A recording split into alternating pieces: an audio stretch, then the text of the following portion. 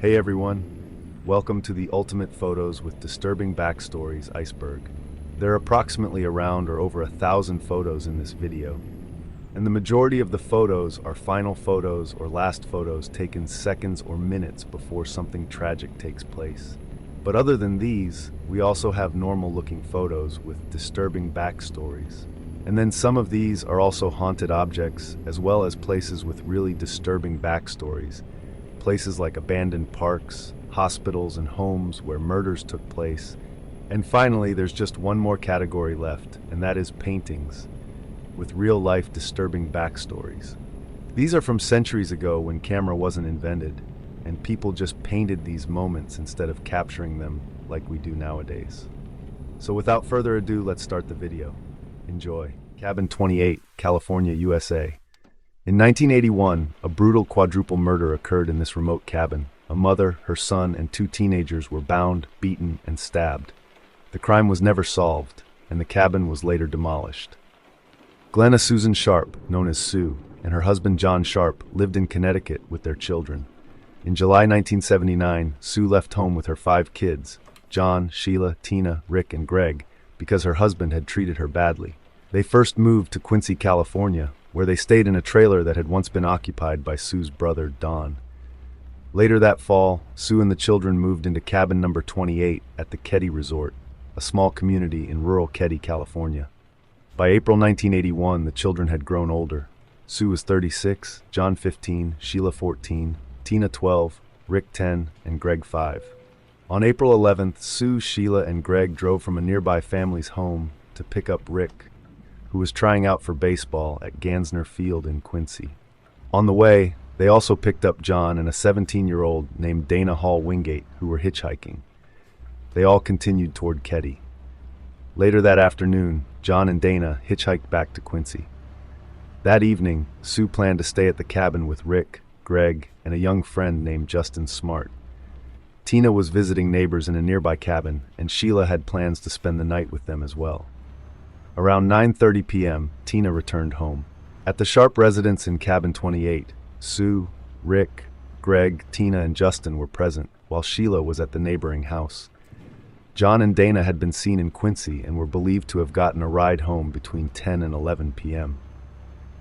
At 7 a.m. on April 12th, Sheila returned from the neighboring house to get ready for church. When she entered the Sharp home, she discovered the bodies of Sue, John, and Dana lying in the living room. Terrified, Sheila ran back to the other house. Soon after, a neighbor named Jamie Siebold went to the Sharp residence and helped pull Rick, Greg, and Justin out of a bedroom window. The boys were unharmed. Jamie later said that he had briefly entered the house through the back door to check if anyone was still alive. When the police arrived around 8 a.m., they found that Tina was missing from the cabin. The bodies of Sue, John, and Dana had been murdered. Sue had been stabbed in the throat and chest, and her head was beaten with a piece of a pellet rifle. John's throat had been slashed and his head hit with a hammer, and Dana had been strangled and also hit on the head with a hammer. Their bodies were tied up with electrical cords and tape. There was blood spatter in the living room, but no sign of forced entry. The telephone cord was cut, the phone was off the hook, and the drapes were closed. The only things missing were a toolbox and Tina's jacket and shoes. During the investigation, police learned that Rick and Greg said they slept through the attack.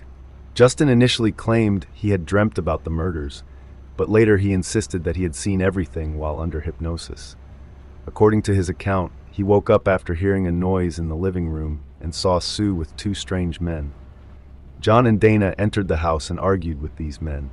In the ensuing fight, the attackers killed Sue, John, and Dana, and one of the men took Tina out through the back door. Neighbors later remembered odd details. The Siebold family, who lived next door, said they saw a green van parked outside around 9 p.m. Another couple heard muffled screams around 1:15 a.m., but they did not call anyone. Meanwhile, Martin Smart, who lived in cabin 26 with his wife Maryland and was Justin's father, mentioned that a claw hammer was missing from his home. The police became especially suspicious of Martin Smart, as he had given them many details that seemed designed to shift attention away from himself. Marilyn believed that Martin and his friend Beau, who had been living in the area for only a short time, were involved in the murders. Marilyn said that on the night of April 11th, she had left them at a local bar and later saw them burning something in a wood stove. Tina's case was even more mysterious. After the murders, a search for her began, but her remains were not found until over 3 years later, on April 22, 1984.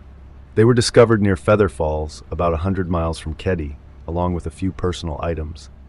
Later, on March 26, 2016, a hammer matching the description of the one Martin Smart had mentioned missing was found in a local pond. In 2018, police reported that DNA recovered from the tape used to bind the victims matched that of a living suspect. Many questions remain about this case.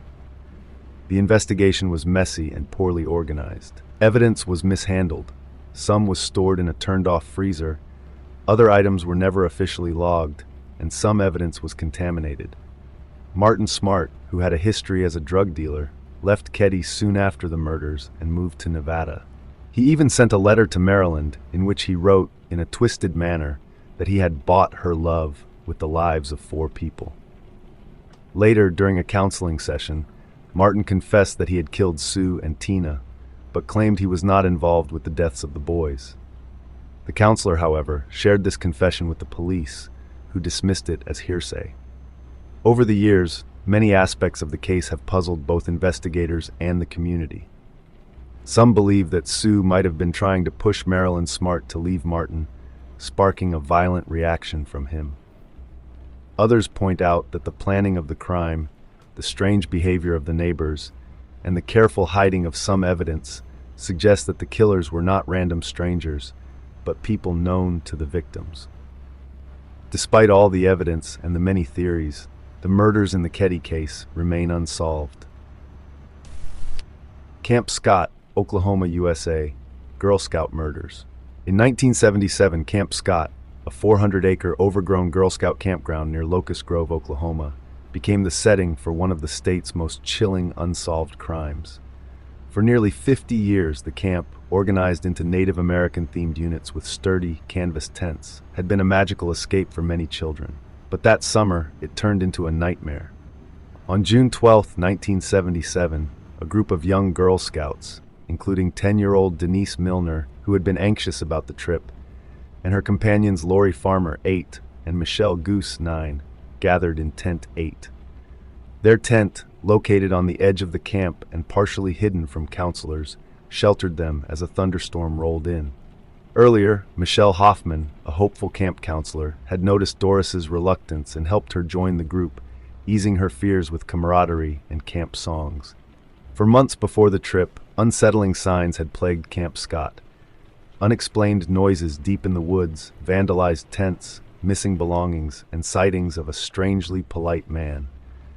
A particularly chilling moment occurred during a cadet training weekend when an older camper found all the food stolen from her tent and a note, pages ripped from a notebook with "kill" scrawled repeatedly, and a message predicting the murder of 3 girls in Tent 1.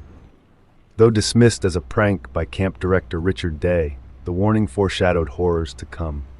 During the night of June 12th and 13, eerie sounds and fleeting shadows unsettled everyone. Counselors, including Carla Wilhite, were awakened by mysterious groans, the growling of the camp dog Sally, and glimpses of a man with a flashlight roaming the area. As the night wore on, a scream near Tent 8 briefly pierced the dark, only to be dismissed as a nightmare.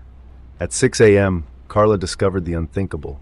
Denise's body, brutally beaten and bloodied, lay outside a tent. A frantic search revealed that Tent 8 was empty, and the other 2 girls had been found along a nearby trail, hidden in their sleeping bags after suffering severe beatings and sexual assault. Forensic evidence at the scene included a size 9.5 men's bloody footprint, a red flashlight with a smudged fingerprint, pieces of newspaper used to silence battery rattles, and other items like rope, duct tape, and a pair of women's glasses. In a nearby cave evidenced by scattered newspapers and a mocking message, "The killer was here. Bye-bye, fools," it appeared the murderer had used the hideout to plan his crime. As authorities scrambled for leads, a series of misfortunes struck. Tracking dogs brought from Pennsylvania, nicknamed the Wonder Dogs, met tragic ends, one dying from heat exhaustion and the other from a fatal road accident. Amid mounting pressure, suspicion quickly fell on Jean Leroy Hart, a 33-year-old prison escapee with a history of kidnapping and rape. Circumstantial evidence, including photographs linking him to a prison photo lab and his proximity to the camp, made him the prime suspect, despite warnings of racial profiling due to his Cherokee heritage. A massive volunteer search ensued near Camp Scott, but Jean eluded capture until April 6, 1978, when agents raided a broken-down shack in the Cookson Hills. Arrested while wearing distinctive women's eyeglasses, the same type reportedly handled during earlier assaults, Jean was soon thrust into a sensational trial in 1979. Despite physical evidence like a bloody shoe print and traces of hair and semen, the evidence was largely circumstantial. His defense argued mismatches in shoe size and questioned the reliability of the forensic samples, suggesting another perpetrator, like convicted rapist William Stevens, might be responsible. Ultimately, on March 20th, a jury unanimously acquitted Jean, leaving the families shattered and many locals convinced of his guilt. Jean, already serving time on other charges, returned to prison and soon died of a heart attack while jogging. In 1989, DNA tests on semen samples provided mixed results. Further testing in 2008 failed due to degradation. Renewed efforts by Sheriff Mike Reed and a cold case board assembled by the National Center for Missing and Exploited Children led to new fundraising in 2017 for advanced DNA testing. By 2022, investigators claimed the evidence strongly suggested Jean's involvement, although officially, he remains unnamed. Hinterkaifeck Farm, Germany. In 1922, the quiet farming community of rural Germany was rocked by a brutal crime at a small homestead known as Hinterkaifeck. What began as a seemingly ordinary family farm quickly transformed into the center of a chilling mystery when 6 people were savagely murdered. Despite decades passing since that fateful event, investigators have never determined who was behind the massacre. Hinterkaifeck had been home to a peculiar family since 1886. The patriarch, Andreas Gruber, once served as a laborer before marrying the widow Cecilia Gruber, who later assumed the dual role of mother and co-owner of the property. Their union brought a daughter, Victoria, into the household in 1887. Victoria, who would later marry Carl Gabriel, is mostly remembered by her maiden name. After her husband's death in World War I, she was left to care for a newborn daughter, Cecilia Gabriel. The family's roster also included Josef Gruber, a child whose paternity was shrouded in controversy due to conflicting claims involving Victoria's neighbor, Lorenz Schlittenbauer, and a servant, Crescens Rieger. Neighbors described the family as hardworking yet reclusive, their only regular contact being with people from the small nearby town of Groburn. The farm itself was divided into distinct areas for living, livestock, and equipment, with an additional shed built later for housing a small engine used for tasks such as cutting hay. In the weeks preceding the murders, the atmosphere at Hinterkaifeck grew increasingly ominous. On the early morning of March 30th, Andreas discovered fresh footprints in the snow leading toward the small engine shed, though none could be traced back into the forest. Upon closer inspection, he found the shed's door had been torn open, and it appeared that an intruder had rummaged through the space without taking anything, disappearing without leaving any new tracks. Not long after, the family came across an inexplicable delivery, a magazine from Munich that none of them had subscribed to or purchased. Andreas initially suspected the mailman, but after questioning, it became clear that no one in the area expected such a delivery. Adding to the mystery, a neighbor later claimed to have seen Victoria engaged in a heated argument with an unknown man at a local cemetery, even alleging that she struck him, a detail that remains unverified. During this tense period, both Victoria and the family's maid reported unsettling noises coming from the attic at night. Although Andreas's inspection of the space turned up nothing unusual, the maid, who had recently given birth at the farm, was so unnerved by what she believed might be supernatural or intruder activity that she ultimately resigned from her position. Her chilling testimony recounted how, around midnight each night, her locked chamber door would mysteriously swing open without explanation. Following her departure, a new maid, Maria Baumgartner, began working at Hinterkaifeck on March 31st. This was the last time anyone outside the family saw Maria or the Grubers alive. Her sister, who had accompanied her, later remarked on the eerie solitude that pervaded the farm. The precise sequence of events during the night of March 31st and the following morning remains largely unknown. However, what is clear is that by April 1st, the disappearance of 7-year-old Cecilia Gabriel from school raised initial suspicions. Although her chronic absenteeism had been noted before, neighbors started to notice an abnormal silence at the farm. Michael Pell, one of the few locals familiar with the family, remarked on the unusual quiet around the house. Even the family dog was uncharacteristically silent. A turning point came when Albert Hoffner, a repairman previously commissioned to fix the farm's engine shed, decided to check on the property. He recalled being unable to enter through the garden door due to it being locked, and after circling to the rear, he peered through a kitchen window without spotting anyone. The persistent mooing of the cows, however, was his only indication that something was amiss. After waiting in vain for an hour, Hoffner proceeded to repair the engine shed, later reporting that no family member had emerged throughout his lengthy work session. News of the deserted farm soon spread, prompting Lorenz Schlittenbauer, the same neighbor with controversial ties to the family, to lead a search party with a few locals. Their investigation led them through locked doors and into the barn, where a horrifying discovery was made. Michael Pell recalled pulling a human foot from a pile of hay, later identifying it as belonging to Andreas Gruber.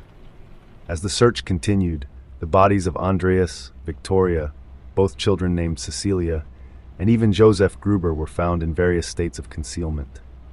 In one particularly disturbing account, a neighbor described finding a child in a stroller with a crushed head. Maria Baumgartner, the new maid, was also discovered lifeless, hidden under a blanket in her room.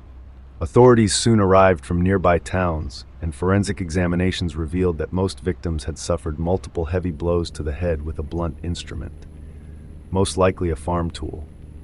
One victim, Cecilia, exhibited a peculiar combination of injuries, including a deep cut to her throat, along with evidence that she had attempted to cover her wound.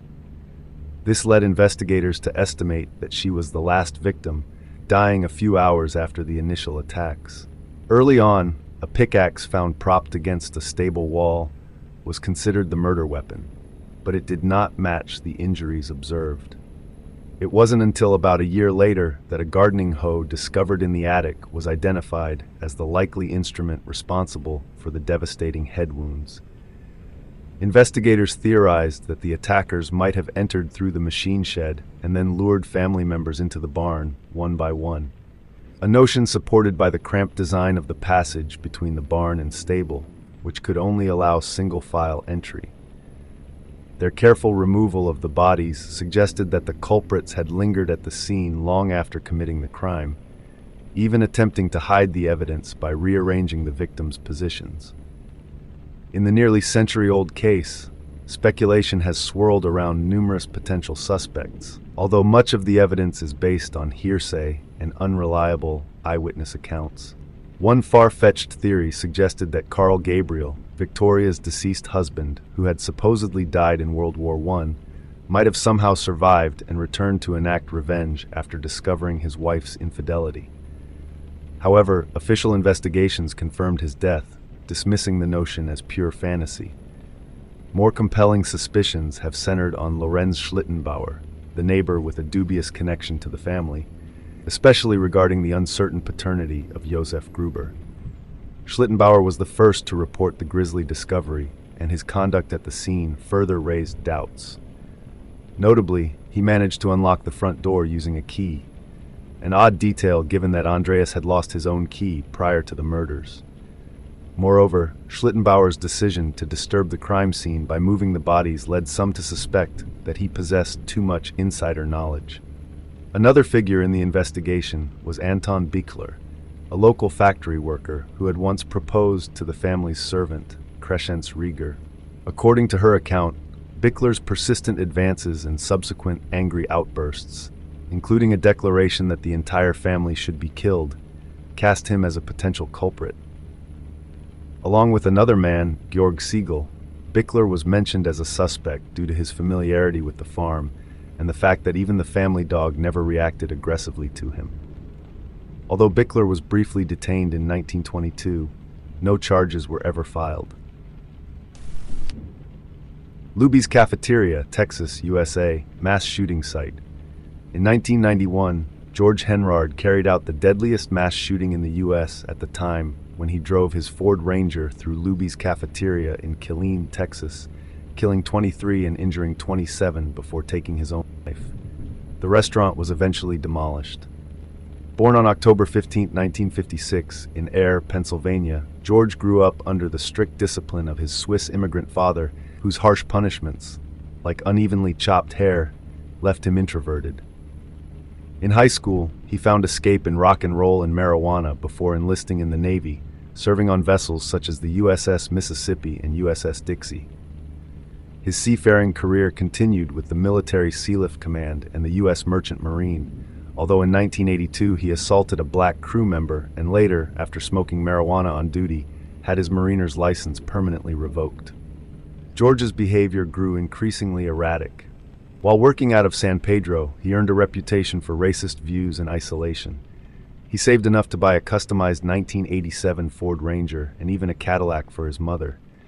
Yet his travels, motivated by a disturbing fixation on non-white prostitutes, revealed his deep-seated prejudices.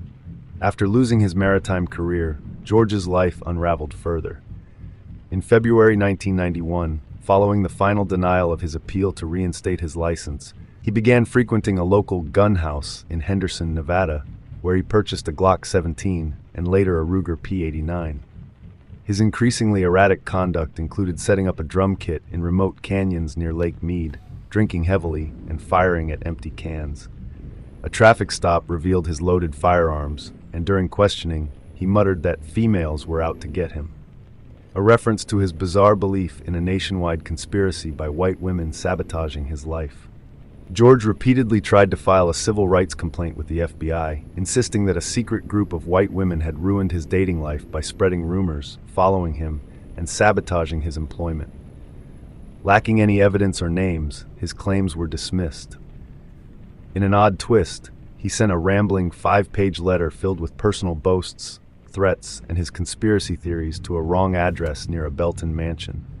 The letter, misaddressed due to his jumbled recollection of names, caused confusion among the recipients, including Jane Bugg and her daughters, leading to police involvement when George later called to set the mix-up right. On National Bosses Day, October 16, 1991, shortly after sending a letter to his sister with personal financial details and bitter musings about local injustices, George unleashed his fury. At 12:39 p.m., he smashed through the dining room window of Luby's Cafeteria. Amid shattered glass and overturned furniture, he fired his pistols, targeting customers indiscriminately, though witnesses noted a disturbing focus on women. Despite patrons barricading themselves and desperate attempts to escape, the chaos claimed the lives of 23 people, including victims like Tom Simmons, Patricia Carney, and John Romero Jr., and left 27 injured. In the ensuing shootout, police quickly surrounded the building. After several exchanges of gunfire and when his Glock was nearly empty, George defiantly declared he'd kill more before turning the weapon on himself. His final act, committed the day after his 35th birthday and a day before the second anniversary of his license revocation, ended his violent spree. Investigators pieced together a portrait of a deeply disturbed man. Personal notes and recordings revealed his long-standing misogyny, isolation, and belief in a conspiracy by white women to ruin his life. The town of Texarkana, Texas, Arkansas, USA. In 1946, a serial killer terrorized the town, brutally murdering couples parked in secluded areas. Some of the abandoned crime scenes still exist. In 1946, in the small town of Texarkana, straddling the border of Texas and Arkansas, a young couple was enjoying an evening together after a movie. They drove to a nearby lover's lane, a place not too far from houses where they hoped to share a quiet, intimate moment. Jimmy Hollis was driving, and his girlfriend Mary Jean sat beside him. Although the lane was dimly lit and only about 91 meters from the nearest homes, Jimmy began to feel uneasy as the night deepened. At approximately 11:45 p.m., there was a sudden knock on Jimmy's driver's side window. A man, holding a flashlight, stood outside, obscured by a makeshift mask that looked like a pillowcase with holes cut for his eyes. At first, Jimmy assumed it was a prank, a case of mistaken identity, and told the stranger he had the wrong car.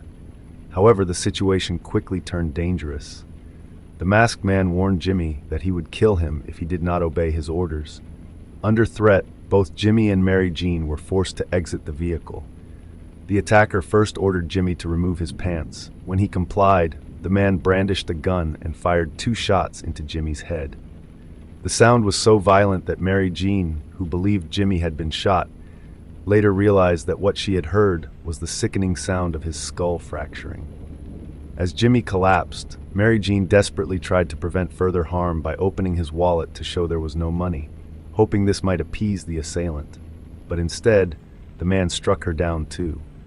Then he ordered her to get up and start running. Confused and terrified, Mary Jean tried to escape by running toward a nearby ditch. The attacker, however, shouted for her to run down the road instead. Desperate, she turned and sprinted along the road until she spotted a parked car. Believing it might offer shelter or help, she raced toward it, only to find it empty. This delay allowed the man to catch up with her. When she explained that she was obeying his command, he accused her of lying and tackled her, then brutally assaulted her with the barrel of his gun. In the ensuing chaos, Mary Jean managed to get back on her feet and run again. She found herself far from the safety of the houses, about 800 meters away, but she kept running, fueled by fear and desperation. Finally, she reached a house and pounded on its door, pleading with the occupants to call the police. By the time local law enforcement arrived, about 30 minutes later, the mysterious man in the pillowcase had vanished into the night. Jimmy and Mary Jean were taken to the hospital, where they gave their accounts. Their descriptions, however, conflicted. Mary Jean recalled that during her assault, she had seen the attacker as a light-skinned African American, while Jimmy insisted the man had been a tanned white male in his 30s. This contradiction left the police uncertain about his true identity. Just a month later, on March 24, 1946, another tragedy struck. The bodies of Richard L. Griffith, aged 29, and his 17-year-old girlfriend, Polly Ann Moore, who had been together for only 6 weeks, were discovered inside Richard's car on Lover's Lane. A passing motorist had initially thought they were merely sleeping, but soon realized something was horribly wrong. Both had been shot in the back of the head, and bloodstains outside the vehicle suggested they had been killed before being arranged to appear as if they were asleep. Rumors of a sexual assault circulated briefly, but later investigations ruled those out. The violence escalated further on April 14th, when the bodies of 17-year-old Paul Martin and 15-year-old Betty Jo Bucher were found. Paul was discovered early in the morning, and it took several hours before Betty Jo's body was located hidden under a tree far from the car. Both victims had been shot with the same caliber weapon used in the previous attack. Their injuries told a grim story. Paul had multiple wounds, including shots to his nose, back, ribs, and neck, while Betty Jo had been shot in the face and chest. Strangely, Paul's body was found over a mile from his car, while Betty Jo's was discovered even further away. On May 3rd, the final attack occurred on a farm roughly 10 miles from Texarkana. Unlike the earlier assaults that took place in cars at lovers' lanes, this attack happened inside a home. Virgil Starks was sitting by a window reading a newspaper when he was shot twice in the back of the head through the glass. The sound of shattering glass alerted his wife, Katie Starks, who rushed to see what had happened. She witnessed Virgil attempt to rise, only to collapse again as he died. Desperate, Katie tried to call the police, but as she reached for the phone, she was shot in the face. Bleeding and disoriented, she stumbled toward another room, searching for a firearm, but before she could arm herself, she heard footsteps outside. In a final bid for survival, Katie ran across the street to a neighbor's house and managed to say, "Virgil's dead," before collapsing. Her neighbor, alarmed by the unfolding tragedy, grabbed his rifle and fired warning shots into the air to alert others. Soon, another neighbor joined him, and together they helped get Katie to the hospital. The string of violent attacks plunged Texarkana into widespread panic. Shops quickly ran out of guns and ammunition, and residents became fearful of venturing out after dark. Teenagers, too, began setting up traps in an attempt to lure or catch the mysterious attacker, dubbed the Phantom Killer. Police, desperate for leads, sometimes worked with these vigilant locals, asking them to park their cars and wait to see if the killer would approach, or even setting up decoys. However, these efforts only added to the chaos. In one instance, vigilante teenagers nearly shot an Arkansas state trooper who had stopped to inquire about their suspicious behavior. On another occasion, police were forced to shoot the tires off a car trailing a bus, only to discover that a high school student was inside. Despite the frantic search and mounting fear, the identity of the Phantom Killer remained elusive. At one point, investigators suspected a local car thief named U.L. Swinney. He was arrested in July of that year, and during a lengthy interrogation, his wife, U.L., provided a detailed account implicating him. However, her story kept changing, and eventually she retracted her confession entirely. Although some of her details, like the location where some victims' personal belongings had been discarded, were verified, the evidence against Swinney was largely circumstantial. Charged with other crimes such as car theft and counterfeiting, he was never formally tried for the murders.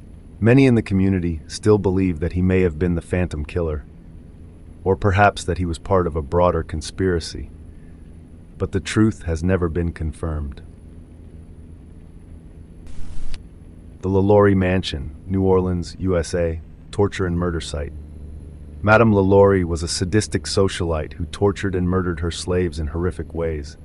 After her secret was exposed in 1834, she fled, and her mansion was abandoned multiple times due to paranormal activity. Madame LaLaurie, born Marie Delphine McAfee on March 19, 1787, into a prominent Creole family of New Orleans, became a central figure in the social elite before her dark legacy emerged. Though little is known of her early childhood, her family's status assured her a life of comfort. At the tender age of 13, she married Don Ramon, a high-ranking Spanish royal officer, and in 1804, she traveled to Spain with him. However, that first marriage soon fell apart. By June 1808, she remarried a prominent banker, merchant, and lawyer named John Blanc, who even purchased a home at 409 Royal Street for her. This grand residence, later known as Villa Blanca, became the stage for a seemingly comfortable life in which she bore 4 children and attended exclusive cocktail parties, private balls, and lavish gatherings that defined New Orleans high society. But behind the glittering facade, LaLaurie was constructing something far more sinister. In 1831, she acquired a property at 1140 Wall Street and took charge of it in her own name. On that land, she built a 2-story mansion and an annex specifically designed for slaves. Over time, LaLaurie earned a terrible reputation for the way she treated her slaves. Rumors began to circulate that many had died at her hands in a secret, ominous room atop the mansion. Accounts from the time tell of slaves who were mutilated, butchered, and even subjected to cruel experiments. British social theorist Harriet Martineau described LaLaurie's slaves as haggard and wretched, though some records also claim that she was, at times, solicitous about their health. In fact, court records even indicate that she once freed 2 slaves. Yet other, more disturbing stories emerged. One infamous account tells of a 12-year-old slave girl named Leah, who was brushing LaLaurie's hair when the mistress became so enraged that she grabbed a whip and chased the terrified girl to the roof of the mansion. The girl, in her desperation, either leaped or was pushed off. Her body was later rumored to have been dumped in the well on the property. This incident led to an investigation, forcing LaLaurie to forfeit 9 slaves as punishment. Instead of learning from this, however, she later chained the cook to the kitchen stove. At one point, even her own daughters tried to intervene and free the slaves, but when they did, LaLaurie severely beat them. The true horror of LaLaurie's cruelty was revealed during a fire on April 10, 1834, which engulfed much of her mansion. Fire marshals discovered that the blaze had forced an evacuation, and in the chaos they found the cook, a 70-year-old woman still tied to the stove, miraculously surviving the inferno. The cook later claimed that she had started the fire in a desperate bid to end her own suffering, fearful of further punishment at LaLaurie's hands. When bystanders attempted to enter the slave quarters to rescue those held captive, they found the doors locked. In desperation, they forced their way in, only to be confronted by a scene of unspeakable brutality. 7 slaves, horribly mutilated, were discovered. Some were suspended by the neck, their limbs stretched and torn. Others, including slave women in iron collars and an elderly woman with a grievous head wound, were left in conditions that reeked of death. There were even lurid accounts, later dismissed as exaggerations, of male slaves who had had their eyes gouged out, fingernails ripped from their fingers, their skin removed, and their flesh carved with deep gouges. Although these extreme descriptions come from sources such as Jean Delavin's Ghost Stories of Old New Orleans, which drew on old newspaper interviews and local lore, they remain controversial and largely unsourced by contemporary records. Adding another layer of mystery is the suggestion that LaLaurie's own cruelty may have been partly fueled by her family background. Some historians speculate that her male relatives, including her father, were known to have mistresses and secret liaisons with black women, a fact that might have twisted her views on race and power. When news of LaLaurie's atrocities finally broke, the public reacted with shock and horror. A mob rushed to her mansion and nearly razed it to the ground, but instead of being captured by the furious citizens, LaLaurie managed to escape. According to some accounts, she fled with her husband to Paris, where she purportedly lived the rest of her days free from punishment. Other legends suggest that she was killed during a hunting trip when a wild boar attacked her, or that she returned to New Orleans incognito, abandoning her former life of opulence. A solemn plaque discovered in the late 1930s in a New Orleans cemetery, however, states that Madame LaLaurie died in Paris on December 7, 1842. The Bloody Bender's Cabin, Kansas, USA, serial killer family. The Bender family ran an inn in the 1870s, where they murdered at least a dozen travelers by smashing their heads with hammers and dumping the bodies in a nearby field. When authorities got close, the Benders vanished, and their house was left to rot. In the 1870s, Osage Township in Kansas was a quiet settlement along the Great Otage Trail, a well-traveled Native American route through the Midwest. Travelers passing through could stop at the Wayside Inn, a modest establishment run by the Bender family. Yet guests soon discovered that the inn held dark secrets far beyond a simple lodging. Like much of the 19th century Midwest, Osage Township's history was deeply shaped by the relocation of Native American peoples. After the American Civil War ended in 1865, government removed Native Americans from Lebec County, Kansas, relocating them to a new reservation in Oklahoma. The vacated land was then offered to homesteaders. By 1870, much of the area that would become Osage Township was acquired by 5 families of spiritualists, inspired by the religious fervor of America's Third Great Awakening. One of these families was led by John Bender Sr., who arrived in the township with his son John Jr. and his alleged wife Aloe Vera, along with her daughter Kate. John Bender Sr. was about 60 years old, while Aloe Vera was in her early 40s. However, local residents speculated that Aloe Vera might have actually been his sister. John Jr. was 25 and Kate was 23. The family, commonly believed to have come from Germany or the Low Countries, presented an air of mystery. John Bender Sr. struggled with English, while Aloe Vera, who preferred to be known as Mar, claimed difficulty communicating, despite clearly understanding more than she let on. In contrast, John Jr. and Kate were fluent, often speaking on behalf of their parents. Determined to build a new life, the Benders set about making their home in Osage Township as comfortable as possible. By the end of 1871, they had constructed a cabin and a barn, established a large vegetable garden, and planted trees to form an orchard on a fenced piece of land. The small cabin was divided in half. One side served as their modest dwelling, while the other was converted into a general store and an inn, the Wayside Inn. Although the accommodations were bare and the inn offered only poor lodging for 1 or 2 travelers sharing a room, it was dry, and provided much-needed shelter for those passing along the Great Otage Trail. Among the locals, the Bender family quickly acquired a reputation for being odd. John Jr. was known for his bouts of aimless laughter, while Kate claimed to be a healer who could communicate with the dead, regularly conducting seances and giving lectures on spiritualism. As word spread that she advocated free love, her notoriety grew. Consequently, the Wayside Inn became a well-known stop for men seeking rest during their travels. Travelers, however, were not the only ones who suffered at the inn.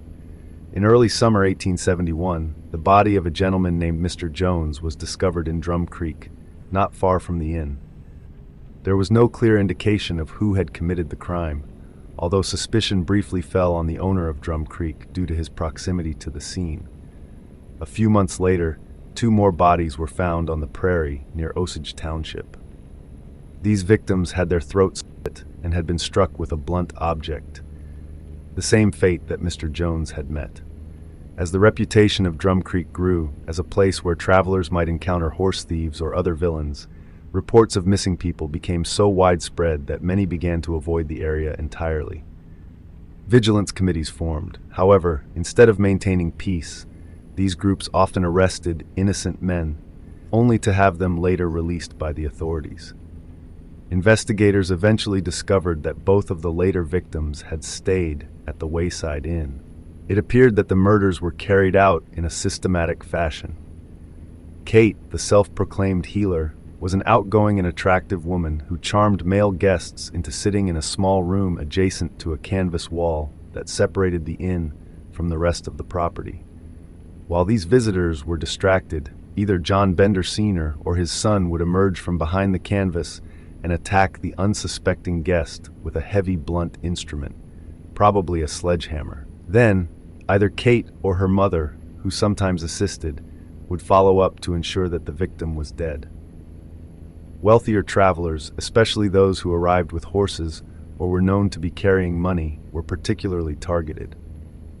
After the brutal murders, the victims' bodies were thrown through a trapdoor into a cellar for temporary storage before being disposed of. Some bodies were later found scattered across the prairie or along Drum Creek. Throughout 1872 and 1873, the Benders began to bury their victims in their orchard. Several further murders occurred during this period. For instance, a man named Ben Brown from Howard County, Kansas, who was carrying a large sum of money, was killed and buried in the orchard. In December 1872, a gentleman named George Launcher visited the inn with his infant daughter. Launcher was relocating from Independence, Kansas, with plans to settle in Iowa, and he was carrying approximately $1,900 in cash. However, neither he nor his daughter ever made it to Iowa. They were both buried in the Benders' orchard, and shockingly, it was later discovered that the infant daughter had been buried alive. Around the same time, a man named Johnny Boyle was killed, likely over a dispute involving his horse and saddle, and his body was discarded down a bend. The murders continued into 1873, and by that time, at least a dozen travelers had been killed.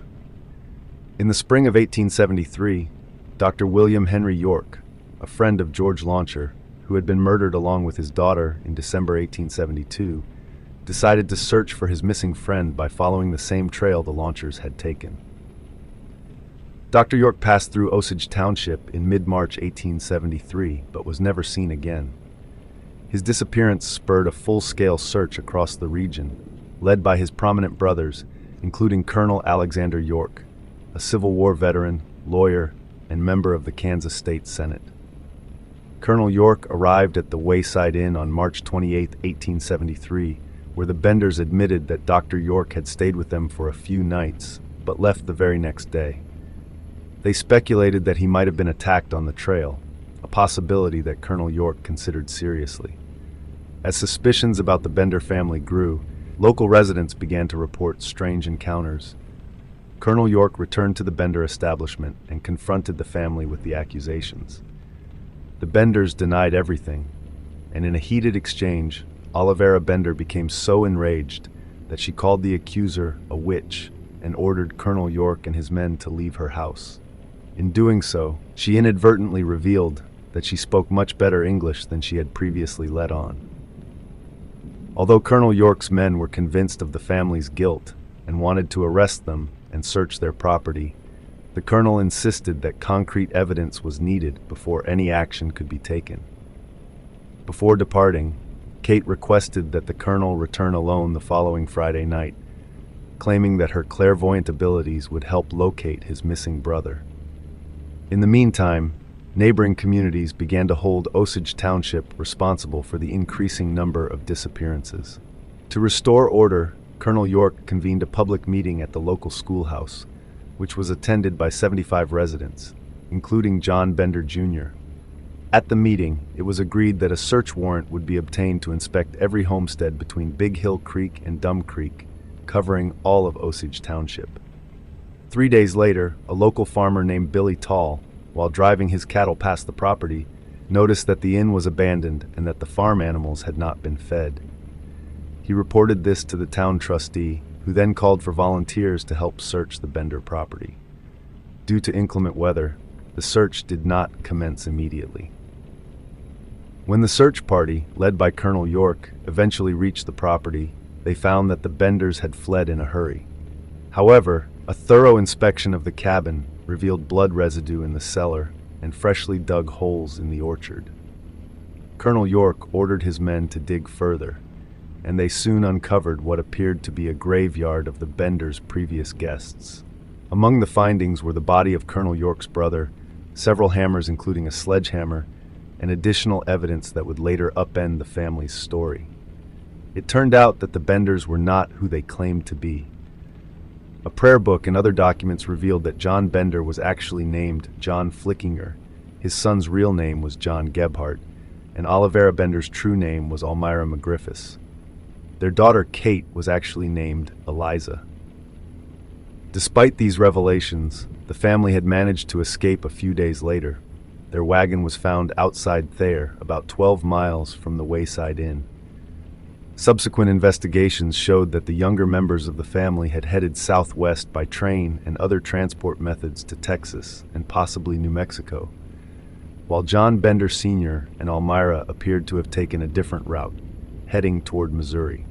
Within weeks, Colonel York and the governor of Kansas offered cash rewards of $1,000 and $2,000 respectively for their capture, but eventually the trail went cold. In Kansas, many people still wonder what became of the infamous family. Occasionally, vigilante possess formed based on rumored sightings, but these groups often returned with only innocent victims, either mistaken for the Benders or, in some instances, killed under the false belief that they were part of the missing family. One member of the family, known as John Gebhardt, or John Bender Jr., disappeared into outlaw territory in West Texas and was never officially seen again. It remains unclear whether Eliza, Kate, was with him or if she later reunited with her mother in Michigan, where Mary Bender is said to have fled. Rumors about their background persisted for many years. In 1889, a mother and daughter arrested for larceny in Michigan were accused of being Almira Bender and Kate Bender. Although some locals who remembered the early 1870s believed the pair were indeed Almira and Kate, the evidence was too vague to positively identify them, and the judge discharged both. In effect, the Bloody Benders escaped justice for the numerous murders committed in Osage Township, during which more than a dozen victims were killed. A cursed mansion where a father allegedly tied his daughter to a chair in the sun, leading to her death. Multiple mysterious deaths have occurred here, and visitors report an overwhelming sense of dread near the house. The house is located in an area built over Native American burial sites and former slave burial grounds. Savannah's historic foundations have long been associated with local legends and accounts of curses, which some say contribute to the unusual events reported in the city. In 1868, a Civil War veteran named Benjamin Wilson purchased property in the Calhoun Square area of Savannah on Abercorn Street and built an elaborate house. Shortly after moving in, his wife died from yellow fever. Following her death, Benjamin Wilson entered a period of deep grief. He became an abusive and strict father to his daughters. In one episode, disapproving of his daughter's frequent play with children from a nearby public school, the Massey Common School, which was the first public school in Georgia, he punished her severely. Wilson placed his daughter in a chair that was positioned in a bedroom window overlooking the school. He tied her wrists and ankles to the chair and forced her to sit there for several days in the intense heat. The punishment ultimately led to her death. Overcome with grief and guilt later, Benjamin Wilson returned to the room where his daughter had been confined. He sat in the same chair and shortly afterward shot himself in the head. In the 1960s, a new family acquired the house. While they lived there, they also rented out rooms. At Christmas that year, this family invited friends who brought their 2 children. After the guests left, the owners later discovered that someone had broken into the house during that period. 3 of the children had been killed, and their bodies were arranged in a triangular formation. The 4th child was found hidden in a closet. The surviving child eventually grew up to become the owner of the house. Local legends also report that a student from the Savannah College of Art and Design disappeared from the property. Some accounts suggest that he may have fallen through a portal in one of the house's walls. Today, the house remains privately owned and is known solely by its street address. Although it is not open to the public, it is frequently mentioned on ghost tours in Savannah. Skeleton Cave, Arizona, USA. A tragic site where Apache women and children were slaughtered by Spanish soldiers in the 1800s. This cave is hidden among the rocks above the Salt River, between Canyon Lake and Apache Lake. In Arizona's past, there were many dark and terrible moments, and this massacre stands out as one of the worst. In December 1872, Lieutenant Colonel George Crook of the U.S. 5th Cavalry was leading a campaign in the area. He believed that an Apache chief, known for opposing the reservation, was hiding in Skeleton Cave with his warriors. Acting on this mistaken information, Crook sent Captain James Burns to the cave after learning its location from someone named Humuthia. On a cold morning, December 28, 1872, a company of 130 soldiers, led by Captain William H. Brown and guided by an Apache scout named Nanajay, marched toward the cave. As they approached, the soldiers fired at a small group of Native Americans gathered around a fire outside the cave, killing at least 6 people. Soon after, the warriors inside the cave began to shout and throw arrows at the soldiers, who stayed safe behind the rocks. According to Captain John Bork, the Native Americans, called the Yavapai, reacted with both anger and defiance. Captain Brown ordered his men to fire rapidly, aiming at the roof of the cave, so that the bullets would bounce down on the people hiding there. This plan worked very well. The ricocheting bullets hit many of the people inside. During the chaos, a 4-year-old boy ran to the cave's mouth, standing there in shock with his thumb in his mouth. Captain Bork later said that bullets flew past his head, knocking him down, but an Apache scout named Nantajay quickly pulled him to safety. The soldiers even paused for a moment, cheering, before they resumed their intense firing. The attack finally ended when a group of soldiers from Troop G of the 5th Cavalry appeared on a ledge above the cave. They began throwing rocks and shooting at the Native Americans hiding below. The survivors' screams slowly faded to silence. When the soldiers entered the cave, they found that all the men had been killed, while the surviving women and children were captured and taken to Fort Grant.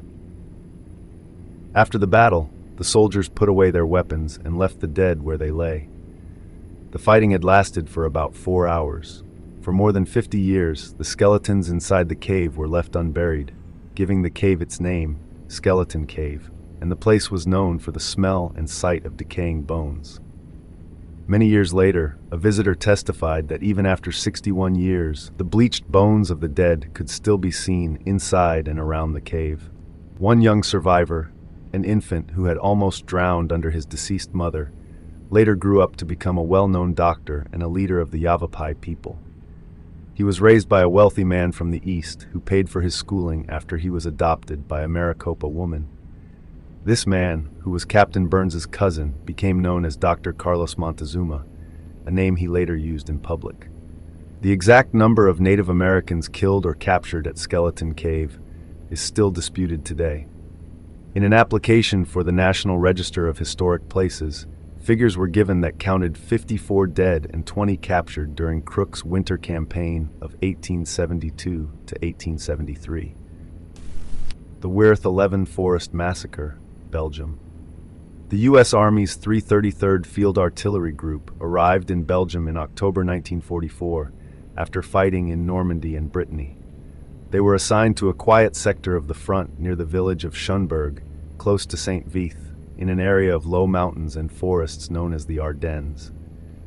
Their primary mission was to provide fire support for the U.S. 106th Infantry Division, which was tasked with guarding the frontier with Germany.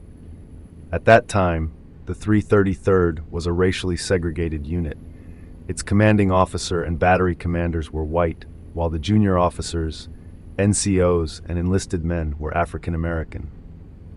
Although the U.S. Army remained legally segregated until 1948, and in practice until 1953, the contributions of these soldiers have often been written out of history. Originally activated as a so-called colored unit in August 1942 and reorganized in March 1943 as the 333rd Field Artillery Group, this unit would soon face one of the most racially charged challenges of the war. The African-American soldiers of the 333rd found themselves pitted against Germany's most racially obsessed military force, the Waffen-SS.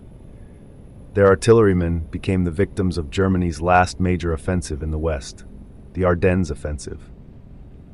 Adolf Hitler had planned to unleash his panzer and infantry forces through the dense forests of Belgium and Luxembourg, racing to seize the Meuse River and capture the Allied supply port at Antwerp. His objective was clear.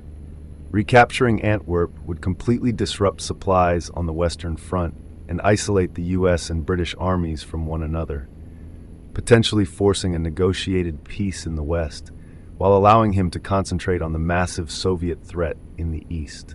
Although the German High Command considered the plan overly ambitious due to severe shortages of manpower and fuel, as well as a loss of air superiority in the West, the failed assassination attempt on Hitler in July 1944 left few generals willing to oppose his orders.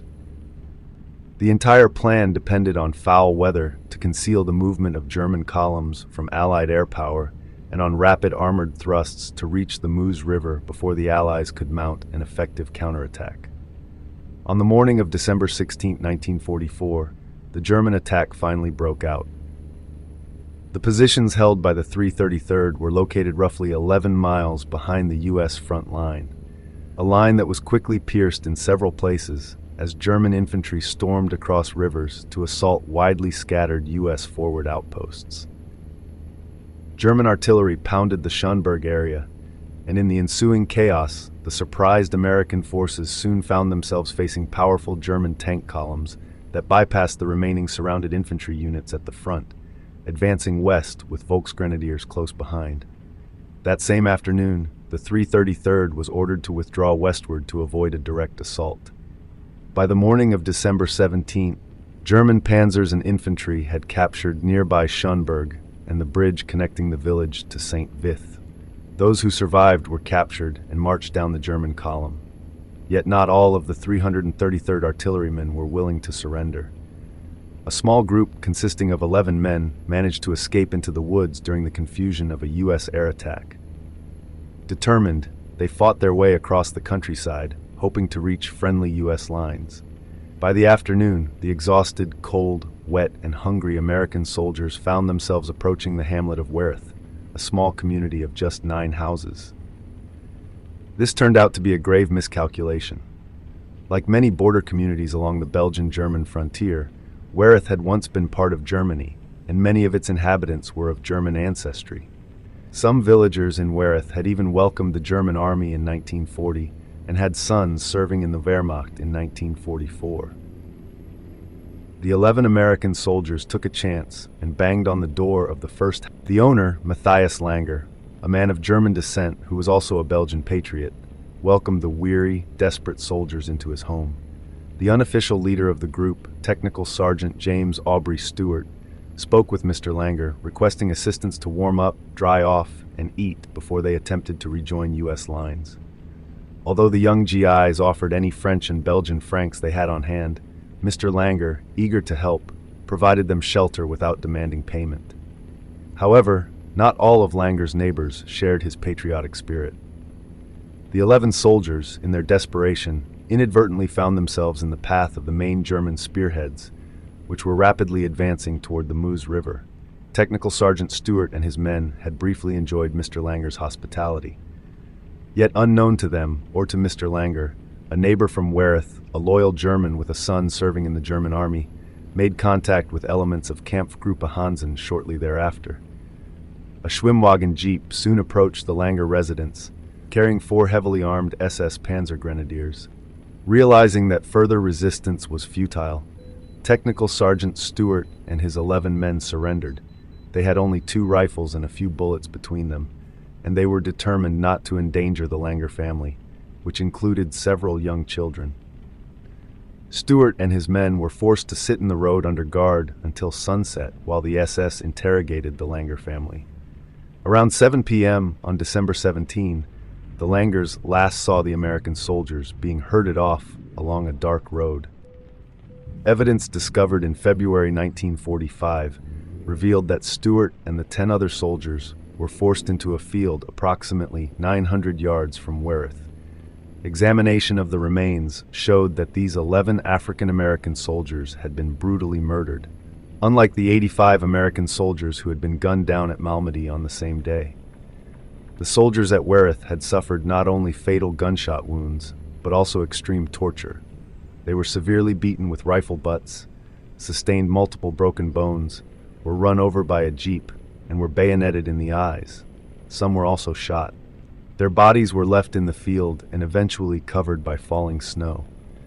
Unlike the Malmedy massacre, which U.S. authorities later used to galvanize their troops, the Wereth massacre was declared top secret, and its full truth was buried even after it became known in February 1945. It was not until 2004 that a memorial to the Wereth 11 was dedicated on the Langer property, finally bringing this dark chapter into public consciousness. Brian Kohberger's selfie. On November 13, 2022, a horrific crime shocked Moscow, Idaho. 4 University of Idaho students, Madison Mogan, Kaylee Goncalves, Xana Kernodle, and Ethan Chapin, were brutally murdered in an off-campus house. The attacker, armed with a knife, entered the home between 3 and 5 a.m. while the victims slept. 2 surviving roommates, Dylan Mortensen and Bethany Funk, were unharmed despite being present during the attack. The 3-story house on King Road was known as a student gathering spot. Madison and Kaylee occupied the 3rd floor, Xana and Ethan the 2nd, and Dylan and Bethany the 1st. After a night out, the victims returned home by 2 a.m. Around 4 a.m., a food delivery arrived for Xana. Shortly after, Dylan heard noises, including crying and a male voice saying, "It's okay, I'll help you." She later glimpsed a masked figure in black leaving the house. Dylan described the intruder as a man about 5'10" with an athletic build and bushy eyebrows, wearing a black balaclava mask that covered his entire face except his eyes. The bodies were discovered hours later at noon. Brian Kohberger, 28, a criminology PhD student at nearby Washington State University, was arrested weeks later. Originally from Pennsylvania, he earned degrees in psychology and criminal justice, studying under experts in serial killers. Colleagues described him as intelligent but socially awkward, with a history of condescension toward women. His research focused on criminal behavior, including surveys asking offenders about their emotions during crimes. Prosecutors later revealed a chilling 12-page essay Kohberger wrote during his time at DeSales University titled "Crime Scene Scenario Final." The paper, described as a how-to for handling a crime scene, detailed forensic strategies for a hypothetical stabbing, including photographing defensive wounds, analyzing hesitation marks, and avoiding evidence contamination. Prosecutors argue this essay demonstrates his obsession with murder and knowledge of police procedures. Investigators found Kohberger had stalked the King Road house at least 12 times prior to the murders, often late at night. He drove a white Hyundai Elantra, lacking a front license plate as registered in Pennsylvania. 10 months before the murders, he purchased a black balaclava mask from a Dick's Sporting Goods in Pittsburgh, a mask prosecutors say was identical to the one described by Dylan. On the night of the crime, His phone was turned off during the attack but tracked traveling between Pullman, Washington and Moscow, Idaho. Security footage captured his car near the house during the murders. Kohberger allegedly entered through a sliding door, attacking the victims with a knife. A leather sheath, later found on Maddie's bed, contained DNA matching Kohberger's. The next morning, he returned to the area, possibly monitoring police activity.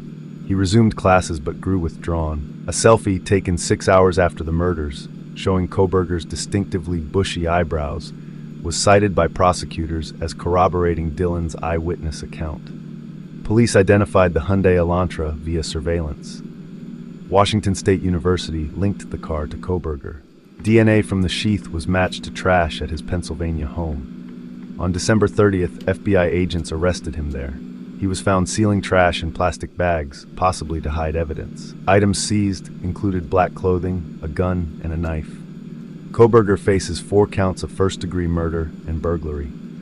His trial, initially set for June 2023, is now scheduled for August 2025 after delays. Prosecutors cite cell data, DNA, and eyewitness accounts, including Dylan's sketch of the balaclava mask and her description of the intruder's eyebrows. They argue Kohberger's academic background encouraged him to try to commit the perfect crime, pointing to his criminology essay and mask purchase as evidence of premeditation. Motive remains unclear, though speculation includes obsession with one victim or a desire to test his knowledge of criminal investigations. The King Road house was donated to the university and demolished. Kohberger, a vegan, remains jailed in Idaho, closely following case updates. His defense claims innocence, but evidence against him is substantial. Key mysteries include why the survivors were spared and how Kohberger selected his victims. Despite his criminology expertise, critical errors, leaving the sheath, using his car, and failing to obscure his eyebrows, led to his capture. This photo captures what appears to be an ordinary summer day in America, showing a man casually enjoying time with neighborhood children. However, there's a chilling twist. The man pictured is Ted Bundy, one of history's most notorious serial killers. Behind this normal-looking photo lies the dark reality of a criminal responsible for the deaths of over 30 victims. Ali Naderi went missing on August 23, 2020, in British Columbia, Canada. On that day, Naderi was hiking Eagle Mountain, a favorite destination thanks to its easily accessible location near the Vancouver suburbs. The area offers a variety of trails for hiking, mountain biking, and even horseback riding. Although it remains wild, Eagle Mountain is relatively less isolated compared to deeper wilderness spots. The 52-year-old Naderi had frequented Eagle Mountain so often that reports suggested he might have hiked there almost daily, meaning he knew the area and its terrain well. However, on August 23, 2020, something went terribly wrong when Naderi ventured into the woods and never returned to his vehicle. His car, parked at the trailhead near some homes, caught the attention of a neighbor on the night he vanished, leading to a quick missing persons report, a critical early development in the case. The search received another boost on the second day when investigators recovered a photo taken on the day he disappeared. Captured by a motion-activated trail camera, the image showed Naderi hiking along the familiar trail, much like he had done countless times before. It remains unclear who owned the camera or why it was installed along the trail, but the photograph was pivotal to the investigation. It placed Naderi at a precise location at a specific time, allowing authorities to narrow down the search area. Yet rather than serving as the breakthrough that would reunite his family with him, the photo eventually morphed into a disturbing snapshot of what was likely his final day. The search lasted a full week, with hundreds of volunteers deploying drones, dogs, helicopters, and other resources. They reportedly scoured approximately 48,000 square meters of trail, and the search was eventually suspended. A man hiking a familiar, well-trafficked area, with photographic evidence confirming his presence at a known time during a mild summer, yet he simply vanished. Foul play was not seriously suspected, and no clear theories have emerged about what happened after that fateful photo was taken. Xavier Dupont de Ligonnès was born on January 9, 1961, in Versailles, France. into an aristocratic family with roots stretching back to the pre-revolutionary era. His father, Bernard de Ligonnès, was an engineer educated at the prestigious École Centrale Paris, while his mother, Geneviève, was a devout Catholic whose rigid religious practices dominated Xavier's upbringing. The family's lineage included military officers, a viceroy, bishops, and knights of the Legion of Honor, a heritage that instilled in Xavier a deep sense of entitlement and social status. Despite their wealth, his childhood was austere and regimented. He attended daily mass at 6 a.m., memorized Latin prayers, and participated in catechism classes, though he later confessed these rituals felt hollow, fostering resentment rather than faith. A defining trauma occurred when Xavier was 10 years old. His father, Bernard, a charismatic but unreliable figure described as a playboy, abandoned the family and moved to Africa, leaving only sporadic letters as contact. This abandonment destabilized Xavier, exacerbating his emotional detachment and fueling a lifelong struggle with identity. Despite this upheaval, he completed his education, earning a bachelor's degree in industrial technology and sustainable development at 20. However, his professional life floundered. He worked as a salesman and launched a series of vague, unsuccessful businesses, including Cellule, a company targeting traveling salespeople and restaurant clients. Financial instability plagued him, and by his 40s, he was drowning in over 150,000 euros of debt. In the 1980s, Xavier met Agnès Hervieux, a single mother raising a son, Arthur, from a previous relationship. The couple married in 1991, and Xavier adopted Arthur, an unusual choice in their conservative Catholic circles. They later had 3 biological children, Thomas, Anne, and Benoit. To outsiders, the family appeared idyllic, a middle-class household in Nantes with 2 Labrador dogs. Privately, however, the marriage strained under Xavier's controlling behavior. In 2004, Agnès anonymously confided on a French forum about her fear of her husband's authoritarianism, writing, "The father is the head. He gives an order. We execute it without questioning." The family's financial collapse accelerated in early 2011 after Bernard's death. Xavier, hoping to inherit wealth to resolve his debts, discovered there was no money left. Desperate and humiliated, he began planning a horrific escape. In March 2011, he inherited his father's .22 caliber rifle, practiced shooting at a range, and purchased a silencer, cement, lime, and digging tools. On the night of April 4, he drugged Agnès, 21, Benoit, 18, Arthur, and the family dogs with sleeping pills, then shot each twice in the head. He buried their bodies under the terrace in the backyard, covering them with lime to hasten decomposition, and placing religious icons on their shrouds. The next day, Xavier lured Thomas, 25, their eldest, home by fabricating a story about Agnes being injured in a cycling accident. That evening, the pair dined at La Table de la Bergerie, an upscale restaurant in Nantes, where witnesses noted Thomas appeared ill, and the meal was eerily silent. After returning home, Xavier murdered Thomas and buried him with the others. To conceal the crime, Xavier spun elaborate lies. He told friends the family had entered the U.S. Witness Protection Program due to his work as a DEA informant, and informed schools they had moved to Australia. On April 11th, neighbors grew suspicious after finding a note on the door instructing, "Return all mail to sender," and reported the family's absence. Police discovered the bodies on April 21st, but Xavier had already vanished. In his final days, he methodically erased traces of his life.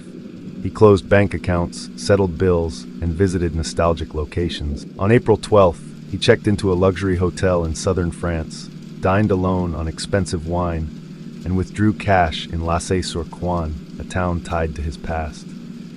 The last confirmed sighting was on April 15, 2011, when he left a budget hotel in Roquebrune-sur-Argens carrying a large bag, likely containing the murder weapon.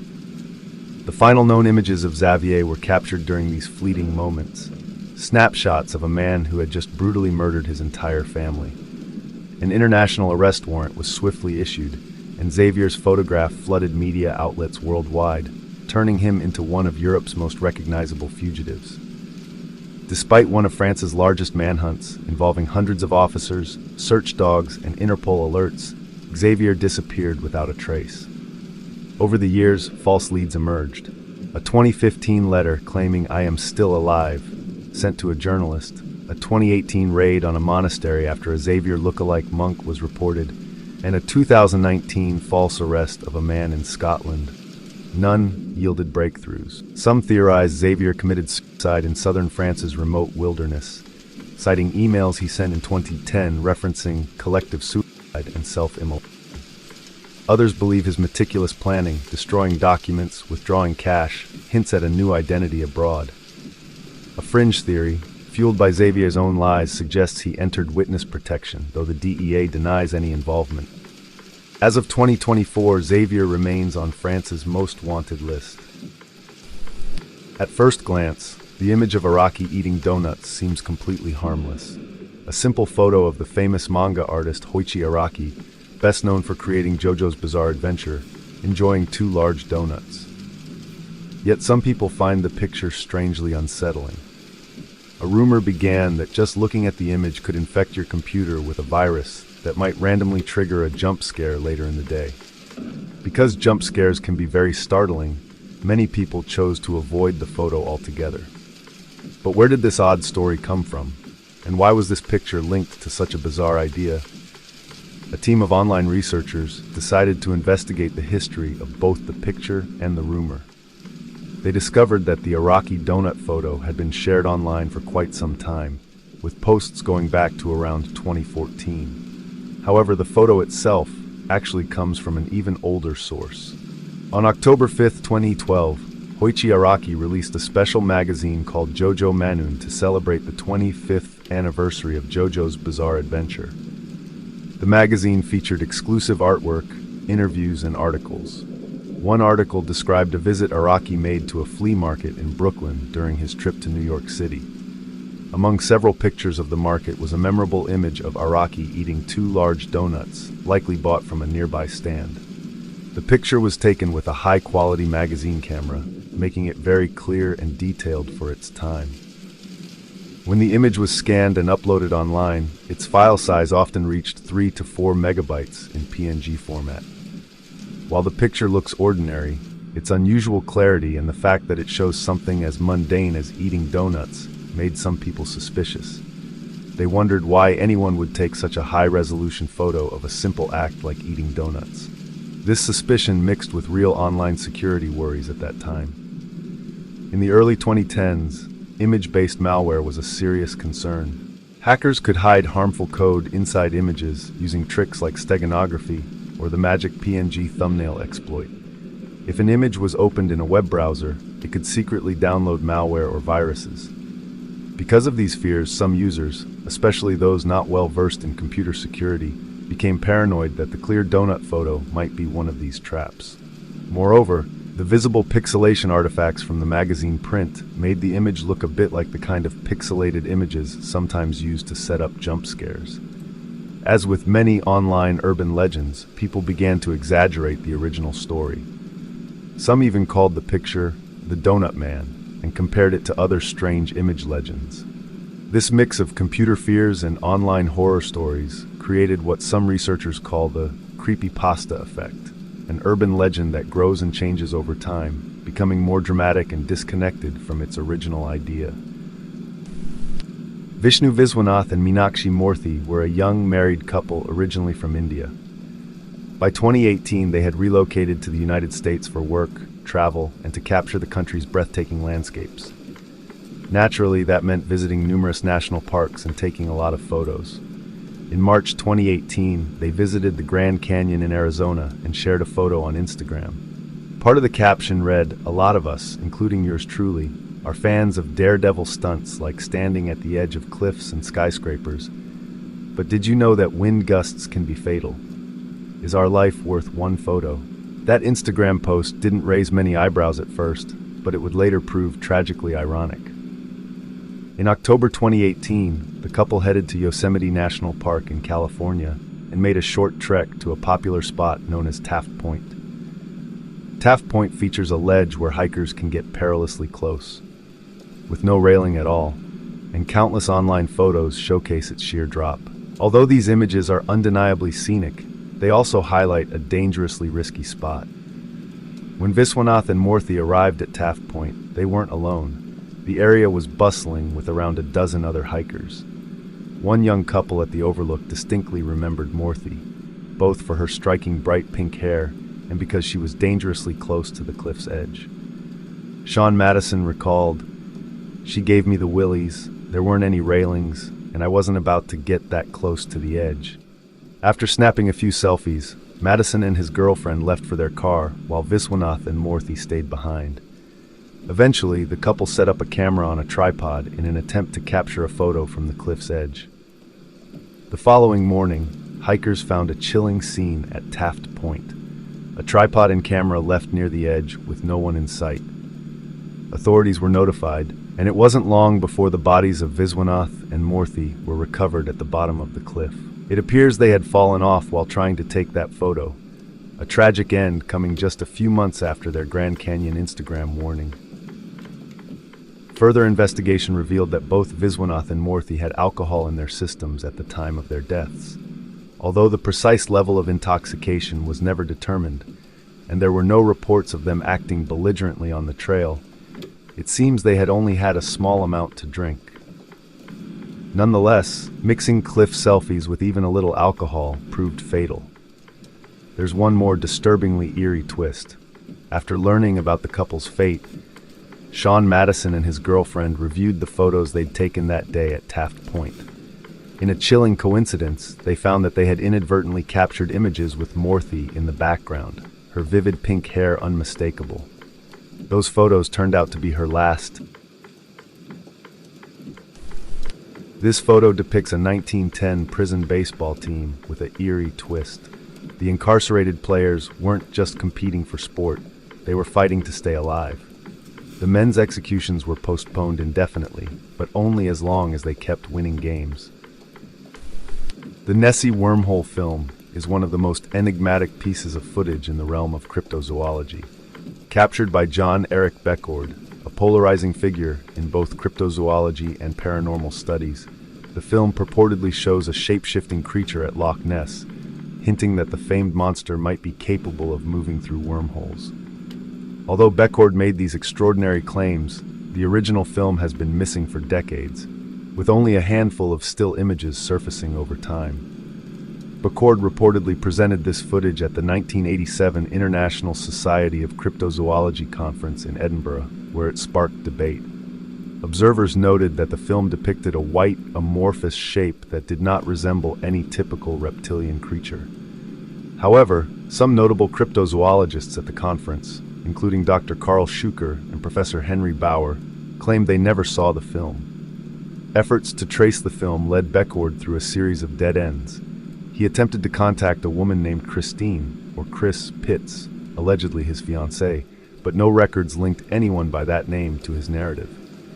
The breakthrough came when he reached out to his sister, Pamela Beckord Forbes, who then connected him with Dr. Molly Squire, a longtime collaborator in his research. Dr. Squire confirmed that the film still exists and is stored along with Beckord's other materials at the Willow Creek China Flat Museum in California. Although it hasn't been digitized for public viewing yet, there are plans to do so. Dr. Squire clarified some common misconceptions about the footage. She described it as a grainy, long shot taken from a distance, showing an elongated form moving through water, while some critics suspected that the image might be nothing more than a boat's wake. She insisted that the object was moving independently, with no boats in its vicinity. Furthermore, she corrected the supposed date of the recording, suggesting that Beckord was more likely filming at Loch Ness between 1986 and 1988, rather than in 1983 as sometimes claimed. Even though the complete film has not been released, a few still images remain. These photos depict a long, white figure moving across the water. While some researchers believe it resembles a plesiosaur, others argue it could be explained as driftwood or simply the play of light on water. Without a definitive conclusion, debate continues over what these images truly represent. These photos show the last moments of Dr. Toni Henthorn's life. Literally just minutes after these pictures were taken, she would fall to her death, 130 feet off a cliff. And as if that wasn't disturbing enough, her fall was no accident. In September of 2012, Toni Henthorn and her husband Harold took a trip to Rocky Mountain National Park to celebrate their 12th wedding anniversary. On September 29th, they decided to go for a short hike up Deer Mountain, a trail reportedly chosen by Harold himself. There were reports that Toni had bad knees and likely didn't have the physical strength for a tough hike, but regardless, that's what they did. By all accounts, the hike began normally. They walked along the trail and took some photos together, smiling, looking happy and wholesome. But this wasn't going to be a normal hike. Harold Henthorn was not a normal husband, and you'll see why. That same afternoon, Toni's brother received a chilling text from Harold. Very urgent, Toni is injured in Estes Park, fall from rock. A disturbing message, no doubt, but the follow-up was even worse. She's gone. Now that's obviously a heartbreaking message, and it marked the beginning of a story filled with suspicion and tragedy. Toni had fallen off a cliff, and Harold called 911. In the call, he said, "My name is Harold Henthorn. I'm in Rocky Mountain National Park. I need an alpine rescue team immediately." He gave his location, Deer Mountain, about a mile south of the visitor center, and described his wife's condition. He said she was in critical condition, had a head injury, and was barely breathing. He also told the dispatcher he'd pay whatever it took to get a helicopter there as quickly as possible. On the surface, Harold sounded like a desperate, caring husband, but when police analyzed the call, they noticed something strange. His tone didn't match the urgency of the situation. It sounded rehearsed. Even more damning was that while Harold was supposedly performing CPR on Toni, he was also sending those text messages, which raised serious questions about whether he was actually trying to save her life. Then investigators searched Harold's car. Inside, they found a map of the Deer Mountain area. Not just any map, this one had the Deer Mountain Trail highlighted in pink. Again, it's not that strange. But what was strange was that the exact rock outcropping where Toni fell was marked with an X. That map was left in the car before the hike, meaning the spot where she fell had been marked in advance. And there was more. In reviewing photos from the hike, they found one of Toni using binoculars. Presumably, those would have been found at the scene of her death. But investigators never recovered them. They were simply gone. Still, all this was suspicious, but not proof. Until investigators dug deeper into Harold's past. That's when everything escalated. Toni wasn't Harold's first wife. In 1995, his first wife, Sandra Lynn Henthorn, died in a bizarre accident. They were driving on a remote road in Colorado when they got a flat tire. While Sandra was retrieving a lug nut from under their Jeep, the vehicle fell off the jack and crushed her. The case was briefly investigated, but ruled an accident. Harold collected $300,000 in life insurance. Fast forward to Toni. Harold had taken out multiple life insurance policies on her, worth $4.5 million. He'd also lied about his employment, fabricated companies, and hadn't held a real job in years. Investigators began catching him in lie after lie. Between what he told them and what he told Toni's brother, Harold gave at least 4 different versions of how the fall happened. And it didn't stop there. In 2011, about a year before her death, Toni was seriously injured when a piece of plywood that she and Harold were moving accidentally fell on her. That incident is now believed to have been his first attempt to kill her. Harold had no good explanation for why he marked the spot of her fall on the map ahead of time. Ultimately, in 2015, he was convicted of murdering Toni Henthorn and sentenced to life in prison. The photos they took just before her death remain a haunting reminder. Just because a couple looks happy in a photo doesn't mean everything is as it seems. Something in the water. At the close of October 2014, a small circle of friends gathered near the Minsk Sea for a laid-back barbecue outdoors. Although the day was meant for relaxation, the weather was unseasonably cold, almost reminiscent of winter, which meant everyone bundled up and even pitched a tent to shield themselves from the biting wind. They settled into a wooden gazebo along the shore, soaking in the tranquil atmosphere while chatting and laughing. During their time there, they snapped nearly 300 photographs of the everyday scenery, candid shots of themselves, the shoreline, and a striking sunset over the chilly water. Later, while sorting through their photos back home, one image stood out unexpectedly. In it, a vague shape resembling a head appeared just above the water's surface, as if it were confidently making its way through the waves. This was particularly puzzling since the cold conditions would hardly encourage anyone to swim casually, and none of the friends had observed anyone in the water that day. Intrigued, they carefully examined more of their shots. Although many pictures captured the reservoir's still surface, not another image revealed any trace of a swimmer.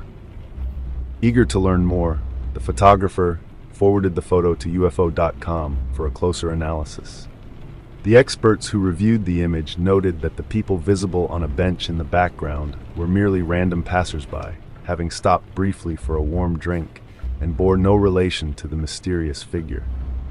Initially, some speculated that the shape might have been a winter swimmer, a practice common in some cold regions, but local residents clarified that such swimmers typically do not venture so far into the reservoir.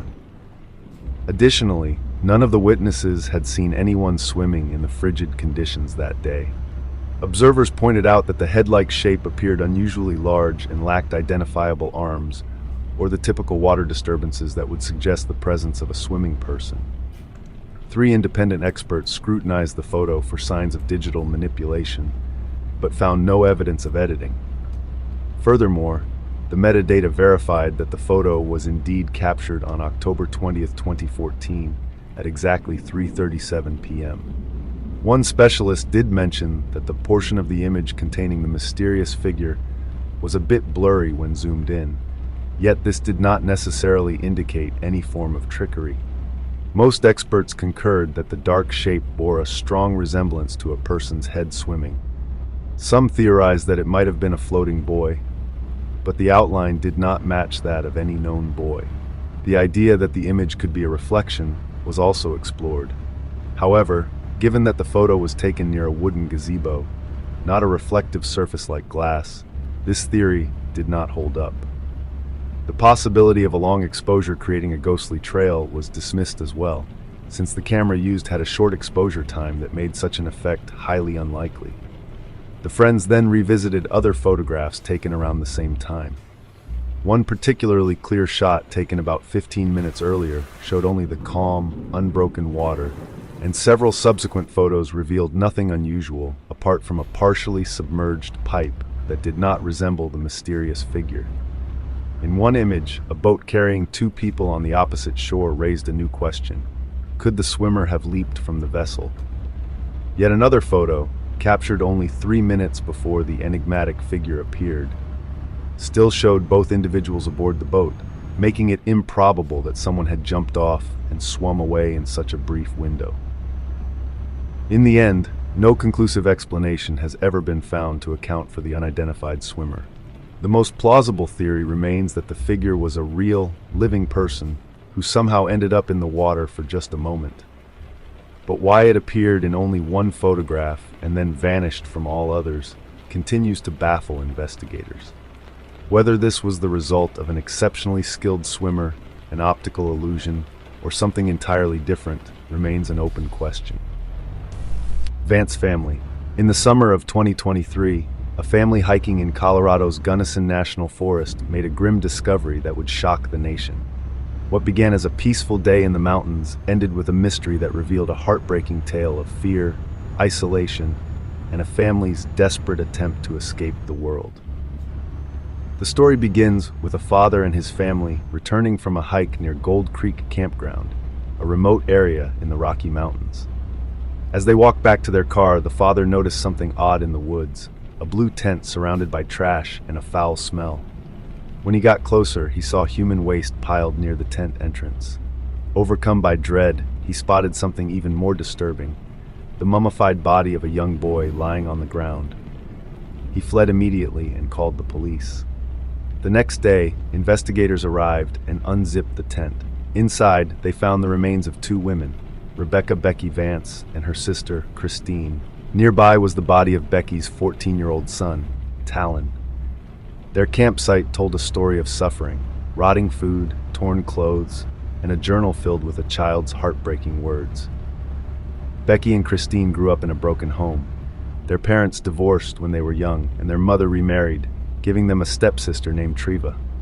While Christine bonded with Treva, Becky remained quiet and withdrawn, clinging to her mother. When their mother died of cancer in 2007, Becky's grief turned into isolation. She rarely left the house and cut herself off from friends. Years later, Becky had a son, Talon, with a man named Eric. Though they weren't in a relationship, Eric's mother, Marilyn, grew close to Talon during visits. For a time, life seemed stable, until the COVID-19 pandemic hit. Becky, already fearful of the world, fell into online conspiracy theories. She became convinced society was collapsing and that the government couldn't be trusted. By 2021, Becky's fears spiraled out of control. She quit her job, pulled Talon out of school, and stopped letting him see friends. Christine, who lived with Becky and Talon, struggled with depression and loneliness.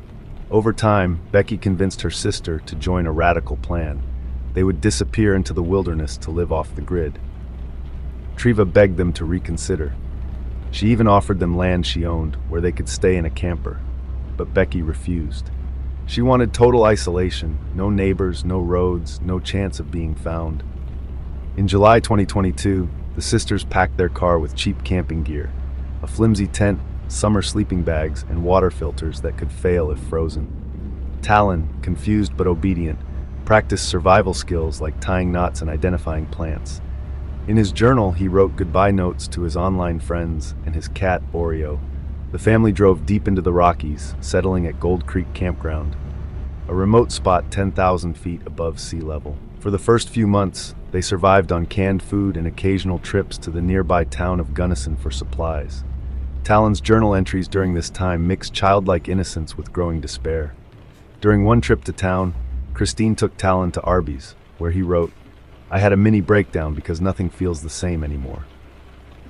At a grocery store, he picked candy for his mother, but felt too numb to choose anything for himself. By October, winter loomed. Becky made a desperate call to her estranged father, asking for $500 to buy a camping stove and matches. It was their last contact with the outside world. Winter arrived early in the mountains. Temperatures dropped to -29°C, and snow buried the trails. The family's summer gear offered no protection.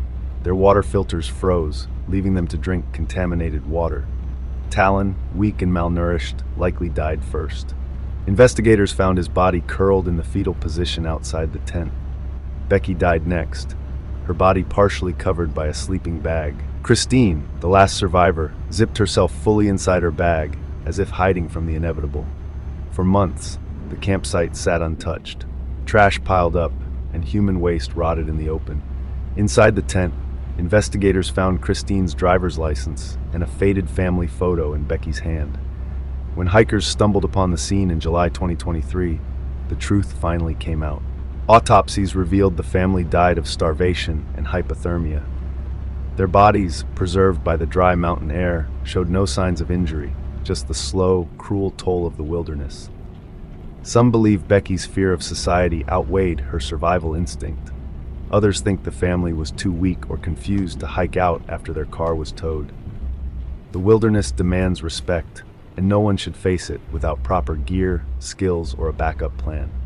Talon's final journal entry, written days before his death, simply reads, "I hope someday we can go home. I miss Oreo." Our next story takes us into the heart of one of Earth's most unforgiving landscapes, Death Valley National Park. Its name alone evokes danger, and for good reason. This sun-scorched expanse holds the record for the hottest temperature ever recorded on the planet, a blistering 56.7°C in July 1913. Fast forward to July 2010, when three unsuspecting tourists, Donna Cooper, her 19-year-old daughter Gina, and their friend Jenny Lung, set out on what was meant to be a leisurely day trip. Little did they know, their adventure would spiral into a fight for survival against one of nature's cruelest arenas. The day began innocently enough. The trio explored Scotty's Castle, a quirky desert landmark, where Donna bought a souvenir t-shirt. By early afternoon, they climbed back into their Hyundai SUV, eager to return home to Nevada. But as they drove through the park's vast emptiness, a roadside sign caught their eye: the racetrack. This mysterious attraction, known for its sailing stones that glide across a dried lake bed, sparked their curiosity. On impulse, they swerved onto a dusty side road, chasing the promise of a unique sightseeing stop. Here's where technology betrayed them. In 2010, smartphones weren't yet the navigation lifelines they are today. Travelers like Donna relied on dedicated GPS units, clunky devices notorious for malfunctioning in remote areas. Death Valley's labyrinth of unmarked trails and dead-end roads became a death trap for those blindly trusting their gadgets. So common were these tragedies that locals coined the term death by GPS to describe lives lost to faulty directions. Donna, however, had unwavering faith in her GPS. As the Hyundai rattled deeper into the wilderness, the group grew uneasy. The racetrack never materialized. Instead, they found themselves driving in endless circles, surrounded by a monotonous sea of sand and scrub. By dusk, they'd aimlessly covered over 100 miles, their gas gauge hovering near empty and their water bottles nearly drained. At 10 p.m., the car sputtered to a stop. With no cell service and the temperature still a suffocating 38 degrees Celsius, the women faced a grim reality. They'd spend the night trapped in their sweltering metal box.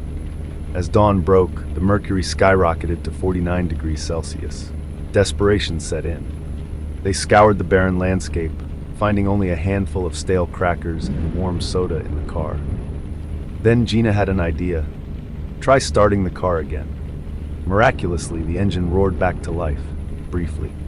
With their last drops of fuel, they limped toward a cluster of trees shimmering in the distance, a sign of possible water. But the car died for good just short of their target. Exhausted and dehydrated, the trio trudged onward on foot, leaving a message scrawled in the dust on their car's rear window. Help. Please call police, with an arrow pointing toward their path. The trees hid an unexpected salvation, abandoned trailers. Inside, they discovered expired canned goods and, crucially, a rusty hose trickling hot, muddy water. It wasn't much, but it was enough to buy time. Meanwhile, Donna's eldest daughter, Sky, sensing something wrong from her home in Florida, combed through bank records and traced her mother's last purchase to Scotty's castle. She alerted authorities, sparking a massive search. For days, rescue helicopters crisscrossed the park. Pilots Tyler Johns and Scott Steele, convinced they were on a body recovery mission, nearly called off the search as their own fuel dwindled, but a gut feeling made them take one final pass over Saline Valley. There, they spotted the abandoned Hyundai, and miles away, Gina frantically waving a yellow blanket. Against all odds, the women were alive, sunburned, dehydrated, but breathing. Donna, Gina, and Jenny survived 3 days in conditions that kill most within hours. Reliance on GPS, lack of extra water, and underestimating the desert's scale nearly cost them their lives. On January 6, 2023, experienced hiker Crystal Gonzalez filmed herself ascending Southern California's Mount Baldy. The footage shows treacherous, icy slopes collapsing around her. "This stuff is dangerous," she warns in her post, opting to turn back safely. A 56-year-old mother of 4 and seasoned adventurer, Crystal had summited Baldy many times and was prepared with proper gear. 2 days later, on January 8th, she tried again. Before sunrise, she recorded a final video, smiling and listening to music. Moments later, an SOS alert pinged from the mountain. A hiker had fallen. Witnesses reported Crystal sliding 500 to 700 feet down the steep Baldy Bowl.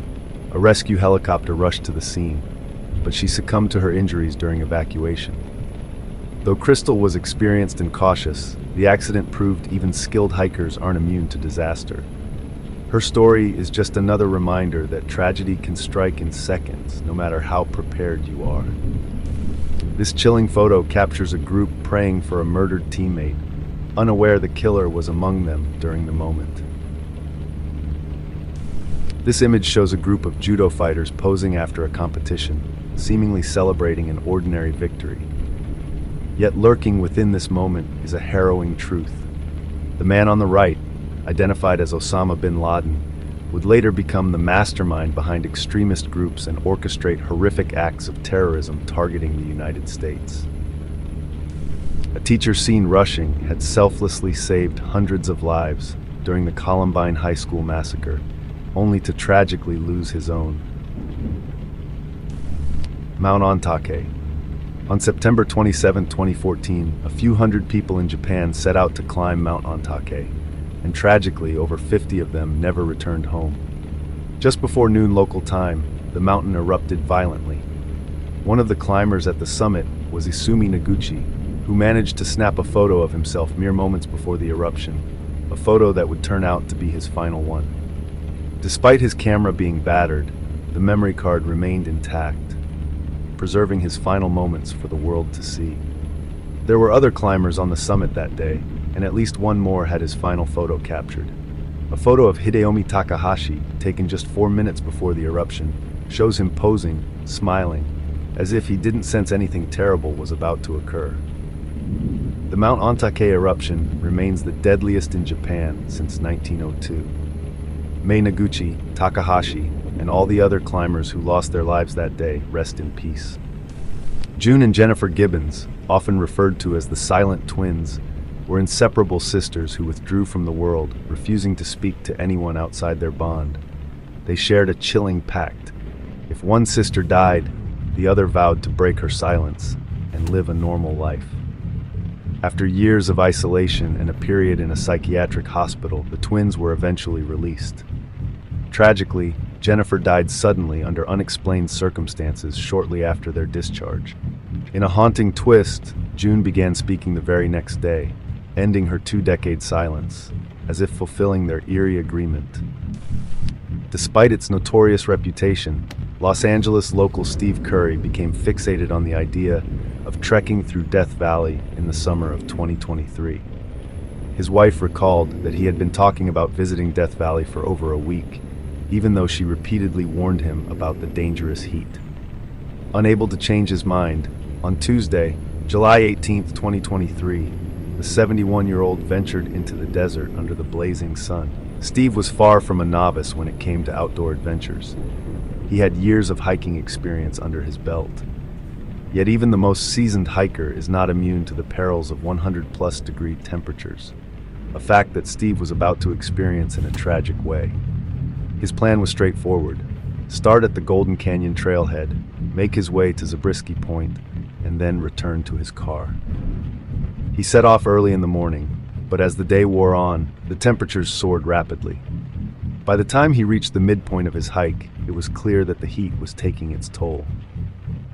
At Zabriskie Point, Steve sought shelter beneath a metal sign, the only hint of shade available. At that very moment, a Los Angeles Times reporter happened to be at the site, capturing photos and even speaking with him. When asked why he was out hiking in such unbearable conditions, his simple reply was, "Why not?" Despite offers of assistance from bystanders, he stubbornly declined, determined to finish the journey on his own. This resolve, as admirable as it might seem, would soon prove to be his undoing. Shortly after those photos were taken, tragedy struck. Those photographs ended up being the last known images of Steve Curry. Although he eventually left the small patch of shade to continue his trek, the evidence of his physical struggle was unmistakable. After his arduous journey through the desert, Steve managed to return to his car at the trailhead. However, upon arrival, he collapsed outside a restaurant around 3:40 in the afternoon, when the temperature had reached 121 degrees Fahrenheit. A witness immediately called 911, and park rangers arrived within 7 minutes. They performed CPR and even employed an automated external defibrillator, but unfortunately, their efforts were in vain. The heat was so extreme that it even prevented the use of a medical helicopter. The thin air rendered it unsafe for takeoff. This photo, taken in 1991, is the last known image of 12-year-old Jared Negretti. Nearly 33 years later, he is still missing. On July 19, 1991, a Boy Scout troop from Southern California embarked on an overnight backpacking trip in the area surrounding San Gorgonio Mountain. Among the troop was 12-year-old Jared Negretti, an 8th grader from El Monte, California. This was reportedly his first time spending the night in the backcountry. Along with Jared, there were 5 other scouts and 1 adult troop leader overseeing the group.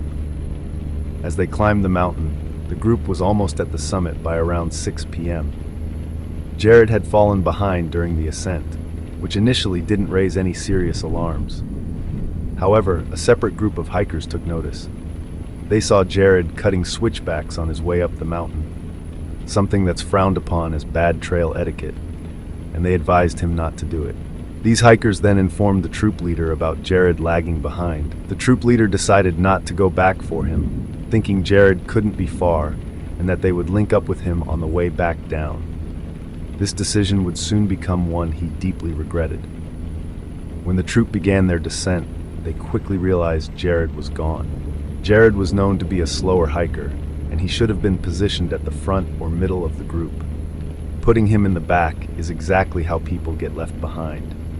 Once they understood the gravity of the situation, the troop hiked out of the mountain in the dark to get help. Authorities launched a search immediately. They knew Jared had taken some limited camping gear with him, along with a few snacks and a 2-liter water bottle.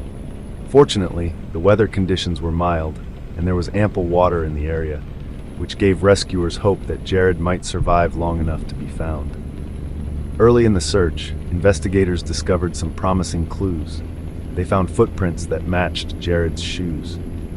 They also came across some snack wrappers and, most notably, Jared's film camera. They rushed to develop the film in hopes of learning more. The roll contained 12 photos. 11 were scenic shots, ordinary images likely taken before he went missing. But the 12th and final photo was unsettling. It was a close-up selfie of Jared's face, seemingly taken in the dark. The flash had gone off, indicating it was very dim wherever he was. This eerie image is believed to be the last ever taken of him. Unfortunately, it didn't provide any information about his location or condition. Investigators suspect that Jared may have slid down the mountain, possibly trying to reach a river below. During this descent, it's believed he either dropped the camera and snack wrappers or left them behind unintentionally. Searchers focused intensely on the area where these items were found.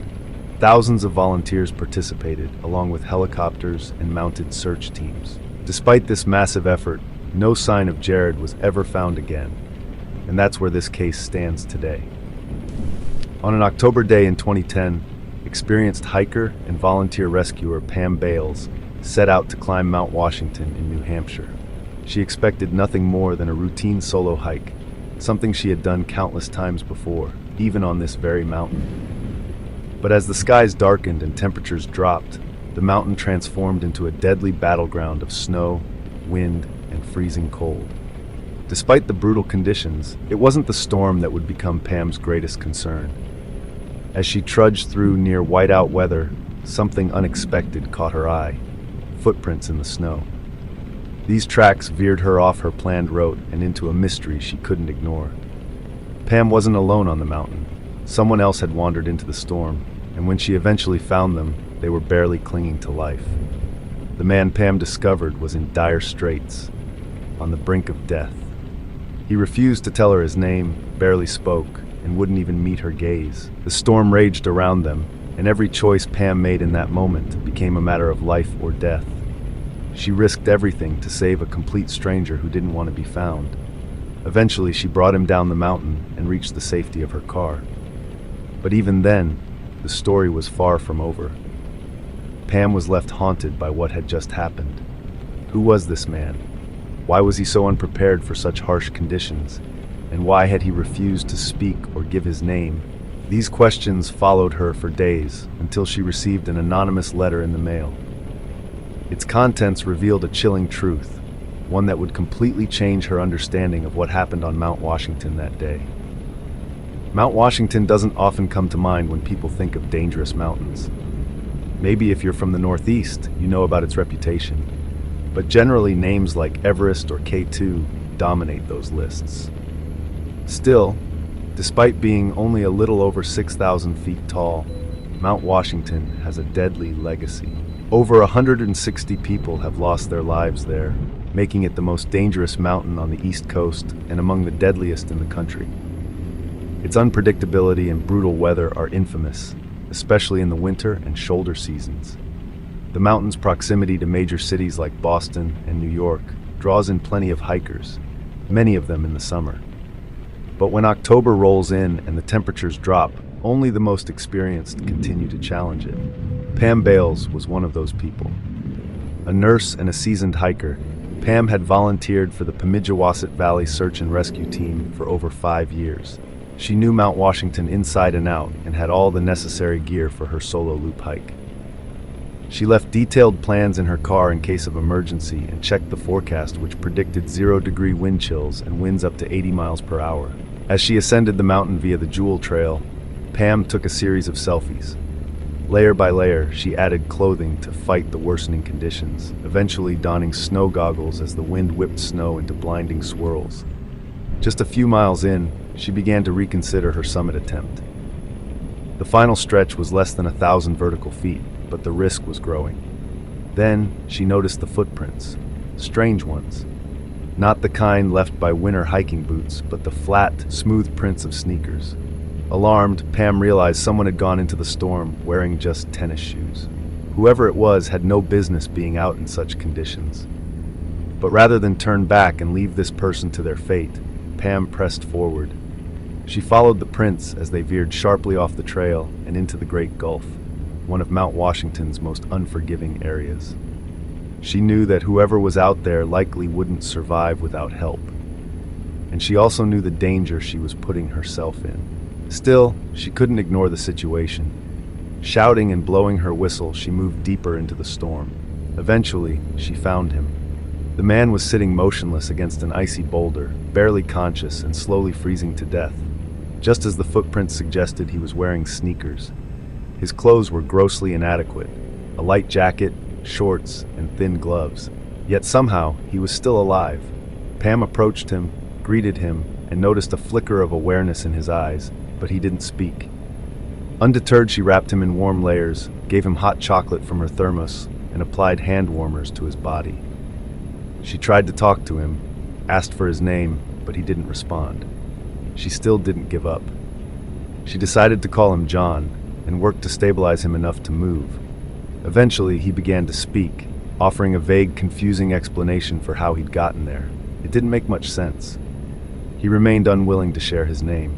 But Pam kept him moving, kept him alive.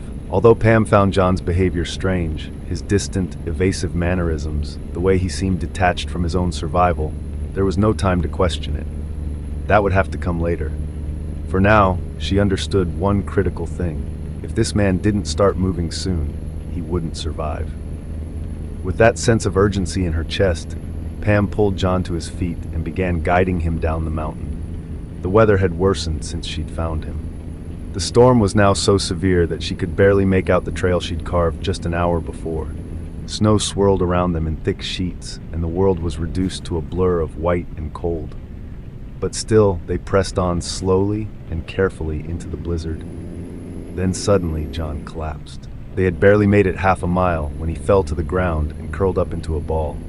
It was more than just exhaustion. He had given up. For the first time, he spoke clearly to Pam. He told her he was too tired to continue, that she should leave him and go on without him, that he didn't care anymore. Pam wasn't having it. With a fire in her voice, she refused to let him quit. She coaxed, pushed, and ultimately pulled him back to his feet. There was no way she was leaving him behind, not in that storm, not like that. Their descent was painfully slow and dangerous. Pam, already exhausted, now carried the weight of two people, physically and emotionally. She worried constantly that John would collapse again, that this time he wouldn't get up. His behavior confused her. She'd worked with hypothermic patients before, but this felt different. It wasn't just the cold that had hollowed him out. There was something else going on, something much deeper. Still, she kept him moving. She talked to him, encouraged him, even sang to him at one point. Anything to break the crushing silence and lift the weight of whatever it was that he was carrying. Hours passed. Darkness fell, and the only light guiding their way was Pam's headlamp. Finally, 6 brutal hours after she'd gotten John to his feet, they reached the trailhead. Their cars, safety. Somehow, against all odds, both of them had made it down the mountain alive. But even now, John wouldn't give Pam his name. He had no dry clothes in his vehicle, so Pam turned on her car, warmed up his soaked garments for him, and tried once more to make sense of what had happened. Why had he gone up the mountain so unprepared? And most hauntingly, what would have happened if she hadn't been there? John said nothing. He thanked her, took his clothes, started his car, and drove off into the night, refusing to share even the most basic details about himself. Pam stood there, watching his taillights disappear, flooded with questions that had no answers. In all her years of rescue work, nothing had prepared her for this. The gratitude John showed was real, but everything else, his silence, his strange behavior, it lingered with her like a shadow. She returned home shaken, and in the days that followed, she shared the story with her team at Pemigewasset Valley Search and Rescue. They were just as baffled. Who was this man?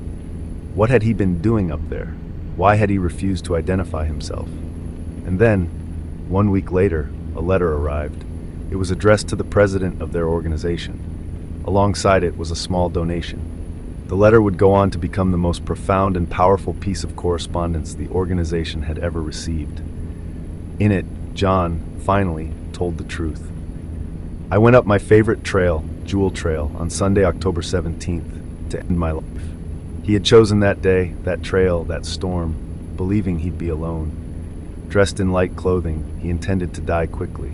But then, out of nowhere, Pam appeared. She talked to him, warmed him, fed him, called him John, and he let her. He even considered running away so she wouldn't have to deal with him, but didn't. Because deep down, something about her presence told him he mattered. That he wasn't invisible. With all that has been going wrong in my life, he wrote, I didn't matter to me, but I did to Pam. She never judged him, never berated him for his condition, though in his words she did chew him out in a kind way. That mattered. Her care, her compassion, her refusal to give up on him, that mattered. Maybe I wasn't meant to die yet, he wrote. I somehow still mattered in life. In the days after the rescue, he had found help, mental health care, temporary housing, even job support, and he credited it all to Pam and her refusal to walk away. If she is an example of your organization's professionalism, you must be the best group around. Pam had believed she was saving a lost hiker, but in truth, she had saved a man from something far worse than a winter storm. In the darkest moment of his life, she was a light, a reminder that even in despair, there is hope. Even when we feel invisible, someone still sees us. John has never come forward publicly. He never contacted Pam again. But maybe that's how it was meant to be. What matters is not whether they reconnected, but that both of them made it off that mountain, alive. Pam's incredible act of courage and compassion inspired the 2022 film Infinite Storm, with Naomi Watts portraying Pam and Billy Howell as John. The movie brought well-deserved recognition to Pam, though she stayed largely out of the spotlight since then.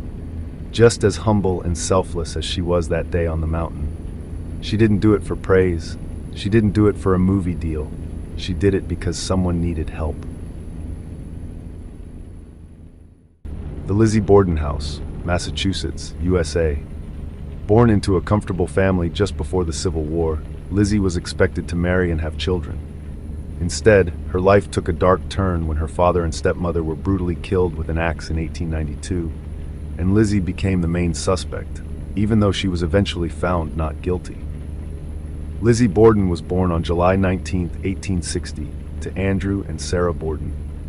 Her childhood was marked by loss, as her middle sister, Alice, died young, and her mother passed away soon after. Her father later married Abby Durfee Gray to help take care of the family. Lizzie became active in her community, teaching Sunday school, participating in church events, and supporting causes like women's rights and social reform. Andrew Borden, who built up considerable wealth from humble beginnings, was known for being extremely frugal. Rumors claimed he preferred old-fashioned methods, like kerosene lamps and chamber pots, instead of modern conveniences. Some believed Andrew's stinginess deprived Lizzie of a more luxurious life, forcing her to make her own dresses from cheap fabrics. However, Lizzie and her sister Emma did receive a regular allowance from their father. Growing up without her biological mother, Lizzie grew close to her stepmother Abby, often calling her Mother. In contrast, Emma referred to her as Mrs. Borden. Conflict arose when Andrew gave valuable property to Abby's family to secure their living situation, which angered both Emma and Lizzie. The sisters briefly became landowners of their late mother's family home, but soon sold it back to their father for $5,000. On the morning of August 3, 1892, the entire Borden family gathered at home. On that day, Abby sought help from a nearby doctor worried that someone might be trying to poison the family. While the doctor was called, Lizzie went upstairs, and Andrew refused the doctor's visit to avoid extra expense. Later, Lizzie attempted to buy prussic acid, saying it was for cleaning a sealskin cape belonging to her uncle, John Morse, who was expected for a business meeting. In the evening, Lizzie visited her neighbor, Alice Russell, with whom she often shared her personal thoughts and concerns about her father's business. After returning home around 9 p.m., Lizzie went straight to her room. Meanwhile, Abby was cleaning a guest room on the second floor. Between 9 and 10 p.m., Abby was attacked by someone wielding a hatchet. The first blow hit above her right ear, and she was struck with 19 more blows to the back of her head. The many strikes suggested a personal motive rather than a simple act of murder. The next morning at 10:30 a.m., Andrew returned from his walk, only to find himself locked out of the house. He had to rely on Bridget Sullivan, the Irish live-in maid, to open the door. While Bridget was working inside, she heard Lizzie laughing from the top of the stairs. Strangely, Lizzie seemed calm, even though Abby's body was nearby. Andrew, who had been ill recently and was unaware of the whole incident, laid down for a nap on the sofa. Around 11 a.m., Lizzie called out frantically for Bridget, declaring that, "Father's dead, somebody came in and killed him." When Bridget entered the parlor, she found Andrew on the couch, bleeding from 10 or 11 hatchet blows. His left eyeball was missing, which suggested that he might have been asleep during the attack. Bridget was sent to fetch a doctor but couldn't find Dr. Bowen. When she returned to inform Lizzie, Lizzie asked her to call Alice Russell, as she did not want to be alone. Soon, another neighbor, Mrs. Adelaide Churchill, arrived after noticing Bridget's distress. Within a short time, word of the murders spread, and the Fall River police, along with an anxious crowd, swarmed the Borden house. Dr. Bowen eventually joined the group, and together with Bridget, Mrs. Churchill, Alice Russell, and Lizzie, they started examining the house. Andrew's body was covered with a sheet, and Bridget commented on Lizzie's unusual behavior.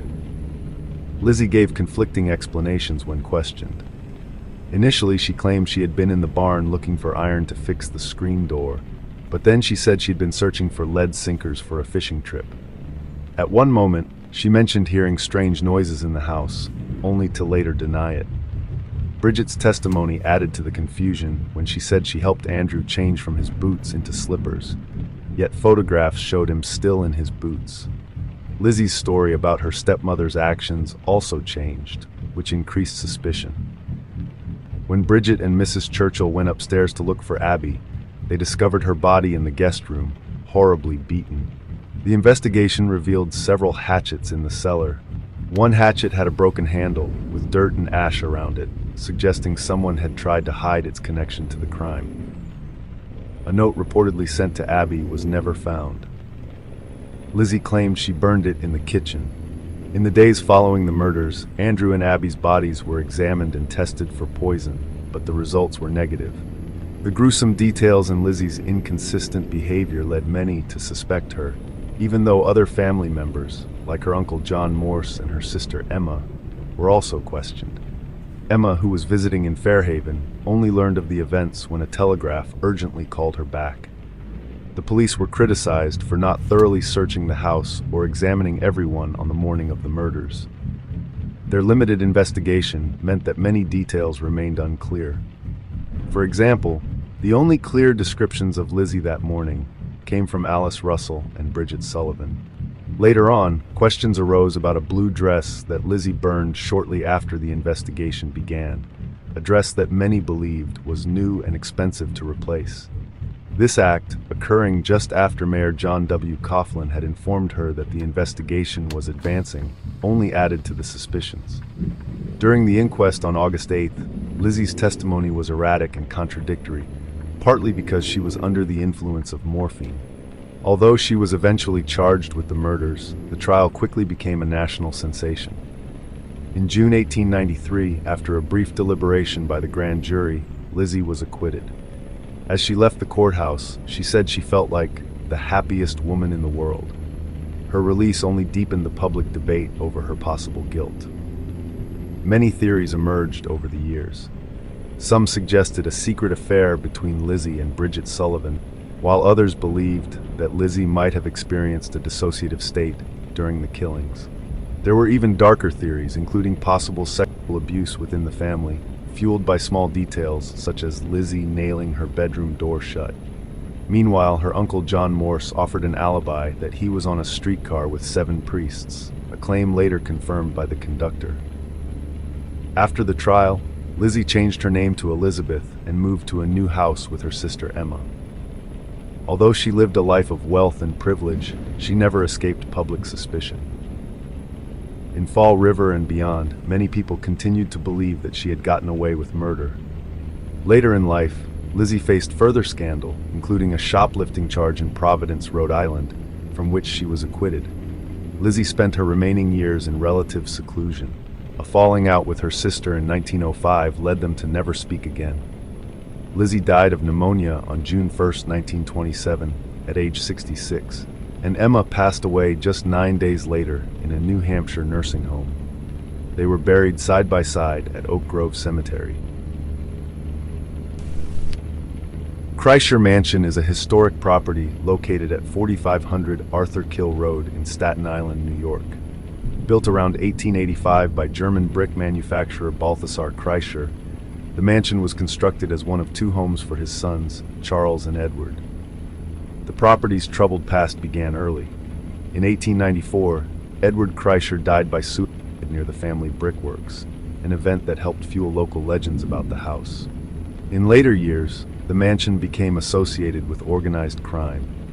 In April 2005, Joseph Joe Black Young, then employed as the mansion's caretaker and a hitman for the Bonanno crime family, was involved in the murder of Robert McKelvey, a Bonanno associate. According to official reports, McKelvey was lured to the mansion, stabbed, and after a failed attempt to escape, was eventually drowned in a garden pool. Young and 3 accomplices subsequently dismembered McKelvey's body and disposed of the remains in the building's furnace. Joseph Young was later convicted and sentenced to life in prison, while Gino Galestro, who ordered the hit, received a 20-year sentence. The Sand Creek Massacre Site, Colorado, USA. The Sand Creek Massacre is one of the darkest events in American history. In 1864, U.S. soldiers brutally attacked a peaceful camp of Cheyenne and Arapaho people, killing hundreds, many of whom were women and children. In the mid-1800s, American expansion brought both hope and conflict. While many stories from this era celebrate courage and sacrifice, from the fight for independence to the efforts during the Civil War, there was also terrible violence against Native Americans. In 1851, the Treaty of Fort Laramie promised Native American tribes, including the Cheyenne and Arapaho, protection over their lands between the North Platte and Arkansas rivers and the Rocky Mountains to western Kansas. However, this promise quickly faltered with the arrival of settlers during the 1858 Pikes Peak Gold Rush. As more prospectors and settlers flooded into the area, the Cheyenne and Arapaho saw their lands and way of life increasingly threatened. Under pressure from the new wave of settlers, U.S. officials pushed for a new agreement.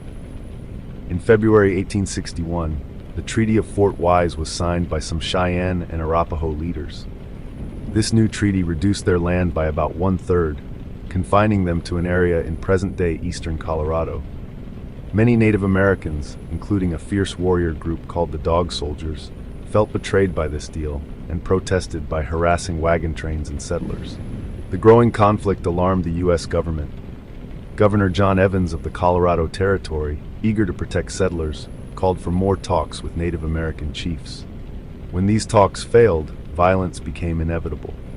In early 1864, alliances formed among various Plains tribes, including the Sioux, Comanche, Kiowa, Cheyenne, and Arapaho, to push back against the increasing encroachment by white settlers. During a buffalo hunt in May 1864, a Cheyenne peace chief named Lean Bear, wearing a peace medal and carrying a letter from President Lincoln, approached soldiers to seek peace. Instead of receiving protection, he was shot and killed by a Colorado regiment led by Colonel John M. Chivington, a former minister known for his harsh treatment of Native Americans, despite his anti-slavery views. As the summer progressed, Western settlements became more vulnerable. Governor Evans, under pressure to secure the territory, formed his own force of short-term volunteers, the 3rd Colorado Cavalry Regiment. Led by Chivington, this force was determined to quell the Native American resistance. By November 1864, tensions had reached a breaking point. The U.S. military had been preparing for conflict for months, and Native American leaders, including Black Kettle and Chief White Antelope, were forced to choose a safe place. Black Kettle moved his band to Big Sandy Creek, a location agreed upon during previous peace talks. Unfortunately, the camp was left vulnerable when many of its strongest warriors were away. Late on November 29, 1864, Chivington and a force of over 675 soldiers, including volunteers from the 3rd Colorado Cavalry, soldiers from the 1st Colorado Cavalry, and New Mexico infantry volunteers, attacked the camp. Even though Black Kettle had raised both an American flag and a white flag as signals of peace, the soldiers ignored these signs. The assault quickly turned into a massacre. Soldiers killed nearly everyone, including women, children, and the elderly. Survivors later described horrifying scenes of brutality, with bodies mutilated and parts taken as trophies. Eyewitnesses provided chilling accounts. One witness recalled seeing bodies cut to pieces, while another described a soldier boasting about nearly running over a small child. Although the U.S. Army reported only a few casualties on their side, estimates of Native American deaths ranged from 70 to as many as 230. Later historians suggested that many of Chivington's men were intoxicated, which may have led to even more excessive violence. In the immediate aftermath, the massacre was kept secret, and its true nature was hidden from the public until many years later. Over time, the U.S. government made gestures, such as treaties promising reparations and land, to address some of the injustices, but these efforts largely fell short. In recent decades, efforts have been made to remember and honor the victims. In 2007, a National Historic Site placard was installed at the massacre location. Château de Brissac is a grand castle in the Loire Valley of France, long owned by the Cossé-Brissac family. One of its most enduring legends is that of the Green Lady, La Dame Verte. According to historical tradition, in the 15th century, Jacques de Brézé discovered that his wife, Charlotte de Valois, daughter of King Charles VII and Agnès Sorel, was unfaithful with his friend Pierre de Lavergne. In a fit of jealousy on the night of May 31st, 1477, he murdered both Charlotte and her lover. Since that tragic event, local lore holds that Charlotte's spirit has remained in the castle. Known as the Green Lady because she is said to appear wearing a green dress, her ghost is reportedly seen wandering the halls. Descriptions of her apparition include a disfigured face with a large gap where her eyes and nose should be, and witnesses often report hearing her mournful moans in the corridors. The My Lai Massacre Site, Vietnam. The site of one of the most horrific war crimes of the Vietnam War, where hundreds of unarmed Vietnamese civilians, including children, were massacred by American soldiers in 1968. The village was abandoned after the massacre. The U.S. military has its dark chapters.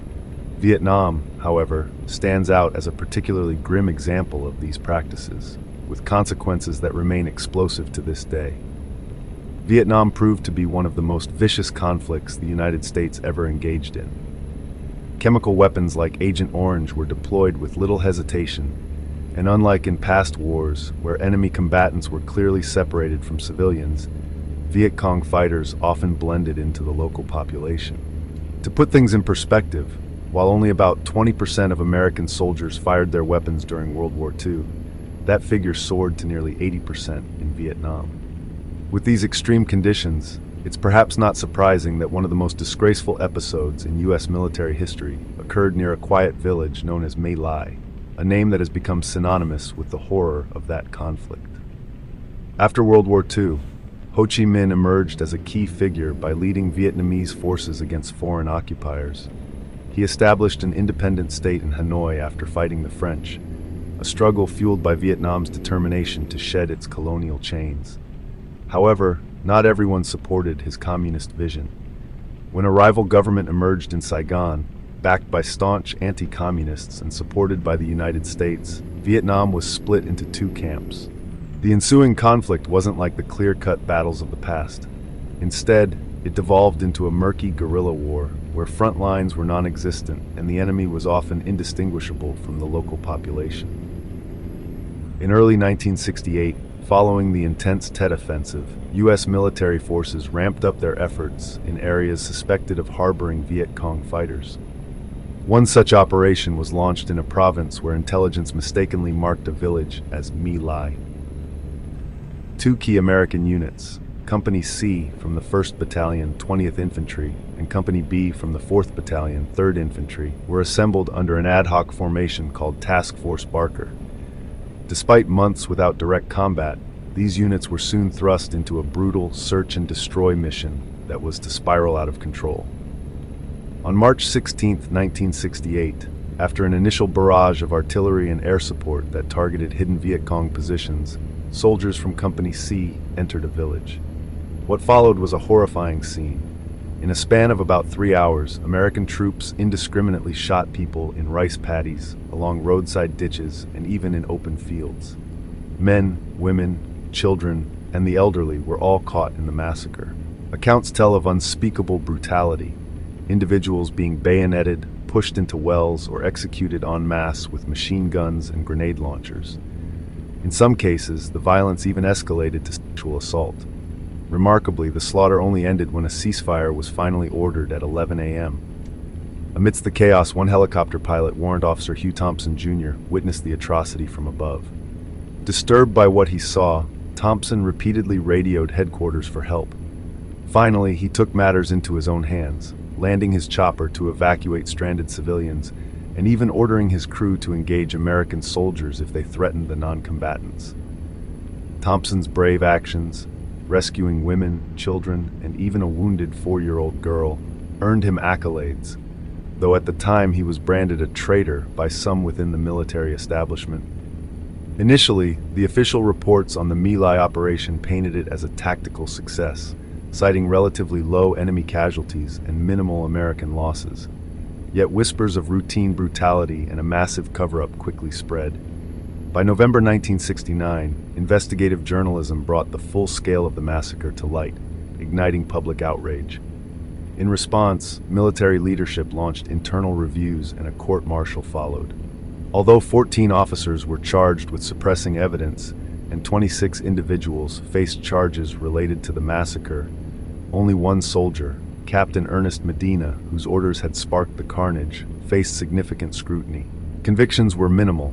For example, Lieutenant William L. Kelly was sentenced to life for killing at least 20 civilians, but served only 3 years before release. Ultimately, no one was held fully accountable for the bloodshed.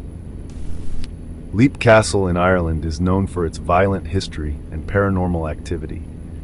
Built in the 13th or 15th century by the O'Bannon clan, it later became the stronghold of the O'Carrolls, a notoriously brutal family. One of the most infamous murders occurred in the castle's chapel, now called the Bloody Chapel, where a priest was reportedly stabbed to death by his own brother during a power struggle. Another gruesome discovery was made in the early 1900s when workers found an oubliette, a hidden dungeon, beneath the chapel, filled with skeletons impaled on wooden spikes, indicating prisoners were thrown in and left to die. The castle is said to be haunted by multiple spirits, including the murdered priest and an entity known as the Elemental, described as a dark shadow with a foul odor. Lavrenti Beria's house. Lavrenti Beria was the powerful head of the Soviet secret police under Joseph Stalin. On the outside, his home looked like any other high-ranking official's house, but behind its walls, he carried out horrific crimes.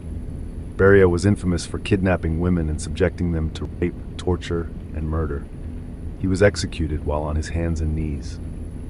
Beria was born on March 29, 1899, in Georgia to a landowner and a noblewoman. His early life hinted at the ruthless path he would later follow. As an engineering student during the 1917 February Revolution, he joined the Bolshevik Party. Soon after, he worked with the Cheka, the Bolshevik secret police, quickly quickly rising through the ranks by exposing counter-revolutionary plots during the Red Terror. In Georgia, when the Soviet Union declared it a socialist republic in 1921, Beria led harsh crackdowns on nationalist dissent. His brutal methods, arresting and executing opponents, helped him gain power and earned him the position of deputy chairman of Georgia's secret police. By the early 1930s, Beria had become the party leader for the Transcaucasian region. He built a close relationship with Stalin, sharing Georgian roots and similar upbringings. Beria flattered Stalin and even built a holiday residence near the dictator's own. Beria eagerly began to remove Soviet leaders in his region who might threaten Stalin's rule. His ruthless efficiency eventually led him to replace Nikolai Yezhov as the head of the NKVD. During the purge of the Red Army in 1937, Beria played a key role in the mass arrests and executions. As deputy of the NKVD, he oversaw the decline of the Great Purge, which saw hundreds of thousands of people executed or sent to the brutal labor camps known as gulags. Despite surviving several near misses himself, Beria continued to compile lists of dissidents, ensuring that anyone he deemed a threat was swiftly eliminated. Beria's cruelty extended far beyond political purges. He was notorious for his sexual crimes. Often driving around Moscow in his limousine, he would have his men detain young women and bring them to his home, where he would subject them to brutal sexual assaults in a soundproof office. After an evening of lavish meals and wine, these crimes were disguised as consensual affairs. If a victim rejected his advances, she would be arrested. Records from his bodyguard later revealed the names of over 100 such women, and a mass grave near his Moscow mansion confirmed the suffering he caused. Beria also played a central role during World War II. He helped run the Soviet war industry and even commanded parts of the nuclear program, using gulag labor to mine uranium and produce critical materials. During the Soviet invasion of Poland, he oversaw massacres that resulted in tens of thousands of executions, all meant to suppress any resistance to Soviet occupation. As the 1950s approached, Beria's influence began to wane. After Stalin's death in March 1953, Beria tried to secure his own power by proposing reforms that would weaken other parts of the government and release some political prisoners. However, his rapid moves to consolidate power raised suspicions among other Soviet leaders. On June 26, 1953, members of the Politburo, led by figures such as Khrushchev and with Marshal Zhukov's backing, arrested Beria. He was charged with a range of crimes including treason and abusing his power. During his private trial in December, Beria collapsed and pleaded for his life, but his fate was sealed. His body was eventually cremated, and all records of him were removed from Soviet archives in an effort to erase his legacy. The Overtown Bridge, Scotland, a place infamous for both suicides and a brutal murder. The bridge is known for its bizarre phenomenon of dogs jumping off to their deaths for no apparent reason. In 1994, a man threw his infant son off the bridge, claiming the child was the Antichrist. The Setagaya Murders House, Japan. In 2000, an entire family was brutally murdered in their Tokyo home. The killer stayed inside for hours, eating food and using their computer, yet was never caught. The house remains abandoned. The perpetrator remains unidentified, and the investigation continues to this day. In his dimly lit office, Chief Inspector Takeshi Tsuchida pored over crime scene photographs spread out across his desk. The images of the unspeakable violence, the massacre discovered by an elderly woman over a week earlier, had left him with a deep sense of frustration. As head of the Seijo police station's high-profile case team, Tsuchida was under immense pressure to resolve the case swiftly. Although numerous personal items and forensic traces should have provided a clear path to the killer's identity, early investigations hit a dead end when DNA evidence from the scene did not match any profiles in the national database. With surveillance footage and eyewitness accounts proving scant and inconclusive, Tsuchida found himself staring at a blank planning sheet, determined to bring the murderer to justice regardless of the obstacles. A detailed timeline of the victim's final hours eventually began to take shape. On December 30th, the Miyazawa family, comprised of 44-year-old Michio, his wife Yasuko, their 8-year-old daughter Nina, and young son Rei, had experienced an ordinary day. Michio had been busy checking work emails, while Yasko entertained the children after a family outing that included shopping and preparations for New Year's celebrations. After a quiet dinner and some television before bed, the family's routine was shattered around 11:30 p.m. A shadowy figure emerged from the nearby park, silently approaching the house. The intruder scaled a tree in the garden, removed a protective screen from the bathroom window, and slipped inside. Once within the home, the killer's violence was swift and terrifying. In the first bedroom, he strangled little Ray with his bare hands. The commotion soon alerted Michio, who rushed upstairs only to face a ferocious struggle with the assailant. A fight that ended when the intruder, armed with a traditional Japanese kitchen knife, repeatedly stabbed him in the head. Even though Michio managed to inflict minor wounds on the attacker, his efforts proved futile, and he fell lifelessly down the stairs.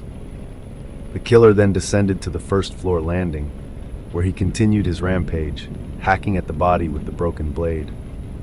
Not stopping there, he returned to the second floor to viciously attack Yasko and her daughter with a similar knife before finally ending their lives. After the heinous act, the murderer made an eerie choice. Instead of fleeing immediately, he unplugged the phone line and remained inside the residence for several hours. In a bizarre display of normalcy amid chaos, he gathered the family's first aid kit and tended to his own minor injuries, leaving the blood and used bandages conspicuously behind. He then moved to the kitchen, where he prepared a pot of barley tea, helped himself to melon slices, and even ate 4 ice creams from the freezer. After taking a nap on a living room sofa and briefly using Michio's computer, he used the restroom, neglecting to flush, and finally exited the house in the early hours of New Year's Eve. The investigation took an unexpected turn when authorities discovered that the broken murder weapon, stained with both the killer's and victim's blood, was abandoned on site. A small bag left at the scene, containing highlighter pens and a modest amount of sand. These items, along with clothing fibers, were meticulously analyzed, revealing that the killer's DNA and fingerprints did not match any records in Japan's national databases. Investigators deduced that the culprit was a right-handed male of mixed heritage, possibly with one parent from southern Europe or the Mediterranean, of slim build, around 170 centimeters tall, with blood type A. The nature of the wounds suggested an age range between 15 and 35 years. Moreover, traces of string beans and sesame seeds found in his fecal matter hinted at his recent meal, while his kitchen knife and clothing were traced to purchases made in Kanagawa Prefecture, more than an hour away from the crime scene. An intriguing clue emerged when scientists linked the sand in the bag to the Nevada desert near Edwards Air Force Base. Multiple theories have since emerged about the motive and identity of the killer. One hypothesis posits that the family was targeted by a stalker or sexual predator, given the disproportionate violence inflicted on the female members. Others suggest the murders were a crime of passion, perhaps committed by an individual obsessed with Yasuko Miyazawa, or even an associate harboring a long-standing grudge. Alternative theories point to a random act of violence by a transient drifter, potentially traveling on Japan's extensive rail network, reminiscent of the infamous man-from-the-train cases. There is also speculation that one of the 50,000 U.S. military personnel stationed in Japan at the time could be responsible, a notion bolstered by the mixed DNA profile and a history of similar high-profile incidents involving American servicemen and contractors. Despite the myriad clues, the investigation has yielded more questions than answers. The Tokyo Metropolitan Police have dedicated a task force of 35 officers to the case and receiving more than 15,000 tips from the public. After 8 arduous years, Chief Tsuchida was forced into retirement, but continues to pursue leads independently. After 2 decades of annual memorial services at the scene, authorities have announced that the Miyazawa family home will be demolished due to irreparable structural damage. However, detailed evidence preserved from within the building offers hope that someday the man responsible for these appalling crimes will be brought to justice. The catacombs of Paris, France. Beneath Paris lie over 6 million skeletons. The catacombs of Paris were created in the late 18th century to address the city's overcrowded cemeteries. Authorities relocated the remains of over 6 million people into these underground tunnels, originally limestone quarries. Stretching for miles beneath Paris, only a small portion is open to the public, while the rest remains off-limits. Over the years, explorers and urban adventurers have reported eerie experiences, including strange whispers, disembodied voices, and feelings of being watched. Some have even become lost in the labyrinthine tunnels, with at least one known case of a man whose body was found years later. The Snowtown Bank. This is the story of Australia's most gruesome serial killings, centered in the small town of Snowtown, home to about 500 people, roughly 93 miles north of Adelaide. In the 1990s, John Bunting and his gang carried out a series of brutal murders, hiding many of the victims' bodies in barrels of acid inside an abandoned bank vault. John Bunting, born in 1966 in Inala, Queensland, grew up in a working-class family. Although his parents tried to give him a normal life, a childhood illness robbed him of his sense of smell, a detail that would later be chillingly significant. As a young man, John developed an interest in photography, digging, firearms, and even the dark history of World War II. He also adopted extreme views, particularly favoring Nazi and fascist ideologies, and developed a deep-seated hatred for homosexuals. John once worked at a crematorium in Queensland, where he became very familiar with handling dead bodies, a skill that foreshadowed his future crimes. Later, he moved to Adelaide's rougher suburbs and found a job at the South Australia Meat Corporation, a position that seemed almost symbolic of the gruesome acts he would later commit. In 1989, John formed a close bond with Mark Ray Hayden, a man who would eventually follow his lead. In 1991, he moved to Salisbury North, where he married Veronica, though their marriage was unhappy. Around this time, he also befriended Robert Wagner, a troubled neighbor with a complicated past. John's own painful experiences, including an incident of sexual abuse in his childhood, festered inside him. This personal trauma fueled a growing anger and led him to target people he despised. Along with Mark Hayden and Robert Wagner, John formed a small group. He revived an old habit of digging holes and stored barrels in his shed, barrels that would later be used to hide the remains of his victims. In August 1992, a man named Clinton Trees Ice disappeared. He was the first on John's rock spider wall list, a wall of photos showing his chosen targets. John used the term rock spiders as a crude label for homosexuals and predators, and he saw these killings as a way to cleanse the community. Over the next few years, his reign of terror escalated. In 1994, he began an affair with Elizabeth Harvey and soon met her 14-year-old son, James Vassis, whom he later groomed to be like a surrogate son and eventually another target. John's list of victims kept growing. In 1995, Ray Davies vanished after allegations surfaced that he had sexually abused a young child. John later told James in graphic detail how Ray was tortured to death. The group even profited from their crimes by selling Ray's caravan and collecting his Social Security benefits, justifying these actions as a twisted form of community cleansing. Other victims soon followed.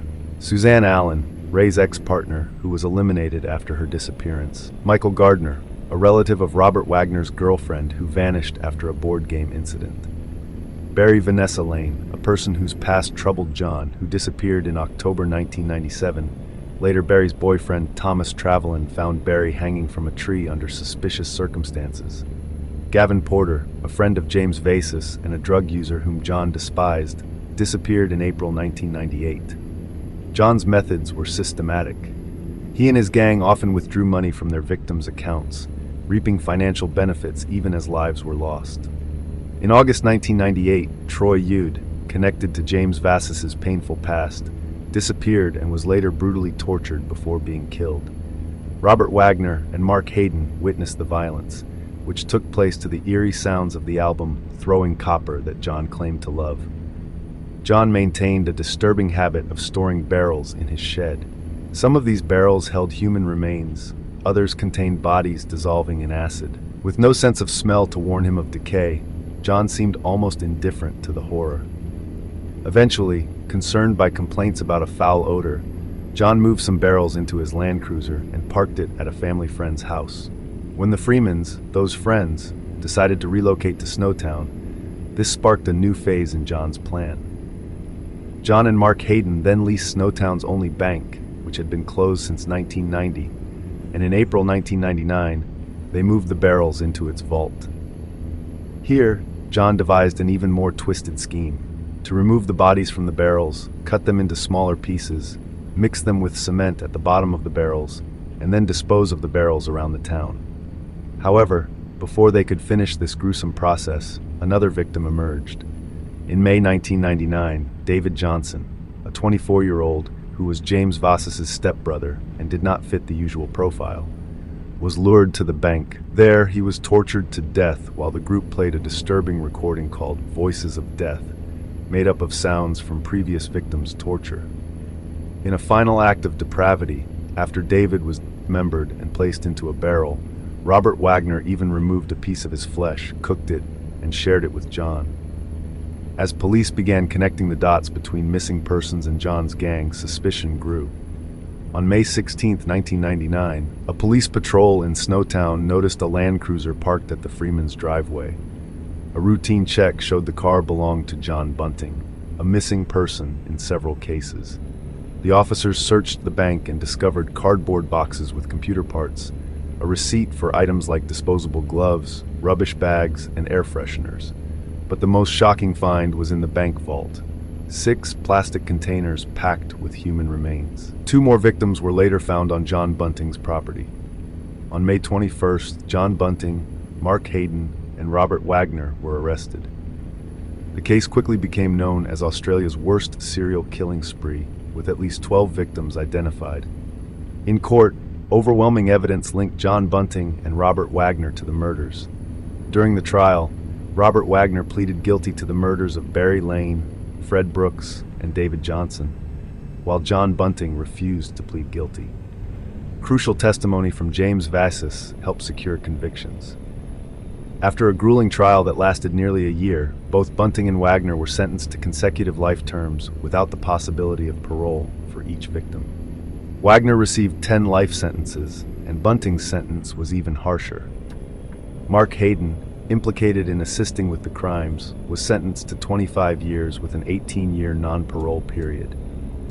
He later applied for parole in 2017, but his request was denied, and James Vassis was sentenced to life imprisonment with a minimum of 26 years before parole could be considered. Poveglia Island is located in the Venetian Lagoon. During the bubonic plague outbreaks, it was used as a quarantine station where thousands of infected individuals were sent to die. Mass graves on the island are said to contain the remains of these victims. In the 20th century, Poveglia housed a psychiatric hospital. Legends claim that a doctor there conducted inhumane experiments on patients before allegedly taking his own life by jumping from the bell tower. The hospital closed in 1968, and the island has remained abandoned since. The 1959 Clutter family home, Kansas, USA, the site of the Clutter family murders, which inspired Truman Capote's In Cold Blood. 2 drifters broke into the house, tied up the family, and executed them one by one with a shotgun. The randomness of the crime and the brutality of the murders made it one of the most shocking killings of its time. The house is still there. The Clutter family appeared to be a typical household in Holcomb, Kansas. Herbert Clutter, the patriarch, was a prominent local farmer and a significant employer in the community. He was married to Bonnie Clutter, who, due to severe chronic back pain, was confined to bed for long periods. Together they raised 4 children, with Nancy Clutter emerging as the star pupil and even serving as class president. The youngest, Kenyon, at 15 years old, was notably reserved, while Beverly and Ivana had already left home. Life seemed promising for the Clutters until that fateful night on November 15, 1959. After everyone had retired for the evening, the Clutter residence was breached by 2 armed intruders. These assailants barged into the home, interrogating Herbert under the mistaken belief that he concealed vast riches. However, when the intruders scoured the house, they found nothing more than a transistor radio and a pair of binoculars. Frustrated by the absence of any treasure, the robbers turned violent, first attacking Herbert, suspecting he was hiding the loot, and then, upon discovering nothing, brutally executing every person in the house. When the police arrived on the scene, they discovered Herbert Clutter sprawled dead on his mattress.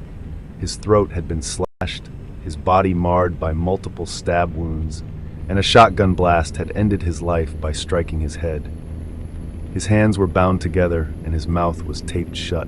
In the next room, Kenyon Clutter was found similarly bound and gagged, with a bullet wound marking his demise. In an upstairs room, both Bonnie and Nancy were discovered, gagged, tied up, and each bearing a fatal bullet wound.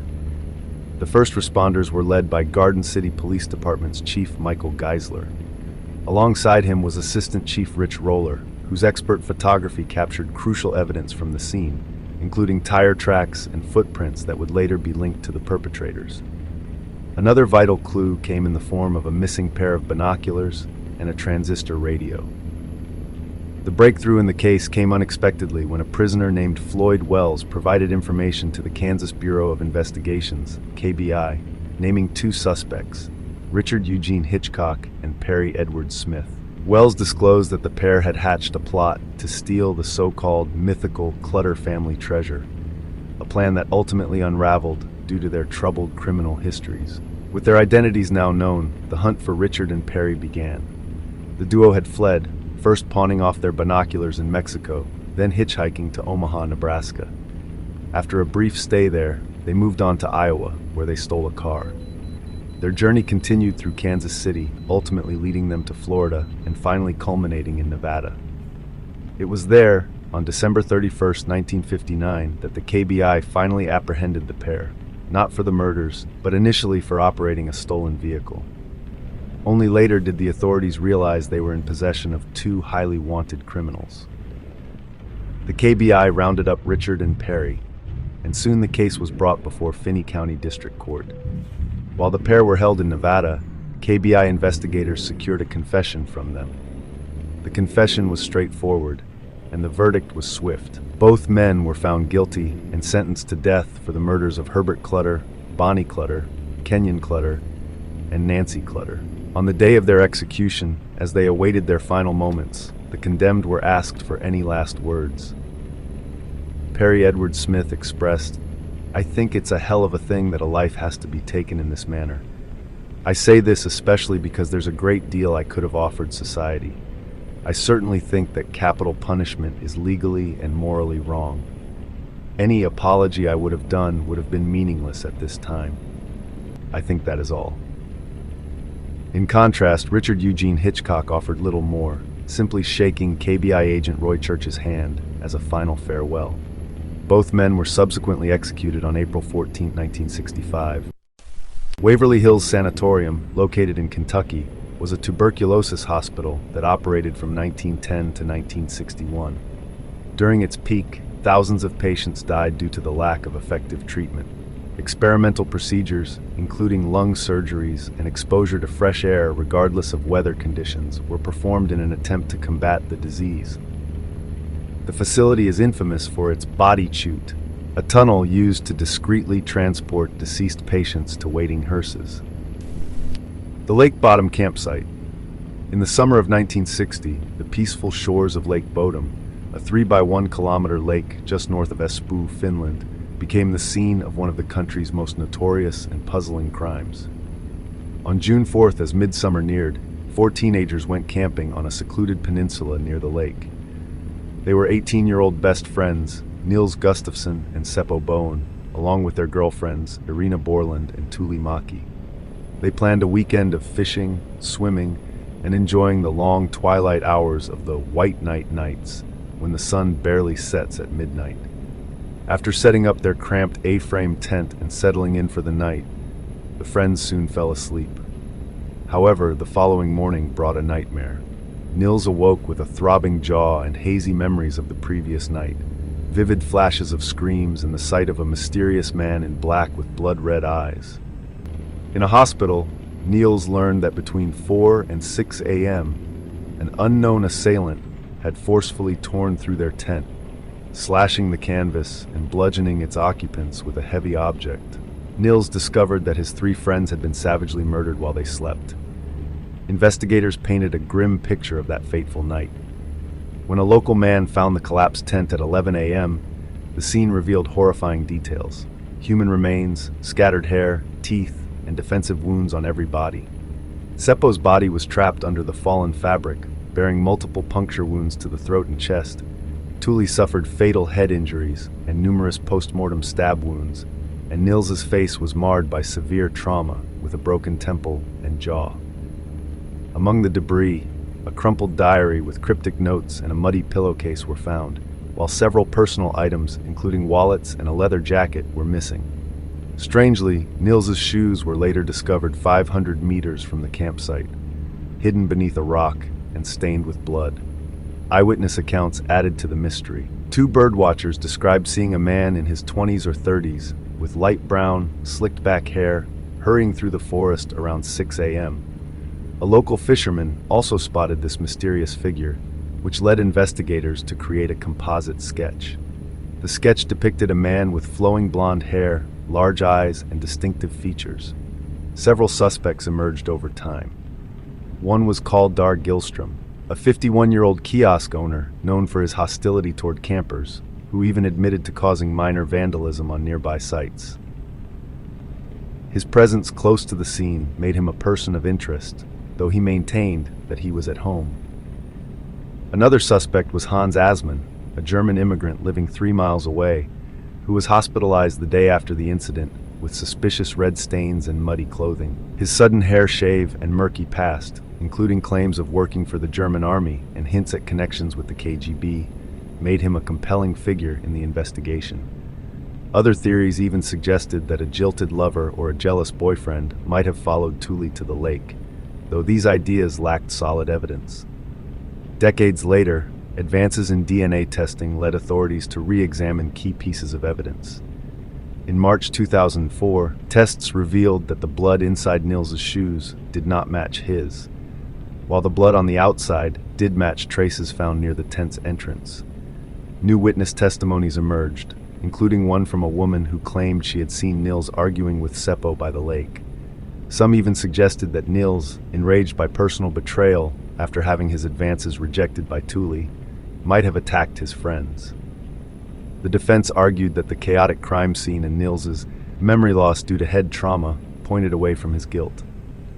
After months of legal battles and a high-profile trial, the jury ultimately found that the evidence was inconclusive. Nils Gustafsson, the sole survivor, was acquitted of all charges. In recognition of his ordeal, he was awarded €45,000 in compensation by the state.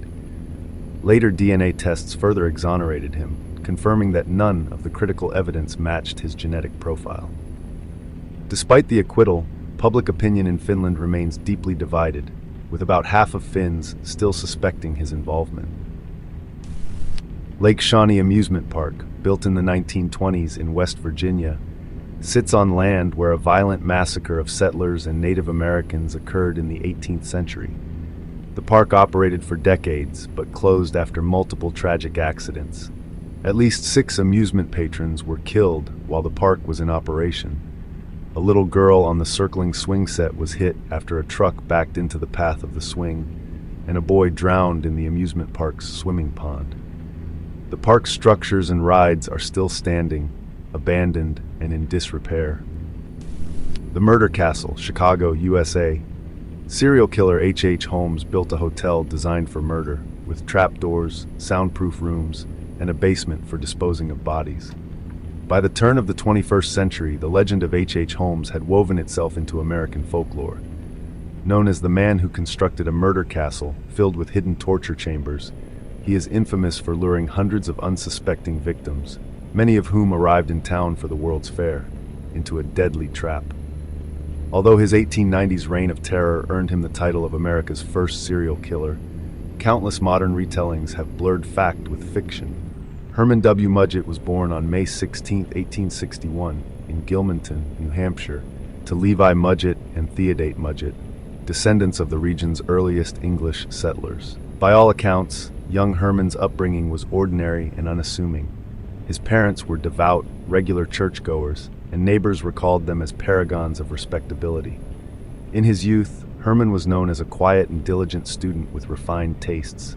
He eschewed the rough-and-tumble games of his peers in favor of solitary walks and introspection. Despite this outward appearance of innocence, subtle warning signs emerged.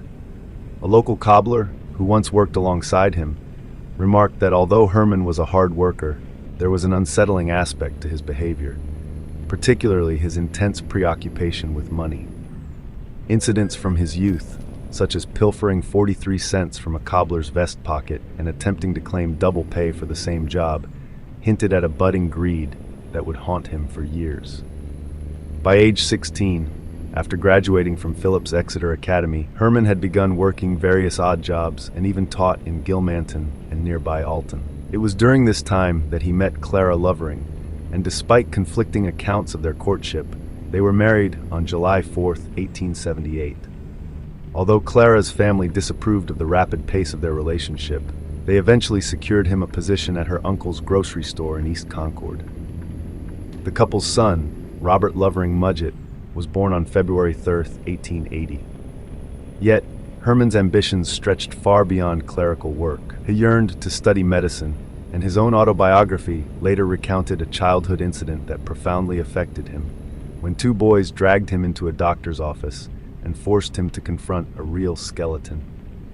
Terrified yet mesmerized by the encounter, this moment ignited a lifelong fascination with human anatomy. Following a brief stint at the University of Vermont in Burlington at age 18, which he soon abandoned, Herman enrolled in the University of Michigan's Department of Medicine and Surgery. He graduated in June 1884, though his path to this milestone was nearly derailed by a scandal. A widowed hairdresser accused him of breaking a promise of marriage, an allegation he eventually admitted was true only after graduation. During his university years, Herman and his friends even concocted the idea of faking a death to defraud an insurance company, a scheme that would linger in his mind for years to come. After graduating, Herman found himself increasingly isolated. Clara, with their child, eventually moved away, and though their marriage never officially ended due to the absence of divorce papers, the union was marred by abuse. In 1885, Herman left his native New England for Chicago and adopted the name H. Holmes. His arrival in Chicago marked the beginning of a dark new chapter. He soon found employment at a pharmacy owned by Dr. Halton and his wife. Contrary to popular myth, neither Halton was elderly, nor were they victims of Holmes's murderous ambition to seize their business. In fact, when Holmes later acquired the store, the Haltons were in the prime of life, both in their 20s. Shortly afterward, Holmes purchased a vacant lot on the northwest corner of South Wallace Avenue and West 63rd Street in Inglewood. Here, he began erecting a building that would later be dubbed the Murder Castle, or Murder Hotel.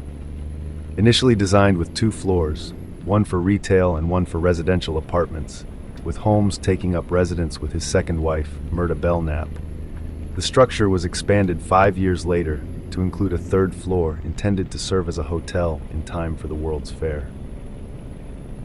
Although many of the sensational details about hidden rooms and secret passages have been debunked over time, there is no doubt that the building featured oddities like a concealed compartment between floors and a trapdoor accessed staircase, which some suggest were used to store stolen goods. While operating his castle, Holmes engaged in a dizzying array of fraudulent schemes and illicit affairs. He was notorious for buying goods on credit, selling them, and then absconding without settling the bills. More disturbingly, Holmes began a pattern of using people for his gain, and then eliminating them when they outlived their usefulness or threatened to expose him. His first murders remain shrouded in rumor. Some accounts even hint at earlier killings during his youth or early years in Chicago, though concrete evidence is lacking. What is clear, however, is that his later crimes were methodical. Murders were typically committed against those who knew too much about his schemes or who obstructed his path. As his new marriage initially appeared to be going smoothly, the birth of a daughter in 1889 marked a turning point. Holmes soon began an extramarital affair, hiring a man named Silas K. Ned Connor to work in his building. With him came his wife Julia and their young daughter, Pearl. Julia's subsequent involvement in various schemes, frauds, and even murders quickly intertwined her fate with Holmes. One day, Julia and Pearl vanished without a trace. Holmes claimed they had gone to visit relatives, but they were never seen again. In 1892, a similar fate befell a young secretary, Emmeline Sigrand, who had been seduced by Holmes. When autumn came, she too disappeared. Not long after, Holmes charmed another vulnerable young woman, a wealthy orphan named Minnie Williams. Adopting the persona of Howard Gordon, he made Minnie his personal stenographer and soon introduced her as his wife, though no legal ceremony ever took place.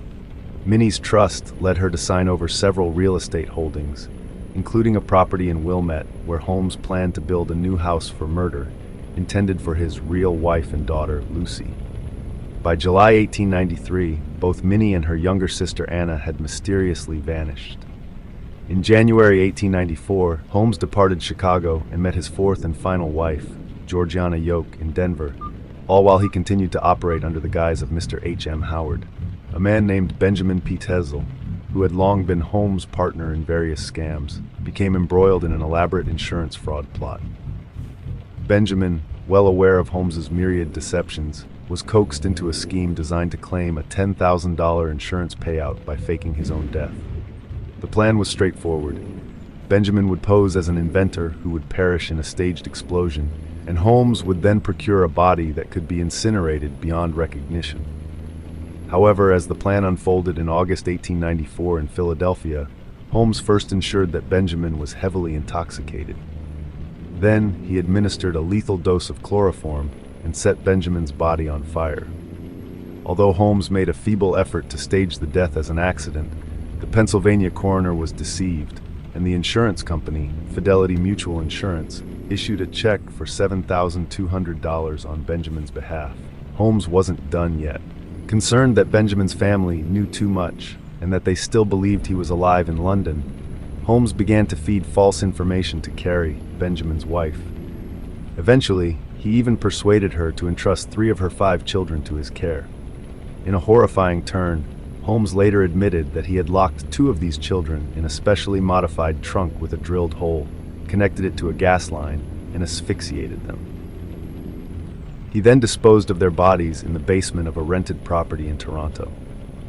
Holmes also poisoned the 3rd child, dismembered the remains, and burned them. Many believe that given the opportunity, he might have eliminated the entire Tezel family. Holmes' killing spree finally came to an abrupt halt when he was arrested on November 17, 1894 in Boston. Initially charged with horse theft, a far cry from the grisly crimes he'd committed, investigators soon escalated the charges to include insurance fraud. Under mounting pressure, Holmes eventually confessed to the murder of Benjamin Tezel. Subsequent searches of his castle uncovered the grisly remains of Alice and Nellie, as well as parts of Howard Tezel's dismembered body. Interest in Holmes soared almost overnight. Throngs of people flocked to visit his so-called murder castle, and sensational headlines abounded, describing torture rooms, secret passageways, and quicklime pits. In reality, most of these lurid details were fabrications. Despite extensive searches, authorities never found sufficient evidence to indict Holmes on all the crimes attributed to him. Ultimately, Holmes was charged with the murder of Benjamin Tezel and, following a conviction, was sentenced to death in 1895.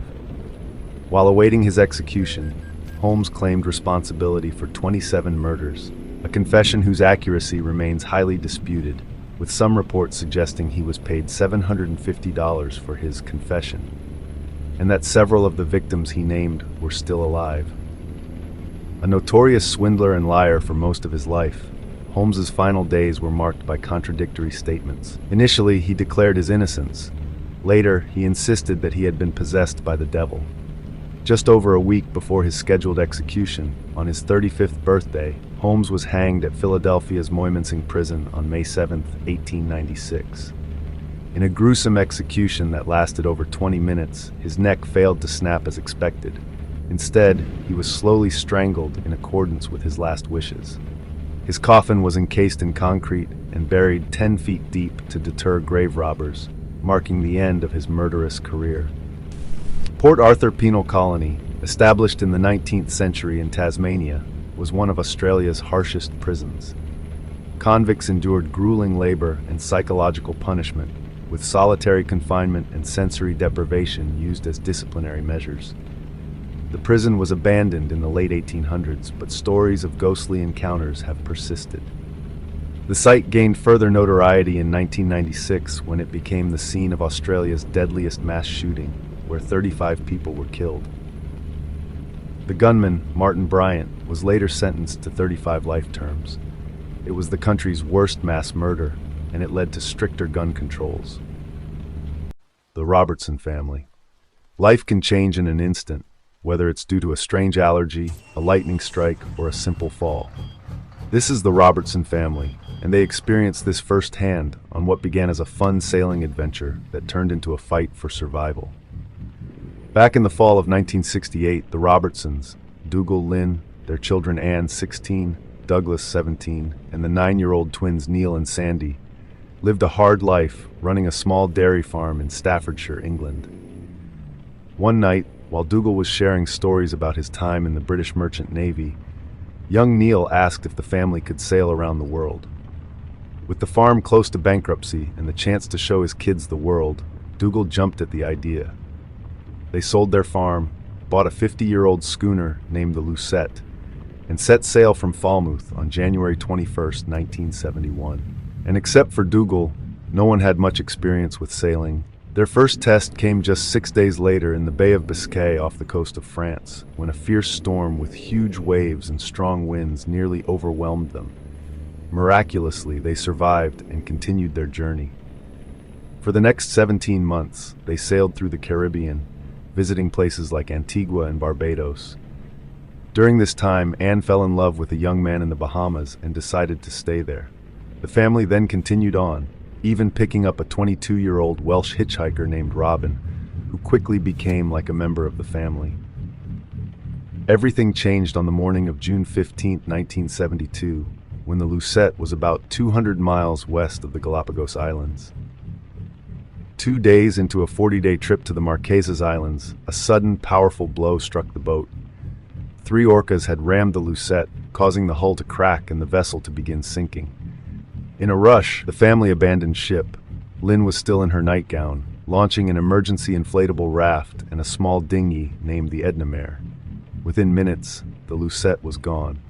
Floating debris and their waterlogged dinghy remained with them, but both were in poor shape. They quickly gathered what supplies they could: some sewing items from Lynn's basket, a few survival tools, and a mix of food that included onions, biscuits, oranges, lemons, candy, and some sailing gear. Their supplies were limited, and they soon realized they were drifting far from land. More than 1,000 miles from South America, and over 2,000 miles from their planned destination. With little chance of immediate rescue, Dougal and Douglas decided to head north about 400 miles to a region known as the Doldrums. Here, the gentle winds and occasional rain could provide fresh water. The idea was to restock and then possibly sail into busy shipping lanes near America, which might increase their chance of being found. The following days were extremely hard. The family worked together to bail water from both the dinghy and the damaged raft, repacked their supplies into the dinghy, and set up a watch schedule. They dealt with constant seasickness and the discomfort of their small, unstable vessel. Lynn comforted everyone by reciting prayers and singing hymns, and even led simple stretching exercises to keep their muscles active. In a desperate move, they wrote goodbye letters while still clear-headed, including messages from Lynn, the twins, and even Robin, which they kept safe in waterproof wrapping. They tried to catch fish to supplement their scarce food, drinking turtle blood, and even eating fish eyes when nothing else was available. Sadly, these fishing efforts also attracted large sharks, adding to the danger. As the days passed, the raft's leak grew worse, and the family's water supply dwindled. They patched and bailed as best they could, but soon they lost their stored water tanks when a sea turtle's attack severed their rope. Left with only rainwater collected in small cups in a plastic bag, their situation grew desperate. On their 38th day adrift, just as dusk settled, they spotted a Japanese fishing trawler, the Tokumaru II. Dougal quickly signaled the ship using a flare, even though it burned his hand in the process. Despite the language barrier, simple hand signs helped the two groups understand each other. The fishermen agreed to save the battered dinghy when it was clear that the Edna Mare could not last much longer. The castaways were rescued and taken to Panama, where the British Embassy provided them with a hotel and medical care. They slowly recovered from their ordeal. 10 days after their rescue, Robin returned to England, and the Robertson family eventually made their way home on a larger ship. The experience left deep marks on them. Dougal and Lynn's marriage fell apart after the stressful journey, and both Dougal and his son Douglas later wrote books sharing the harrowing story of their survival. Hikari City mother and child murder case. This seems like a normal photo of a young student, but behind that face is a truly disturbing story. In 1999, this 18-year-old with a dark mind devised a terrible plan. He dressed up as a handyman and went door to door, targeting houses where women were alone. By pretending he was there for work, he managed to enter one house. Inside, he attacked a woman and killed her. The horror did not stop there. Her 11-month-old baby was also in the house. Rather than sparing the child, he ended the child's life too. When questioned later, he showed almost no emotion. He shockingly explained that he wasn't trying to kill the baby. Instead, he claimed he tied a bow around its neck to stop it from crying. After murdering the woman, he sexually assaulted her. He later said he did this because he had read in a novel that it was part of a resurrection ritual. The police soon caught him. Initially, he was sentenced to life in prison, but his sentence was later changed to the death penalty. This change sparked a major debate in Japan, because at the time, people under 20 were legally considered minors. Despite being only 18 when he committed these brutal crimes, many argued that his actions were so extreme he should face the ultimate punishment. At first glance, the security camera shows an ordinary scene: a man carrying a little girl past an elevator. The child glances up while her bare feet swing from the man's arm, and nothing seems amiss. Yet beneath this seemingly innocent image lies a far more disturbing truth. This is the story of Shania Davis, sometimes known by the nickname Angel. She was born on June 14, 2004, and from the very start, the world seemed to welcome her. Shania was described as a very friendly child. Her father explained that she was naturally reserved at first, but once she warmed up to someone, she showered them with so much attention that it could eventually become overwhelming. Even at a young age, she demonstrated a strong work ethic, always busy and eager to help with chores around the house. Like many little girls, she loved playing dress-up, fixing her hair, and spending time with her Barbie dolls. Shania was born to Bradley Lockhart and Antoinette Davis. By 2009, when Shania turned 5, she was attending Morganson Road Elementary School, where her warm nature won the hearts of both teachers and classmates. While her life at home with her father was loving and secure, her mother had been mostly absent. However, by 2009, it appeared that Antoinette was trying to change her life. Bradley, hoping for a positive transformation, allowed Shania to spend time with her mother as well. For a period, Shania split her time between her father's home and her mother's. During visits to her father's house, which had a new wife, there were even concerns. His wife testified that Shania sometimes had marks on her skin, cigarette burns, that suggested possible abuse. Despite these worrying signs, the visits to her mother's house continued. Then on November 10, 2009, everything changed. Early that morning at 6:52 a.m., Antoinette called 911 in a state of panic. She reported that she had woken up and discovered her daughter was missing. In the emergency call, she described Shania's appearance, including her clothing, a blue shirt with designs, and noted details like her white underwear with a distinctive pattern. The caller mentioned that all doors were secure, yet somehow Shania had vanished. The disappearance set off an immediate and intensive search.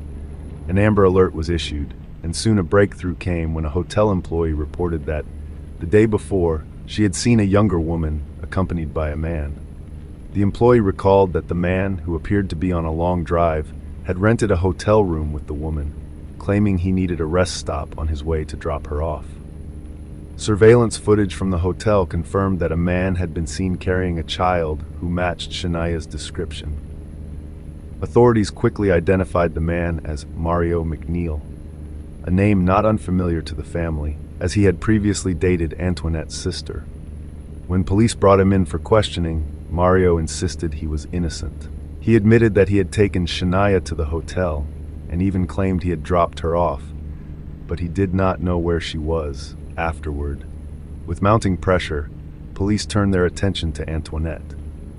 During questioning, she broke down and revealed disturbing details. Although she had a stable job and maintained a household, she was still struggling with drug use and had accumulated significant debt. Her debt was owed to Mario McNeil. One day, when Mario visited looking to collect what he was owed, he became aggressive. Unable to pay him back, Mario demanded that Antoinette either settle her debt with money or provide something in exchange. In a horrifying decision, instead of risking herself, Antoinette handed over her 5-year-old daughter to him, allowing Mario to take Shania to a hotel. After this revelation, both Antoinette and Mario were taken into custody. Mario continued to claim that he was not directly responsible for Shania's disappearance, repeating that he had dropped her off without knowing where she went next. Meanwhile, authorities were given a location by Mario, albeit an uncertain one. Acting on this tip, search teams scoured the area along Shania Road and near Highway 87 on the Lee-Harnett County line. It wasn't long before they located Shania's body. An autopsy confirmed that she had been assaulted and smothered. For Bradley Lockhart, Shania's father, the loss was a devastating echo of past tragedy. 11 years earlier, his ex-wife, Vicky Sue Lockhart, had been murdered during a violent home invasion. Back then, intruders had entered the home, bound and gagged 5 adults, and after robbing the house, they shot them multiple times, taking the lives of Vicky Sue, her sister Chanel Coleman, and another man named David Lee Epps. Shania had once brought a ray of hope and healing into his life, and now, with her disappearance and death, that beacon of light was gone. As the investigation progressed, more details emerged. Mario McNeil's legal team attempted to portray his disclosures as acts of transparency, claiming that he only revealed the location of Shania's body to help the investigation. However, evidence and confessions painted a far darker picture. In court, the full gravity of the situation became clear. Antoinette's role in the tragedy, despite her troubled past, and Mario's actions in exploiting her debt and vulnerability led to severe legal consequences. Antoinette was sentenced to at least 17 years in prison, a sentence set to end with her release in May 2027, while Mario McNeil was handed a death sentence. Although Mario later tried to overturn his sentence, his appeal was rejected by the Supreme Court, and his death sentence was upheld. Some argued that if authorities had followed proper protocol, such as involving child protection services during a drug raid on Antoinette's home, a case could have been opened to remove Shania from an unsafe environment. Perhaps then, Shania might still have been alive.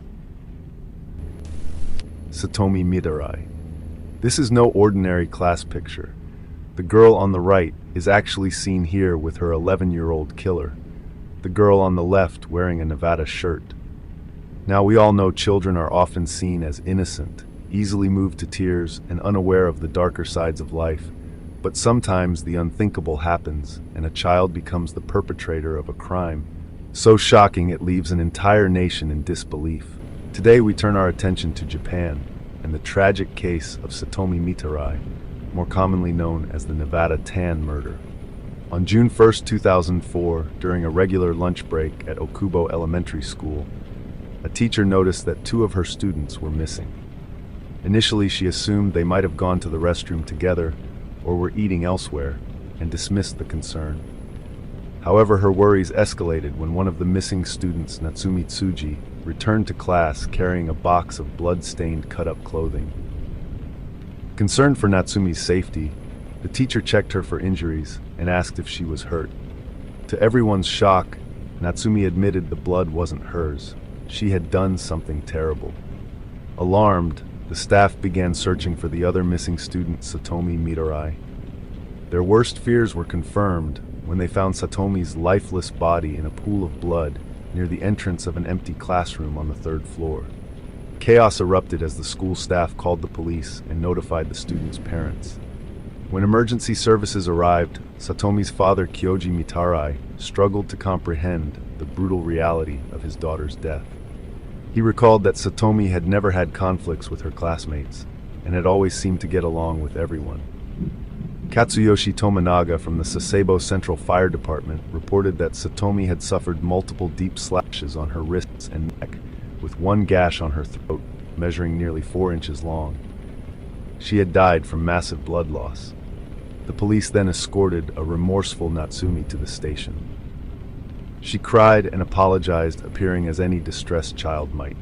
But the question remained, why had she done it? Natsumi soon revealed the motive behind her horrifying act. She and Satomi had been friends sharing interests in basketball and browsing the internet. But on May 27, 2004, Natsumi discovered that Satomi had been talking badly about her to their other classmates, calling her names like fatty. At first, Natsumi tried to ignore the insults, but Satomi continued mocking her. Over the next few days, Natsumi considered harming Satomi. She debated different methods, using an ice pick, a box cutter, or even strangulation. But each time she saw Satomi at school, she hesitated.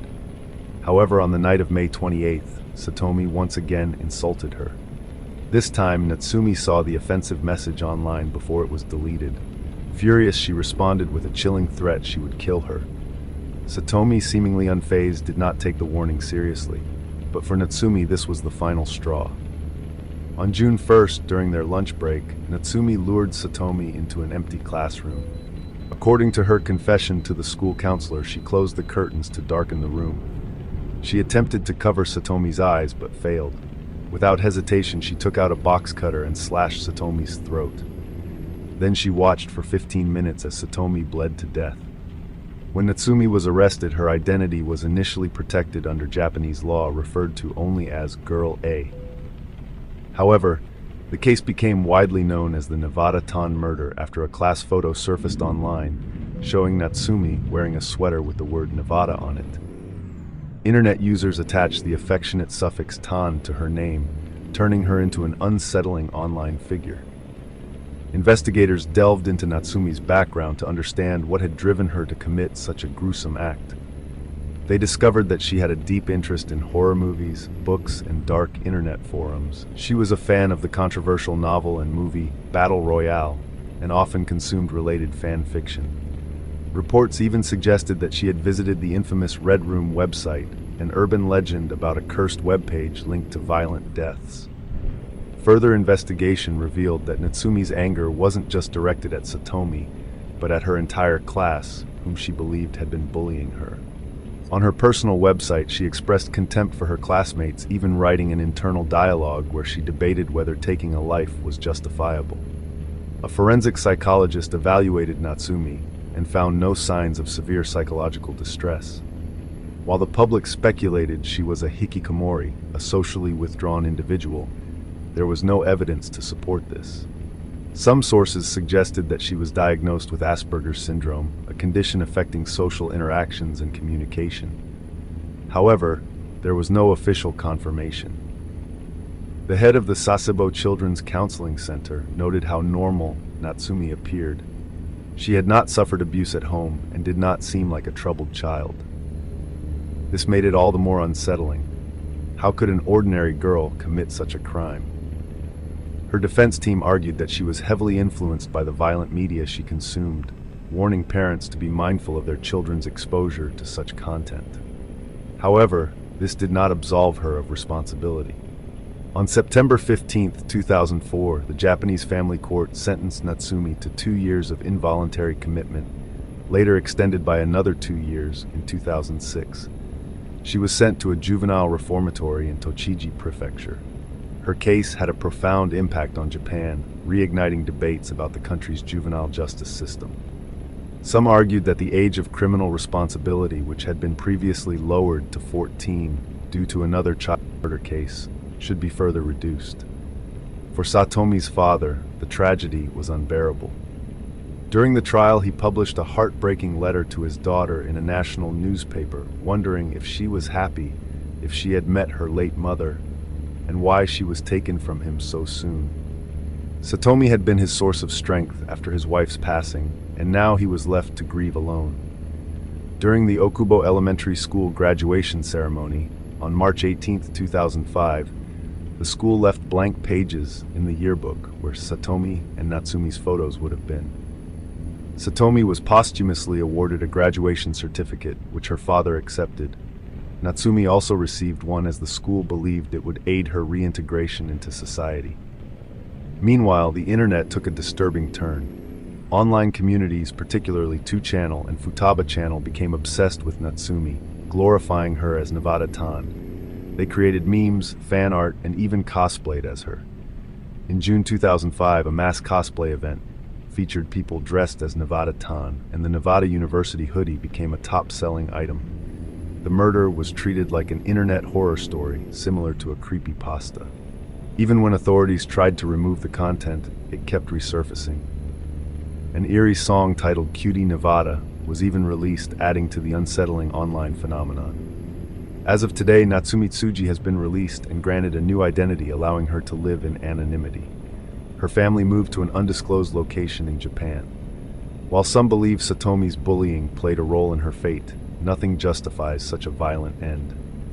Juvenile crime rates in the Asia-Pacific region have risen over the years, with offenses ranging from drug-related activities to severe bullying.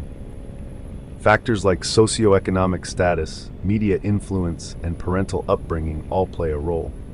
One question remains: do some children feel protected by their age when committing crimes? Juvenile facilities prioritize rehabilitation over punishment, which might feel more like a school detention than a prison sentence. At first glance, this CCTV clip looks ordinary. A mother holding hands with her 3-year-old son while her boyfriend walks ahead with his hands in his pockets during a shopping trip. But this video soon turned out to be a crucial piece of evidence in a case that shocked everyone. This is the story of Alfie. Alfie Lamb was born on May 13, 2014 in Gillingham, Kent, England, to his mother Adrian and his father Richard Lamb. From the start, Alfie was a joyful and active child. His mother affectionately nicknamed him My Little Tarzan and Little Noodle. He adored playing with toy minions and cars, and his favorite television program was Mr. Tumble. Alfie also loved outings to the park, especially when his grandmother brought her dog along. Adrian, Alfie's mother, had left home at a very young age due to the troubles caused by her addict parents and her father's violent tendencies. She left when she was only 15 and lived in a hostel for a while before returning to live with her own mother at 17. While living with her mother in 2013 at the age of 20, Adrian became pregnant after a one-night stand. Initially uncertain about who Alfie's father was, she eventually approached the man she thought it might be, only to be rejected because he was not interested in being involved with a child. This man would go on to see Alfie only twice in his life. Around the time Adrian was about 6 weeks pregnant, she met Richard Lamb, a man 15 years her senior. They soon started dating, moved in together, and Richard was there when Alfie was born, later raising him as his own and giving him his surname. Unfortunately, Adrian later described Richard as being much like her own parents, battling with drug and alcohol problems and frequently becoming violent toward her. In 2015, the couple separated. Richard moved out of their shared home, only to later return and deliberately set the property on fire. He was eventually imprisoned for 3 years for that act, though neither Adrian nor Alfie was inside at the time of the fire. Following this incident, Adrian moved to Blackpool for a fresh start and lived with her mother, Janice. However, it wasn't long before Janice noticed that Adrian was beginning to neglect Alfie. Janice recalled how both she and Alfie would often be left sitting in pajamas until late in the afternoon. The toddler was frequently confined to a bouncer and left in front of the television.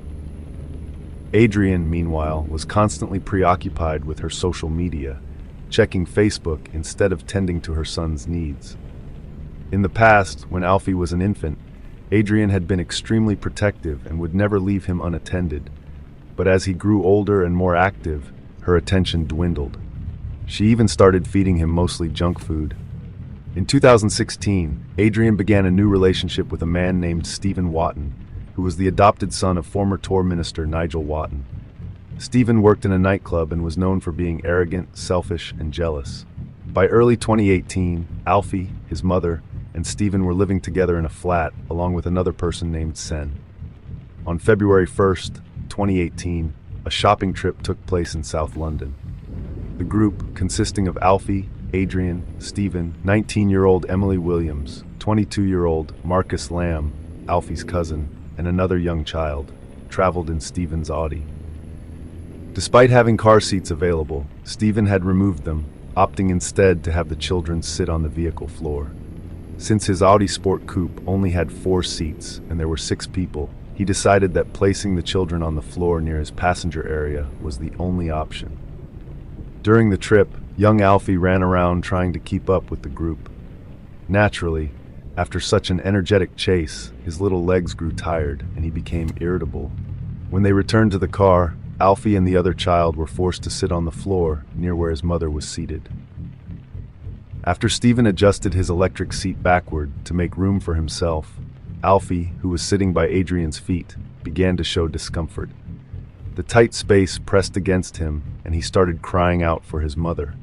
Adrian responded by telling Stephen to move his seat forward, which he did momentarily, but Alfie's distress continued. The crying, instead of eliciting help, annoyed Stephen. He yelled at the toddler, causing Alfie to jump and cry even louder. Stephen then claimed he wouldn't be ordered around by a 3-year-old, and he pushed his seat back again. This time, Alfie cried even more intensely and even made choking noises, yet Adrian told him to shut up. After Alfie finally quieted, Stephen readjusted his seat once more. Adrian initially thought that Alfie might have fallen asleep, but upon returning home, she realized that he was completely limp. At first, they assumed he might have been playing around, as Alfie had previously gone floppy when he didn't get his way.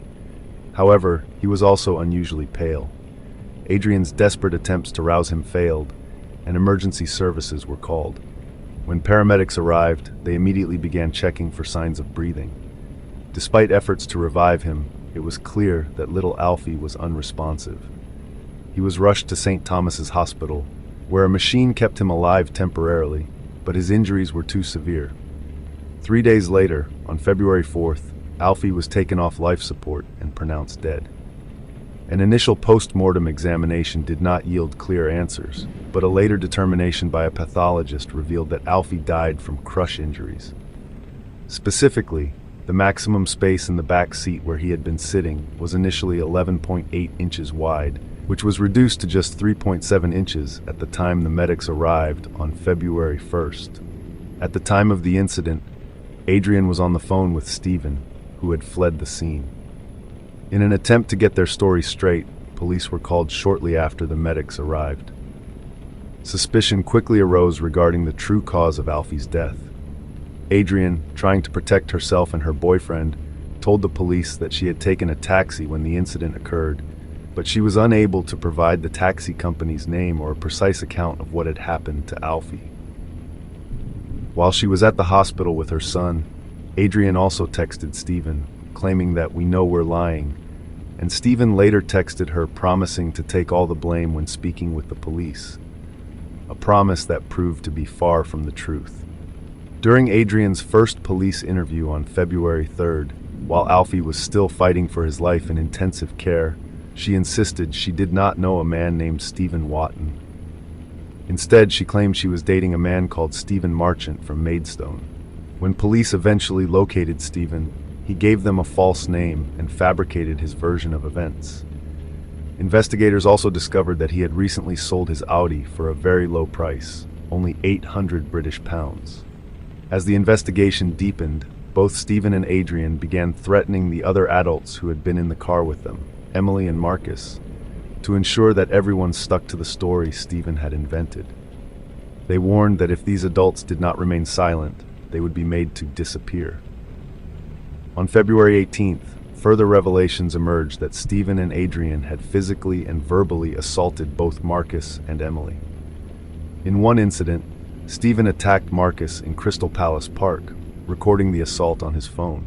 He was seen placing his foot on Marcus's head as he lay on the ground, demanding to know what he had told the police and insulting him repeatedly.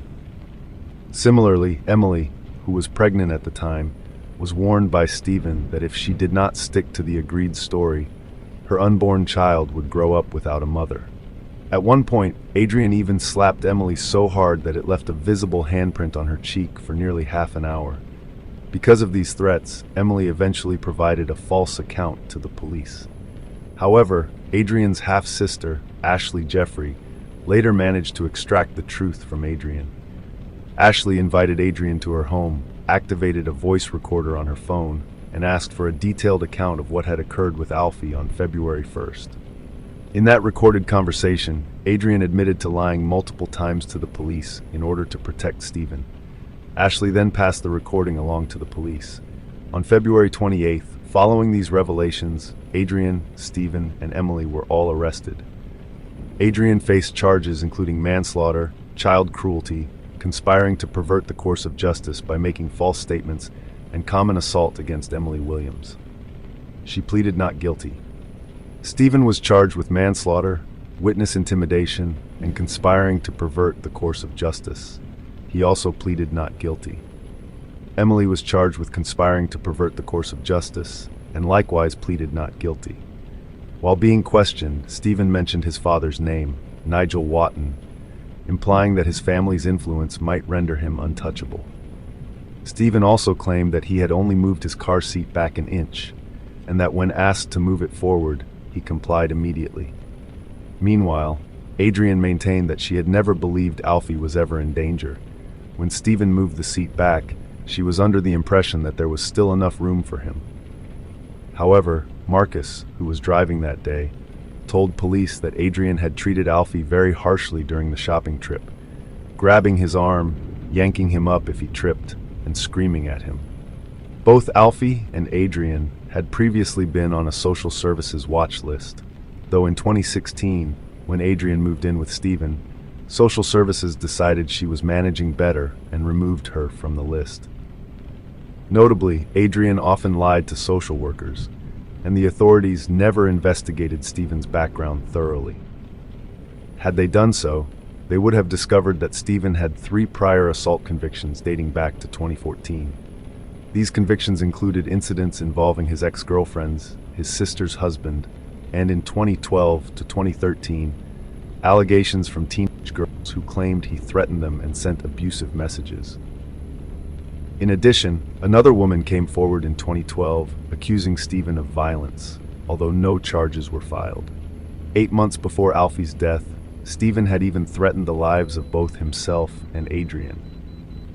About a year into their relationship, when Adrian became pregnant again, she uncovered that Stephen was involved with 2 other women.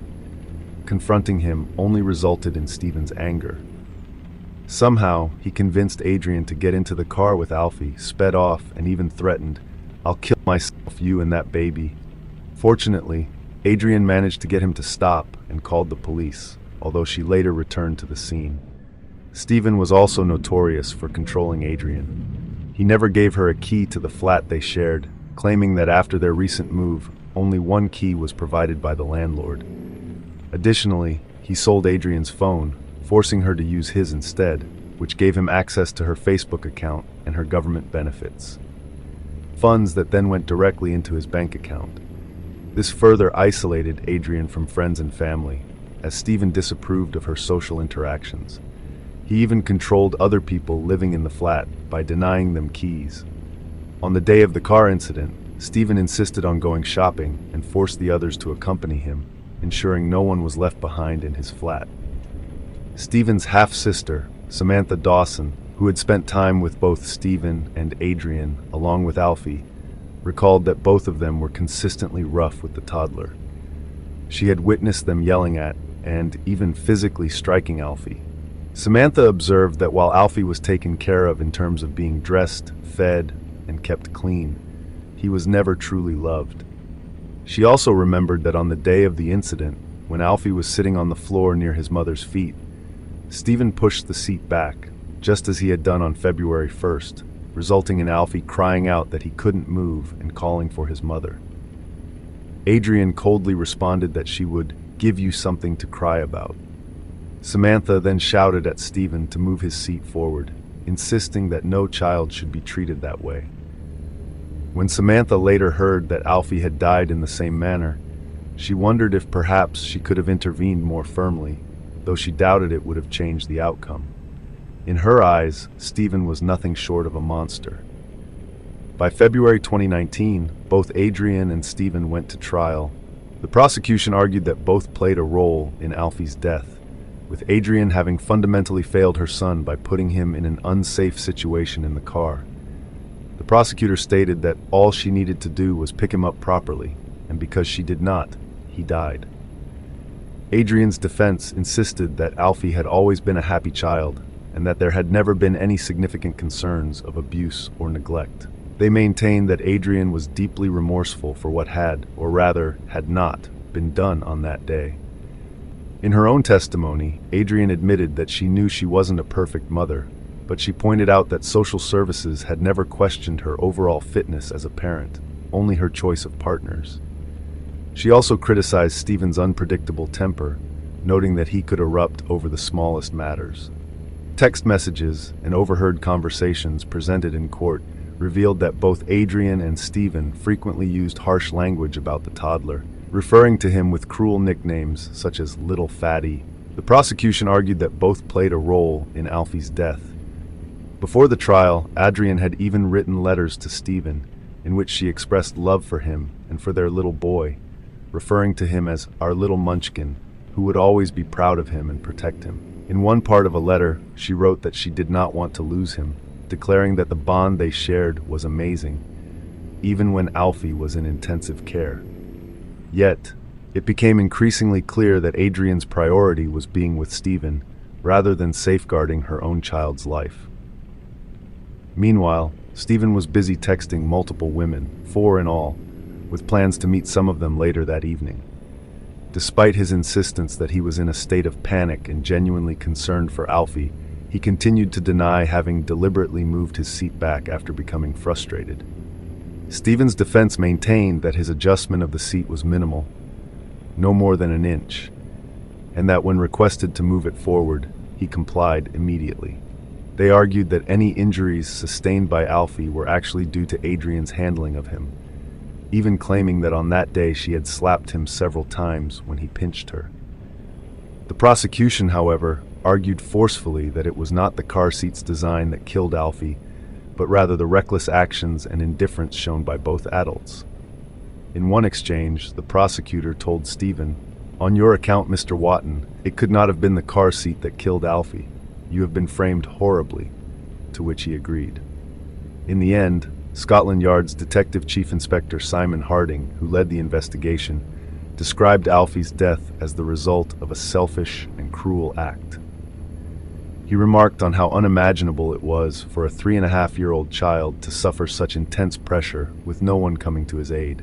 Harding summed up his assessment by stating that Stephen Watton had come across as a selfish, abhorrent individual who had never taken responsibility for his actions on that terrible day. After days of deliberation, the jury eventually cleared Adrian of manslaughter, but found her guilty of child cruelty and common assault for smacking Emily on the cheek.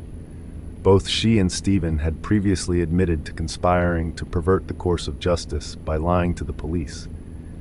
Adrian was sentenced to 2 years for cruelty, 8 months for perverting the course of justice, and 1 month for assault. These sentences were to run consecutively. Stephen Watton was found guilty of witness intimidation, though the jury could not reach a verdict on the manslaughter charge, leading to a retrial. Later, Stephen pleaded guilty to manslaughter just before his retrial began. He was then sentenced to 5 years and 6 months for manslaughter, along with 2 years for witness intimidation and 18 months for perverting the course of justice, with all these sentences to be served concurrently. When Emily was sentenced, the judge took into account her vulnerability and the threats made against her at the time of the trial.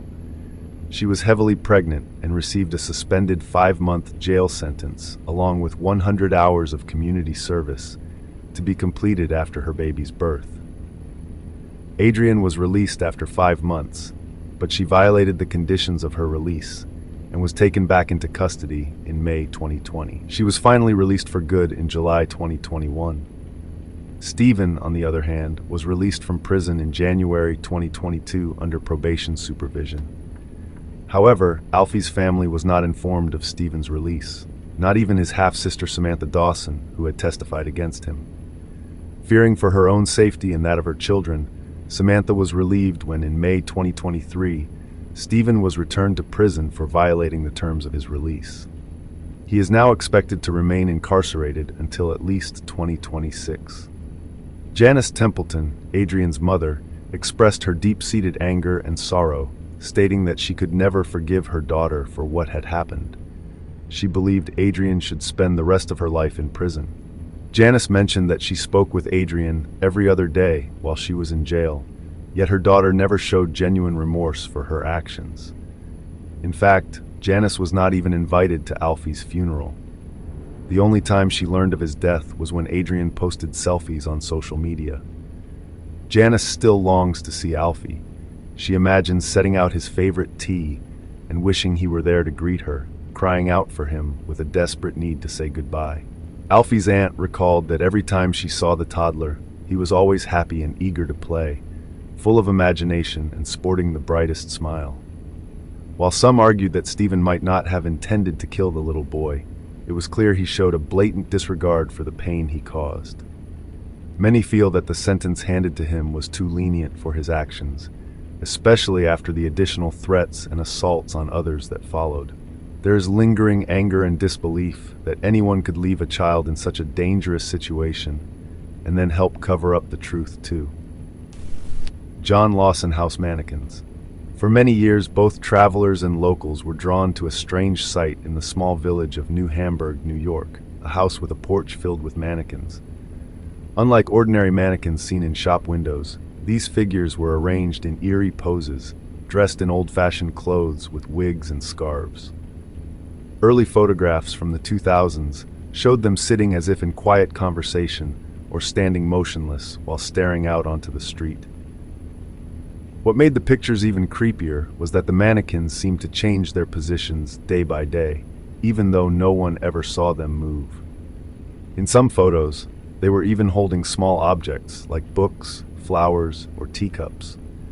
Some images showed the mannequins always facing the nearby railroad tracks, which led people to wonder if they were connected to an 1871 train accident that killed 22 people. In other photos, they seemed to be watching the road, with their positions shifting slightly over time and their outfits changing from one picture to the next. Although many passers-by snapped these photos, no one ever captured the moment when the mannequins were moved. Even the people who lived in the house never seemed to notice the strange figures on their porch. Then, in 2016, the mannequins vanished. The last images only showed an empty porch without the shifting figures or vintage dresses fluttering in the breeze. Just an old house with its greatest mystery suddenly gone. Tsukui Yamayuri Care Facility. This is the Tsukui Yamayuri Care Facility in Sagamihara, Kanagawa Prefecture, Japan. Situated on a 30,000 square meter area of woodland near the bank of the Sagami River, this residential care center, established by the local government and managed by the social welfare organization Kanagawa Kyoto Kai, housed residents aged between 19 and 75, all with intellectual disabilities, and many with physical disabilities as well. But what took place in this normal-looking care facility on July 26, 2016, is marked as one of the worst mass killings in Japan's recent history. The way society treats people with disabilities, whether physical or mental, reflects its values and ethics. Everyone deserves the same respect and dignity, regardless of ability. However, attitudes toward disabled individuals vary widely across cultures, and unfortunately, some perceptions are not only dismissive, but outright cruel. Today, we will examine a horrifying case where such negative views led to a terrible tragedy, the Sagamihara stabbings, committed by Satoshi Uematsu. Despite legal reforms aimed at increasing accessibility and reducing discrimination, many disabled individuals still report facing prejudice. A 2023 survey published by the Japan Times found that around 90% of disabled people in Japan experience discrimination. Traditional societal views sometimes affect family dynamics as well. A notable example is the Japanese singer Miki Sakai, whose in-laws were ashamed of her daughter's Down syndrome. Her father-in-law even went so far as to hide her existence, only acknowledging her when he himself became incapacitated. Many disabled individuals end up in care homes because their families cannot support them. However, some maintain strong connections with their families. It was within one such care home that the horrifying events of the Sagamihara stabbings took place. Tsukuyama-urien, a residential care center in Kanagawa Prefecture, was run by the Kanagawa Kyudokai Social Welfare Organization. This large facility housed over 120 residents who were cared for by staff and volunteers. Located near the banks of the Sagami River, the facility had a peaceful, home-like atmosphere. However, after a brutal mass killing, the once thriving care home was demolished, leaving only the gymnasium and administration building standing. In July 2016, the facility became the site of one of Japan's deadliest mass murders. In a single night, a former caretaker, 26-year-old Satoshi Uematsu, murdered 19 disabled residents and injured 26 others. Just 2 hours after the attack, he turned himself in to the police, grinning as he handed over a bag of blood-stained knives. His eerie smile and apparent lack of remorse left officers deeply disturbed. He was not just a killer, he was proud of what he had done. Satoshi Uematsu was born in January 1990 near Tokyo to an artistic family. His mother was a cartoonist, and his father was an elementary school art teacher. The family moved to Sagamihara when Satoshi was 1 year old and settled there permanently. During his early school years, he was popular among his peers, known for his humor and charm. However, Satoshi changed dramatically during high school. Once seen as well-mannered, he began engaging in reckless behavior, including theft and property damage. He also started drinking at a young age, which worsened his erratic actions. Despite these issues, he was accepted into university, where he developed an interest in tattoos, something still heavily stigmatized in Japan due to its association with the Yakuza. Unbothered by societal norms, he covered his chest and arms in tattoos, dreaming of becoming a tattoo artist. However, that ambition never came to fruition. In 2012, Satoshi took a part-time job as a caregiver at Tsukuyama-urien. Surprisingly, he initially performed well, despite a past incident in 2007 where he allegedly shoved a wheelchair-bound resident. It's unclear if this event was ever formally documented or if he faced any consequences. Despite this history, Satoshi was promoted to a full-time position in April 2013. His colleagues saw him as a clever and dedicated worker, and he even described the disabled residents as cute. However, this perception would not last. By 2014 and 2015, he was seen physically striking residents, leading to multiple investigations and warnings from his supervisors. His behavior grew increasingly volatile. In February 2016, after yet another incident of resident abuse, he resigned. Unemployed and resentful, his hatred toward disabled individuals intensified.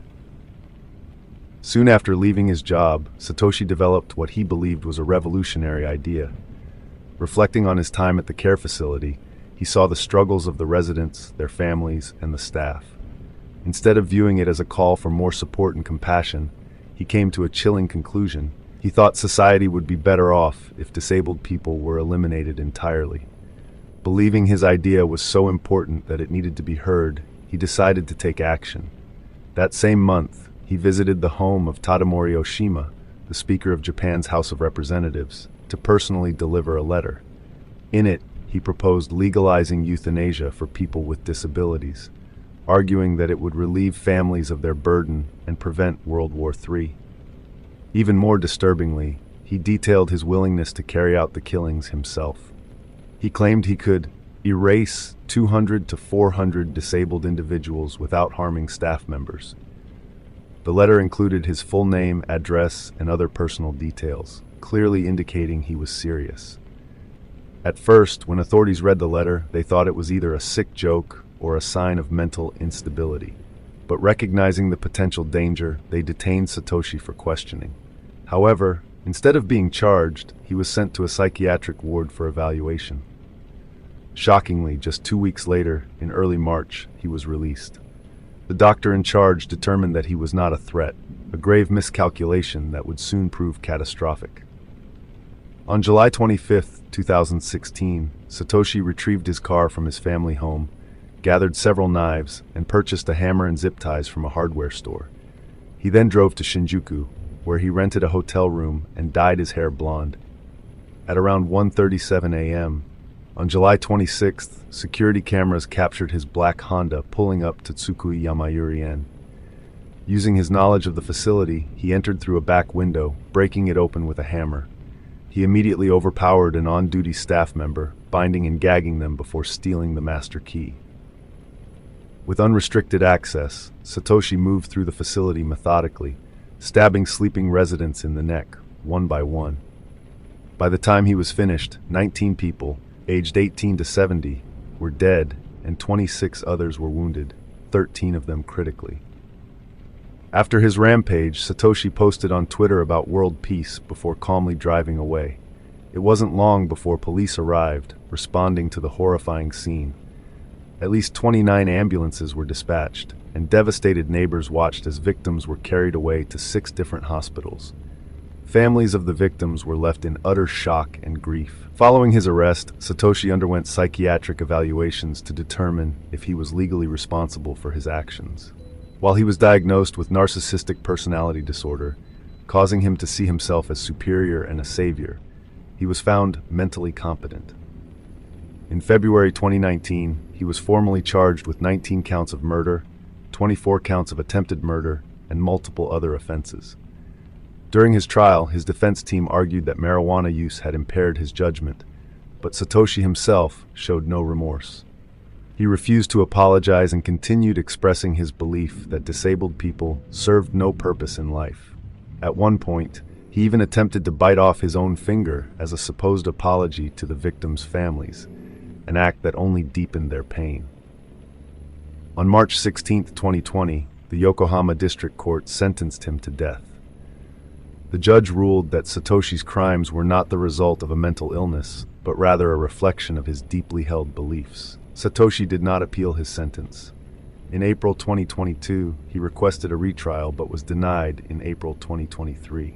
He remains on death row at the Tokyo Detention Center. In 1975, a young Robert Cheeseman participated in a Halloween costume contest at his elementary school. On that day, someone snapped a photograph capturing the children in their costumes. Robert himself dressed as Frankenstein. For years, the image remained a faded memory until nearly 10 years later, when Robert revisited it and noticed something peculiar. As he studied the photo, he found an unusual figure lurking behind the child dressed as Johnny Appleseed. Using a magnifying glass, Robert observed unsettling details. The figure had discernible eyes, a visible hand, and even a streak of light seemingly directed toward Johnny Appleseed's neck. Disturbingly, the figure lacked legs entirely. He also noticed that a curtain in the background was perfectly undisturbed, evidence that no one was physically present in that area at the time the picture was taken. There was no recollection of any additional person being near that spot, nor any obvious explanation for why such an anomaly appeared in the photo. Robert never reached a definitive conclusion. He simply reported his observations. This is a family photo showing a happy moment with 13-year-old Tomohiro Sato, his little sister Aika, and their mother Mei. But the happy image hides a heartbreaking story that changed their lives forever. This is the story of Tomohiro Sato. It all started on January 15, 2012, in Asahikawa City, Hokkaido. It was a freezing, snowy night, but the city was still bustling. Most people were indoors, staying warm with their families. But inside the Sato household, things were far from peaceful. Neighbors later reported hearing loud shouting from the house, a boy and a woman arguing. Their voices grew louder until there was a sudden bang, followed by the sound of something breaking. The next day, local police received a report that 13-year-old Tomu Sato was missing. Tomu was a bright and well-liked boy in his community. His parents had divorced when he was just 2 years old, and he was raised by his mother, Mai, along with his younger sister, Aika. Little is known about his father or why his parents separated. Tomu was popular and admired by his friends. He once told people he wanted to become a doctor so he could take care of his mother. His academic achievements were impressive. He had passed the entrance exam for a highly competitive junior high school connected to Hokkaido University of Education. The events leading to Tomu's disappearance began on January 14, 2012, the day before he went missing. While their mother was out, Tomu and his sister got into an argument over what to watch on TV. Tomu wanted to watch Indiana Jones and the Kingdom of the Crystal Skull, while Aika wanted to watch a drama called Perfect Son. What started as a small disagreement quickly escalated into yelling. In a fit of frustration, Tomu did something shocking. He threw his Nintendo DS against the wall, shattering it. This was significant because he had bought the DS with money he earned from helping his mother with chores. Breaking something so valuable suggested he was dealing with deeper emotions. Still angry, he punched the wall, leaving a hole in it before storming off to his room. The next day, their mother, Mai, returned home and saw the damage. She asked Tomu to clean up and apologize to his sister. While he was cleaning, she noticed the broken DS and asked him what happened. Tomu, still upset, snapped, "I bought it with my own money. I can do whatever I want with it." He ignored his mother and locked himself in his room. Mai assumed he just needed time to cool off and left him alone. But around 9:15 p.m., she heard the front door slam shut. She thought he had gone out to clear his head and would be back soon. But as time passed, she grew worried. It was freezing outside, and he had left wearing only a t-shirt and thin pants. She searched the house, hoping he had come back without her noticing, but he was nowhere to be found. She did find that his jacket and wallet were missing, but his wallet only contained 1,000 yen, about $10, and a few bus tickets. His phone was still in his room, meaning she had no way to contact him. Panicked, Mai rushed outside into the heavy snowfall to search for her son. That night, temperatures dropped to -5 degrees Celsius, and she feared the worst. The next day, Mai reported Tomu missing, and police launched a large-scale search. Given how cold it was and how lightly he was dressed, they believed he couldn't have gone far. They checked surveillance footage and interviewed taxi drivers, but found no trace of him. It was as if he had vanished into thin air. As the snow melted, the search intensified. Helicopters scanned rivers, and search teams combed through forests and fields. Still, there was no sign of Tomu. Some people feared he had died in the cold and was buried under the snow, but no evidence supported this theory. Posters with Tomu's face were put up across the city and shared online. His mother and sister even appeared on TV, pleading for information. Aika created a Twitter account to spread awareness, though her last post was in 2015. During a TV appearance, Aika expressed deep guilt, blaming herself for their argument, which may have driven her brother to leave. Years later, Mai received two eerie messages, one on August 15, 2016, and another on August 14, 2019. Both contained the exact same words, "Help Tomu," written in katakana. The messages came from a public phone, making it impossible to trace the sender. Was it really Tomu, or was someone playing a cruel prank? Despite reporting the messages to police, no new leads emerged. The family also received strange phone calls from unknown numbers. When they answered, the caller remained silent before hanging up. Over the years, there have been multiple alleged sightings of Tomu. In 2015, someone claimed to have seen him working as a host in Kabukicho, Tokyo's nightlife district. Hosts entertain female clients in clubs, and this particular host reportedly had a birthmark between his eyebrows, just like Tomu. He also said he had run away from home in Asahikawa, matching Tomu's background. However, some believe this was just a coincidence. In host clubs, it's common for hosts to invent tragic backstories to gain sympathy and money. Other reports placed Tomu in Shinjuku's LGBTQ+ district, where someone resembling him was allegedly working in a host club that catered to male customers. Another sighting placed him in Ikebukuro, near a department store. Several theories have emerged over the years. Some believe Tomu left home intentionally. Though his mother claimed he had little money, he could have hidden extra cash or hitchhiked to avoid detection. Another theory is that he went to his father. Some find it odd that Tomu's father never spoke publicly about his disappearance. However, police would have investigated this early on, and no evidence linked him to the case. Some believe Tomu may have been abducted, possibly for human trafficking. His good looks could have made him a target. One theory suggests he died that night. Others think Tomu may have frozen to death, fallen into a river, or even taken his own life. His sudden outburst, destroying his DS, could have been a sign of deep emotional distress. And the final theory is that his mother was involved. Some suspect Mai might have been involved in Tomu's disappearance. Could she have harmed him in a moment of anger and hidden his body in the snow? Her appearance on a 2019 TV show sparked controversy. Many viewers criticized her for wearing heavy makeup and eyelash extensions, feeling it was inappropriate for a grieving mother. However, others defended her, noting she had a heart condition and may have worn makeup to hide her pale appearance. JMW Turner's The Slave Ship is a painting that, beneath its breathtakingly turbulent skies and fiery sea, hides one of the most horrifying truths in maritime history. Created in 1840, it was inspired by the true story of the Zong Massacre, an atrocity committed in 1781 when a British slave ship, the Zong, threw over 130 enslaved Africans into the ocean to drown. This act was not out of cruelty alone, but rather a calculated financial decision. If the slaves died at sea, the ship's owners could claim insurance compensation for their lost cargo.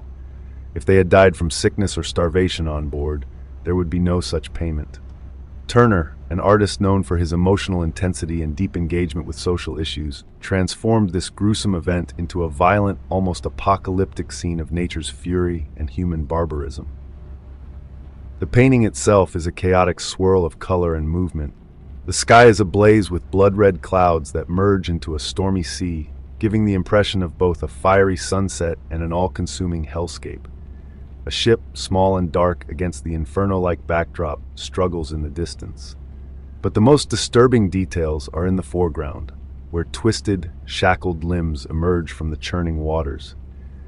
The bodies of the enslaved people, still bound in chains, are barely distinguishable from the fish and scavenging sea creatures that now consume them.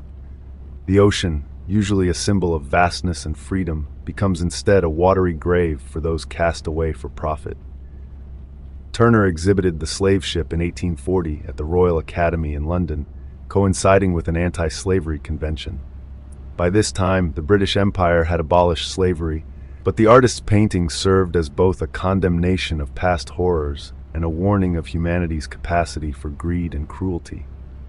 His use of light and color, while often described as beautiful, only heightens the horror, as if the entire world is burning under the weight of its own sins. It reminds us that beneath the romanticized notions of seafaring adventure and empire building lies a history of violence and exploitation.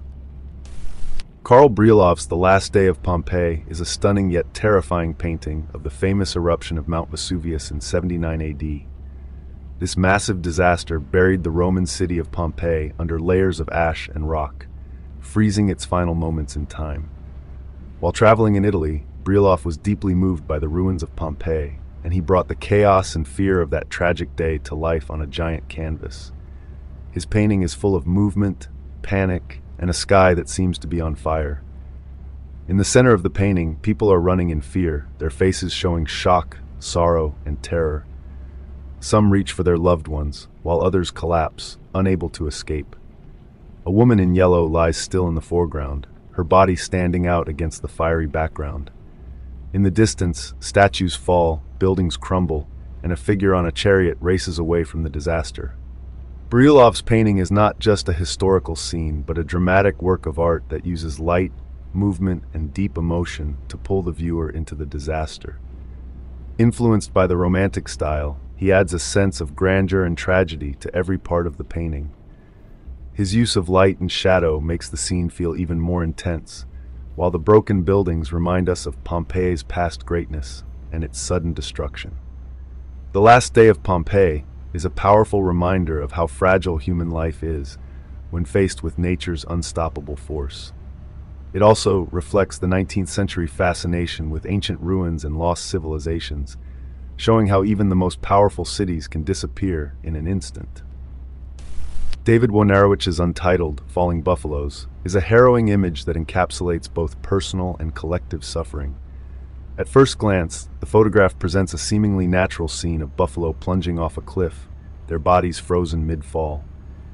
However, this is not a real-life moment captured in the wild. Rather, Wojnarowicz photographed a museum diorama, transforming an artificial display into a metaphor for mass death and societal indifference.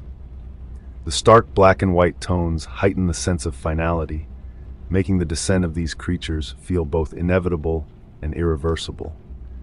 Created in the late 1980s, this work is often interpreted as a response to the AIDS crisis, which was devastating Wojnarowicz's community. The artist himself had been diagnosed as HIV positive, and the despair and rage of those affected by the epidemic permeate the image. The buffalo, once symbols of strength and endurance, are shown in a moment of complete helplessness, mirroring the way AIDS ravaged countless lives while the U.S. government largely ignored the crisis. Their fall is sudden, unstoppable, and tragic, much like the fate of so many who were left to die without proper medical support or acknowledgement. Beyond the AIDS crisis, the image also alludes to the near extermination of the American buffalo in the 19th century.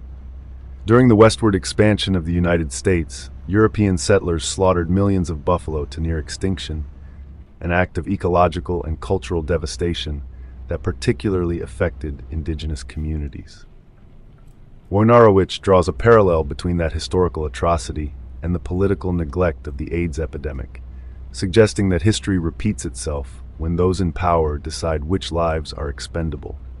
The piece is not just about loss, but about the cruelty of indifference, the way society watches as entire groups of people are pushed off the metaphorical cliff with no attempt to save them. Edvard Munch's self-portrait after Spanish influenza is a depiction of survival and frailty, created in the wake of his personal battle with the deadly 1918 to 1919 pandemic. Unlike many of his contemporaries who succumbed to the virus, Munch survived, but the experience left a profound mark on both his body and his art. This self-portrait captures him in a state of convalescence, seated weakly in a chair, draped in blankets, his face pallid and weary. The background is sparse, and the brushstrokes appear feverish and unsettled, mirroring both his physical weakness and the emotional toll of the illness.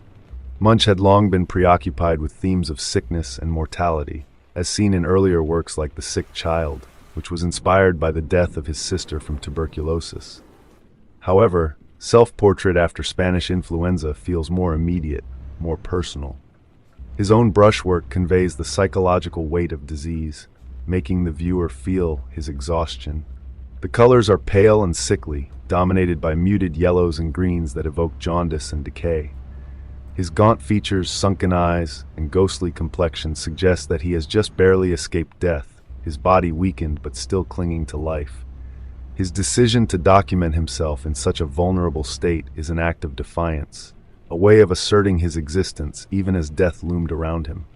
Munch does not portray himself as triumphant or victorious over the virus. Rather, he captures the unsettling reality of survival, where even those who live must carry the memory of sickness with them. John Debane's The Corpses of the DeWitt Brothers is a harrowing depiction of one of the darkest episodes in Dutch history. Painted in 1675, just a few years after the brutal event it portrays, the artwork captures the mutilated bodies of Johan and Cornelis de Witt, two of the most influential political figures of the Dutch Republic in the 17th century. The painting's realistic detail and somber lighting emphasize the gruesome fate of the brothers, whose downfall was a result of intense political conflict. Johan de Witt had served as the Grand Pensionary of Holland, effectively leading the Dutch Republic during a period known as the Dutch Golden Age. His policies, which favored a republican form of government and sought to limit the power of the House of Orange, made him powerful enemies among the Orangists, supporters of William III of Orange. In 1672, often called the Rampjaar, disaster year, the Netherlands was invaded by France, England, and German states, leading to widespread unrest. Many blamed the De Witts for the Republic's inability to defend itself, seeing their leadership as weak and ineffective. Cornelis de Witt, Johan's brother, was arrested on false charges of plotting to assassinate William III. Despite being tortured, he refused to confess to any crime. Johan, after resigning from his position, went to visit Cornelis in prison, but as the brothers were leaving, they were met by an angry mob in The Hague. The crowd, incited by Orangist agitators, attacked them viciously, dragging them into the street, beating them to death, and then horrifically mutilating their corpses. Their bodies were hung upside down, disemboweled, and subjected to further desecration, with accounts stating that pieces of their flesh were even eaten by the frenzied mob. Debane's painting captures the sheer brutality of this event. The two corpses, hanging upside down from a wooden structure, are pale and lifeless, their wounds clearly visible. A horrified onlooker in the foreground watches the scene. The dim lighting, with torches casting an eerie glow, adds to the unsettling realism of the work. The background, a darkened forest, suggests secrecy, perhaps emphasizing the sinister nature of political betrayal. John Edward Robinson, often referred to by the moniker the Slave Master, was convicted of multiple murders and became widely known for luring his victims through online forums in the early days of internet chat rooms. His crimes were especially disturbing due to the way he manipulated and dominated his victims, leading to the chilling nickname that followed him through his trial and subsequent imprisonment. Sentenced to death, Robinson occupied death row in Kansas, where he produced artwork during his incarceration. One of his most notable pieces is often referred to simply as "Never Forget," depicting Jesus Christ behind bars with the accompanying text, "I was a death row prisoner too," suggesting a parallel between his own capital sentence and Christ's crucifixion. This unsettling comparison, drawn by a man responsible for brutal crimes, adds a layer of grim irony to the artwork. The Kobe Cannibal and his controversial manga. Issei Sagawa, infamously known as the Kobe Cannibal, became globally notorious after murdering and cannibalizing a Dutch woman in Paris in 1981. Arrested by French authorities, he was declared legally insane, a decision that, combined with sealed case documents that were never transferred to Japan, resulted in his deportation rather than a conventional trial. Consequently, despite the horrific nature of his crime, Sagawa remained free. Over the years, his disturbing story gained further public attention through media appearances, including a controversial Vice documentary that revisited both his criminal past and his artistic pursuits. Sagawa had been drawing and painting since childhood, and long before his crime, he developed an interest in art. One of his most infamous works is a manga that graphically details the events of his crime. In this self-illustrated narrative, in his manga, Sagawa presents a chilling, self-mythologizing narrative that unfolds in distinct stages. Initially, the artwork portrays him as a seemingly ordinary individual, unremarkable and almost benign. However, as the panels progress, this calm facade steadily disintegrates. The narrative details in stark graphic imagery the planned events of the crime, capturing not only the moment of violence and cannibalism, but also the psychological unraveling that accompanied it. Sagawa's self-portrait transforms gradually, his features distorting into a more monstrous, almost inhuman visage. The manga's structure, starting with mundane realism before shifting into overtly grotesque imagery, invites the viewer to confront the unsettling duality of a man who appeared ordinary but was capable of extreme violence. Issei Sagawa died of pneumonia in 2022 without ever having served a conventional prison sentence for his crime. Harold Wayne Nichols is a convicted murderer who has spent decades on death row in Tennessee, having been found guilty of a brutal crime in 1988. From his prison cell, he produced a painting titled Starry Night, which depicts a quiet, dark sky dotted with stars and silhouettes of towering trees. Across the canvas, Nichols wrote the words, "It has been 26 years since I have seen the stars in the open sky." Nichols has spoken openly about how incarceration forced him to appreciate small wonders of life that he can no longer directly experience, such as a simple view of the stars. In his own words, "Prison has taught me many things, one of them being the importance of life's little joys, like the stars in the night sky. When was the last time you drove beyond the city lights just to see them?" Despite his crimes, he insists that art gives him a reason to keep living. The painting thus stands as an unsettling combination of longing and hope, a quiet plea for the humanity he once neglected, conveyed through a memory of a starry sky he can no longer see. Walter Sickert's painting, The Camden Town Murder, was directly inspired by the 1907 killing of Emily Dimmack, a young woman found with her throat cut in her rented room at 29 St. Paul's Road in Camden Town. At the time, Emily was living a precarious life and sometimes engaged in sex work, a fact that fed the sensational press coverage once news of her murder broke. On the morning of September 12th, her partner, a chef named Bertram Shaw, returned from his night shift to discover Emily's body, prompting an intense investigation that riveted the public. Robert Wood, an artist who had been seen in Emily's company at a nearby pub, was arrested and put on trial, but he was ultimately acquitted after a highly publicized legal battle at the Old Bailey. Despite Wood's release, the gruesome nature of Emily's death and the lurid reporting surrounding it made the crime notorious, and the press soon dubbed it the Camden Town Murder. Sickert, known for his fascination with London's underbelly, seized upon the sensationalism and horror of this real event, translating its disturbing elements into the dimly lit bedroom scene that became one of his most provocative works. The Death of General Wolfe by Benjamin West is a striking and theatrical depiction of the British general's final moments during the Battle of Quebec in 1759. Painted in 1770, this masterpiece transforms Wolfe into a Christ-like martyr, surrounded by grieving officers, soldiers, and an indigenous warrior, all emphasizing his heroic sacrifice. At the center of the painting, Wolfe lies mortally wounded, draped in a red military uniform that starkly contrasts with the smoke-filled battlefield behind him. His pale face and lifeless expression signify his imminent death, but his body posture resembles traditional depictions of religious martyrs, elevating his sacrifice to almost saintly proportions. The group surrounding him, composed of officers and allies, adds to the dramatic effect, each displaying sorrow, concern, or admiration. One of the most debated figures in the painting is the indigenous warrior, kneeling at the bottom left. His contemplative pose, with one hand on his chin, has been interpreted in various ways, either as a symbol of noble respect, a romanticized view of native involvement in the war, or a reflection of European perceptions of indigenous peoples at the time. Benjamin West's decision to portray this historical event in contemporary clothing was groundbreaking. At the time, history paintings typically depicted figures in classical dress, but West insisted on realism, making the scene more immediate and relatable to 18th century audiences. The painting was both controversial and immensely popular, helping to shape how the British viewed Wolfe as a national hero. The Sin by Heinrich Lossow.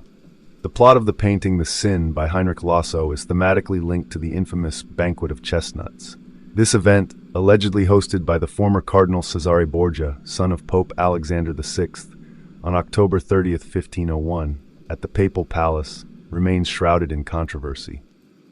The account of the banquet is preserved in the Latin diary of the Protonotarius the Apostle and the ceremonies of Master Johann Burchard, known as Liber Notarum, though its accuracy is disputed.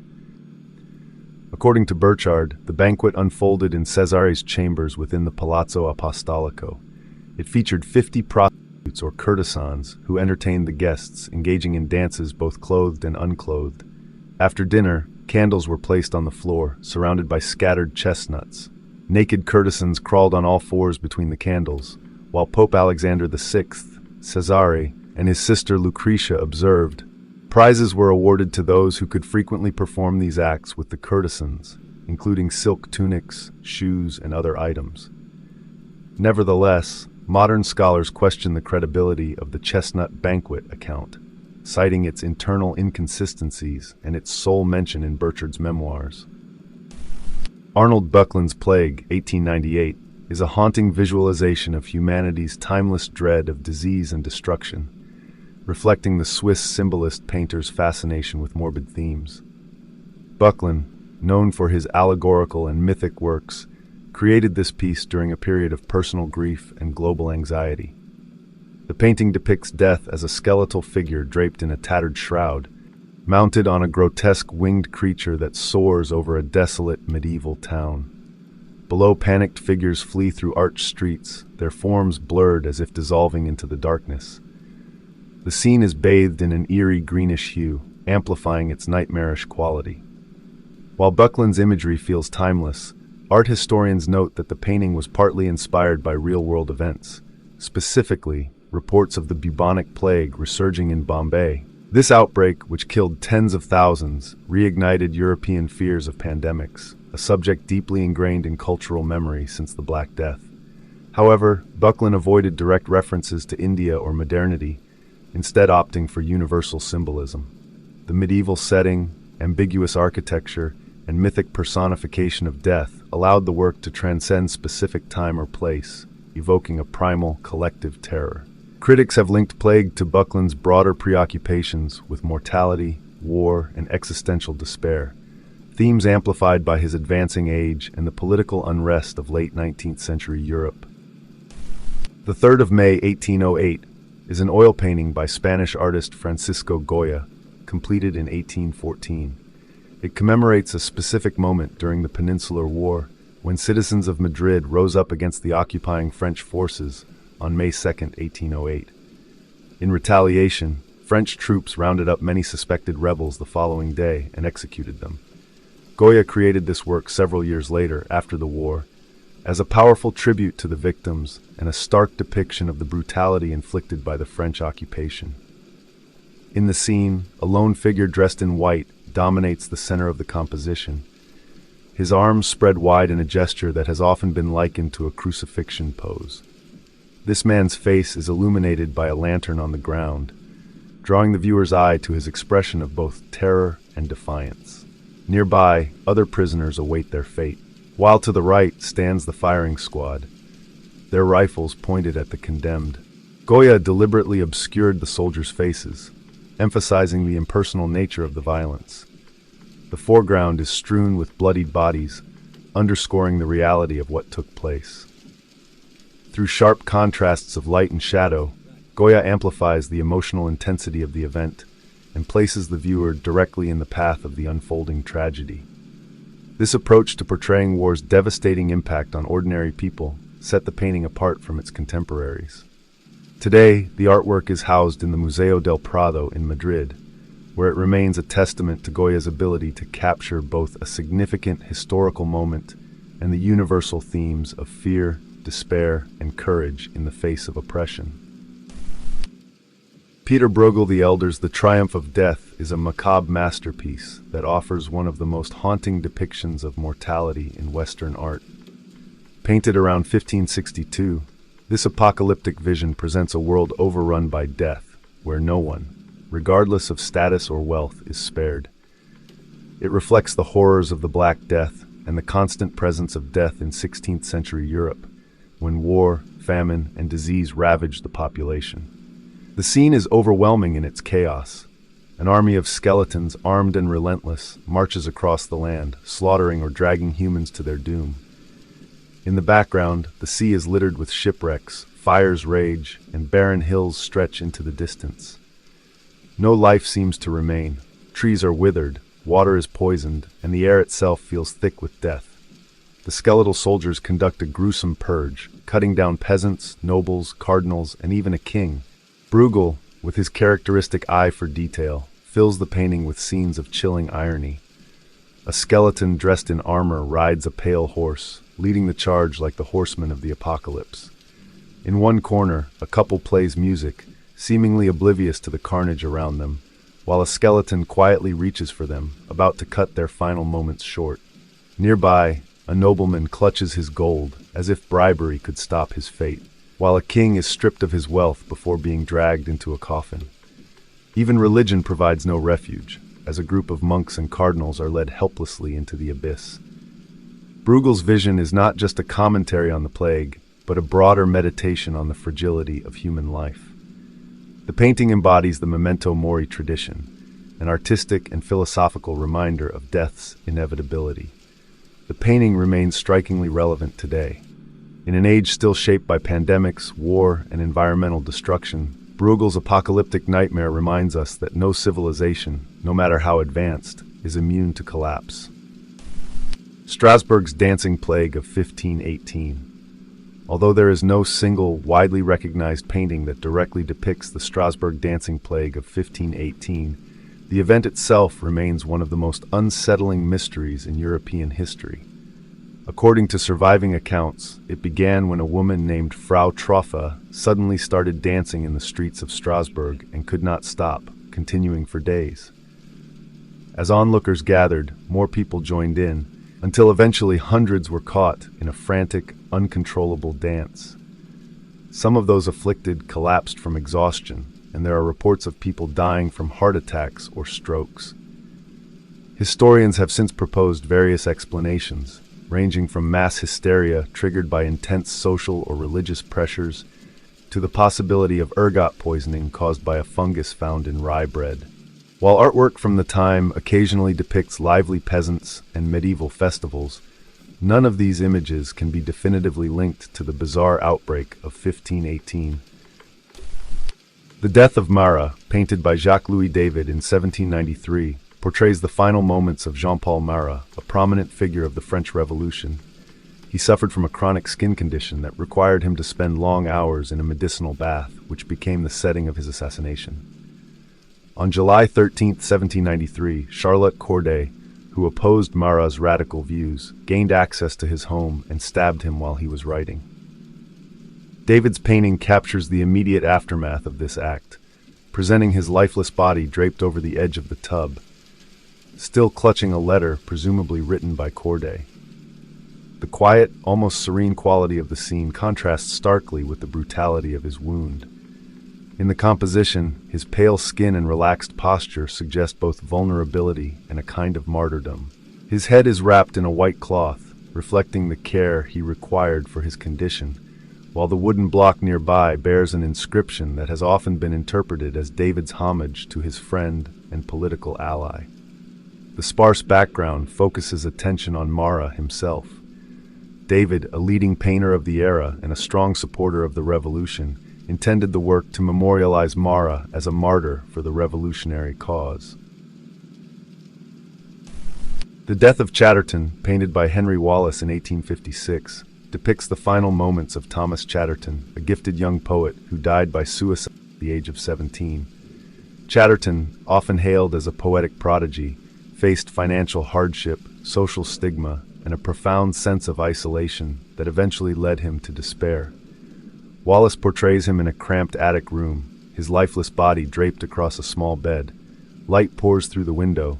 Papers scattered around the floor hint at the poet's prolific output, as well as the emotional turbulence that accompanied his creative pursuits.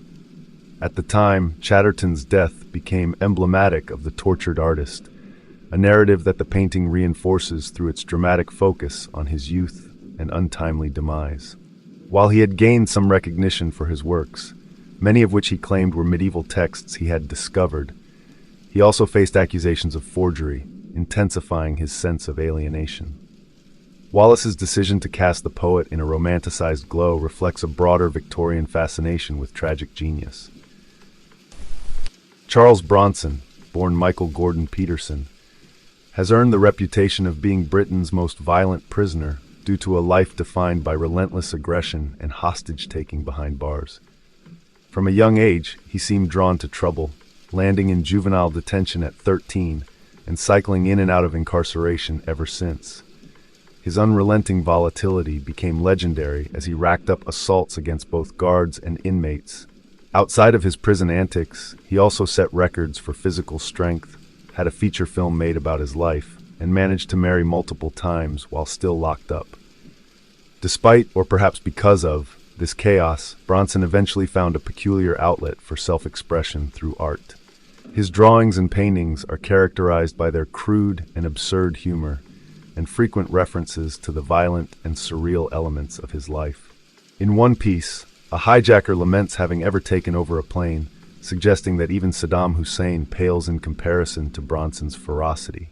Then Bronson casually does squats with the Iraqi soldier, blending political caricature with outlandish scenarios reminiscent of over-the-top tabloid cartoons. His admiration for Salvador Dali led him to legally change his name to Charles Salvador, and he embraced surrealism in his own undeniably idiosyncratic style. Incredibly, he has received multiple art awards and sold some of his work for charity. Henry Lee Lucas was a convicted murderer who became infamous for claiming to have killed an incredibly high number of people, though many of his confessions were later proven false. However, he was still responsible for several brutal crimes that led to his life in prison. While behind bars, Lucas created artwork that ranged from ordinary to deeply disturbing. One of his paintings, Nosferatu, shows a pale, vampire-like figure with blood dripping from its fangs, inspired by the famous 1922 silent horror film of the same name. At first glance, it might seem like just a rough drawing of a classic monster, but knowing Lucas drew it and being aware of his violent past makes it far more unsettling. The vampire, a creature that preys on others, feels like a dark reflection of Lucas himself. Ken Curry is a Scottish painter recognized for his unflinching exploration of mortality, conflict, and the human condition, and Hiroshima Smile 1 exemplifies this approach. Created around 2015, the painting is rooted in the catastrophic events of August 6, 1945, when the United States dropped an atomic bomb on Hiroshima, instantly killing tens of thousands of people and leaving many more to suffer from radiation poisoning and grievous injuries. Curry's work draws upon the collective trauma of that day, reflecting on the physical and psychological scars borne by the survivors, often referred to as hibakusha, and the lasting imprint the bombing left on global consciousness. In creating Hiroshima Smile 1, Curry sought to capture the unsettling paradox of enduring such horror while continuing to exist in its aftermath. He was inspired by historical photographs and accounts of the bombing's victims, many of whom endured extensive burns, scars, and social stigma for years after the war. Rather than focusing on the spectacle of destruction, the painting zeroes in on a single human visage, making the viewer confront the lingering human cost of nuclear warfare. The title itself carries an unsettling irony, contrasting the normally positive connotations of a smile with the grim reality of a face seemingly stripped of any true expression.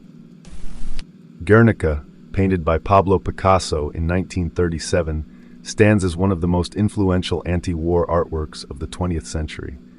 The piece was created in direct response to the bombing of the Basque town of Guernica during the Spanish Civil War, an attack carried out by German and Italian forces supporting the nationalists.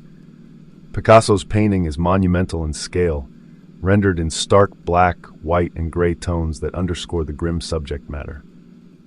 The composition is a chaotic collage of fractured figures and shapes, including a dying horse, a bull, and anguished human forms, all of which symbolize the terror and suffering inflicted upon innocent civilians.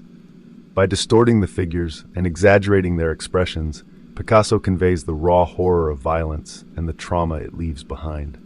Although Guernica was initially displayed at the 1937 World's Fair in Paris to bring attention to the plight of the Spanish Republic, it soon gained worldwide recognition as a universal condemnation of war. Edwin Landseer, Man Proposes, God Disposes, 1864. Painted by the renowned animal artist Sir Edwin Landseer, Man Proposes, God Disposes is widely interpreted as a haunting allusion to the doomed 1845 Franklin expedition, in which Sir John Franklin and his crew vanished while seeking the Northwest Passage. In the painting, two polar bears tear through what appear to be the shattered remnants of a ship, symbolic of humanity's ambition and the merciless power of nature. Landseer's dramatic use of stark white against a dark backdrop underscores the ferocity and indifference of the Arctic environment. The title itself, a proverbial phrase, reinforces the painting's central theme. No matter how grand human plans may be, the forces of nature, or fate, ultimately decide the outcome. Over time, the work has also become shrouded in superstition. At Royal Holloway, University of London, where it hangs in the picture gallery, it is traditionally covered during exam periods because of a campus legend that it brings bad luck. Peter Paul Rubens' Massacre of the Innocents is one of the most harrowing depictions of violence in Baroque art, capturing the biblical massacre ordered by King Herod in an emotionally charged and intensely dynamic composition. According to the Gospel of Matthew, Herod, the Roman-appointed king of Judea, ordered the slaughter of all male infants in Bethlehem in an attempt to eliminate the prophesied Messiah. Fearing the rise of a new king of the Jews, Herod's paranoia led to one of the most infamous acts of mass infanticide in biblical history. Rubens translates this horrifying event into a vision of unrelenting brutality, where no divine intervention halts the carnage. Only raw human suffering fills the canvas. The painting is a frenzy of chaos and despair, dominated by muscular figures locked in brutal struggle. Soldiers, with expressions of ruthless determination, tear infants from their mothers' arms, while the mothers themselves wail in agony, clawing, pleading, and resisting with every ounce of strength. The sheer physicality of Rubens' figures, twisted limbs, contorted faces, and tensed muscles, creates an overwhelming sense of movement, as if the scene is frozen in the middle of a violent struggle that continues beyond the frame. This first version of Massacre of the Innocents is believed to have been influenced by Rubens's personal experiences during the religious wars in the Spanish Netherlands. Having witnessed the destruction and atrocities committed during the Calvinist sack of Antwerp, Rubens infused the painting with a raw, emotional intensity that extends beyond its biblical subject matter. The painting was thought lost until it was rediscovered in the late 20th century, misattributed to another artist. It is now housed in the Art Gallery of Ontario, where its haunting depiction of unchecked violence continues to evoke shock and sorrow in those who stand before it. Caravaggio's Judith beheading Holofernes, 1599, is a powerful Baroque painting that showcases his dramatic use of light and shadow. The painting captures the exact moment when Judith, a young Jewish widow, kills the Assyrian general Holofernes to save her people. She grips his hair with one hand while driving a sword into his neck with the other. Blood spurts as Holofernes' face twists in agony, his body tense with the realization of his fate. In contrast, Judith remains calm and focused. To her right, an elderly maid watches closely, holding a sack to take the severed head. Her wrinkled face and hunched posture highlight the contrast between age and youth, innocence and experience. The dark background isolates the figures, making the scene feel even more intense. Caravaggio's realistic style brings flesh, tension, and pain to life in a way that feels shockingly real. Unlike earlier, more symbolic versions of this story, he shows the raw brutality of the act. Judith appears both heroic and hesitant, her face showing a mix of determination and unease. This painting influenced many later artists, including Artemisia Gentileschi, who created her own dramatic versions of the scene. William Adolph Bouguereau's Dante and Virgil in Hell, 1850, is based on Inferno, the first part of Dante Alighieri's The Divine Comedy. In this epic poem, Dante, guided by the Roman poet Virgil, journeys through hell, witnessing the punishment of damned souls. Bouguereau chose to depict one of the most violent moments in Inferno, bringing the horrors of Dante's vision to life with stunning realism. The painting shows a brutal fight between two souls trapped in the eighth circle of hell, a realm reserved for fraudsters and deceivers. The muscular figure viciously biting the other is Capocchio, a heretic and alchemist condemned for spreading falsehoods. He is attacked by Gianni Schicchi, a man who once impersonated a dying nobleman to steal his inheritance. Schicchi, now a damned soul himself, is shown sinking his teeth into Capocchio's throat in a feral display of rage. In the background, monstrous demons watch with twisted pleasure, emphasizing the cruelty of this infernal world. Dante and Virgil stand to the side, observing the gruesome scene. Dante appears horrified, while Virgil remains composed, reflecting their contrasting perspectives as traveler and guide. The dark, oppressive setting, combined with Bouguereau's masterful anatomy and lighting, makes the suffering feel disturbingly real. When the painting was first displayed in 1850, critics were divided. Some praised Bouguereau's precise technique and incredible attention to detail, especially in the lifelike rendering of human bodies. Others, however, felt it lacked the deep emotional intensity of the Romantic movement, which favored raw passion over technical perfection. This clash between styles made Dante and Virgil in Hell a controversial but significant work, marking a moment when traditional academic art was beginning to lose ground to more expressive, dramatic forms. The painting is seen as a remarkable example of Bouguereau's skill and a haunting interpretation of one of literature's most famous depictions of hell. Hieronymus Bosch's The Garden of Earthly Delights, 1490 to 1510, is one of the most enigmatic and visually striking works in art history. This triptych presents a surreal, symbolic vision of human existence, temptation, and ultimate damnation. Left panel, The Garden of Eden. The left panel depicts the biblical creation of humanity, with God introducing Eve to Adam. The landscape is lush and harmonious, teeming with exotic animals and fantastical plants. Despite its beauty, subtle signs of unnatural elements foreshadow humanity's fall. Odd creatures lurk in the water, and strange, oversized structures hint at the surreal world to come. Central panel, The Garden of Earthly Delights. This middle panel bursts with an overwhelming spectacle of nude figures, bizarre hybrid creatures, and whimsical architectural forms. People engage in hedonistic pleasures, frolicking, feasting, and indulging in sensual activities. The scene suggests the dangers of unchecked desire, with its dreamlike excess symbolizing a world lost in temptation.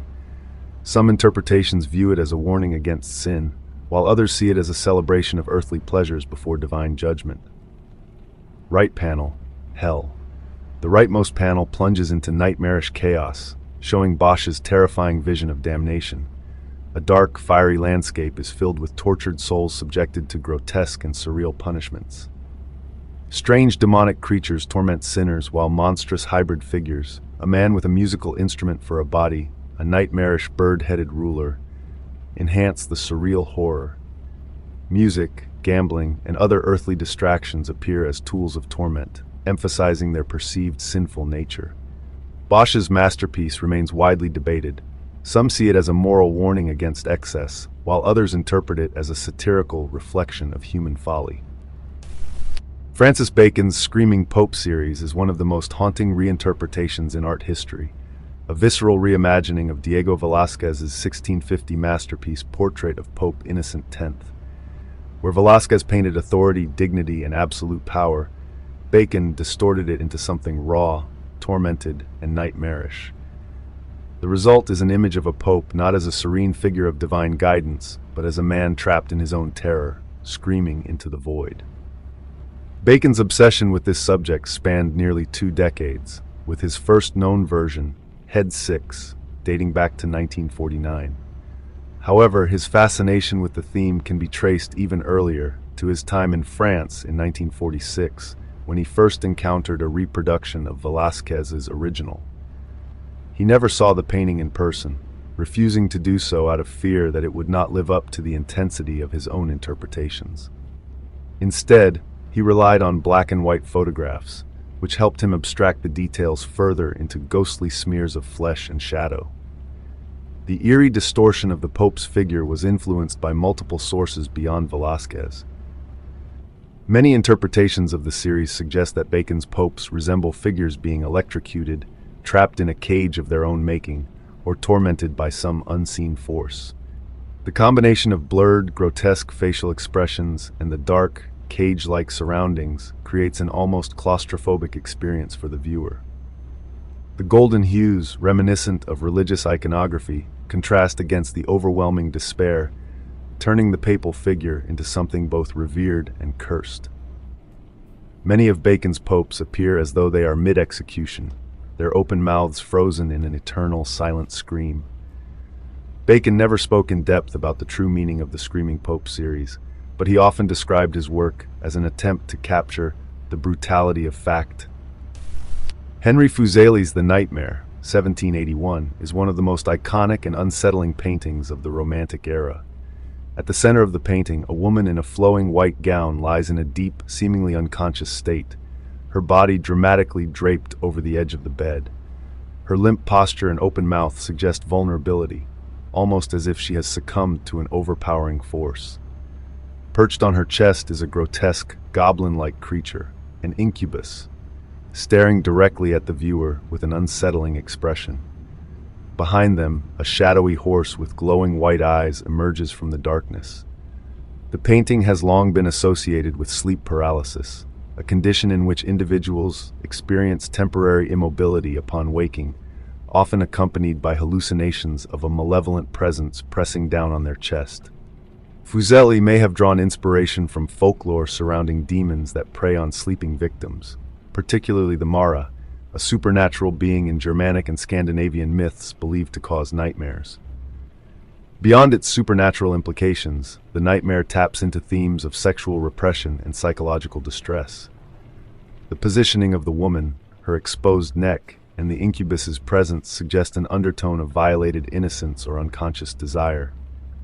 Ideas that fascinated the Romantic movement, which sought to explore raw emotion and the unknown depths of the human psyche. The deep red drapery in the background enhances the intensity, resembling a stage curtain, as if revealing a disturbing scene from the unconscious mind. Edvard Munch's The Scream is one of the most haunting and recognizable paintings in art history, capturing a moment of pure existential dread. Created in 1893, the painting was inspired by a deeply personal experience that Munch described in his diary. He recounted walking along a fjord with friends as the sun set, when suddenly the sky turned blood red. Overcome with an unbearable sense of anxiety and despair, he felt what he described as an infinite scream passing through nature. This moment of sheer panic, where the world itself seemed to be screaming, became the foundation of his masterpiece. Munch was no stranger to suffering. His childhood was marked by tragedy. His mother and favorite sister died of tuberculosis, and his father's deep religious fanaticism instilled in him an intense fear of death and damnation. Throughout his life, Munch battled severe anxiety, depression, and hallucinations, which only fueled his artistic vision. The Scream can be seen as an expression of his fragile mental state, capturing the raw terror of existential crisis. The swirling sky and distorted figure add to the overwhelming sense of unease, making the painting feel almost like a fever dream.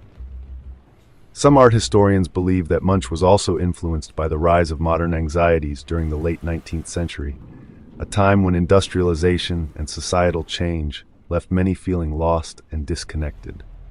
The androgynous figure clutching its face in horror has since become a universal symbol of psychological distress. Joseph Wright of Derby's An Experiment on a Bird in the Air Pump is a striking depiction of both scientific progress and moral ambiguity. Painted in 1768, this dramatic scene captures a moment of tension and wonder as a natural philosopher demonstrates the power of a vacuum pump by depriving a bird of air. The white cockatoo, trapped inside a glass chamber, gasps for breath while the onlookers react in a range of emotions, from fascination to distress. The dim candlelit setting, reminiscent of Baroque paintings, intensifies the eerie atmosphere, making the viewer feel like a participant in the unsettling spectacle. This painting embodies the spirit of the Enlightenment, a period when science began to challenge religious dogma and the mysteries of nature were exposed through experimentation. However, Wright does not present scientific progress as an entirely noble pursuit. The various reactions of the audience reflect the ethical dilemmas surrounding such experiments. Two girls shrink away in horror, unable to bear the sight of the bird's suffering, while an older man gazes intently, lost in thought. A couple seems detached, observing more out of curiosity than concern, and a boy leans in eagerly, enthralled by the demonstration. At the center, the experimenter himself looks directly at the viewer, his expression unreadable. Does he revel in his power over life, or does he question the morality of his actions? During the 18th century, public demonstrations of scientific experiments were common, and animals were often subjected to cruel tests in the name of discovery. Wheatfield with Crows is one of Vincent van Gogh's most haunting and emotionally charged paintings, often considered his final masterpiece before his tragic death in 1890. The turbulent sky, the chaotic flight of black crows, and the winding path that seems to lead nowhere all create an overwhelming sense of isolation and despair. Van Gogh painted this work during his last days in Auvers-sur-Oise, a small French village where he sought peace, but instead found himself sinking deeper into mental turmoil. By this time, his psychological struggles had intensified, marked by bouts of severe depression, hallucinations, and self-destructive tendencies. The presence of the crows, traditionally symbols of death or foreboding, has led many to interpret this piece as a visual suicide note, foreshadowing his untimely end.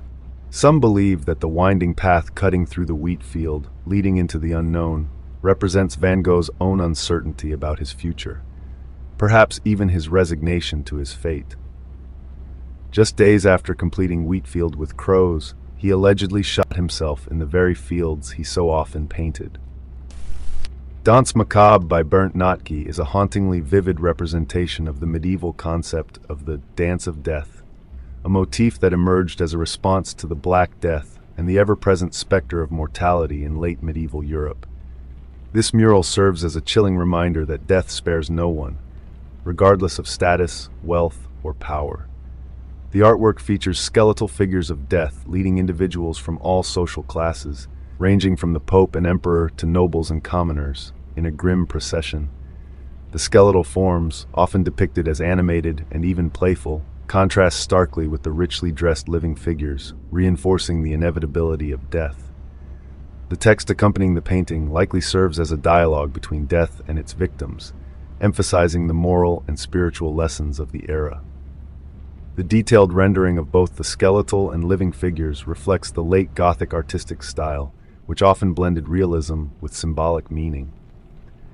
This mural was not just an artistic expression, but also a societal commentary, reminding viewers of life's fleeting nature and the necessity of spiritual preparation. Such depictions were common in medieval churches, serving as a means to educate the public, particularly in a time when plagues and wars made death an omnipresent reality.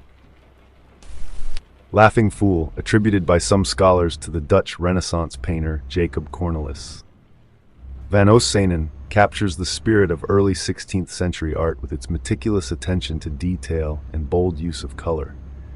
The central figure, a jester in a brightly colored hood, seems to revel in laughter while clutching what appears to be a musical instrument, embodying the dual nature of joy and folly. The fool's role in Renaissance society often went beyond mere entertainment, serving instead as a reminder of life's transience and the precarious boundary between happiness and sorrow. Interpreted through this lens, his boisterous laughter can be seen as both genuine amusement and a warning about the fleeting nature of worldly pleasures. Hans Baldung Green created Death and the Maiden in the early 16th century. In this unsettling scene, a skeletal figure of death grasps a young woman while draping his cloak over her, capturing her in a tense moment that speaks to the inevitability of mortality. As one of the most recognized Northern Renaissance artists, Baldung often explored themes of life's transience, using vivid detail and symbolic imagery to emphasize the precarious line between existence and oblivion. Death and the Maiden has since come to be regarded as one of his most influential works, revered for its striking portrayal of a universal truth. No matter how vibrant or pure, every living form eventually succumbs to the relentless force of death. Richard Tennant Cooper's The Angel of Death is a chilling piece that captures the ominous presence of death itself. Painted in the early 20th century, this artwork reflects the era's anxieties about disease, war, and the fragility of human life. The painting depicts a skeletal, winged figure cloaked in dark robes, its bony hand dripping a mysterious black substance and some humanoid beings into the river below. The setting, a darkened, medieval-looking town, adds to the unsettling atmosphere, suggesting that the water, a source of life, is being corrupted into an agent of death. Cooper was known for his illustrations of disease and mortality, often blending medical themes with allegory. This piece can be interpreted as a reflection of the way plagues and epidemics swept through European cities, poisoning water supplies and leading to mass death. The Angel of Death in this context is not merely a mythological figure, but a representation of the unseen forces, whether disease, war, or environmental destruction, that bring suffering to humanity. Given the time period in which it was painted, it is possible that Cooper was influenced by the Spanish flu pandemic or the general sense of doom brought by World War I. The skeletal face and outstretched arm evoke classic depictions of the Grim Reaper, reinforcing the inevitability of death. The dark color palette, heavy with blues, grays, and blacks, enhances the eerie quality, making it seem as though the entire town is drenched in decay. The small details, such as the illuminated window in the background, provide a faint contrast, perhaps a symbol of the few who remain untouched by death, at least for now. August Friedrich Albrecht Schenk's Anguish, 1878, is a powerful depiction of grief and loss. A mother sheep stands over her lifeless lamb in a cold, desolate landscape. Her open mouth and tense posture convey deep sorrow and defiance, while the bloodied lamb reflects the harsh realities of nature. Schenk, known for evoking human emotions through animals, contrasts the mother's white wool with the ominous crows, heightening the drama. More than a scene from nature, Anguish is a haunting symbol of mourning, helplessness, and the pain of loss. Salvador Dali's The Face of War is a haunting, surrealist vision of trauma and destruction, created in 1940 during the brief interlude between the Spanish Civil War and World War II. Dali, known for his deep psychological themes and dreamlike distortions, uses this piece to explore the cyclical nature of violence and death. At the center of the composition is a grotesque, decayed face, a skull-like visage frozen in a silent scream. Its hollow eyes and gaping mouth contain identical skulls within them, which in turn contain even smaller versions of themselves, stretching into infinity. This recursive imagery reinforces the idea that war perpetuates itself, an endless cycle of suffering where destruction only breeds more destruction. The surrounding landscape is barren and lifeless, an empty desert that mirrors the emotional void left in war's wake. Slithering serpents emerge from the head, adding an extra layer of menace, possibly symbolizing treachery, fear, and the ever-present specter of death. Dali painted The Face of War shortly after fleeing the Spanish Civil War, a conflict that had devastated his homeland and deeply impacted his psyche. While some interpret the painting as a premonition of World War II, which erupted months after its completion, it also serves as a broader meditation on the horrors of warfare across time. The repetition of the skulls within skulls also implies that the legacy of violence is infinite, that humanity remains trapped in a loop of destruction from which it cannot awaken. Love Bites, 2002, by Lori Lipton. Lori Lipton, renowned for her meticulous black and white drawings, created Love Bites as a jarring reinterpretation of the ancient mythological theme of Saturn devouring his child, most famously depicted in Francisco de Goya's haunting painting. In Lipton's version, a mother takes on the role of the devourer, biting into the head of an infant with a visceral intensity that subverts traditional notions of maternal care. Rendered in Lipton's signature hyper-detailed style, the mother's face is etched with almost feral aggression, her eyes confronting the viewer as if to dare them to acknowledge the taboo of parental violence. The stark contrast between the nurturing archetype of motherhood and the violent act on display creates a powerful tension, compelling the audience to question the darker undercurrents of love, power, and instinct. By borrowing Goya's disturbing imagery and reframing it in a modern context, Lipton challenges us to grapple with uncomfortable questions. Can maternal love contain elements of domination or destruction? Where do we draw the line between protection and harm? In Love Bites, the boundary between love and violence collapses, forcing us to confront the unsettling possibility that even the most sacred bonds can harbor a primal, unsettling edge. I want to end this video by showing you some of Suguru Tanaka's paintings. They don't have any backstories or message linked to them, but they are pretty disturbing and strangely soothing to look at.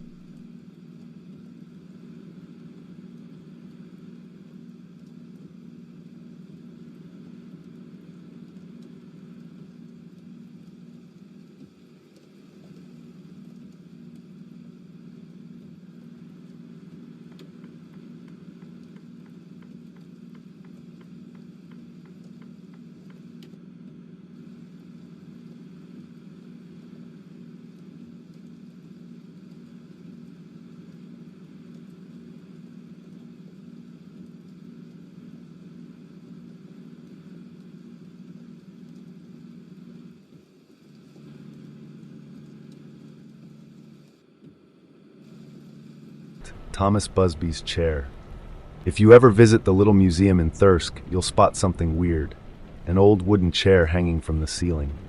It's not art. It's there because the person who owned it demanded it never be sat on again. For 30+ years, the museums obeyed, even when people complained or threatened lawsuits. Back in the 1700s, a grumpy troublemaker named Thomas Busby loved hanging out at his local pub, always sitting in his favorite oak chair. But one summer, his father-in-law Daniel Audie bought a farm nearby. Rumor says Daniel borrowed Busby's chair without asking. They fought. Daniel threatened to take Busby's wife, and that night, Busby snapped and killed him. Busby got caught, sentenced to death, and before hanging, he asked for one last drink in his chair. But as the alcohol burned his throat, he snarled a curse. "Death shall come swiftly to anyone who dares sit in my chair." Hours later, he swung from the gallows. The chair, however, lived on, and so did the curse. For centuries, the chair remained in the pub. Locals who ignored the warning met grisly fates.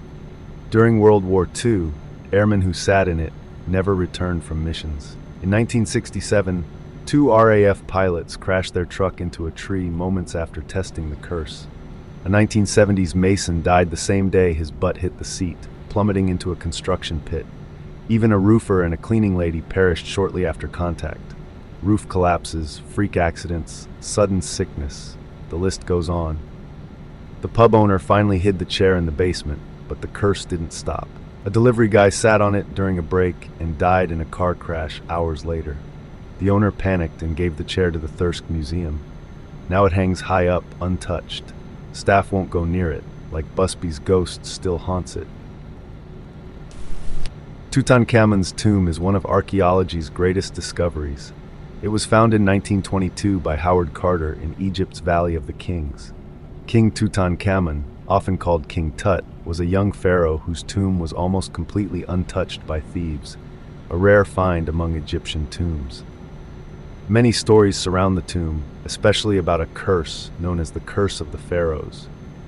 The legend says that anyone who disturbs the resting place of a pharaoh, whether they are visitors, thieves, or even archaeologists, will suffer bad luck or even death. After the tomb was opened, several people involved with the discovery died under strange circumstances. For example, Lord Carnarvon, a wealthy man who helped fund the expedition, died from an infected mosquito bite only 5 months after the tomb was opened. Other deaths from disease, murder, or suicide were also linked by some to the curse. Even Howard Carter, who discovered the tomb, is sometimes said to have been touched by the curse, although he lived for many more years after the discovery. It is important to know that many experts believe these deaths were just coincidences or had natural causes. The curse legend grew mostly because of the media attention at the time. The Hope Diamond. Our story starts in 1600s India, where a huge blue diamond, much bigger than the one we see today, was stolen. A French gem trader named Jean-Baptiste Tavernier got it in shady ways. Some say he stole it from a statue of a Hindu goddess. Others say it was already stolen by someone else. Either way, people believe the diamond was cursed because it was taken from a holy place. Tavernier sold it to King Louis XIV of France, who cut it into a smaller shape and wore it around his neck. But then, bad things started happening. Stories say Tavernier was killed by wild dogs later, but real records show he actually lived a long life and died old. King Louis XIV died from a bad infection, and his kids died young. A man named Nicolas Fouquet, who worked for the king, wore the diamond once and got thrown in jail for 15 years. Later, King Louis XVI and his wife Marie Antoinette were killed by guillotine during the French Revolution. Their friend, Princess de Lamballe, was beaten to death by a mob.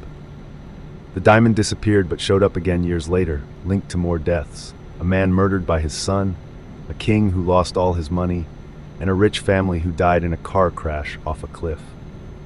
Next, a banker named Henry Philip Hope bought the diamond, and it got his name. His family fought over it, and their lives fell apart with money problems.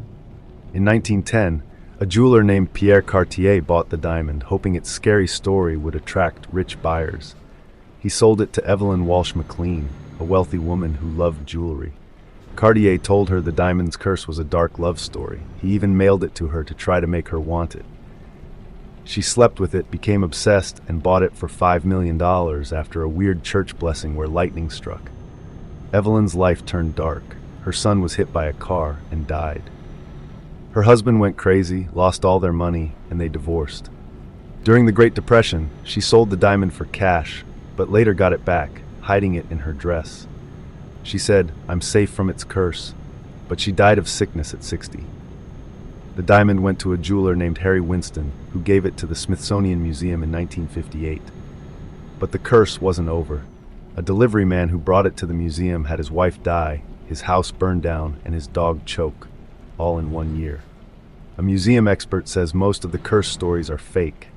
Tavernier wasn't killed by dogs. He died rich and old. Marie Antoinette never even wore the diamond. The curse was probably made up by Cartier to sell the diamond for more money. So why do people still believe it? Because scary stories stick around longer than facts. People still blame the diamond for bad luck, even though it's just a pretty rock. The Devil's Bible. Few ancient books have as creepy a reputation as the Codex Gigas, nicknamed the Devil's Bible. It gets its name from a massive 20-inch tall drawing of the devil taking up a whole page. Oddly, the devil faces a section about heaven, maybe hinting at the battle between good and evil. Made in the 1200s in what's now the Czech Republic, this book is famous for its huge size, over 3 feet tall and nearly a foot thick. It's wrapped in leather and metal and holds the entire Bible, plus creepy stuff like exorcism guides and magic spells. Some say it was meant to hold all human knowledge. The writing and art are so detailed, experts think it would take 25+ years to finish. If one person did it alone, it might have taken their whole life. But the wildest part, the dark legend of how it was made. A monk who broke his vows was sentenced to be sealed alive in a wall. To save himself, he promised to write a book of all knowledge in one night. When he couldn't finish, he sold his soul to the devil for help. The devil's picture, a thank you to Lucifer. There's also a mystery. 10 pages are missing. Stories say the book was sold by a poor monastery, ended up with a paranoid emperor, and later survived a fire. During the chaos, those pages fell out or were stolen. Some think they're hidden in a private collection. Today, the Devil's Bible sits in Sweden's National Library. Made of silver and weighing about 4 pounds, 2 kilograms, the Bassano vase seemed completely ordinary. If you saw it in an antique shop, you probably wouldn't even notice it. But despite its plain appearance, this vase is said to carry a deadly curse.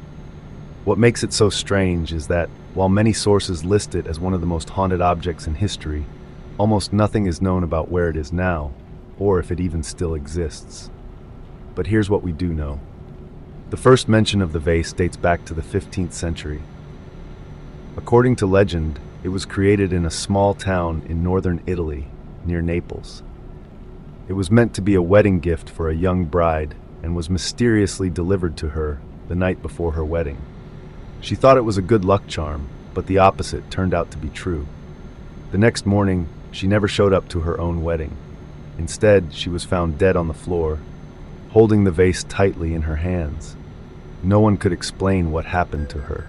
That was just the beginning of a series of unexplained tragedies. After the bride's death, the vase passed to another family member, but they soon died under mysterious circumstances. The same thing happened to the next owner, and the next. Eventually, the family became convinced that the vase was cursed. To protect themselves, and anyone else who might come into contact with it, they decided to hide it away. And this is where things get even more mysterious. No one knows exactly how or where the vase was hidden. Some say a priest locked it away, while others believe the family simply buried it. Whatever the truth, the vase disappeared for centuries, until it resurfaced in 1988, bringing death and mystery along with it. The details of its discovery vary, but it's said that a man unearthed the vase in his backyard. Inside, he found a chilling note that read, "Beware, this vase brings death." He ignored the warning and sold the artifact at an auction, making about $3,000 from the sale. The buyer was a pharmacist who thought he had made a great purchase, but within 3 months, he was dead from an unexplained illness. His family quickly sold the vase to a doctor, who met the same fate. The next owner, an archaeologist, also died just a few months after acquiring the vase. and this pattern continued. No matter who owned the vase, they would soon fall ill and die. Eventually, the curse caught up to one last buyer. But instead of selling it again, their family, now fully aware of the vase's reputation, wanted nothing more to do with it. Desperate to break the curse, they threw it out the window. So, was that the end of the curse? Not quite.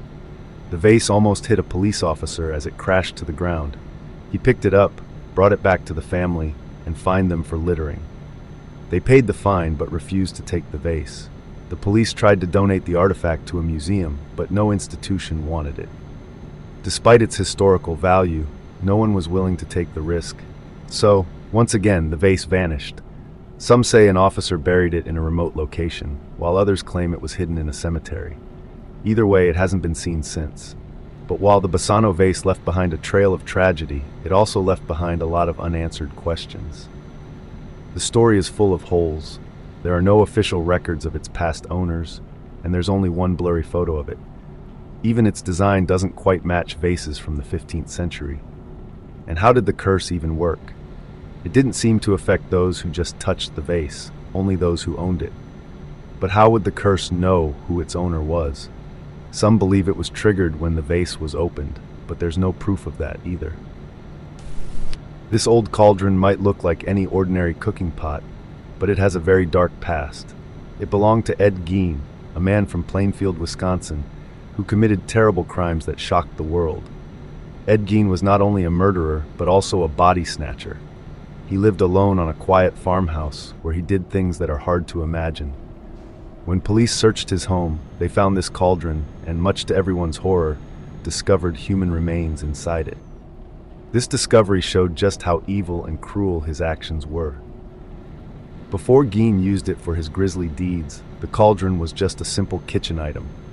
However, because of what happened in that farmhouse, it became a symbol of fear and horror. The Annabelle doll.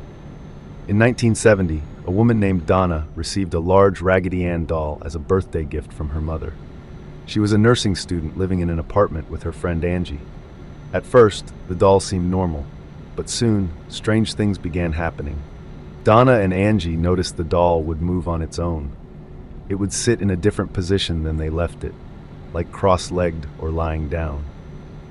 Sometimes they'd come home to find it in another room. They even found small handwritten notes on parchment paper, but neither of them owned parchment paper. A friend named Lou, who didn't believe in ghosts, made fun of the stories. One night, he had a nightmare about the doll attacking him.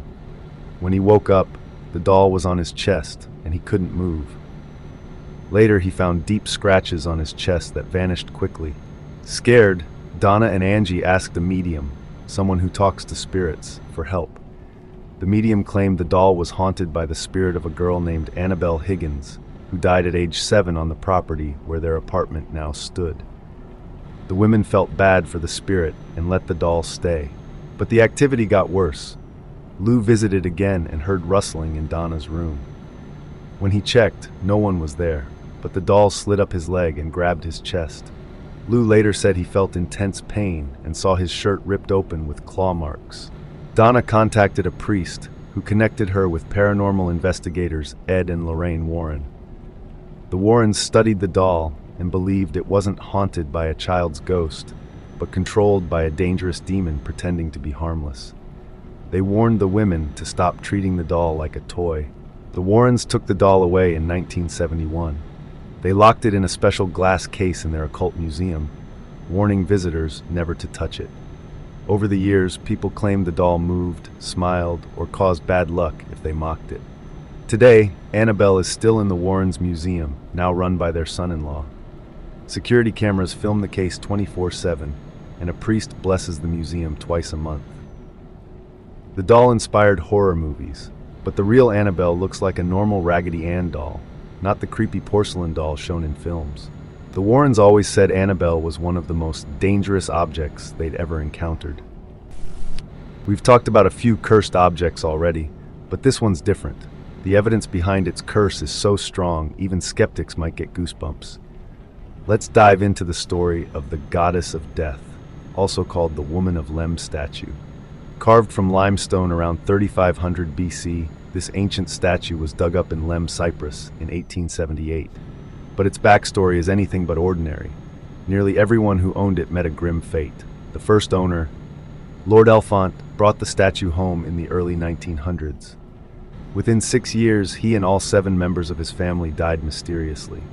Then the next owner, Ivor Minucci, and his entire family died within 4 years. A third family, the Thompson Knowles, suffered the same tragic end, all dying young. The final owner, Sir Alan Beaverbrook, lost his wife and 2 daughters shortly after getting the statue. Terrified, his sons moved out to save themselves. Sir Alan quickly donated the statue to the Royal Scottish Museum in Edinburgh. But the curse wasn't done. The museum curator who displayed it died soon after. The museum made a smart move. They locked the statue in a glass case. No one's touched it since, and no one's died. Coincidence? Maybe. But with 4 owners and nearly all their families wiped out, it's hard to ignore. Scientists have no explanation. Could there be a toxic substance in the stone, or is this a genuine ancient curse? The statue's original purpose was likely tied to fertility rituals, not death. But after centuries buried, who knows what energy it carries? Now let's talk about the cursed statue, which more recently has become known as the cursed crone of the Catskills. In the very beginning of 2016, a guy named Danny and his friend decided to go hiking in the Catskills. They ended up coming across a statue inside of a cave, way off the trail. This area already has a bad vibe to it. There are a lot of rumors of people going there to worship darker entities, and there are even rumors of animal sacrifices. They went in and found this statue near a small campsite where a campfire had once been. The statue itself was standing with some leaves, debris, dirt, and grime around it, and possibly some hair left on it as well. They checked out the statue, and it was really creepy. The statue was hand-carved, fairly small, but it had nails hammered into the eye sockets and a noose made out of some kind of cord tied around its neck. Danny was really creeped out by this, understandably so, and he said they needed to leave it alone. But his friend had the idea to take it with him because he didn't believe in any of this kind of stuff. To him, it was just a creepy statue, so he took it. A few days later, Danny got a phone call from his friend saying that he thought the statue was haunted. This was way out of character for his friend, since he wasn't into this kind of stuff. His friend explained that he had started hearing banging sounds and knocks in his house. Then, he started waking up in the middle of the night with a strong feeling that something was watching him. Shortly after, he noticed that the statue would not be where he left it the night before, and there was a strong smell of pond water in his place. At first, he thought maybe his dog was moving the statue around, but the dog was freaked out by it and started having accidents in the house, which it never had before. One night, he woke up to hearing knocks on his door around 3 in the morning. He got out of bed, checked outside, but there was nothing there. No one was on the street, no vehicles, and his motion sensor light didn't turn on. He felt an overwhelming sense of regret and fear, like he shouldn't have opened the door. He started to feel like there must be something going on with the statue. The next day, he went over to Danny's house for a movie night to try and forget about what was happening at home. After the movie night, he went home, and the house felt normal for a while. But then, he woke up to his dog freaking out. He went to investigate and noticed the strong smell of pond water again. He looked down and saw muddy, shoeless footprints on his carpet. He went to the living room and noticed the statue had moved. As he approached the statue, he started to hear breathing. The breathing sounded like his grandpa with a tracheotomy, very raspy and hoarse. He grabbed his dog and went over to Danny's house, saying he needed a guest room. Danny decided to go on Reddit and reach out to the paranormal community to see what people thought. Most people felt like the best thing to do would be to return the statue to where they found it and leave some type of offering along with an apology. Others warned against destroying it, saying not to burn it, bury it, or throw it in the river. One person recommended reaching out to Greg and Dana, a couple who have a traveling museum of the paranormal and haunted objects. Danny and his friend decided to return the statue to the cave. When they got to his apartment, it smelled strongly of pond water, and the muddy footprints were still there. The statue was not where it was left. It was found in the hallway, looking as if it had been thrown against the wall, leaving a crack. They approached the statue and started apologizing, explaining they planned to return it to the cave. As they were apologizing, the dog started freaking out. They went to investigate and both claimed to see an entity, an old, naked woman dripping with water, crouched in the corner of the living room with dark, glowing eyes. They were terrified and ran outside. They decided they were too scared to go back to the cave and felt they should never return. In the daylight, they grabbed the statue, put it in a pillowcase, and sent it to Greg and Dana. Greg and Dana cataloged the statue, taking photographs and measurements. That night, they heard commotion in their office and found a small figure of Jesus had moved across the room. They set up a surveillance camera and caught footage of the statue moving on its own. A few weeks later, they smelled pond water and found wet footprints on the back of their sofa. Greg eventually had a conversation with the statue, explaining that it was safe with them, but needed to show respect. He warned that if it didn't, it would be locked in a box. As soon as he said this, Dana heard water rushing, and they found the statue had rolled off a coffee table. Greg went to grab it, and Dana caught the TV as it started to tip over. They heard 3 loud bangs, and the lights flickered. They decided to lock the statue in a box. The statue is now part of their traveling exhibit of haunted objects, kept in a locked box with a look but don't touch rule. Many people feel weird sensations when looking at it, most commonly a burning sensation in their eyes. Greg and Dana did a 24-hour live stream of the statue and caught some activity. The statue is still surrounded by questions. No one knows who made it, why it was created, or what it was used for. Some believe it's possessed by a Babylonian demon associated with water named Marduk. Maori warrior masks. In New Zealand, Maori warrior masks, also known as wakairo, are considered powerful and sacred.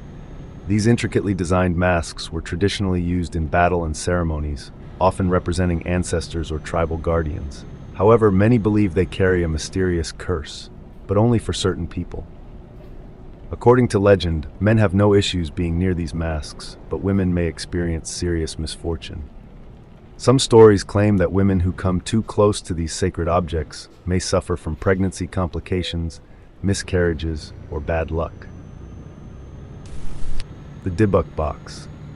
The Dybbuk Box is a haunted object that first caught public attention in 2004 after a newspaper article.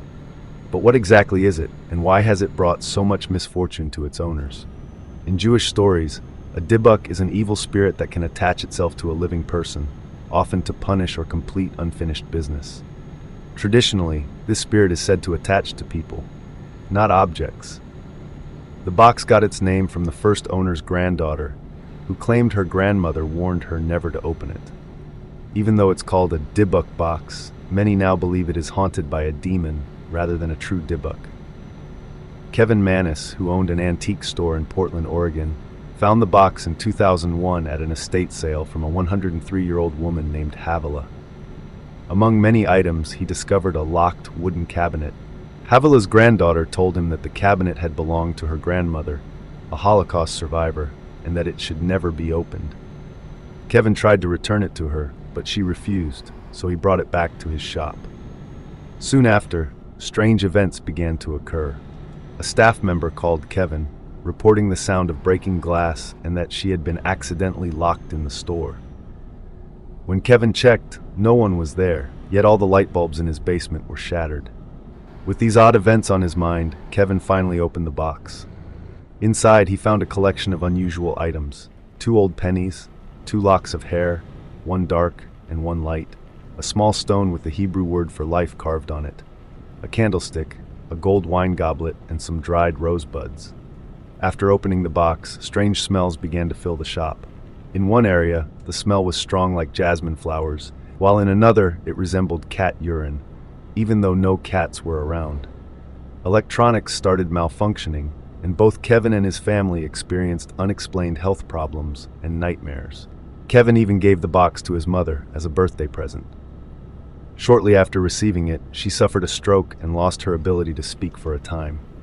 Before the stroke, she had felt a sudden cold breeze and later spelled out the words, hate gift on a board. Convinced that the box was cursed, Kevin took it back and tried giving it to other family members, but each time they returned it, complaining of strange smells or odd behavior from the box. Then, he began having a recurring dream where someone he trusted turned into an old, frightening witch who attacked him. Everyone who had been near the box reported the same disturbing dream, and when they finally got rid of it, the dream stopped. Unable to dispose of the box, Kevin listed it for sale on eBay in 2003, hoping someone with more knowledge of the paranormal might take it. A college student named Joseph bought the box, and in 2004, he passed it on to Jason Haxton from Missouri. Jason, who ran a museum at a university, was skeptical about the supernatural. However, soon after he acquired the box, he developed strange health issues such as hives, welts, and even began coughing up blood. Tests on the box for toxins and heavy metals came back negative, and doctors could not explain his symptoms. Determined to find an answer, Jason contacted Kevin, who then reached out to the woman he originally bought the box from. Through a long conversation, Kevin learned that Havila's cousin, Sophie, was still alive. Sophie revealed that she and Havila had held several seances in Poland before World War II. Using a pendulum and a spirit board drawn on cloth, they tried to speak with spirits. One spirit kept asking them to let it into the real world. Though they were scared, they agreed and attempted to trap the spirit in a box during a seance on November 10, 1938. Unfortunately, they could not hold the spirit, and soon after, Havila and her family were sent to a concentration camp where many died. The original box was lost. After Havila escaped to Spain, she and Sophie managed to bind the spirit to the box we now call the Dybbuk box. Sophie also mentioned that there are 2 other boxes linked to this event, one with Kevin and another whose location is unknown. Even though Havila's family kept the box for many years, her granddaughter was always very scared of it because of the warnings she had received. Jason Haxton eventually consulted rabbis and scientists about the box. They all advised him to put the box inside a wooden container lined with gold. Jason followed their advice and then sealed the box in a heavy, secure container. After doing this, his strange health problems stopped. Even furniture can be cursed if you anger the wrong people. This is the story of the conjured chest, a troubled piece of furniture from early 1800s Kentucky. A plantation owner named Jeremiah R., also known as Jacob Coley, was preparing for the birth of his first child. Since he wasn't skilled at making things himself, he had a chest of drawers built for him. One of his slaves, a talented carpenter known as Remus, or Hosea in some accounts, was given the task, spent many hours crafting a beautiful chest, and when he finished, he proudly presented it to Jeremiah. However, Jeremiah hated the chest so much that he became so angry he beat Remus to death. This terrible act shocked and saddened the other slaves on the plantation, and in revenge, they secretly cursed the chest by sprinkling dried owl's blood on it while reciting a secret chant. Despite his dislike for the chest, Jeremiah moved it to the nursery for his newborn child. Soon, a legend spread that anyone connected to the chest would suffer a tragic fate. Over the next 100 years, a total of 18 unfortunate incidents were linked to the chest. Jeremiah's firstborn child, for whom the chest was made, died under mysterious circumstances.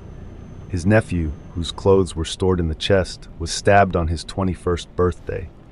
A couple who inherited the chest both died, one from a severe illness and the other in an accident. In 1897, a young bride who kept her wedding dress in the chest died unexpectedly. In 1909, a boy whose mittens were placed in the chest fell from a train and died. Another woman who moved the chest into her room later took her life in 1915. And in 1946, a man who kept his hunting clothes in the chest was later found to have been shot. Interestingly, Jeremiah himself escaped any of these misfortunes. By the late 1940s, the curse had taken its toll. The latest owner decided that enough was enough and had her maid attempt to break the curse. The maid followed the instructions and, sadly, died shortly afterward, becoming the last victim of the conjured chest. Many believe that her sacrifice finally broke the curse, or at least ended its most dangerous effects. The obsidian mirror. John Dee was a man who advised Queen Elizabeth I of England. Between 1558 and the 1570s, he mixed science, math, astrology, and fortune-telling to try to understand the world. Over time, he became very interested in magic and the secrets of the unknown. He even tried to talk with angels. During his many travels, John Dee began to collect magical items such as crystals, old relics, and mirrors. One special item in his collection was the obsidian mirror. This mirror was made from a smooth, dark volcanic glass called obsidian. In many cultures, people believe that mirrors like these can help them speak with spirits. John Dee used the obsidian mirror in seances to try to see images of angels. He worked with a medium named Edward Kelly, who said he could see spirits and even change plain metals into gold. The two of them held many seances with the mirror, and they wrote down what happened. For a long time, no one knew where the mirror came from or how John Dee got it. Then in 2021, researchers used X-rays to study the mirror. They discovered that it came from Mexico and was very similar to two other known Aztec spirit mirrors. The Aztecs believed that obsidian had healing powers and was very special. They thought that mirrors made from obsidian could capture a person's soul. Many of these mirrors were brought to Europe by Spanish explorers. It seems that John Dee sought out the obsidian mirror because he had heard of its strong magical powers. Today, you can see his obsidian mirror on display at the British Museum in London. Robert the Doll is one of the most famous cursed dolls, even before others like Annabelle became known. His story begins in the early 1900s in Key West, Florida, with a young boy named Eugene Robert Otto. When Eugene was just 4 years old, he received the doll as a gift. Many stories say that the doll was given to him by a house servant who had a grudge against his family, and some believe she even made the doll herself as a sort of curse. Regardless of the true story, little Eugene loved his new friend and named him Robert, or Rob for short. Robert is a life-size cloth doll stuffed with wood wool, standing about 40 inches tall, roughly the size of a small child. Eugene and Robert became inseparable, spending every day together. After about 6 years of calm, strange events began to occur. One night, while Eugene was fast asleep, he awoke to find Robert sitting at the foot of his bed, staring right at him. Not long after, his mother was suddenly awakened by the sound of frightened cries and the noise of furniture moving around. When she rushed into his room, she found Eugene curled up in bed, clearly terrified, with Robert still on the bed, as if keeping watch. When asked what had happened, Eugene simply said, "Robert did it." In the years that followed, whenever anything unusual happened at home, the blame always fell on Robert. People even reported hearing Eugene talking to the doll, sometimes with a mysterious, giggling voice answering back. There were moments when family members and guests swore they saw Robert moving on his own. As Eugene grew up and started his own life, he returned to his family home with his wife. There, he discovered that Robert had been locked away in a chest because his wife did not like the doll. Even though he agreed to keep Robert hidden, strange happenings continued.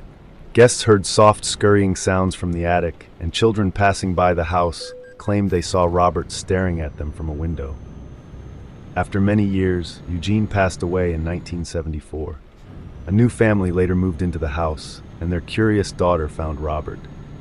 Excited at first by the old doll, she soon began waking up in terror, screaming for her parents because she saw Robert moving about the room. Worried by these events, her parents quickly put the doll into a box and gave it away. Today, Robert the doll is on display at the East Martello Museum in Key West, Florida. Visitors can see him for themselves, and many say that his mysterious presence still lingers, keeping alive the spooky stories and legends that have made him famous. So this next one is not so much of an object, but instead more of a location: the Devil's Bridge. Before the Gotthard Tunnel was built to connect northern and southern Switzerland, travelers had to cross the dangerous Schellenen Gorge using a narrow bridge known as the Devil's Bridge. The gorge is very steep and made of solid granite.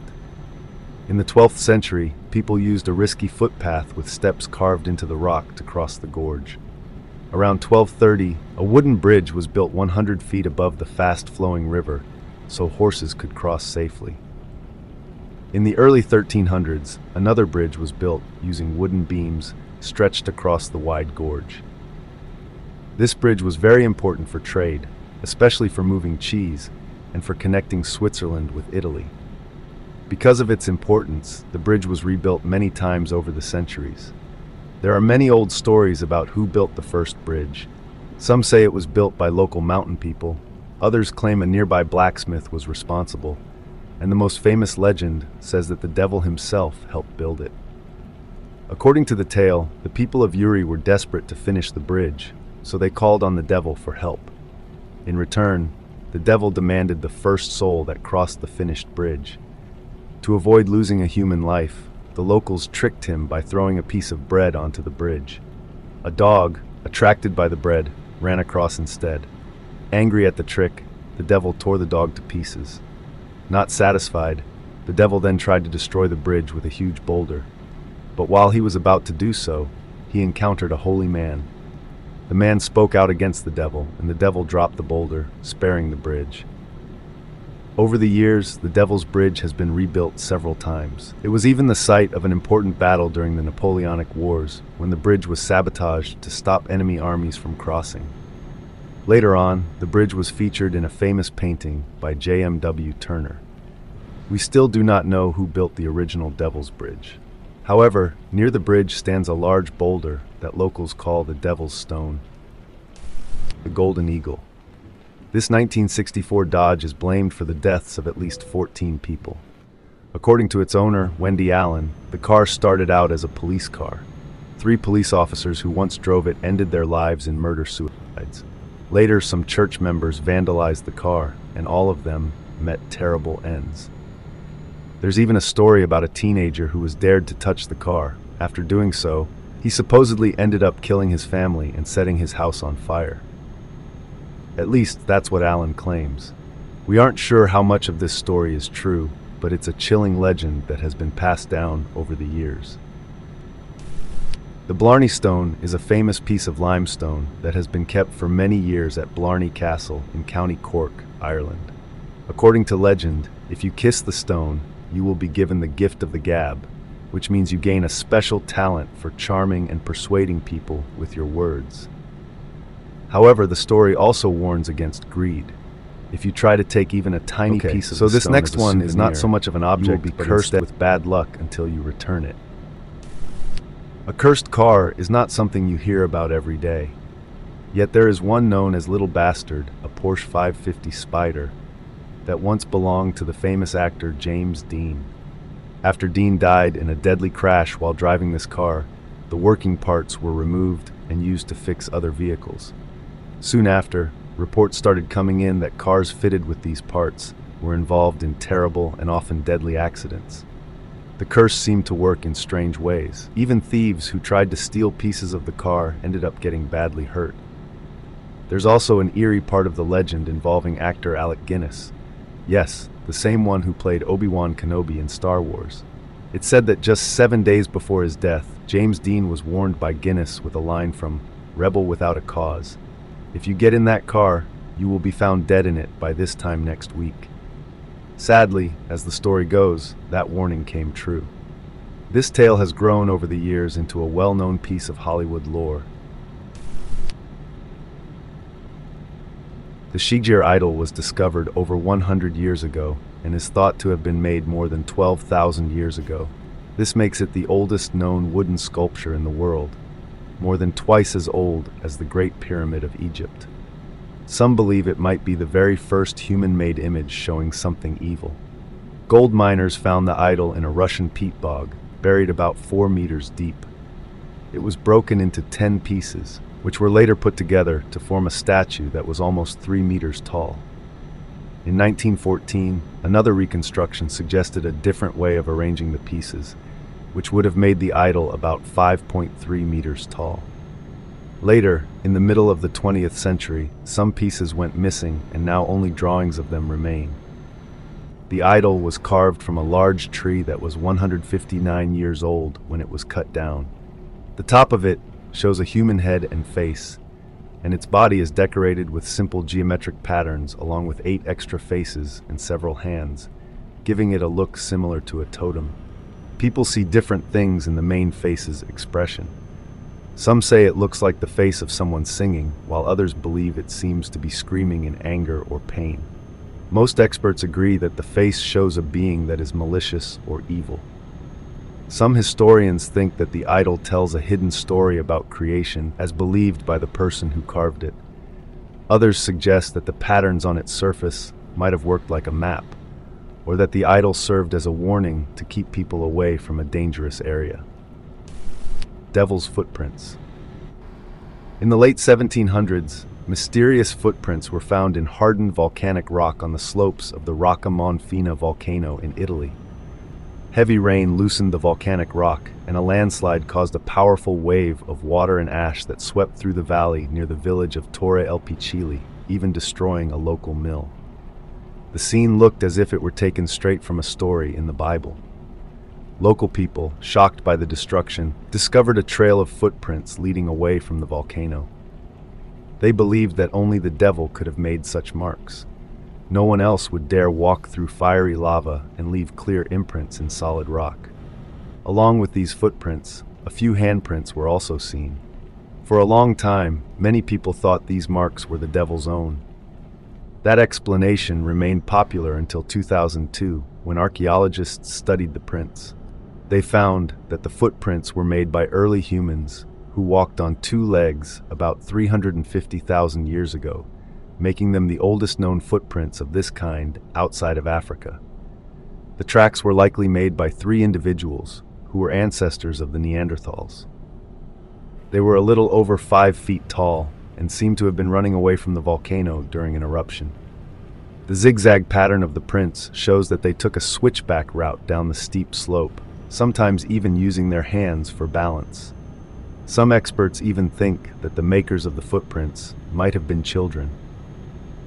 A researcher from the University of Padua said that these tracks give us a unique look into the lives of some of the earliest Europeans and suggest that these people may have witnessed the volcanic eruption firsthand. We still do not know if they managed to escape the lava flow or why they were so close to the volcano. The Iceman's corpse.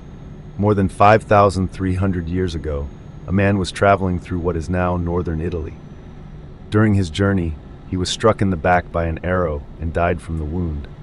Because the weather was very cold and the ground was covered in snow and ice, his body froze quickly and was preserved almost perfectly for thousands of years.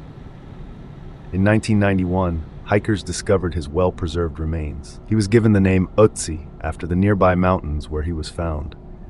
His body is one of the best preserved ever discovered, offering us a rare look into life over 5,000 years ago. Soon after Ötzi was found, a rumor began to spread about a curse. Several people connected to his discovery later died in strange or unfortunate ways. For example, the head of the forensic team who helped move Ötzi died in a car accident in 1992, and a mountaineer who assisted with the discovery was caught in an avalanche. A journalist who filmed the removal of his body later died from a brain tumor. In 2004, a tourist who had been involved with the discovery was found dead in the same spot, and the head of the mountain rescue team died of a heart attack. Even Dr. Tom Lai, who was finishing a book and had done DNA tests on Ötzi, died unexpectedly. Not everyone believes in this so-called curse.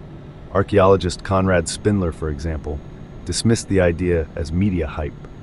Many other researchers and visitors who have studied or even touched Ötzi are still alive today.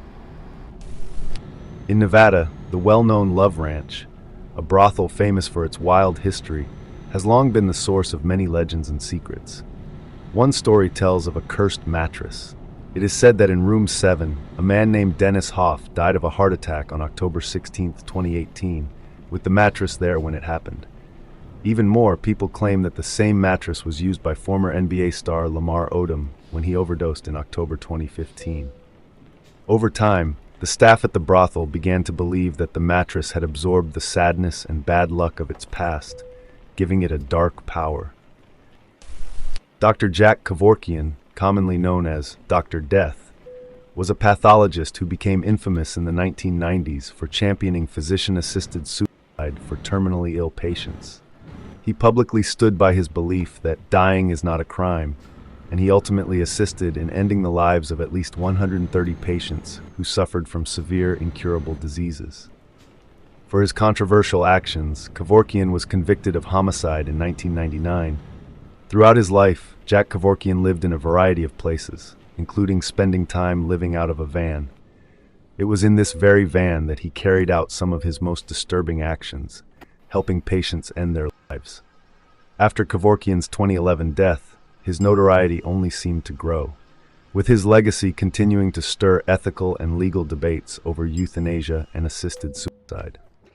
The 1968 Volkswagen van, rusty from years of neglect but unmistakably tied to a chilling chapter in history, became part of Zach's collection. Now displayed as a gruesome piece of macabre memorabilia, the van sits in his museum, where visitors can observe an object that once symbolized both Kevorkian's crusade for patient rights and the dark ways in which he carried out his controversial practices. Charles Manson, the infamous criminal who founded a cult known as the Manson family, operated in California during the late 1960s and early 1970s.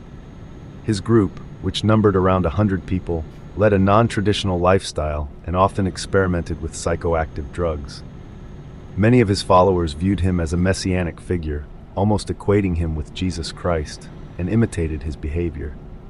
This devotion culminated in a series of murders, 9 deaths occurring at 4 different locations during July and August of 1969. In 1971, Manson was convicted on charges of first-degree murder and conspiracy to commit murder in connection with the deaths of 7 individuals, including the actress Sharon Tate. When Manson eventually died, his body was cremated. Notably, some of his adherents collected fragments of his ashes as keepsakes. These relics even inspired artistic creations, such as the Ryan Almighty blood paintings of Manson. In one particularly striking work, Manson's eyes are depicted using his own cremains, mixed with the artist Ryan's blood. While the technique and creativity behind the artwork are remarkable, the use of Manson's ashes adds a uniquely macabre twist.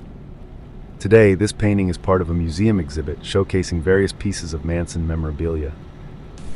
The Screaming Skull of Burton Agnes Hall. Burton Agnes Hall is a building from the Tudor era in England, and it is famous for its eerie legend. The story goes that the hall has been haunted by the ghost of Anne Griffith ever since it was built. Anne was one of the daughters of the man who built the house. According to the legend, she loved the hall so much that after she was violently mugged, her dying wish was to have a part of her body buried inside the house. They chose her skull. The skull is said to still be hidden somewhere within the walls of the hall, although no one knows exactly which room it is in. There are tales that people have tried to remove the skull in the past, but every time they did, Anne's ghost would create such a commotion that the skull had to be returned. At Denver International Airport, there's a very eerie statue that many people say is cursed. The statue, known as Blucifer, is a 32-foot-tall blue horse with glowing red eyes. Its scary look and history give it a bad reputation. The story behind the statue is tragic. The artist, Luis Jimenez, who created it, died in a terrible accident when a part of the horse fell on him. Because of this accident and its frightening appearance, some believe the statue brings bad luck. Over the years, there have been many calls for the statue to be taken down, but so far, public petitions have not been successful. The Destiny Ring. Rudolph Valentino was one of the most famous silent film stars, known for his many hit movies. Sadly, he died very young at the age of 31.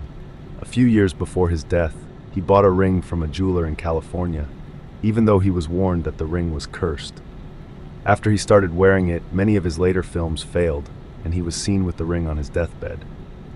When Valentino passed away, his lover inherited the ring. Soon after, she became ill and ended up giving the ring to someone else. Over time, many people who owned the ring met with strange or untimely deaths. Because of all these dark events, the ring is now kept safe in a bank vault where no one can touch it. Most people take selfies for fun, but 24-year-old Amanda Taylor shocked everyone when she posted one after committing a brutal crime, with no hint of remorse. In April 2015 on the Blue Ridge Parkway, a white Jeep pulled off a lonely road. Amanda, armed with a gun, stepped out, found her partner Sean Ball, 33, barely awake in the car, and coldly admitted she'd used him to get what she wanted. Then she shot him in the face and dragged his body aside before driving off. Amanda's troubled life began long before that fateful day.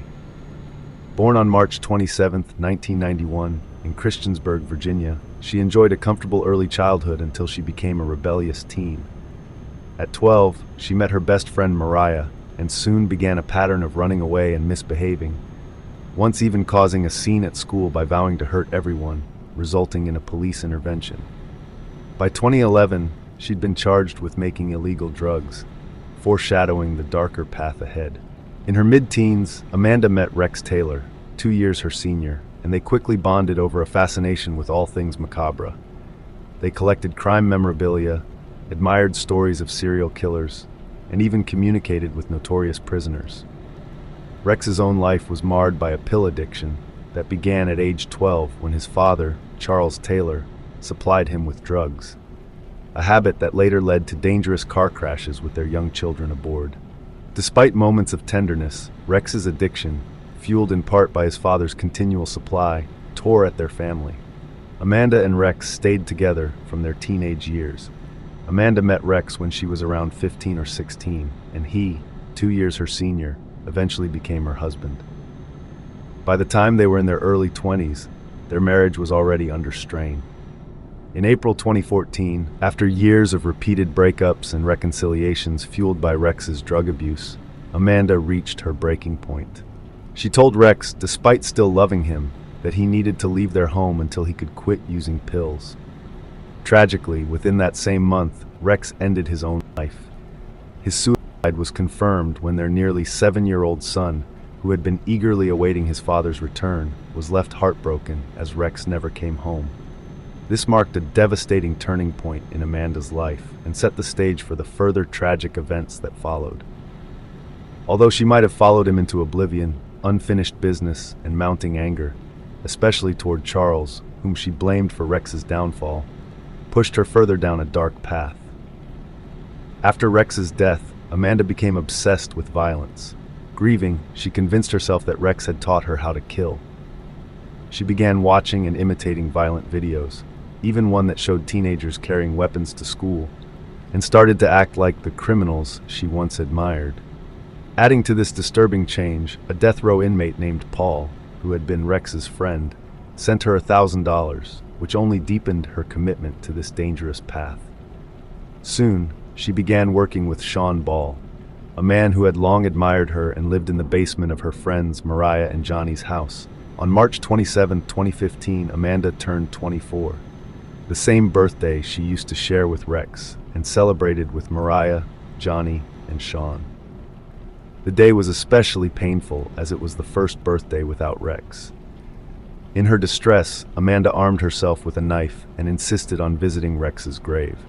Overwhelmed by depression and instability, she collapsed there and threatened to kill herself and take her children with her so they could all be reunited with Rex. Her friends managed to force her into a car and drove her to her mother's house around 2:30 a.m. However, once outside, Amanda broke free again, waving her knife and threatening to take her 2 young children, aged 7 and 2, if anyone tried to stop her. Fearing for everyone's safety, someone called the police. Amanda was arrested and taken to St. Albans Hospital in Christiansburg for mental health and drug treatment. This wasn't the first time she had faced such a crisis. She had been hospitalized twice before because of her uncontrollable anger. Even though her mother and Mariah pleaded for her to stay in the hospital longer, she was released within a week with medications she never took. Shortly after, social services removed her children, leaving her isolated and desperate. With few options left, she began plotting with Sean, who was still deeply in love with her, and even quit his job to help with her dangerous plans. Later, Mariah warned Amanda and Sean that their next move might lead to more tragedy. Despite this, the pair planned a short trip to Sean's parents' house on April 2, 2015.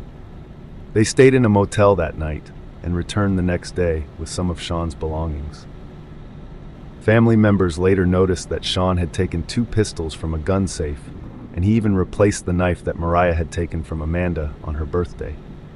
Then, on a spring day in April 2015 at precisely 3:27 p.m., a time chosen to echo the shared birthday of Amanda and Rex on March 27, Amanda and Sean drove to Charles Taylor's rundown house in Ironton, Virginia. Their initial plan was to use a knife to inflict emotional and physical pain on him. First, Sean struck Charles in the head with a crowbar. Once the 59-year-old man fell, Amanda took the new knife and stabbed him 31 times. The brutality was unmistakable. Blood splattered across walls, paintings, and a couch. Amanda snapped a selfie beside the corpse and posted it online with a chilling caption explaining that she had a good reason for killing him. He had ruined Rex with his opioid addiction. She warned the police not to search for her, claiming she only wanted to join Rex in peace, and even sent her bloody selfie to a crime blogger who promptly handed it over to the authorities. Having just tasted blood, Amanda and Sean fled the scene, heading toward Tennessee. They spent a restless night in a rundown hotel in Bristol, only to realize by morning that they were running out of money, food, and gas. In a moment of cold calculation, Amanda gave Sean an ultimatum: either embark on a murderous spree to steal what they needed or surrender. During a break, they encountered two teenage girls visiting relatives. Amanda tried to lure them near the Jeep, expecting Sean to attack, but his refusal, citing his mother's feelings, incensed her. In that fury, Amanda recalled Sean's earlier boast of being a former Navy SEAL, a lie, as he was quiet and unassuming. Finding an empty bottle of pills on the car floor and reading a farewell letter Sean had written to his mother, she decided he was too weak to be her partner. Driving the Jeep back onto the empty Blue Ridge Parkway, Amanda pulled over and coldly told Sean that she had only used him for his car, money, and stolen weapons. Then she shot him in the face, dragged his body from the car, and snapped a final picture of his face, unaware that Sean would survive to later testify. Amanda continued sending incriminating photos to a crime blogger via a disposable phone, even as surveillance videos from gas stations pieced together her route. Eventually, police deployed spike strips to halt her car. Highway patrol officers pulled her from the vehicle, handcuffed her, and noted with disdain that she complained about not being treated with respect. In the interrogation room, Amanda maintained a detached air. Sipping a soft drink and twirling her hair, she eventually admitted to killing both Charles and, by her account, Sean. When she learned Sean had survived, his bullet having only grazed his jaw, she appeared disappointed. Later, during her trial, Amanda recounted how, for the first time since Rex's death, she had felt truly happy as she stabbed screaming Charles. She likened the sensation to riding a roller coaster and expressed no remorse, even declaring that she wanted a death sentence for her work. The jury, taking just 30 minutes to deliberate, found her guilty. The judge condemned her as the embodiment of evil and sentenced her to life in prison. Sean eventually reached a plea deal, a 60-year sentence with 41 years suspended, and now serves time in Craigsville, Virginia. Meanwhile, Amanda's best friend Mariah manages her social media accounts and, together with Johnny, cares for Rex's children, now in the custody of social services. Rex's mother, Melissa, continues to grieve, insisting that despite his flaws, Rex was kind and would never have allowed such horrors to occur. It's The Christina's World by Andrew Wyeth. At first glance, it looks like a peaceful, almost dreamlike scene. A young woman in a pink dress lies in a vast field of golden grass, gazing toward a distant farmhouse and barn. The image feels nostalgic, evoking a sense of solitude and quiet contemplation. But the reality behind the painting is much darker. The woman in the field is Christina Olson, a real person who suffered from a severe neuromuscular disease that left her unable to walk. Instead of using a wheelchair, she dragged herself across the ground. And that's exactly what Wyeth captured in this haunting image. The painting was inspired by Wyeth's visits to the Olson family home in Cushing, Maine. Christina Olson lived there with her brother, and despite her physical limitations, she refused to rely on modern assistance like a wheelchair. Instead, she moved around the farm by crawling with her arms, pulling her body along the ground. Wyeth, who was fascinated by her resilience, watched her from a window one day as she struggled through the grass, and that moment became the basis for Christina's world. What makes this painting so unsettling is how subtly it reveals its deeper meaning. At first, it looks almost serene, but when you realize that Christina isn't just resting in the field, she's struggling to move, it completely changes the way you see the image. The vastness of the landscape emphasizes her isolation. The house in the distance, which seems so close at first, suddenly feels impossibly far away.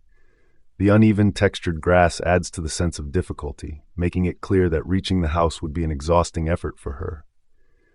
Wyeth deliberately chose not to paint Christina's face in detail. Her head is turned away from the viewer, leaving only her dark hair and outstretched arms visible. This makes it impossible to see her expression. Instead, Wyeth focused on the details of her body, her thin arms, her slightly twisted posture, to hint at her condition without making it overly obvious. The choice of a pink dress, usually associated with softness and femininity, contrasts sharply with the harsh reality of her struggle. Many people who see Christina's world for the first time mistake it for a peaceful or even romantic image. It has been reproduced countless times as a symbol of rural American life, but those who learn the real story behind it often find it deeply unsettling. It's not a painting about freedom or relaxation. It's about perseverance, loneliness, and physical hardship. The Killer Clown's artwork. John Wayne Gacy was one of the most infamous serial killers in American history, responsible for the murders of at least 33 young men and boys between 1972 and 1978. By day, Gacy was an active community member, even performing as Pogo the Clown at children's parties. By night, he carried out his gruesome crimes, luring victims to his home, torturing them, and burying many of them in the crawlspace beneath his house. After his arrest and conviction, Gacy spent his years on death row painting eerie and unsettling artwork. Many of his paintings depicted clowns, including his alter ego, Pogo. The piece in question, often called Pogo the Clown with the Seven Dwarfs, is a haunting example. It shows a clown, Gacy himself, dressed in red and white stripes, surrounded by sorrowful dwarfs. The exaggerated frown and dark, hollow eyes make it an unsettling image, seemingly mocking innocence. Collectors and true crime enthusiasts have bought, sold, and even burned Gacy's paintings over the years. Few paintings in modern history have caused as much public outrage as Myra by Marcus Harvey.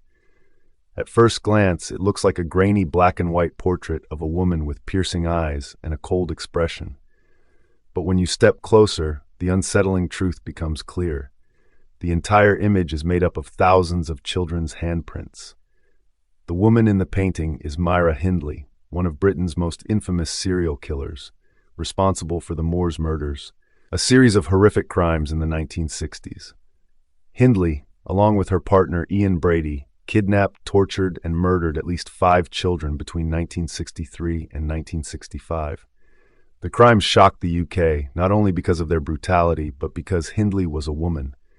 Her mugshot with her pale face and bleached blonde hair became a symbol of pure evil in British culture. That infamous image is the one Harvey recreated in his painting, but with a disturbing twist. The choice to use children's handprints as the medium was no accident. Harvey deliberately made the painting out of the very thing Hindley and Brady had taken: innocent lives. When Myra was first displayed at the Royal Academy of Art's Sensation exhibition in 1997, the public reaction was explosive. People were horrified that an image of Hindley was being shown in an art gallery, especially in such a provocative way. Many saw it as deeply offensive, a glorification of a monster. The painting was vandalized multiple times by enraged viewers. One person threw ink at it, while others attacked it with eggs and even punched the canvas. The damage was so severe that it had to be temporarily removed for repairs before being put back on display. The controversy wasn't just about the painting itself. It also sparked a larger debate about what art should and shouldn't do. Some argued that Harvey was exploiting the pain of the victims' families for shock value. Others believed that Myra was a powerful statement about crime, media, and society's obsession with infamous figures. Dante Gabriel Rossetti's Beata Beatrix is a hauntingly ethereal tribute to his wife and muse, Elizabeth Siddall, whose tragic death cast a long shadow over his life and art. Elizabeth Siddal was the ultimate pre-Raphaelite muse. Her delicate features, long red hair, and melancholic beauty were immortalized in numerous paintings, most famously as Ophelia by John Everett Millais. However, her life was far from the romanticized ideal portrayed in art. She suffered from chronic illness, depression, and a growing dependence on laudanum, an opium-based painkiller. Rossetti, though deeply in love with her, was often neglectful, and their turbulent relationship was marred by his affairs and emotional distance. In 1862, just 2 years after they married, Elizabeth was found dead from an overdose of laudanum, possibly intentional, leaving Rossetti shattered by guilt and remorse. In Beata Beatrix, Rossetti transforms Elizabeth into Beatrice Portinari, the muse of Dante Alighieri, who died young and was later immortalized in La Vita Nuova and the Divine Comedy. Like Dante's Beatrice, Siddal is depicted in a trance-like state, caught between life and death. Her head tilts back, eyes closed, as if surrendering to fate. A red dove, symbolizing love but also death, delivers a poppy into her open hands, a clear reference to the opium that killed her. In the background, shadowy figures of Dante and an angel watch over the scene. Rossetti's grief was all-consuming. In a dramatic and impulsive act, he buried the only manuscript of his unpublished poems with Elizabeth's body, a gesture of ultimate devotion, or guilt. However, years later, haunted by financial troubles and literary ambition, he had her body exhumed to retrieve the poems. The act was scandalous and deeply unsettling, and Rossetti never fully recovered from the guilt of disturbing her rest. He spiraled into addiction and mental illness, becoming increasingly paranoid and tormented by visions of Elizabeth. The Hands Resist Him was painted by Bill Stoneham in 1972 and has since become one of the most infamous pieces of allegedly haunted artwork. The painting was originally created as part of a contract with a gallery owner in California, inspired by a childhood photograph of Stoneham and a poem written by his wife. The artwork depicts a young boy standing next to a life-sized doll with hollow eyes and jointed limbs, positioned in front of a glass-paneled door. Behind the glass, a series of disembodied hands press forward, as if desperate to break through. The painting first gained notoriety in 2000 when a California couple listed it on eBay, claiming it carried a disturbing presence. According to their description, the figures in the painting would move at night. The most unsettling claim suggested that the boy would actually exit the canvas, wandering the room as if trying to escape the doll. The listing, which included photographs allegedly showing evidence of this phenomenon, went viral, attracting widespread attention and turning the painting into an internet legend. Even before its online infamy, The Hands Resist Him had eerie associations. The first gallery owner to display the painting, Charles Feingarten, and the first art critic to review it, Henry Seldes of the Los Angeles Times, both died within a year of encountering the piece. While no direct connection can be proven, these deaths have fueled speculation that the painting is cursed. The painting was ultimately purchased on eBay by a gallery owner in Michigan, who has since refused to sell it despite numerous offers. Stoneham himself has acknowledged the painting's reputation, but maintains that it was never intended to be anything more than a surreal exploration of childhood. Theodore Géricault's The Raft of the Medusa is not just a masterpiece of romanticism. It is a harrowing depiction of human suffering, desperation, and survival at its most grotesque. The painting is based on the real-life tragedy of the French naval frigate Méduse, which ran aground off the coast of Senegal in 1816 due to the incompetence of its captain, an aristocrat appointed through political favoritism rather than skill.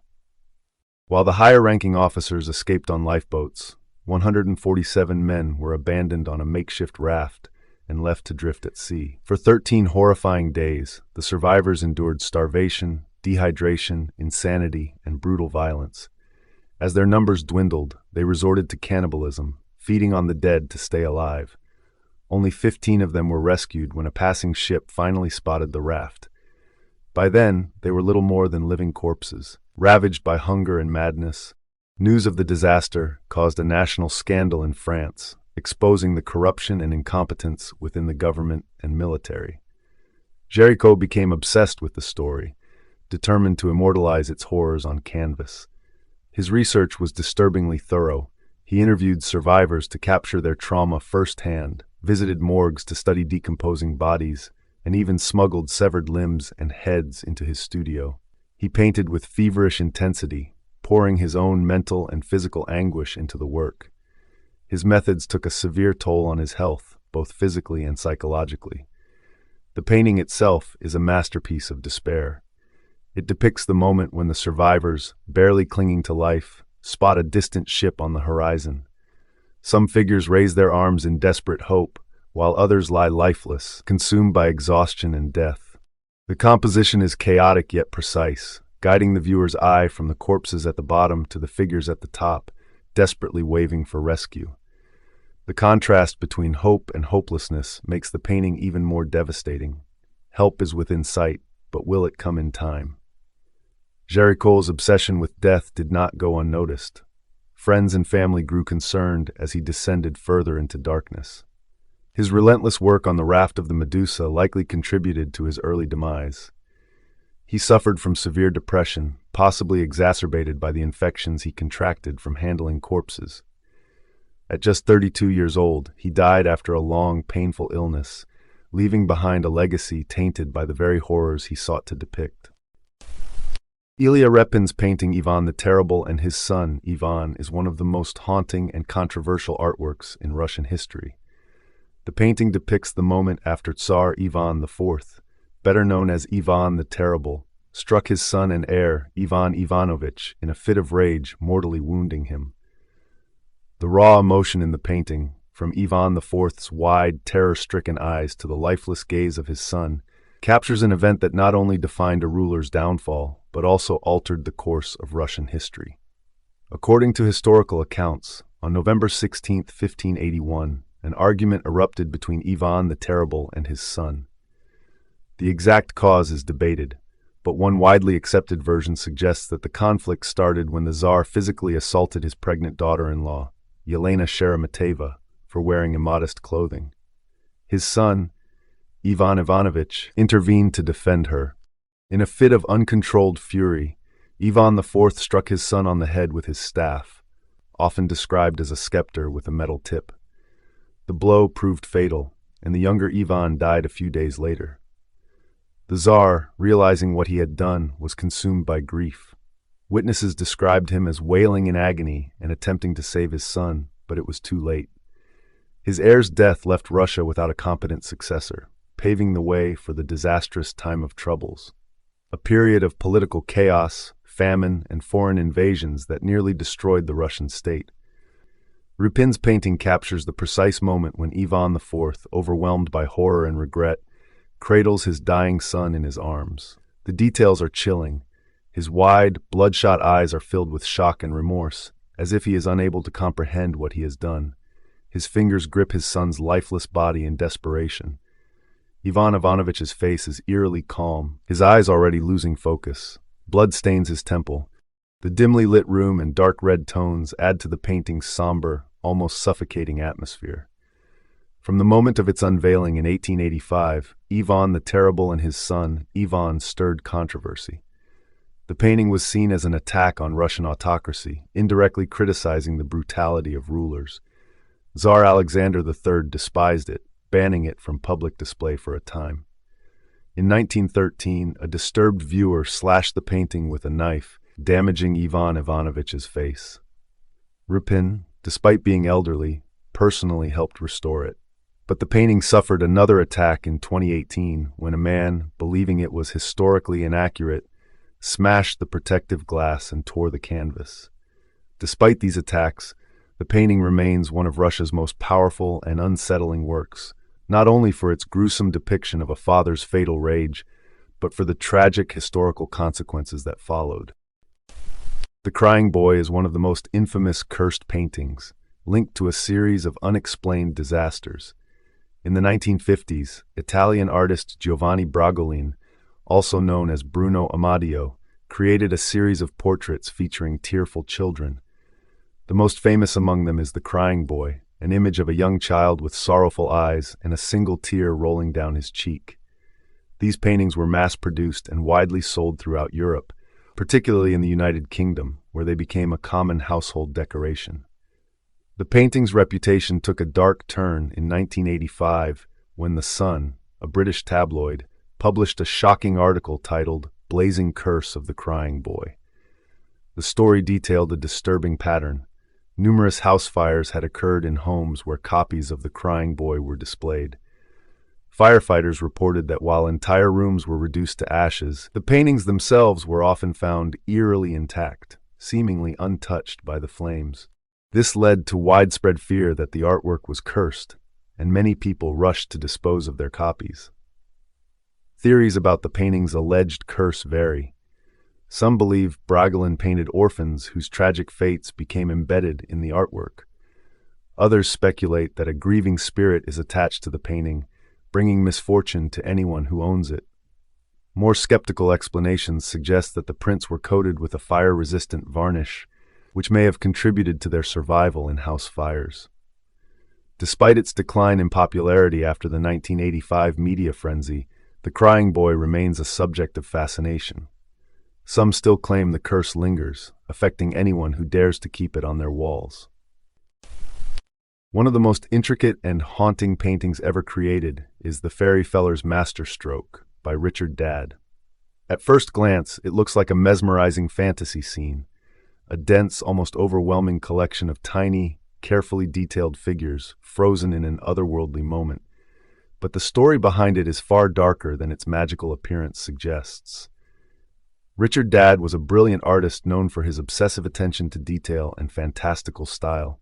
However, he struggled deeply with mental illness, something that would ultimately define both his life and his work. In 1842, Dadd embarked on a grand tour across Europe and the Middle East. But during his travels, his behavior became increasingly erratic.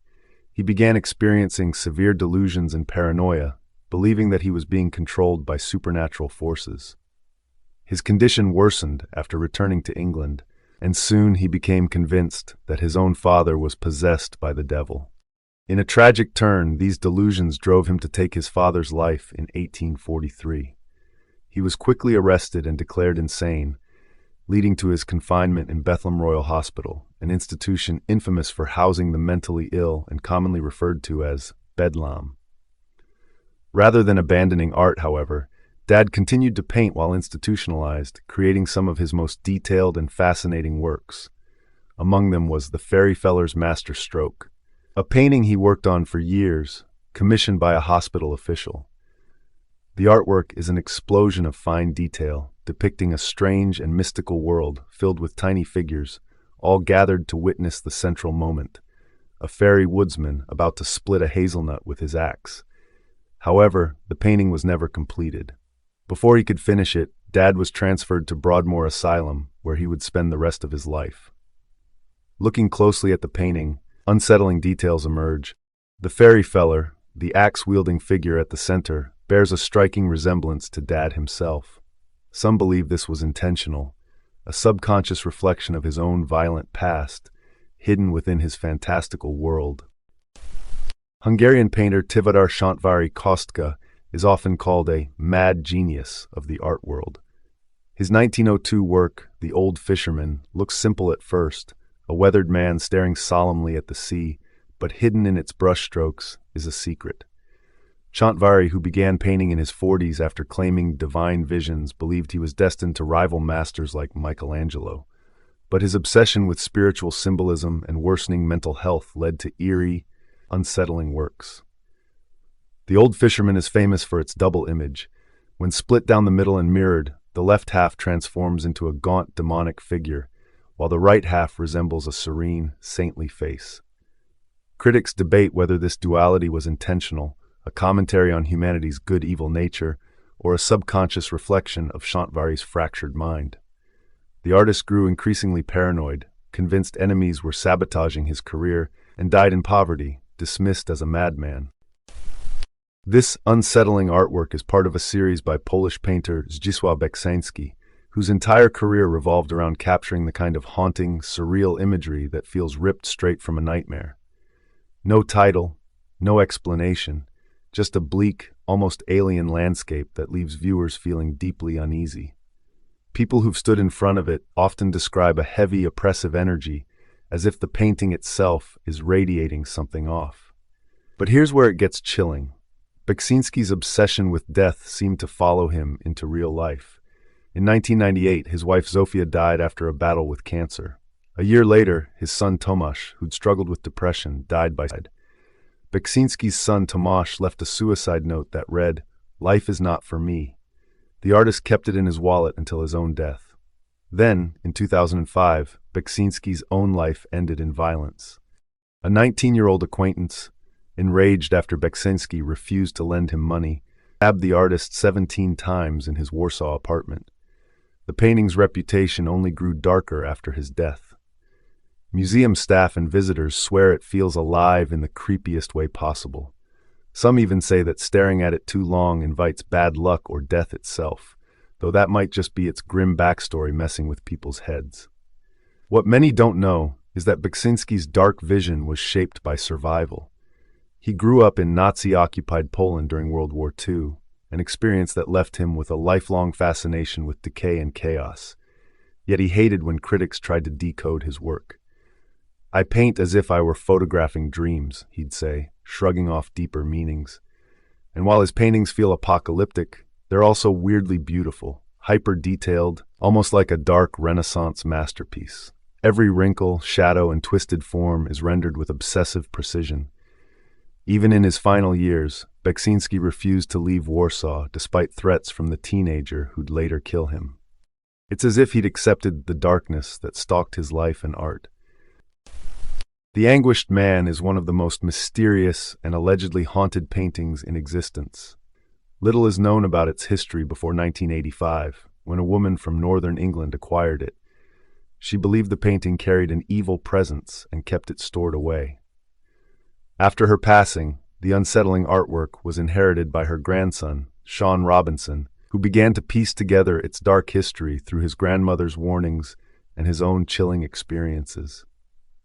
According to the stories surrounding the painting, the unknown artist who created the Anguished Man mixed his own blood into the paint before completing the disturbing image, a grotesque, screaming face engulfed in red and orange tones.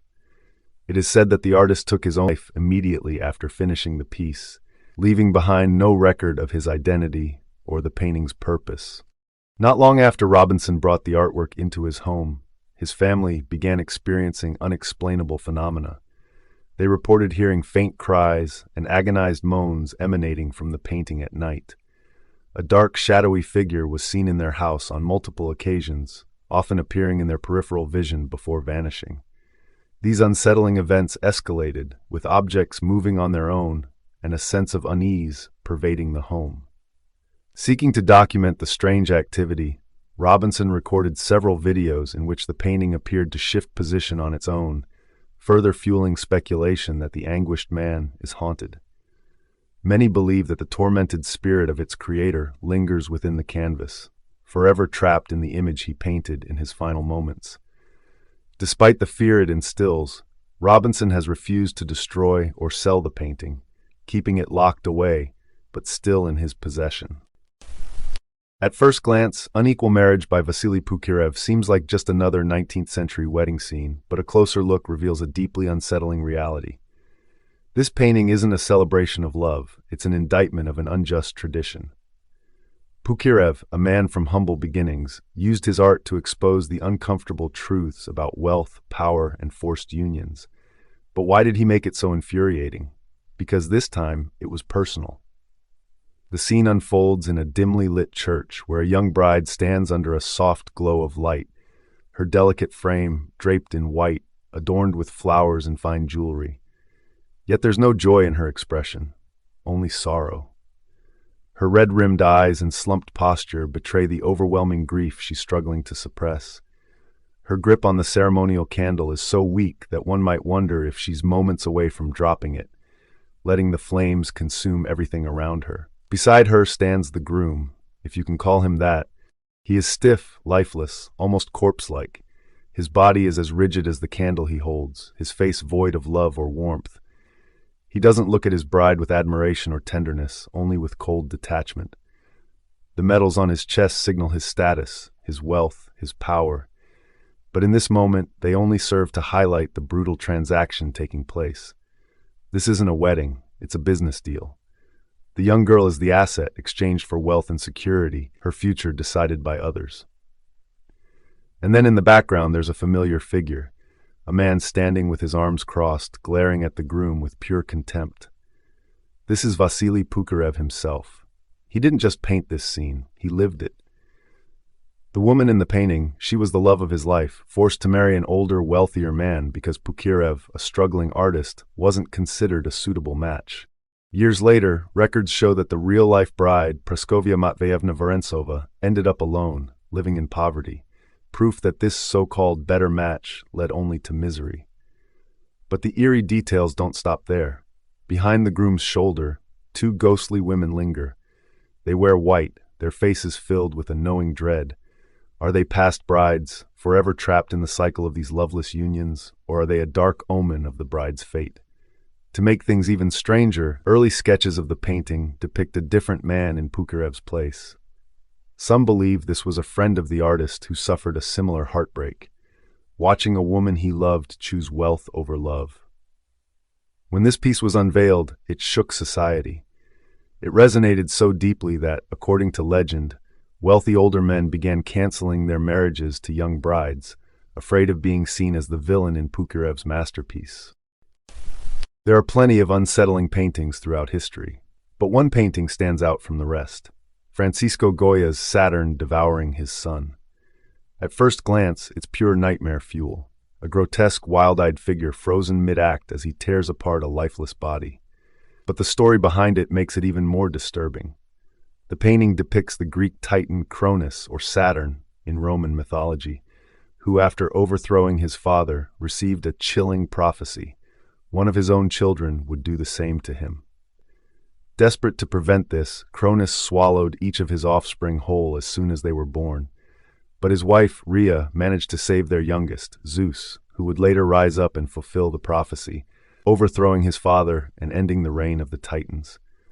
But Goya's version of the myth takes a darker turn. Unlike the traditional story, where Cronus simply swallows his children alive, Goya paints an image of sheer brutality. His Saturn doesn't just consume, he butchers. Inspired in part by Peter Paul Rubens's earlier depiction of the same myth, Goya strips away any elegance or restraint. The Baroque richness of Rubens' painting is gone. Instead, we see a monstrous, maddened figure in a chaotic, desperate frenzy. His mouth is already stained red, and the figure in his grasp is lifeless. Saturn's hands clutch tightly, his fingers pressing into the body as if he's lost all control, driven by a terrifying, primal instinct. And if you look closely, you'll notice something even more chilling. This isn't the body of an infant. Goya's Saturn is devouring an adult. The prophecy has already come true. The child had time to grow, to resist, to understand what was happening. And yet, it wasn't enough. But the disturbing backstory doesn't stop with the image itself. It's more about where it was found.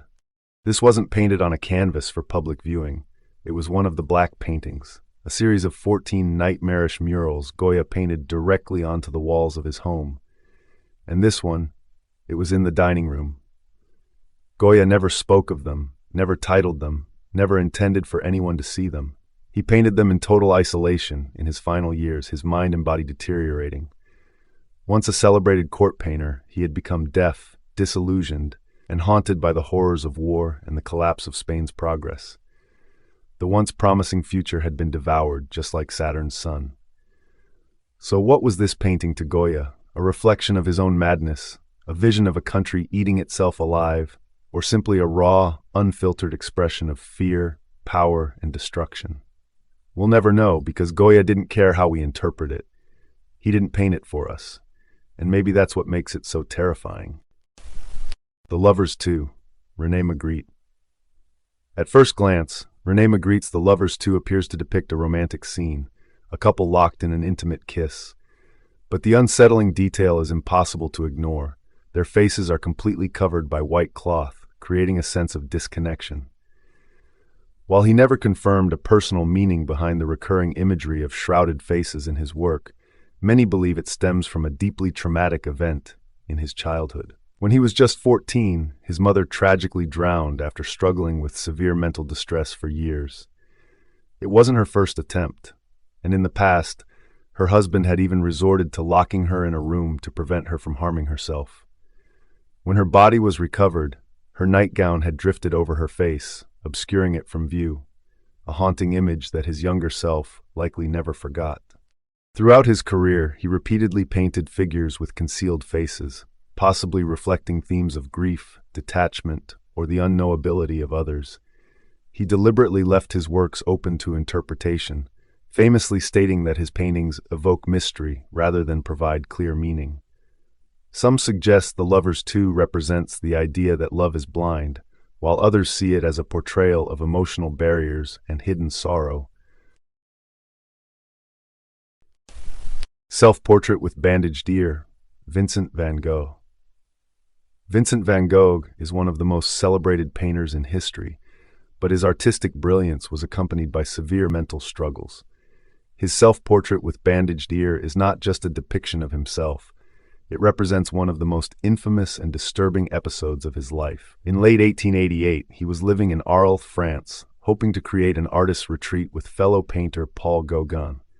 However, their friendship was volatile, marked by constant arguments and his increasingly erratic behavior. One night, after a heated confrontation, he suffered a severe mental breakdown. In a fit of distress, he reportedly threatened Gauguin with a razor before turning it on himself, slicing off a portion of his own left ear. He then wrapped the severed piece and presented it to a woman working at a local brothel. The gruesome gift reportedly caused her to faint, while he disappeared into the night before returning home, dazed and covered in blood. The next morning, he was found in his room, unresponsive, with no memory of the event. While he painted many self-portraits, this particular one stands out because of the visible bandage covering his ear, serving as both a physical and symbolic reminder of his struggles. Notably, the wound appears on his right ear in the painting, but this is due to him using a mirror while painting. Some art historians interpret the piece as a reflection of his psychological torment, isolation, and the toll of his deteriorating mental health. Others see it as his attempt to reclaim control over his identity and suffering by immortalizing it in art. Despite his personal hardships, he continued to paint until his untimely death in 1890. His work, once dismissed during his lifetime, is now considered some of the most influential in art history. The Black Triptychs. Francis Bacon was known for his raw, unsettling paintings, often resisting the idea of attaching specific narratives to his works. He believed that images should speak for themselves, evoking emotions without needing explanations. However, his black triptychs are a rare exception. These pieces are deeply personal, born from grief and tragedy. At the heart of these triptychs is George Dyer, Bacon's longtime lover and artistic muse. Dyer had a troubled past, growing up in a rough environment and turning to crime before crossing paths with Bacon in the early 1960s. Though unsophisticated in the art world, Dyer was devoted to Bacon, attending all of his exhibitions and frequently accompanying him on travels to Paris. Their relationship, however, was tumultuous, strained by Dyer's struggles with alcoholism and feelings of inadequacy. In October 1971, just 2 days before the opening of Bacon's major retrospective at the Grand Palais in Paris, Dyer took his own life in their hotel suite. While Bacon was busy celebrating one of the highest points of his career, his lover was dying in the adjacent room. The event haunted Bacon, and he processed his grief through the black triptychs. These paintings depict different angles of Dyer's final moments, one from Dyer's perspective in his hotel room, one from Bacon's side, and one showing the aftermath. The dark, distorted imagery captures the weight of loss, guilt, and inevitability, making these triptychs some of Bacon's most emotionally charged works. He later admitted they served as a form of catharsis, a way to cope with the tragedy that had shaken him so profoundly. Though Bacon created many paintings exploring violence, anguish, and mortality, the black triptychs stand out as his most deeply personal works, both a tribute to his lost lover and an expression of the pain that followed. 2 Tahitian Women. Paul Gauguin is often celebrated for his colorful and exotic paintings of Tahiti, portraying a vision of untouched paradise. His work, Two Tahitian Women, is a prime example, featuring two native women with calm expressions, holding fruit in a lush tropical setting. However, behind these serene depictions lies a much more unsettling reality. Gauguin traveled to Tahiti in the 1890s, seeking inspiration away from European society. He envisioned the island as a primitive paradise, a common colonial-era fantasy. However, Tahiti was already heavily influenced by French rule, and Gauguin's portrayal of the local people often reflected his own idealized notions rather than reality. The women in his paintings were not just artistic subjects, they were often individuals he formed relationships with, some of whom were much younger than him. Gauguin's time in Tahiti was marked by controversy. He built a home he called the House of Pleasure, where he lived an indulgent lifestyle. His personal writings and letters suggest a view of Tahiti that was shaped more by his own desires than by an understanding of its culture. Additionally, he suffered from health issues that, according to historical accounts, may have impacted the local population. When viewing Two Tahitian Women today, the painting may seem like a peaceful tropical scene, but its context raises important ethical questions. The romanticized imagery of Tahitian life in Gauguin's work is inseparable from the more troubling aspects of his personal history. This has led to ongoing debates about how we interpret and discuss art that is both visually stunning and morally complex. The Charnel House. Pablo Picasso is widely recognized for Guernica, his haunting 1937 masterpiece depicting the aftermath of a bombing during the Spanish Civil War. The chaotic composition, filled with distorted figures and fragmented perspectives, serves as a powerful anti-war statement, capturing the horror and suffering of innocent civilians. Less well-known but equally harrowing is the Charnel House, painted around 1944, often considered a spiritual successor to Guernica. While Picasso was not always overtly political in his early career, the devastation of the Spanish Civil War and later World War II deeply affected him. The Charnel House was inspired by real events, the brutal murder of a Republican family in their home during the war. The title itself refers to a vault or ossuary used to store human remains, emphasizing the gruesome reality of war's impact on ordinary people. At first, the painting might be hard to understand because of its abstract style. But when you look closer, you can see twisted, overlapping bodies lying on top of each other, their faces filled with pain. The use of only black, white, and gray makes the scene feel even more cold and tragic. Like Guernica, the Charnel House doesn't show one specific event, but instead represents the horrors of war in general. The broken, jumbled shapes reflect the confusion and suffering of people caught in violence, forcing the viewer to piece together what happened. Even today, Picasso's painting is a powerful reminder that war's true cost isn't about winning or losing, it's about the lives that are destroyed. The Driscoll Hotel Portrait. Nestled in Austin, Texas, the historic Driscoll Hotel is famed for its opulent decor and ghostly lore, but no story is more haunting than that of its infamous portrait of a young girl.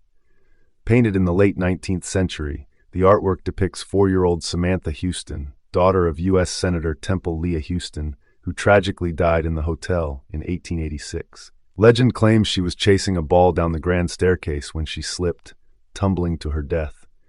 Her spirit, however, is said to linger, not in the halls, but within the painting itself. Guests and staff have reported unsettling phenomena, the girl's eyes seemingly following viewers, her expression shifting from innocence to sorrow or even anger when observed too long. Some claim the portrait's background darkens inexplicably, as if absorbing the room's light. Paranormal investigators speculate the artist unintentionally captured Samantha's soul mid-trauma, binding her to the canvas. Others believe her spirit clings to the hotel, using the painting as a conduit. The Driscoll's staff have allegedly moved the portrait multiple times, only for it to reappear on the 4th-floor landing, the site of her fatal fall. Visitors who dare snap photos sometimes capture glowing orbs or shadowy distortions around the frame. Louis Wain, the eccentric British artist famed for popularizing anthropomorphic cats in the late 19th and early 20th centuries, is a figure shrouded in both whimsy and tragedy. His cheerful, wide-eyed feline illustrations, dressed in waistcoats, sipping tea, or playing instruments, charmed Victorian England. But Wayne's later work reveals a disturbing metamorphosis, one that mirrors his spiral into schizophrenia and raises unsettling questions about art, madness, and perception. Wayne's life unraveled after the death of his wife Emily from breast cancer in 1886. Already prone to erratic behavior, he grew increasingly reclusive and paranoid, eventually diagnosed with schizophrenia in his 50s. As his mental state fractured, so did his art. His once charming cats morphed into feverish, kaleidoscopic hallucinations, their fur exploding into fractal patterns, their eyes glowing with manic intensity, and their bodies dissolving into jagged, psychedelic abstractions. Art historians often present these works as a chronological map of his deteriorating mind, though some debate the exact timeline. What makes Wayne's story so haunting is the mystery around it. Did he paint these colorful, trippy cats as part of an artistic style, or were they a glimpse into his troubled mind? Some believe his later works, made while he was in a mental hospital, show his struggle to make sense of his fears, turning his beloved cats into frightening versions of his paranoia. Others think the bright, swirling patterns reflect the confusion and overwhelming feelings of his illness, pulling viewers into his world.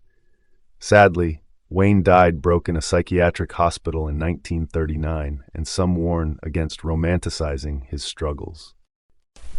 Amedeo Modigliani's portrait of Jean Hébuterne is a haunting depiction of his lover and muse, but its beauty is overshadowed by the tragic story behind it. Modigliani, an Italian painter known for his elongated figures and melancholic portraits, met Jean Hébuterne in 1917. She was a young art student from a conservative bourgeois family, and despite fierce opposition from her parents, she fell deeply in love with Modigliani. Their relationship was passionate but tumultuous, marked by poverty, illness, and the artist's self-destructive tendencies. Modigliani, already suffering from tuberculosis, was also addicted to alcohol and drugs, further deteriorating his health. John became Modigliani's most frequent model, and Portrait of Jean Hébuterne, 1918, is one of the many paintings in which he immortalized her. In this particular piece, she is depicted with a long, graceful neck, soft, sorrowful eyes, and an expression of quiet resignation. The muted colors and gentle brushstrokes create a sense of intimacy, but there's an underlying sadness in her gaze, as if she's aware of the inevitable tragedy awaiting her. By 1919, Jean was pregnant with their second child, but Modigliani's health was rapidly failing. He had never sought proper medical treatment for his tuberculosis, and years of substance abuse had worsened his condition. In January 1920, at just 35 years old, he succumbed to tubercular meningitis. His death devastated Jean, who was only 21 years old at the time. Overcome with grief, she returned to her parents' home. Less than 2 days later, unable to bear the loss of the man she loved, Jean Hébuterne threw herself out of a fifth-floor window, herself and their unborn child. Jean's family, ashamed of her relationship with Modigliani, initially refused to bury her beside him. She was laid to rest separately, but nearly a decade later, she was finally moved to Père Lachaise Cemetery, where she now lies next to Modigliani. The inscription on her tomb reads, "Devoted companion to the extreme sacrifice." The painting captures the quiet sorrow that defined Jean's short life, making it not just a work of art, but a relic of one of the most tragic romances in art history. Edvard Munch's The Dead Mother is one of his most disturbing works, a deeply personal manifestation of childhood trauma and the lingering specter of death. The painting is rooted in Munch's own tragic past. His mother died of tuberculosis when he was just 5 years old, and his beloved sister Sophie succumbed to the same disease when he was 14. These devastating losses haunted him throughout his life, shaping his art into a vessel of grief, anxiety, and existential dread. In the painting, a pale, lifeless woman lies in bed, her face partially obscured by the pillow, while a child stands in the foreground with wide, hollow eyes and hands pressed against her ears. The most unsettling aspect of the image is the child's gaze. It appears both vacant and accusatory, staring directly at the viewer as if frozen in an eternal moment of horror. The room is shadowy, suffocating in its bleak atmosphere, with heavy curtains enclosing the scene like a funeral shroud. The mother's rigid body seems unnaturally still, while the child, though physically present, feels ghostly, almost unreal. The painting conveys not just the sorrow of loss, but the sheer terror of a child confronted with death. The child covering her ears suggests an attempt to shut out the unbearable reality, yet the scene remains inescapable. Some interpretations suggest that the child represents Munch himself, trapped in the psychological torment of his mother's death. Others see it as a haunting vision of grief's lasting grip, where even in death, the mother's presence dominates the room, leaving the living in a state of perpetual despair. Munch's fascination with illness and mortality was central to his work. His father, a deeply religious man, instilled in him a fear of divine punishment, making death not just a tragic event, but an ever-present specter looming over his life. His own struggles with mental illness, alcoholism, and anxiety further fueled his obsession with suffering, which he famously explored in The Scream and other works. The Dead Mother is perhaps one of his most unsettling pieces, because it captures the raw, unfiltered terror of loss through the eyes of a child who cannot yet comprehend death but feels its suffocating weight nonetheless. Thomas Eakins' The Gross Clinic is one of the most shocking and talked about paintings in American art. It shows the harsh reality of surgery in the 1800s, a time when operations were done without modern tools or pain relief. Unlike older paintings that made medicine look clean and heroic, this one is raw and intense, filled with blood, pain, and the serious focus of doctors at work. The painting was so shocking at the time that it was rejected from the Philadelphia Centennial Exhibition for being too grotesque, with critics calling it butcher's work rather than art. The painting depicts the famed surgeon Dr. Samuel Gross performing a real-life operation on a young patient at Jefferson Medical College. The boy was undergoing a procedure to remove infected bone caused by osteomyelitis, a common but often fatal disease in an era before antibiotics. Eakins, known for his obsessive dedication to realism, meticulously observed actual surgeries to capture every detail: the glistening blood on the scalpel, the exposed flesh, and the tense focus of the doctors. One of the most disturbing aspects of the Gross Clinic is the stark contrast between the cold efficiency of the medical team and the raw human suffering of the boy and his mother. Dr. Gross, illuminated by a dramatic beam of light, stands in command, his blood-stained hand gesturing as he lectures to students in the background. Meanwhile, the mother cowers in the shadows, her face contorted in anguish. The division between scientific progress and personal horror is at the heart of the painting's unsettling power. Though the young patient in the painting did not survive the operation, Dr. Gross himself was considered a pioneer in medicine, known for his resistance to antiseptic techniques, which were just beginning to be introduced at the time. Ironically, his opposition to sterilization methods may have contributed to the high mortality rates of such surgeries. Eakins' decision to depict this moment so graphically made many uncomfortable, as it forced viewers to confront the brutal reality of medical procedures before the era of modern anesthesia and hygiene. The painting's rejection from the Centennial Exhibition was a devastating blow to Eakins, who believed he had created a masterpiece. It was instead relegated to a medical display, dismissed by art critics as too morbid. But over time, it was seen as an important and realistic look at both the struggles and progress of medicine. Today, it is considered one of the greatest American paintings ever made, though it is still just as unsettling as when it was first revealed. Egon Schiele's The Family is a powerful and heartbreaking painting about love, loss, and death. It was created in the final months of Schiele's life during the Spanish flu pandemic, a disease that would soon take him, his pregnant wife Edith, and their unborn child. In the painting, Schiele sits at the top with Edith in the center. Her expression seems distant, as if she is already fading away. Below her is a child, curled up but somehow separate from them. This child is symbolic, representing the baby they would never get to meet. The way Schiele arranged the figures is important. He sits above, both protective and distant. Edith is in the middle, the heart of the family, while the child at the bottom appears small and vulnerable. Even though they are physically close, there is a quiet feeling of separation, as if death has already started pulling them apart. Sheila's unique style makes the painting feel even more intense. The figures have long, stretched limbs and tense bodies, making them look fragile and uneasy. The dark, empty background surrounds them, creating a feeling of both closeness and loneliness. Sheila painted the family while the Spanish flu was spreading rapidly, killing millions. In October 1918, Edith became sick and died just days later. Sheila followed soon after, passing away 3 days later. Today, the family is seen as one of Sheila's most haunting works, not just because of how it looks, but because of the real tragedy behind it. It is a final, sorrowful reflection of an artist who seemed to sense that his time was running out. Portrait of a Madman by Théodore Géricault is part of a series commissioned by psychiatrist Dr. Étienne Jean Georget. This haunting work depicts asylum patients with stark realism, rejecting romanticization.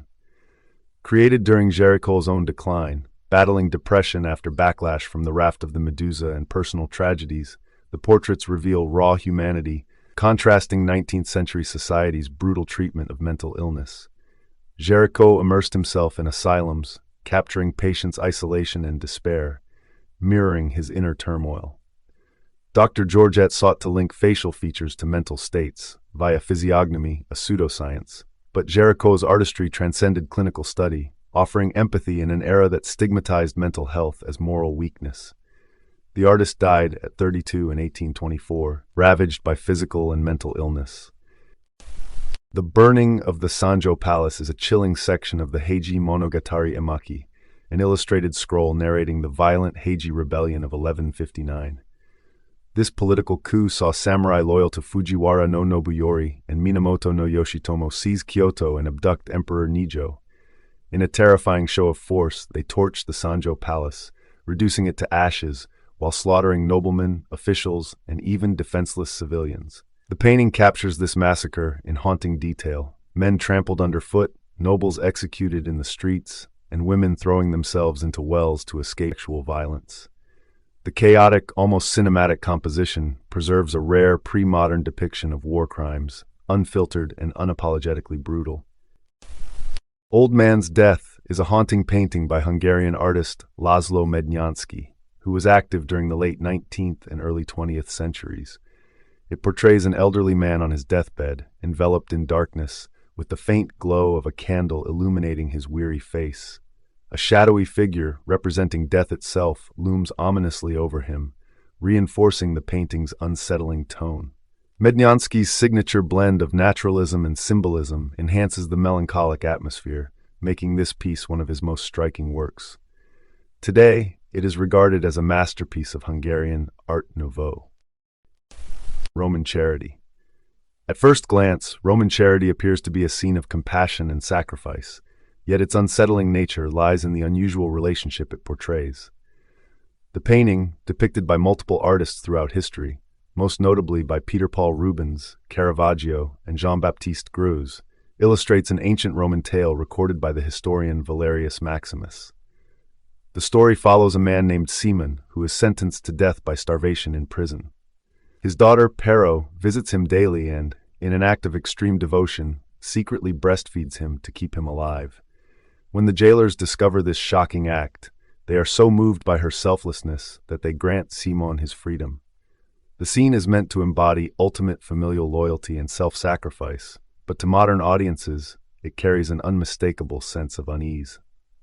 The stark contrast between Pero's nurturing role as a daughter and the unnatural act she performs creates an eerie tension, making the painting both emotionally powerful and deeply disturbing. While historically celebrated as a symbol of virtue, Roman Charity has also been interpreted as unsettling, even grotesque. The intimate and taboo nature of the act forces viewers to confront the extremes of human survival and devotion, making it one of the most controversial and haunting subjects in classical art. When Claude Monet's paintings were first shown in the early 1920s, many critics dismissed them, mocking his blurry and unusual style. Today, however, Monet is seen as one of the greatest artists in history, known for his unique use of color and light. But a surprising theory suggests that his famous style may not have been a deliberate artistic choice. It may have been caused by his failing eyesight. According to the British Journal of Medical Practice, researcher Anna Groiner studied how Monet's cataracts affected his vision and, in turn, his paintings. As his eyesight worsened, colors became less clear, and his paintings became hazier, with stronger reds and yellows. This wasn't necessarily an intentional shift. He may have simply been painting the way he saw the world. Monet was terrified of cataract surgery, especially since two other artists had undergone similar procedures and suffered poor results. Despite his fears, Monet finally agreed to the surgery in 1923. According to The Guardian, removing the lens of the eye, as this procedure does, can sometimes allow a person to see ultraviolet light. This could explain why his Water Lilies series, painted after the operation, had a much stronger blue tint. This theory changes how we see Monet's work, not just as an artistic experiment, but possibly as a reflection of how his world appeared to him in his later years. Paul Delaroche's The Execution of Lady Jane Grey. It captures the final moments of Lady Jane Grey, a young girl who was only 16 years old when she was executed in 1554. Despite being Queen of England for just 9 days, her life ended in tragedy, making her one of history's most sorrowful figures. Delaroche's painting doesn't just depict an execution, it immerses the viewer in a scene of innocence, helplessness, and doom. The painting shows Lady Jane in the Tower of London, moments before her beheading. She is dressed in a flowing white gown, symbolizing her purity and youth. Her eyes are blindfolded, and her hands reach out uncertainly, searching for the execution block. A man, possibly the executioner's assistant, gently guides her towards it. His posture suggests hesitation, as if he himself is uneasy about taking part in the death of someone so young. To the right, two of Jane's ladies-in-waiting are overcome with grief, one burying her face in her hands, while the other seems frozen in shock. The executioner, standing silently, holds the massive axe that will soon take Jane's life. The background is dark and shadowy, giving the scene a heavy, suffocating atmosphere. Lady Jane Grey's story is one of betrayal and power struggles. She was the great niece of Henry VIII and had a claim to the English throne through her Protestant lineage. Dying, he and his advisors wanted to prevent his Catholic half-sister, Mary Tudor, from becoming queen. To achieve this, they declared Jane Grey the rightful ruler. However, Jane never wanted to be queen. She was a highly intelligent and deeply religious girl who was more interested in her studies than in politics. Unfortunately, she had no choice. She was placed on the throne by powerful noblemen who sought to control England through her. Her reign lasted just 9 days. The people of England overwhelmingly supported Mary Tudor, and Jane was quickly overthrown. Mary, now Queen Mary I, had to decide what to do with her young cousin. At first, she showed mercy and kept Jane imprisoned in the Tower of London. However, a Protestant rebellion soon broke out in Jane's name, even though she had nothing to do with it. This convinced Mary that as long as Jane lived, she would be a threat to the throne. In February 1554, Lady Jane Grey was sentenced to death. Delaroche's painting captures the emotional weight of this moment. Unlike other historical execution paintings, which often focus on grandeur or political drama, this one is deeply personal. Jane is not shown as a queen, but as a frightened, innocent girl who was caught in the ruthless world of politics. The soft light on her pale skin contrasts with the dark surroundings, emphasizing her vulnerability. The blindfold adds to the horror. She cannot even see what is happening, making her death feel even more cruel. When the execution of Lady Jane Grey was first displayed in 1834, it shocked audiences. Many believed it was one of the most realistic and emotional historical paintings ever made. However, the painting is not entirely accurate. For example, Jane was actually executed outdoors, not in a dark chamber, and she likely wasn't blindfolded. But Delaroche wasn't aiming for strict historical accuracy. He wanted to capture the tragedy and sorrow of Jane's fate. On April 20th, 1989, around 8 p.m., Peggy Bueller was driving her father through Circle, Montana, a small rural town. The tranquil evening took a dramatic turn when Peggy noticed a car ahead suddenly swerve into her lane, speeding directly toward her. Thinking fast, she veered onto the shoulder of the highway and narrowly avoided the oncoming Chevy Nova, which sped past her. The car behind Peggy wasn't so fortunate. The Nova collided head-on with another vehicle driven by Carol Heights, an off-duty police dispatcher. The violent crash left both vehicles mangled, but miraculously, Carol managed to escape her car with only minor injuries. Disoriented, she stumbled to the side of the road and sat in the grass, trying to process what had just happened. That's when she saw the driver of the Nova. A blonde woman climbed out of the wreckage, seemingly unharmed. She walked over to Carol, stopping silently in front of her. Carol later recalled, "She just stared at me. Never said anything, just stared." After a few moments, the woman turned away and walked into the darkness of the surrounding prairie, climbing over a small fence and vanishing into the night. Meanwhile, Peggy had turned her car around to check on the crash victims. As she approached, she noticed a figure standing eerily still in a nearby field. She stood there like a spectator, Peggy said, not like it had happened to her. Moments later, the figure disappeared into the darkness. Another driver who witnessed the crash quickly sought help, driving to a nearby farmhouse to call the police. When authorities arrived, they began searching the area but found no trace of the mysterious woman. However, the wreckage left behind provided clues to her identity. Inside the Nova, police found personal items, including a suitcase packed with clothing, suggesting she was traveling. The driver was identified as 37-year-old Patricia Bernadette Meehan, a ranch hand from Bozeman, Montana, located about 400 miles from the crash site. Among Patricia's belongings, her family discovered an undeveloped roll of film. One photo stood out, a self-portrait of Patricia captured in a mirror, her expression blank and her eyes vacant. This haunting image is believed to be the last photo ever taken of her. When officers contacted Patricia's parents, they learned she had been acting unusually in the days leading up to the crash. The night before, Patricia had called home, asking if she could stay with them for a while. Her father, Thomas, agreed but noticed she sounded stressed and disoriented. Patricia mentioned she had a therapy appointment scheduled for April 21st. Thomas suggested she attend the session before making any decisions about traveling, hoping she could gather herself first. She never made it to that appointment. As search teams combed the area surrounding the crash site, they found footprints matching Patricia's shoes, leading about 3/4 of a mile into the prairie. But the trail abruptly ended, leaving searchers puzzled. Sniffer dogs picked up her scent but lost it in the field, suggesting she may have doubled back to the road and hitched a ride. Sheriff Robert Jensen commented on the strange circumstances. "If she were injured badly, we'd have found her in the grass by daylight. There's really nowhere to hide out here."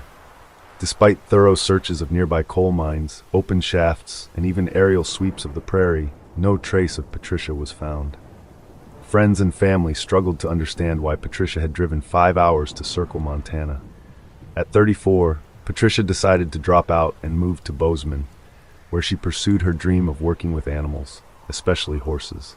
While Patricia appeared to enjoy her new life as a ranch hand, it wasn't without challenges.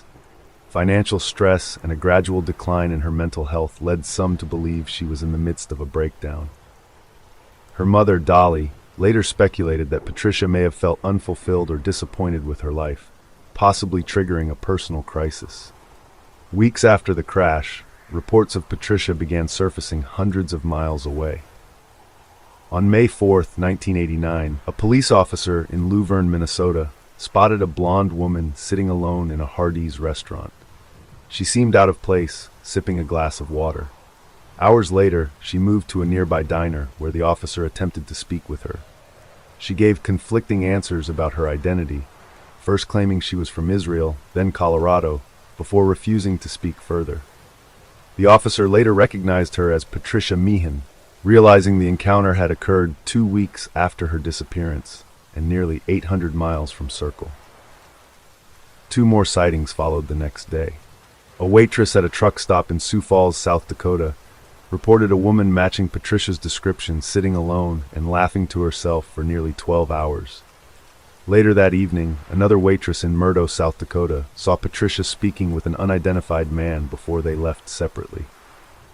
These sightings left Patricia's parents torn between relief and worry. "This is not like her," Dolly said. "We think she has amnesia. She's confused and scared. We don't think she knows who she is." Throughout May and June, the Meehans traveled across Montana and neighboring states, following up on tips and sightings. They stopped at diners and truck stops, showing Patricia's photo to anyone who would listen. Some claimed to have seen her, including at a horse auction in Billings, Montana, but these leads were never confirmed. The final verified sighting came on May 19th at a diner near Patricia's home in Bozeman. A waitress described a disoriented woman asking to be served quickly before sitting at a table, talking to herself for over an hour. Despite this sighting, Patricia's trail once again went cold. By June, with funds running low, the Meehans were forced to return to Pennsylvania without answers. Patricia's case was featured on Unsolved Mysteries later that year, generating thousands of tips. However, none provided definitive leads. Nightclub fire. On the morning of January 27, 2013, followers of DJ Bellina's Facebook page saw what appeared to be a typical nightclub photo. The image showed the Kiss nightclub in Brazil, illuminated with purple lights, a live band performing on stage, and a crowd packed tightly together. At first glance, it was a scene of lively celebration. However, shortly after this photo was uploaded, an unthinkable tragedy unfolded. During the performance, stage pyrotechnics ignited the soundproofing foam in the ceiling, sparking a catastrophic fire. The nightclub was overcrowded, lacked adequate fire escapes, and safety measures were grossly insufficient. The chaos that ensued left hundreds injured and resulted in 242 fatalities, marking it as the second deadliest fire in Brazil's history. The aftermath remains a painful memory for survivors, families, and the community, with haunting images of people desperately trying to escape the inferno, as firefighters and Good Samaritans worked to rescue those trapped inside. Born in Pittsburgh, Pennsylvania, Scott grew up in a working-class family. His father, Frank, was a truck driver, and his mother, Patricia, was a homemaker. In 1968, the family relocated to Michigan. 2 years later, Scott's parents divorced, and he ended up living with his father, along with his 2 brothers and sister. At 17, Scott dropped out of high school but joined the Army, where he earned his GED and trained in satellite communications. After 3 years of service, he was honorably discharged as a specialist. Scott later worked in various technical communications roles before transitioning to bartending, a job that fit his love for the nightlife. The story takes place during the height of the 1990s daytime talk show era, where shock value often drove ratings. The Jenny Jones Show, a popular program at the time, thrived on sensational topics, from makeovers to controversial personal revelations. In March 1995, the show planned an episode on secret crushes, where participants would surprise their admirers on national television. Scott wrote to the show to confess his crush on a man named Jonathan Schmitz, a 24-year-old acquaintance he met through a mutual friend, Donna. Unbeknownst to Jonathan, the producers invited him to participate, teasing that the admirer could be either a man or a woman. Jonathan, assuming it might be his ex-fiancée, agreed to appear. During the taping, Scott revealed his feelings for Jonathan, describing fantasies and how he had been drawn to him since their first meeting. The audience reacted with laughter and shock. While Jonathan appeared to handle the revelation calmly on stage, he later confessed to feeling deeply humiliated and uncomfortable. After the show, the situation took a dark turn. Back home, Jonathan found a suggestive note from Scott, which reportedly pushed him over the edge. Consumed by anger, Jonathan withdrew money from the bank, purchased a shotgun, and drove to Scott's home. After confronting him about the note, Jonathan returned to his car, seemingly deliberating his next move. Moments later, he reapproached Scott's door and fatally shot him twice in the chest. Jonathan immediately called 911, tearfully confessing to the crime. During his trial, his defense team argued he had been provoked, claiming he suffered from mental health issues, including manic depression, and had been drinking and using drugs before the murder.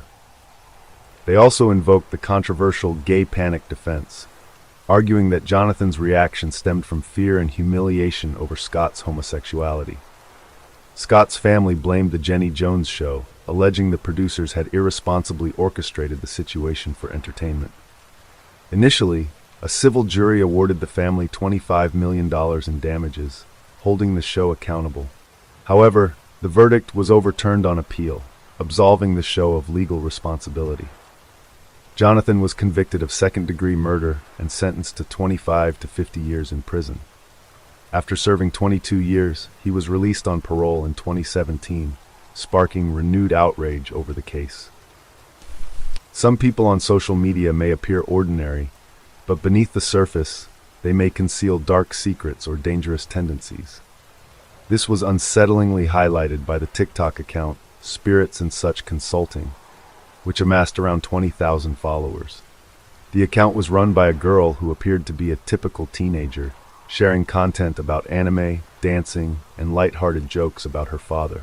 However, online investigators later discovered that the account was linked to Claire Miller, a young woman convicted of murdering her disabled sister in 2021. Prosecutors claimed that Miller had an obsession with homicide and was reportedly fearful of harming herself or others.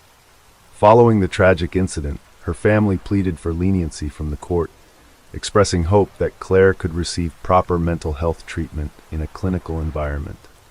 The TikTok videos were created before her arrest, with the last one uploaded just a day before the fatal incident. Claire Miller was ultimately convicted of third-degree murder and is now serving her sentence in prison.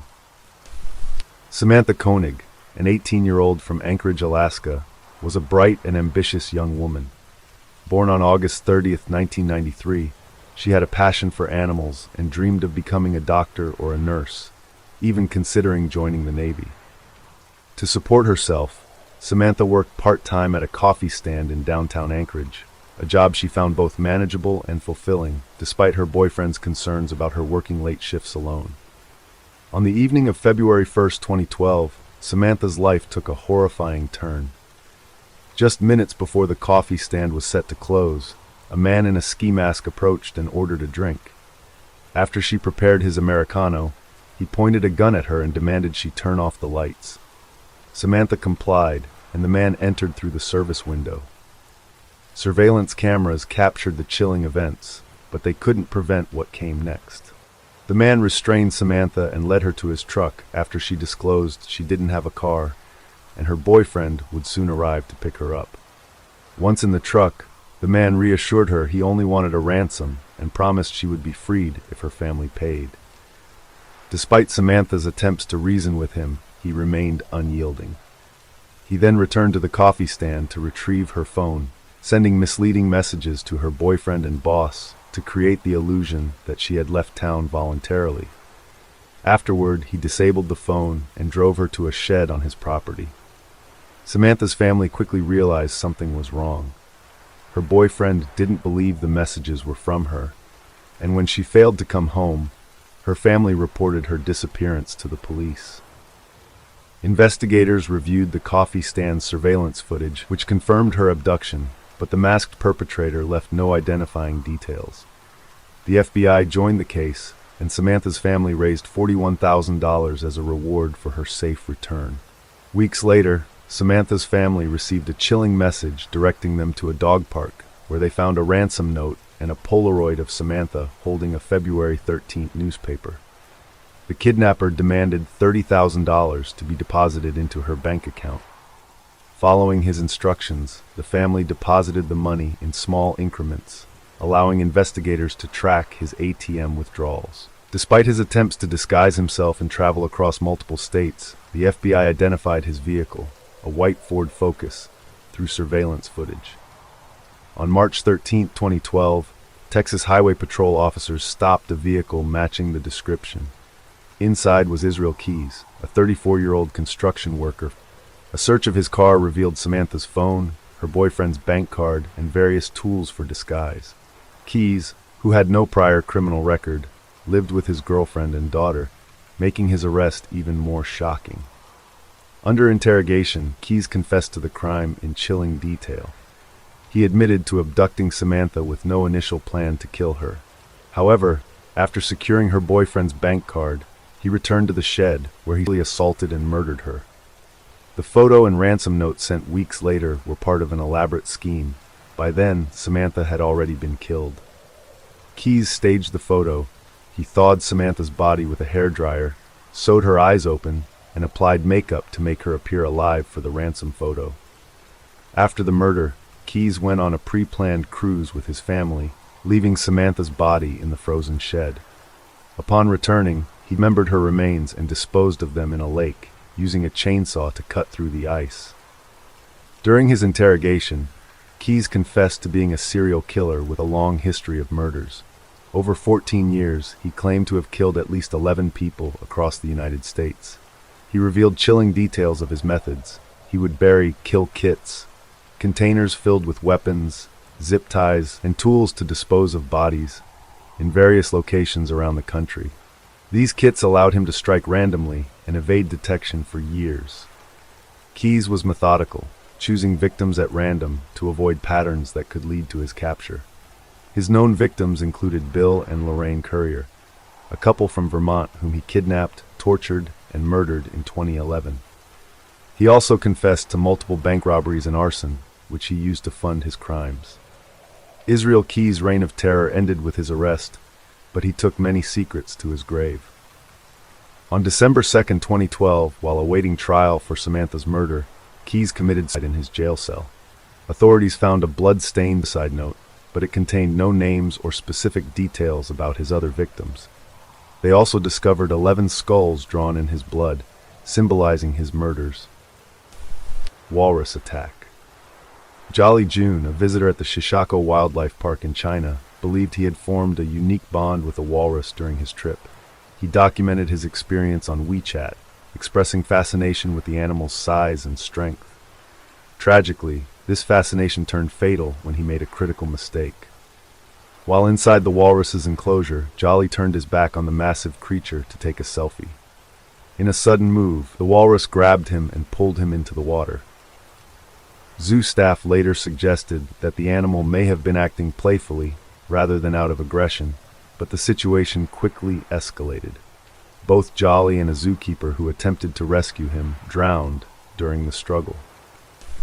On the evening of April 17, 2021, 40-year-old Erica Hernandez was captured on a Ring doorbell camera, leaving her brother and sister-in-law's home in Houston, Texas. This footage would be the last known sighting of Erica alive before her mysterious disappearance. Earlier that day, Erica and her mother spent time preparing food, which she planned to share with friends and family. When most of her guests couldn't attend, Erica decided to deliver the meals herself to avoid wasting the food. Around 8:10 p.m., Erica arrived at her sister-in-law, Eldia Hernandez's house, with her 3 children, ages 3, 15, and 19, waiting in the car. She chatted with Eldia for about 5 minutes before leaving to drop her kids back home. Later that evening, at approximately 9:30 p.m., Erica visited her best friend Maggie to deliver more food. According to Maggie, Erica stayed until about 2:30 a.m. Concerned for her friend's safety, Maggie texted Erica to ensure she made it home safely. At 3:04 a.m., Erica replied, saying she was 5 minutes away. However, when Maggie followed up a few minutes later, she received no response. When Erica's family couldn't reach her the following day, they grew alarmed. Her loved ones insisted it was out of character for Erica to disappear, especially since she would never leave her children behind. Her kids were her world. The Houston Police Department, Texas EquuSearch, the FBI, and dozens of volunteers launched an intensive search for Erica and her vehicle. Search teams scoured the routes Erica might have taken, and local hospitals were contacted to check for unidentified patients matching her description. Despite these efforts, no leads emerged. Her family remained in disbelief, with Eldia expressing the collective heartbreak. This is not like her. This is not her routine. Almost a month after Erica disappeared, on May 11, 2021, her SUV was found submerged in a retention pond near Reflection Bay and North Clear Lake in Shadow Creek Ranch. The Galveston County Medical Examiner's Office confirmed that the body inside the vehicle was Erica Hernandez. The cause of death was determined to be drowning, with the manner of death ruled accidental. Investigators revealed that FBI-gathered data led them to the retention pond. Evidence at the scene suggested Erica's SUV struck a curb and plunged into the water. The vehicle was located at the bottom of the pond, submerged in 8 to 15 feet of water, with damage consistent with hitting the curb. Authorities believe the SUV had been in the pond since the night Erica went missing. Video footage and cell phone data helped reconstruct Erica's movements that night. After leaving Maggie's home around 2:30 a.m., Erica visited another friend, leaving their home at 4:05 a.m. At 4:24 a.m., surveillance footage captured Erica's vehicle turning onto Reflection Bay from Shadow Creek Parkway, the route that led to the retention pond. Investigators confirmed that Erica's travel times and locations aligned with her usual route home. No evidence of foul play was found. On July 6, 1988, one of the most devastating offshore oil disasters unfolded in the North Sea. The Piper Alpha platform, operated by Occidental Petroleum, was extracting oil and gas from the Piper oil field. It was a vast structure with multiple modules, including Module A for drilling operations and Module D, which housed the control room and living quarters. At the time of the incident, 226 crew members were aboard, working to extract 125,000 barrels of oil daily, though production had been reduced from the usual 360,000 barrels due to ongoing maintenance. Concerns had been raised by senior staff about the risks of continuing operations during the refurbishment, but Occidental assured them that safety precautions were sufficient. On the morning of the tragedy, routine maintenance was underway on a critical condensate pump located in Module C. Pump A was taken offline, and its essential safety valve was removed. A temporary seal was loosely installed in its place, but a critical miscommunication occurred, leaving the night shift unaware of this change. Disaster struck at 9:45 p.m. when Pump B malfunctioned, and workers unknowingly restarted Pump A without its safety valve. Pressurized gas escaped from the temporary seal, producing a deafening hiss before igniting into a catastrophic explosion that sent flames skyward. The blast penetrated fire-resistant barriers, triggering a chain reaction of ruptured pipelines and secondary explosions. In the control room, operator Jeff Ballin managed to activate the emergency shutdown, briefly halting production. However, the force of the explosion had already thrown workers in Module D from their beds. Critical safety systems failed, including the alarm and fire suppression system. As temperatures soared to 1,000 degrees Celsius, desperate workers resorted to using yogurt to soothe their burning skin.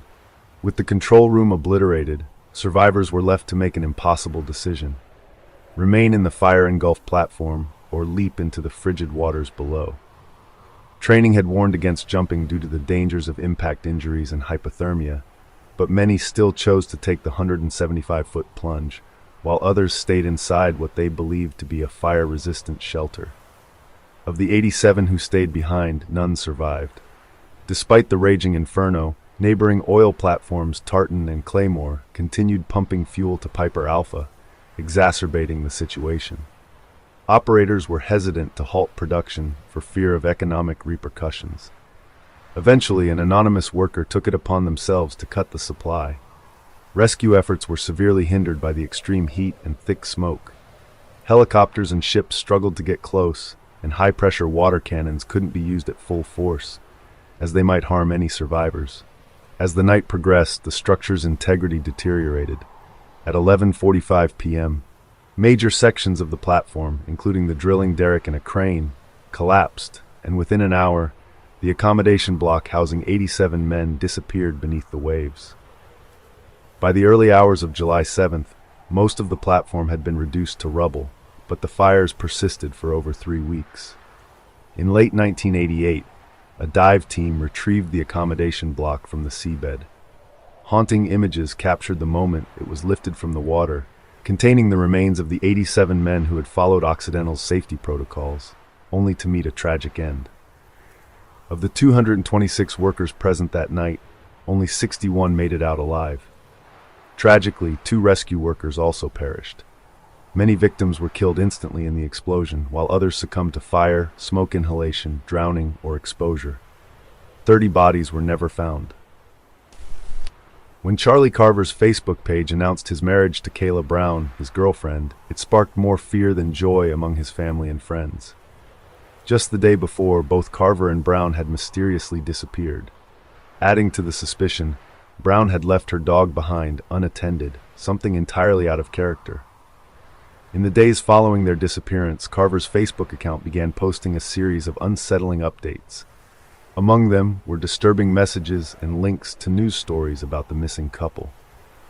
These posts raised red flags and led authorities to investigate further. Using cell phone tracking, police traced their last known location to the property of real estate broker Todd Kohlhepp. Upon searching the property, they made a horrifying discovery. Kayla Brown was found alive, chained inside a metal crate. Tragically, Carver's body was also recovered at the site. Kohlhepp had abducted the couple, murdered Carver, and then used his Facebook account to post under his name. Gabby Petito, 22, and Brian Laundrie, 23, started dating in 2019, moved to Northport, Florida, and became engaged in 2020. Their dream was to travel cross-country and experience van life.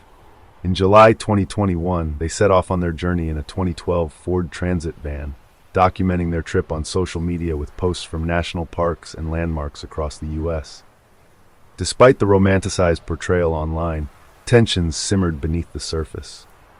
On August 12th, police in Moab, Utah, responded to a report of a domestic dispute.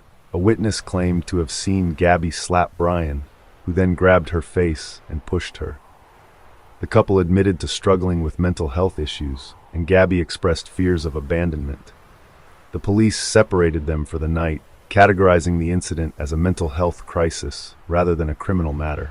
Brian unexpectedly flew to Florida on August 17th, allegedly to help his father with a storage unit. Gabby stayed in a Utah hotel during this time. Brian returned to Utah on August 23rd, and the couple resumed their trip, reaching Wyoming's Grand Teton National Park. Gabby was last seen on August 24th, checking out of a hotel in Salt Lake City. Gabby's mother, Nicole Schmidt, last spoke to her via FaceTime on August 25th.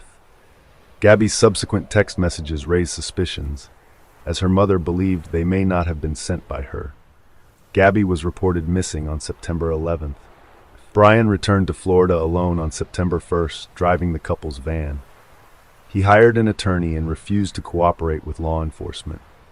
Authorities seized the van, which contained potential evidence. On September 14th, Brian's attorney released a statement expressing hope for Gabby's safe return, but offered no details about her whereabouts. Authorities began a search for Gabby in Grand Teton National Park, where she was last believed to have been. On September 19th, her remains were discovered in Wyoming. The coroner ruled her death a homicide. Meanwhile, Brian became the prime suspect, but disappeared shortly after being named a person of interest. His remains were eventually found in Florida's Carlton Reserve in October 2021, alongside personal items and a notebook. Gypsy Rose and Dee Dee Blanchard.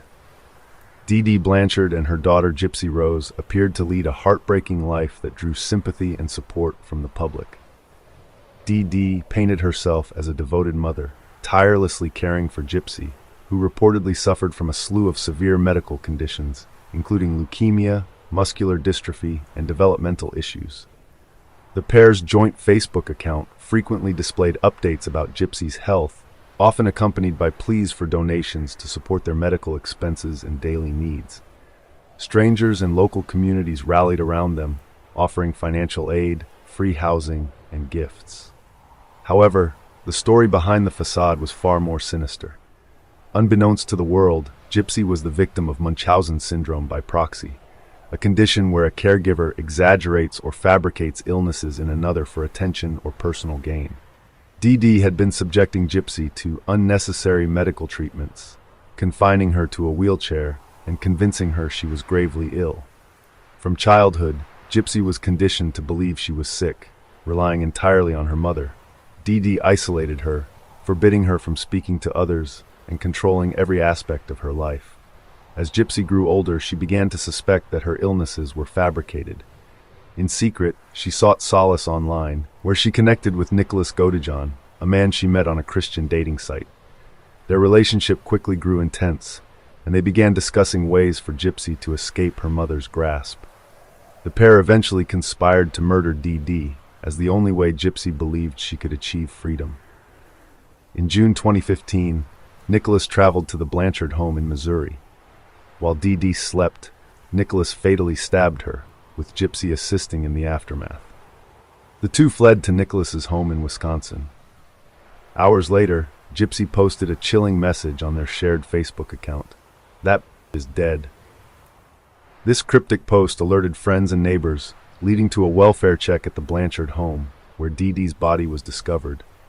Authorities quickly located and apprehended Gypsy and Nicholas. The shocking truth of Gypsy's life emerged during the investigation, revealing years of abuse and deceit by Dee Dee. It was discovered that Gypsy had no medical conditions, and she had been forced to live a false life for over 2 decades. Gypsy was ultimately sentenced to 10 years in prison for her role in her mother's murder.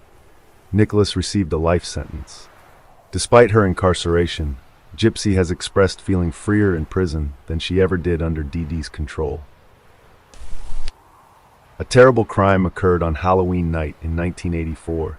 Usually Halloween brings harmless pranks and sometimes vandalism. But on this particular night, a pregnant woman was ripped to pieces by what her daughter described as a big bad wolf. This is the story of Doreen Berbert, and here's how it goes.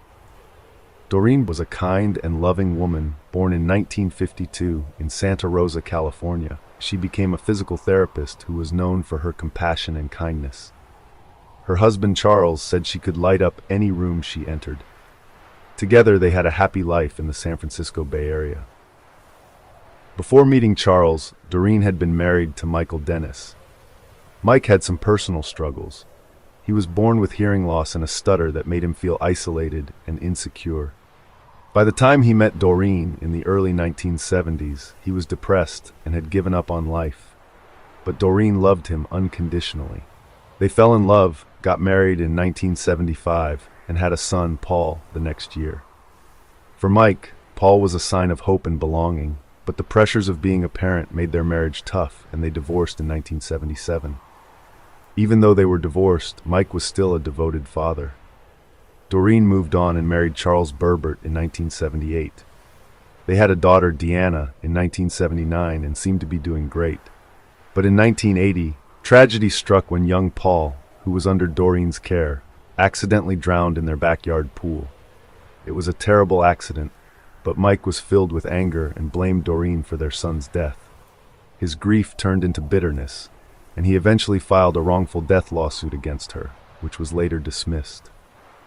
But even though the lawsuit was dismissed, Mike's anger and grief never went away. He convinced himself that Doreen had intentionally let Paul die. In October 1984, Doreen, who was 8 months pregnant with her 3rd child, was looking forward to a peaceful Halloween with her family. She and Charles took turns trick-or-treating and handing out candy. But that peaceful evening turned into a nightmare when Mike, consumed by years of rage, arrived at their home wearing a wolf mask. When Charles stepped out to run an errand, Mike forced his way inside. What followed was an act of monstrous violence. Doreen was savagely attacked, her unborn child was cut from her womb, and her body was left in a grotesque display. 4-year-old Deanna, who was hiding behind a couch, witnessed the attack and later described the assailant as a big bad wolf. Charles returned to find the door ajar and the horrific scene inside. In a panic, he called the police, who soon suspected Mike because of his history with Doreen. Mike's behavior during questioning only raised more alarms. He claimed a hand injury was from carving a pumpkin, but his story unraveled when investigators discovered blood trails leading from Doreen's home to his house. Inside, they found blood-stained clothing, bloody bandages, and evidence of a hasty cleanup. The investigation revealed chilling details. A search of Mike's truck uncovered blood on the door handle, radio, and floorboards. A blood trail led from his garage to the crime scene. Witnesses reported seeing a man in a wolf costume near Doreen's home hours before the murder. Surveillance footage and alibis cleared Charles of suspicion, further implicating Mike. In Mike's garage, police found disturbing items. 2 handmade wooden caskets, matching the heights of Doreen and Charles, and hand-stitched body bags. Investigators also uncovered a receipt for an 18-inch machete purchased shortly before the murder, which matched the weapon used to kill Doreen. Most damning was a photograph from the previous Halloween showing Mike in a wolf costume identical to the mask found at the crime scene. The autopsy showed the horrific nature of the attack. Doreen had been brutally stabbed multiple times, including a broken skull and severed bones. Her unborn child had been deliberately taken away. Blood evidence proved Mike's involvement, with DNA matching both Doreen's and his found at the crime scene, in his home, and in his truck. On November 5, 1984, Mike Dennis was arrested and charged with the murders of Doreen and her unborn child. He later pleaded not guilty by reason of insanity, saying he was grieving over Paul's death. However, the prosecution argued that the crime had been planned. In 1988, Mike was found guilty of first-degree murder and sentenced to death. But his sentence was later changed to life in prison without parole because of California's ban on the death penalty. Doreen's family, including her daughter Deanna, struggled to recover from the trauma. At first, they supported the death penalty, but later they focused on forgiveness, hoping to find peace. This is a photo of a Slovakian woman named Marici. At first glance, it looks like an ordinary campsite. She's in Nepal, visiting Rambadur Bamjan, the man many believe to be the reincarnation of the Buddha. But behind this seemingly normal photo lies a harrowing story of captivity, unimaginable abuse, and an escape that brought her back from the brink of death. Rambadur Bamjan, better known as Buddha Boy, rose to instant fame in 2005 when he claimed to be the reincarnation of Siddhartha Gautama, the Buddha. But as his fame grew, so did the trail of accusations and darkness surrounding him. Born on April 6, 1990, under a full moon in rural Nepal, Bamjan's arrival into the world was heralded by his mother as extraordinary. She described his birth as accompanied by a shriek like thunder. Even as a child, he was different from others in his village. On May 16, 2005, at just 15 years old, Bamjan began meditating under a peepal tree, mirroring the story of the historical Buddha. He claimed he would remain there until he reached enlightenment. For 10 months he sat motionless, reportedly surviving without food or sleep. There's footage of him on YouTube, where he's just sitting under the tree for days without moving. That region is dominated by Buddhism, so news of this drew pilgrims from across Nepal and beyond. People were desperate to believe. George Saunders, a National Book Award-winning author, visited the Buddha Boy and described his experience in GQ, recounting a sense of divine presence. Documentaries like The Boy with Divine Powers sought to verify his claims, with skeptics questioning the possibility of surviving on prayer alone, while others saw an inexplicable miracle. By the end of 2005, Bamjan had become a global phenomenon, with thousands of devotees flocking to his jungle meditation site. Yet, even then, whispers of skepticism emerged. Some questioned whether the villagers were profiting from the attention. Others noted cracks in the myth, such as reports of him being caught eating or sleeping. Still, the faithful remained steadfast. On March 11, 2006, Bamjan vanished. His followers discovered his meditation site abandoned, the fence surrounding it cut. 8 days later, he reappeared, claiming that the environment had become too disturbed for his meditation. This pattern of retreating into secrecy and re-emerging would become a recurring theme. In December 2006, a herdsman spotted Bamjan in the jungle, carrying a sword. By July 2007, allegations surfaced of him attacking a shepherd with the weapon, nearly decapitating the man. Bamjan's followers dismissed the incident as self-defense, but doubts began to grow. Later that year, Bamjan emerged from a self-imposed underground meditation bunker to address thousands of followers. His speeches preached spirituality as the salvation for Nepal, but behind the scenes, darker events were unfolding. By 2010, the Buddha Boy's reputation had taken a sinister turn. Reports emerged of him beating 17 villagers with an axe handle. The victims, despite their injuries, refused to retaliate, citing their belief in his divine authority. Bamjan justified his actions, claiming he operated under divine law. In 2012, Nepalese authorities investigated reports that Bamjan was keeping 2 women chained to trees in the jungle. One was a local Nepalese woman, and the other was a 35-year-old Slovakian devotee named Marici. Both alleged severe abuse, including beatings and sexual assault. Marici's testimony painted a horrifying picture of months of captivity, during which she was tortured and sexually assaulted on Bomjon's orders. She was chained to a tree and starved, only to be given urine to drink. Marici's story shocked the international community, but local authorities took minimal action. Instead, Marici herself was fined for overstaying her visa. Even Bomjon's family was not immune to his growing tyranny. Concerns arose when Maya Devi, Buddha Boy's mother, grew worried about her 13-year-old daughter Ranjita, who had joined Ram Bahadur Bomjon's spiritual community.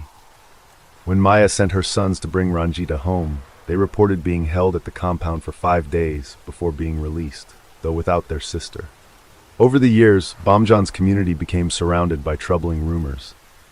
Some devotees and monks reportedly went missing, raising questions and concerns among locals. In 2018, Bomjon's elder sister, once one of his closest supporters, was found deceased, sparking further speculation about the events within the compound. Allegations of misconduct, including claims of inappropriate behavior, began surfacing, which cast doubt on the once revered spiritual figure. Currently, Ram Bahadur Bomjon, now in his 30s, is under investigation by Nepalese authorities. Once celebrated as a potential reincarnation of Buddha, he now faces serious accusations, including kidnapping and other acts of harm. Janet Mae Johnson's story, immortalized in the New York Times article Ghosts on the Glacier, is one of ambition, mystery, and tragedy. Born on November 30, 1936, in Minneapolis, Minnesota, Janet's life was marked by resilience. Adopted by Victor and Mae Johnson, she grew up in a stable but conservative household. However, her life took a painful turn when she was 21. Her adoptive parents discovered that she was gay. In response, they sent her to a hospital to undergo conversion therapy, a discredited and harmful practice that aimed to change her sexual orientation. It was obviously unsuccessful, so they motivated her to move to Denver, Colorado, where she worked hard to build a successful life, earning a PhD in education and pursuing a fulfilling career as a librarian. However, Janet's true passion lay in mountaineering, a pursuit that would ultimately lead to her mysterious and untimely death. In 1973, Janet joined an expedition to Mount Aconcagua in Argentina, the highest peak in the Americas, organized by the Mazamas Climbing Club. Led by Kerry Roy Defoe Jr., a Portland attorney, the group included 7 other climbers from various backgrounds. While some members were seasoned climbers like Janet, others were less experienced, raising concerns about the group's overall preparedness. Despite this, the team set out with high hopes, assisted by a local guide, Miguel Alfonso. The climb began on January 20, 1973, with the group establishing 3 camps between the base camp and the summit. The expedition faced immediate challenges, with some members abandoning the climb early. By the time the group reached higher altitudes, only Janet, John Cooper, a NASA engineer, Arnold McMillan, a dairy farmer, and Bill Zeller, a police officer, remained. Janet's extensive experience made her a key figure in the final push toward the summit. At 21,000 feet, the climbers were forced to stop due to deteriorating conditions. They dug a hole in the snow to shelter overnight, intending to continue the ascent the next day. However, the altitude and extreme cold began to take a toll. John Cooper decided to turn back alone, but he never made it to safety. The remaining climbers pressed on, but soon noticed Janet had fallen behind. When they found her off the trail, she reportedly said, "Don't make me suffer, just let me lay here and die." The group's cohesion unraveled further as Arnold descended the mountain to seek help, accidentally sliding 1,000 feet but surviving with minor injuries. Bill Zeller stayed with Janet but eventually abandoned her, believing she would recover and catch up. Tragically, she never did. Bill later stumbled upon John Cooper's body, frozen and battered, before making his way back to base camp with Arnold. When they arrived, the rest of the team was shocked to learn that Janet and John had been left behind. An investigation in Argentina raised suspicions about the climbers' accounts. Janet's body was discovered in 1975, 65 feet from where John's body had been found. Both bodies bore injuries, and Janet's glasses were broken, with a large rock placed on her body. Theories ranged from accidental deaths to foul play, but no charges were ever filed. Later autopsies revealed that Janet died from a brain injury, while John succumbed to cranial contusions and hypothermia. Climbers in 2012 found Janet's camera and undeveloped film. The camera, a small but durable model, contained a reel of undeveloped film that had remarkably survived the harsh conditions of Mount Aconcagua for nearly 4 decades. When the film was carefully developed by experts, the images captured the group's journey, starting with moments of camaraderie at the base camp and progressively documenting the climb as the conditions grew harsher.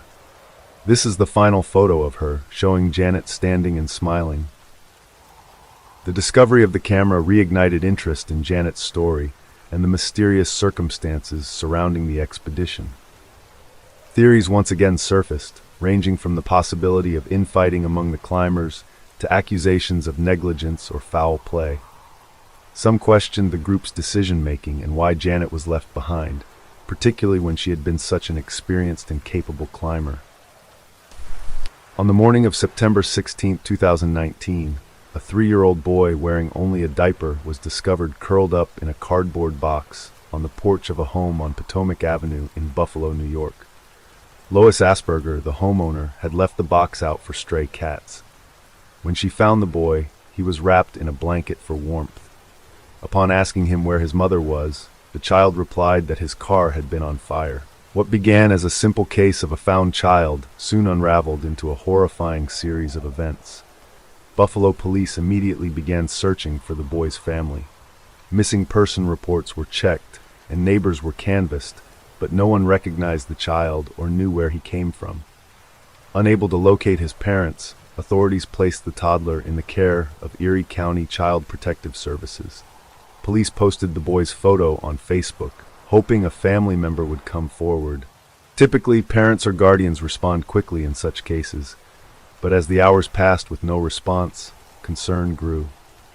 Later that evening, around 6 p.m., police received a report of a burned-out car in a wooded area near an industrial park in the Black Rock neighborhood, about a mile from where the boy had been found. First responders arrived to find the fire had extinguished itself, but inside the car, they made a gruesome discovery. 2 sets of human remains, burned beyond recognition. Detectives searched the area and interviewed nearby construction workers, but no one had witnessed anything unusual. Security footage from a nearby storage facility provided the first major lead. In one video, recorded at 2:54 a.m., a man was seen walking along a dirt road toward the area where the car was found. Minutes later, at 3:01 a.m., a second video captured the same man accompanied by another man and a small boy, believed to be the child found on Asperger's porch, running away from the vehicle. In the background, a bright flash, likely the car igniting, could be seen. Enhanced footage revealed one man placing a piece of black clothing over his head and carrying 2 gas cans away from the scene. Meanwhile, a Florida woman contacted Buffalo police after seeing the boy's photo online. She recognized him as her nephew, Noelvin. The woman, worried after losing contact with her brother Miguel Valentin Colon and his partner Nicole Merced Plod, had begun searching social media for answers. Noelvin's grandparents traveled to Buffalo to see him, but the toddler said little about his parents. The family avoided pressing him for information. Authorities determined that Noelvin had traveled from Florida to Buffalo with his parents, 24-year-old Nicole Merced Plod and 31-year-old Miguel Valentin Colon, as well as a family friend, 29-year-old Roman N. Audrifid. The family was last seen alive on September 15, 2019. In November 2019, authorities identified the remains in the burned car as Merced Plod and Valentin Colon. Audrifid remained missing until his weighted and burned body was later discovered in a pit behind a house on Box Avenue. Police believe the trio was killed during a drug robbery. Investigators found that cocaine, cell phones, and a minivan were stolen during the crime. A search of the group's hotel room near Buffalo Niagara International Airport uncovered 4.4 pounds of cocaine in a cooler, along with an empty second cooler. Surveillance footage and witness tips led police to Jerry L. Cobb, 47, who who, along with 49-year-old DeAndre Wilson, was implicated in the murders. A third man, James Reed, 38, assisted in burning the bodies. Cobb, Wilson, and Reed faced charges of obstruction of justice, among others. The investigation revealed the involvement of 3 additional suspects: Jahan McDuffie, Destiny Bell, and Ashima Clark. All 6 were charged with crimes including narcotics conspiracy, drug distribution, maintaining drug premises, murder during a narcotics conspiracy, and obstructing justice. What began as the discovery of a vulnerable little boy on a stranger's porch ultimately revealed a web of violence and tragedy. Zainab Ansari was a 7-year-old girl from Kasur, Pakistan, whose murder in January 2018 shocked the nation and drew international attention. On January 4th, Zainab left her home to attend Quran lessons at a nearby house. Her parents were away on a pilgrimage in Saudi Arabia, and she was being cared for by relatives. When Zainab didn't return home, her family grew worried and began searching for her. They contacted the police and distributed flyers around the area, but no leads emerged in the initial hours. The case took a significant turn when CCTV footage surfaced showing Zainab walking hand in hand with an unidentified man. This was the last image of her alive. 5 days later, on January 9th, Zainab's body was found in a garbage dump on the outskirts of Kasur. An autopsy confirmed she had been assaulted and murdered. Her death sparked outrage across Pakistan, leading to protests and demands for justice. The people of Kasur, already shaken by reports of previous similar incidents in the area, accused authorities of negligence. The investigation quickly became a top priority. DNA evidence from the crime scene was linked to several other cases of assault and murder in the region, confirming that a serial offender was responsible. The breakthrough came when police arrested a 24-year-old man named Imran Ali, who lived in the same neighborhood as Zainab. His DNA matched samples from Zainab's case and at least 6 other victims, all young girls from the same area. This confirmed that Imran Ali was a serial offender who had been targeting children in Kasur over several years. His victims were between the ages of 5 and 9, and their cases shared a disturbing pattern. The girls would go missing, and their bodies would later be found, showing evidence of assault and strangulation. He was swiftly tried in an anti-terrorism court, where he was convicted of Zainab's murder and multiple other crimes. On October 17, 2018, he was executed in Lahore, bringing an end to the legal proceedings. This is Abdul Shakur Azedi, a 35-year-old pizza shop worker from Newcastle upon Tyne, who for a time became the UK's most wanted man. On January 31, 2024, at 7:25 p.m. on Lesser Avenue, a quiet residential street near Clapham Common in southwest London, raised voices echoed from inside a white Toyota parked outside the Bel Air Hotel. Inside the vehicle sat a 31-year-old woman, her 2 daughters, aged 8 and 3, and her former boyfriend, Azedi. Their relationship had ended, and although they were never married and the children were not his, Azedi struggled to accept the breakup. The woman had agreed to meet him that evening to talk things over, and Azedi had driven 280 miles from Newcastle, seemingly eager to discuss matters in person. However, he had other intentions: revenge. As the mother opened the door to leave, Azedi raised a bottle filled with corrosive alkaline and hurled it into her face, splattering her eldest daughter in the process. Screaming in agony, the mother and daughter fled the vehicle, clutching their burning faces. Azedi then reportedly took the youngest child, slammed her onto the ground, and attempted to run over the mother with his car. Her desperate screams drew the attention of several residents who rushed to help. Despite their efforts to stop him, Azedi managed to flee on foot after crashing his car into a stationary vehicle. The woman and her children were rushed to a nearby hospital. While the daughters escaped serious harm, their mother was left blind in her right eye. Friends described her as a devoted mother whose world revolved around her children. The attack sent shockwaves across the UK, with the public horrified by the cruelty involved. A nationwide manhunt was launched immediately. Authorities released Azedi's photos and offered a £20,000 reward for information leading to his capture. Originally from Afghanistan, Azedi had arrived in the UK in 2016 as an asylum seeker. He found work at a pizza and kebab takeaway, where colleagues described him as quiet, and unsettling.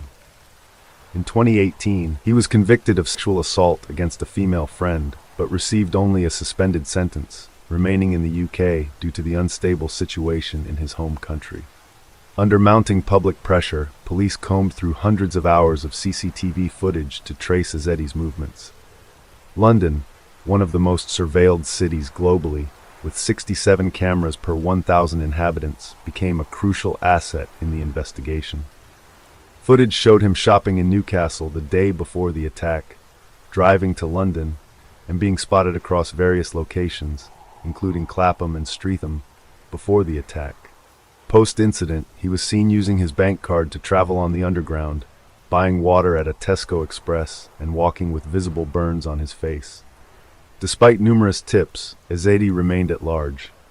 Authorities appealed to him directly, warning that his injuries could prove fatal without medical attention. Weeks passed with no sign of him, leading to speculation that he had fled the city or even the country. On February 9th, police released footage showing Ezeti walking along Chelsea Bridge with a purposeful stride before returning and looking over the edge. After this moment, he vanished. Investigators believed he may have jumped into the Thames River, a treacherous body of water known for strong tides and hidden hazards. Several bodies were recovered during the search, none of them his. Finally, on February 22nd, a passing boat spotted a body near Tower Pier.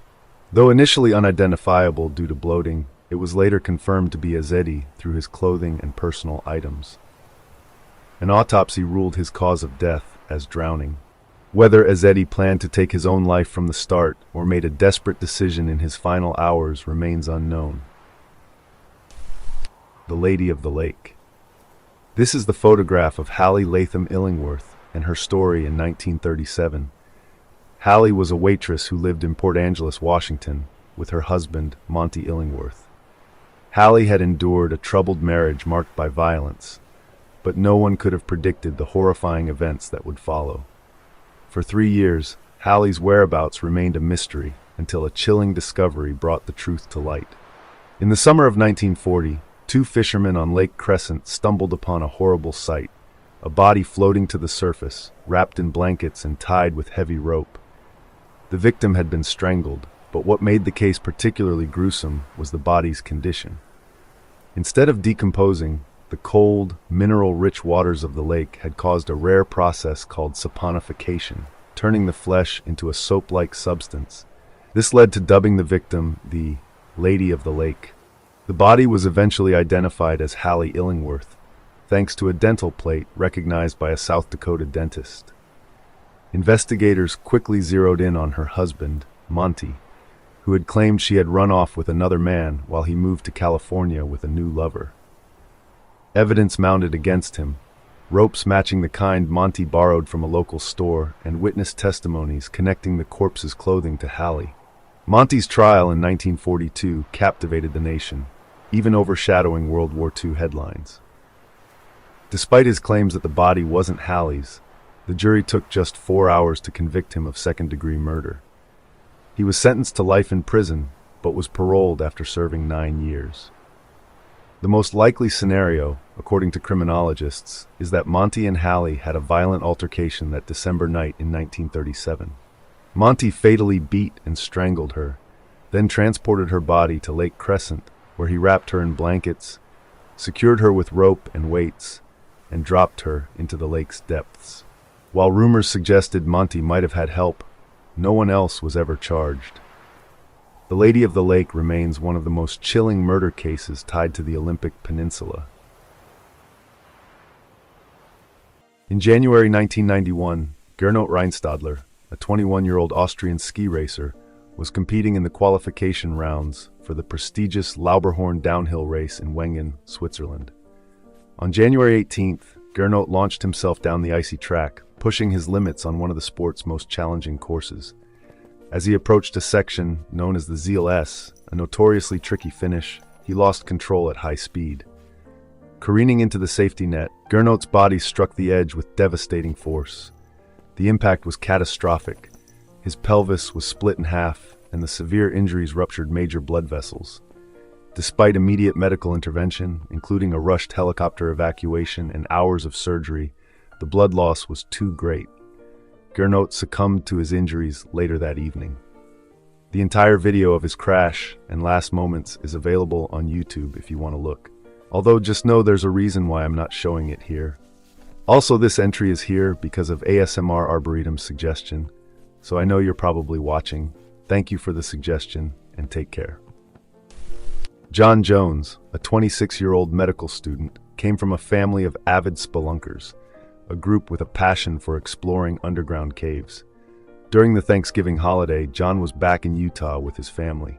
Eager to reconnect, they decided to engage in an activity they loved, spelunking. This time, the destination was Nutty Putty Cave, a well-known but treacherous cave system in the area. For John and his family, this was their first visit to this particular cave.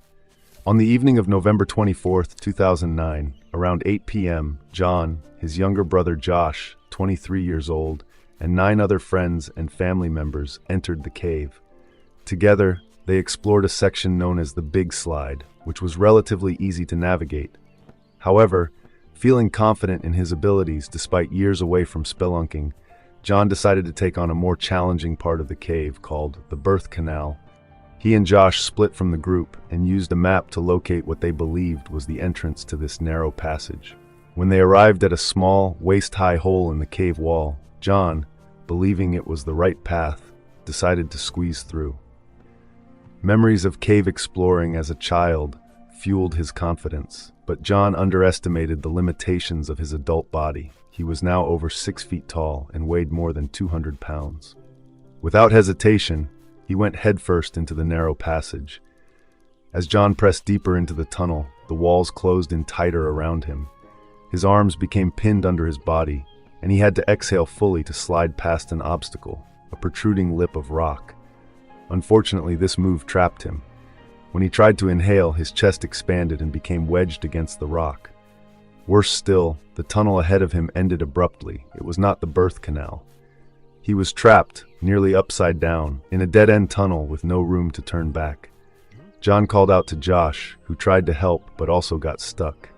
Realizing the severity of the situation, Josh managed to free himself and ran to get help. It took 3.5 hours for the first rescue worker, Susie Matola, to reach the scene. Susie tried to comfort John, but the sight of his position in the cave alarmed her.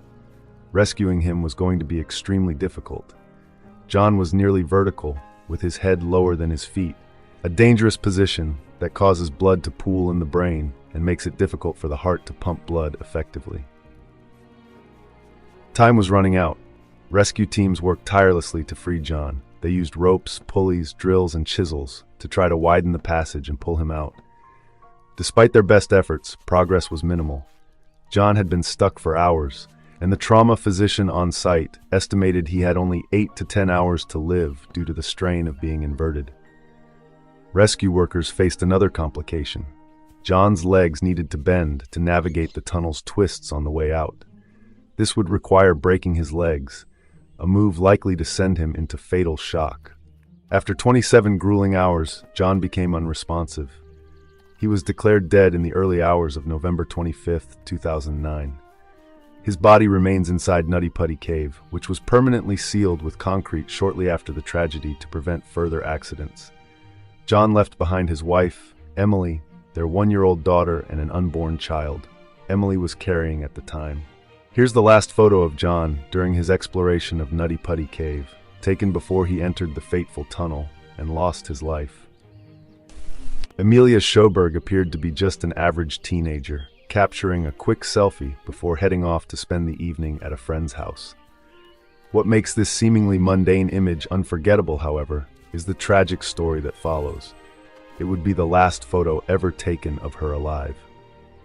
On July 21, 2024, Amelia left her home, anticipating what she thought would be an ordinary night with friends. Her mother, Anna, remembers their earlier argument and how Amelia seemed uneasy about her plans. Later, while on the train, Amelia sent her mother a heartfelt text, apologizing for her behavior and expressing her love. "I'm sorry for being stressed earlier. I love you so much, Mom. You are my life." Those words would be among the last her mother would ever receive. For Amelia, this night wasn't just another sleepover. It was supposed to be her first party. After spending much of her childhood in foster care, she had recently reunited with her mother, and the two had been working on rebuilding their relationship. Anna shared how excited Amelia had been about decorating her room in their new home, planning each detail with care. Sadly, those dreams would never come to fruition. Unbeknownst to Amelia, the event she was heading to was a trap. The two girls who invited her had sinister intentions.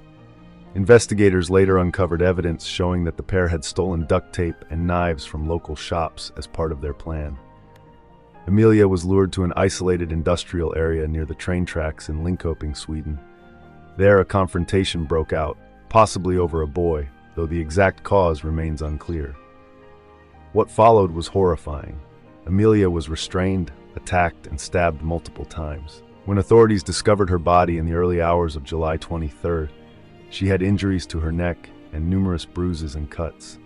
Despite their attempts to save her, it was too late. The brutality of the attack wasn't the only shocking aspect. The two perpetrators recorded their actions, sharing the footage in a group chat and boasting about what they had done. This video is now a critical piece of evidence, though its existence is deeply disturbing. The suspects were swiftly apprehended. A 15-year-old girl was arrested on July 24th, followed by a 13-year-old accomplice the next day. Both admitted their involvement, with one claiming that things spiraled out of control.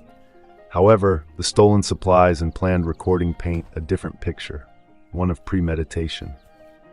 Further evidence included Amelia's bag, containing her bank cards and personal belongings, found discarded in water near the crime scene. 2 knives believed to have been used in the attack were also recovered. Amelia was a 14-year-old who simply wanted to trust and connect with her peers, excited about her first party, only to face a heartbreaking betrayal. Anna, her mother, has spoken openly about her grief, sharing how they were starting anew and building a life together. Now, instead of watching her daughter grow and thrive, Anna is left mourning a young life stolen far too soon. At 8:49 a.m. on April 16, 2014, a quiet disaster began to unravel aboard the Sewol ferry en route to Jeju Island, South Korea. The ship, carrying 476 passengers, including 325 high school students, began to list severely to one side. This wasn't an isolated mechanical failure. The ferry had undergone unauthorized renovations to increase passenger capacity, making it dangerously top-heavy. Corrupt regulators, bribed with lavish gifts, had approved its operation without conducting proper inspections. On that fateful morning, the ship had been overloaded with cargo, twice the legal limit, and much of it was improperly secured. As the ferry navigated strong currents, a sharp turn caused it to tilt. The unsecured cargo, including vehicles and containers, shifted abruptly, throwing the ship off balance. In the midst of this chaos, the captain issued an announcement instructing passengers to stay in their cabins. Trusting the captain's reassurances, most obeyed, unaware of the growing danger. For nearly an hour, no further instructions were given, leaving the students trapped in the lower decks, anxious and increasingly aware of their predicament. Calls for help began pouring into authorities, not from the crew, but from the students themselves. Despite their pleas, the response was delayed as the crew hesitated, paralyzed by fear. When the captain finally ordered an evacuation, it was too late. Water had already engulfed much of the ferry, blocking escape routes and trapping passengers. Survivors described scenes of panic as water rushed into hallways, sweeping away those attempting to climb to safety. Divers later recovered the bodies of students with broken fingers. Chilling evidence was found on the students' cell phones, videos and photos capturing their final moments as they waited in vain for instructions. Meanwhile, the captain abandoned ship shortly after issuing the evacuation order, leaving hundreds of passengers behind. In the end, 304 lives were lost, a tragedy made worse by the knowledge that nearly all could have been saved had evacuation begun immediately. The captain, whose gross negligence led to this catastrophe, was sentenced to life in prison. On a quiet December evening in Auckland, New Zealand, a CCTV camera recorded an unremarkable scene. A man in an elevator, calmly pushing a luggage trolley with a large suitcase balanced on top. At first glance, it seemed like any other moment on any other day. But this seemingly mundane image conceals a far darker truth. To understand the significance of that suitcase, we must go back to Grace Mullane, a 22-year-old from England. Recently graduated and eager to explore the world, Grace had meticulously planned her solo adventure. After traveling through South America, she arrived in New Zealand in November 2018. On December 1st, the night before her 22nd birthday, Grace made plans to meet a man she'd connected with on Tinder. His name was Jesse Kempson. She messaged a friend, mentioning how well they seemed to get along and assuring her that she would check in the next day. That evening, Grace and Jesse met at a bar in Auckland's city center. CCTV footage captured them chatting, laughing, and moving between venues. They left the Bluestone Room around 9:30 p.m., heading to Jesse's hotel. Security footage shows them entering the City Life Hotel together, Jesse fumbling briefly with his keycard before leading Grace to his room, 3008. What happened behind those closed doors is known only through the evidence that surfaced later. Sometime that night, Jesse Kempson ended Grace's life. No emergency call was made, no attempt to explain or seek help. Instead, at 1:30 a.m., Kempson searched the internet for terms like hottest fire and way to carry ranges, a remote area outside Auckland. He even browsed adult content, all while Grace's lifeless body lay in the room. The next morning, Kempson's focus had shifted entirely.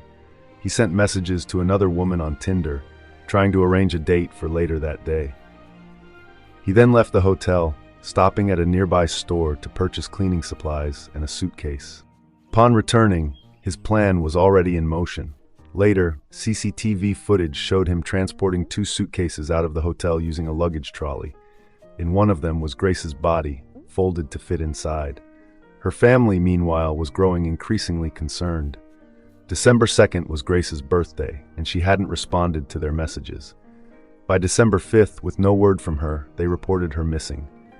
Police began their investigation, initially treating it as a routine disappearance. But as they pieced together CCTV footage and rental car records, a grim story unfolded. On December 9th, they found Grace's body buried in the way to carry ranges. She had been wrapped in a blanket and concealed in the suitcase Kempson had purchased. A nearby shovel, believed to be used in digging her grave, was also recovered. Jesse Kempson was arrested on December 8th, the day before Grace's body was found. 2 days later, he was charged with her murder. In court, he appeared composed, even indifferent. His name was initially suppressed under New Zealand law, leaving the public in the dark about his identity. The trial began in November 2019, nearly a year later, and lasted 3 weeks. Kempson pleaded not guilty, claiming Grace's death was an accident during consensual activities.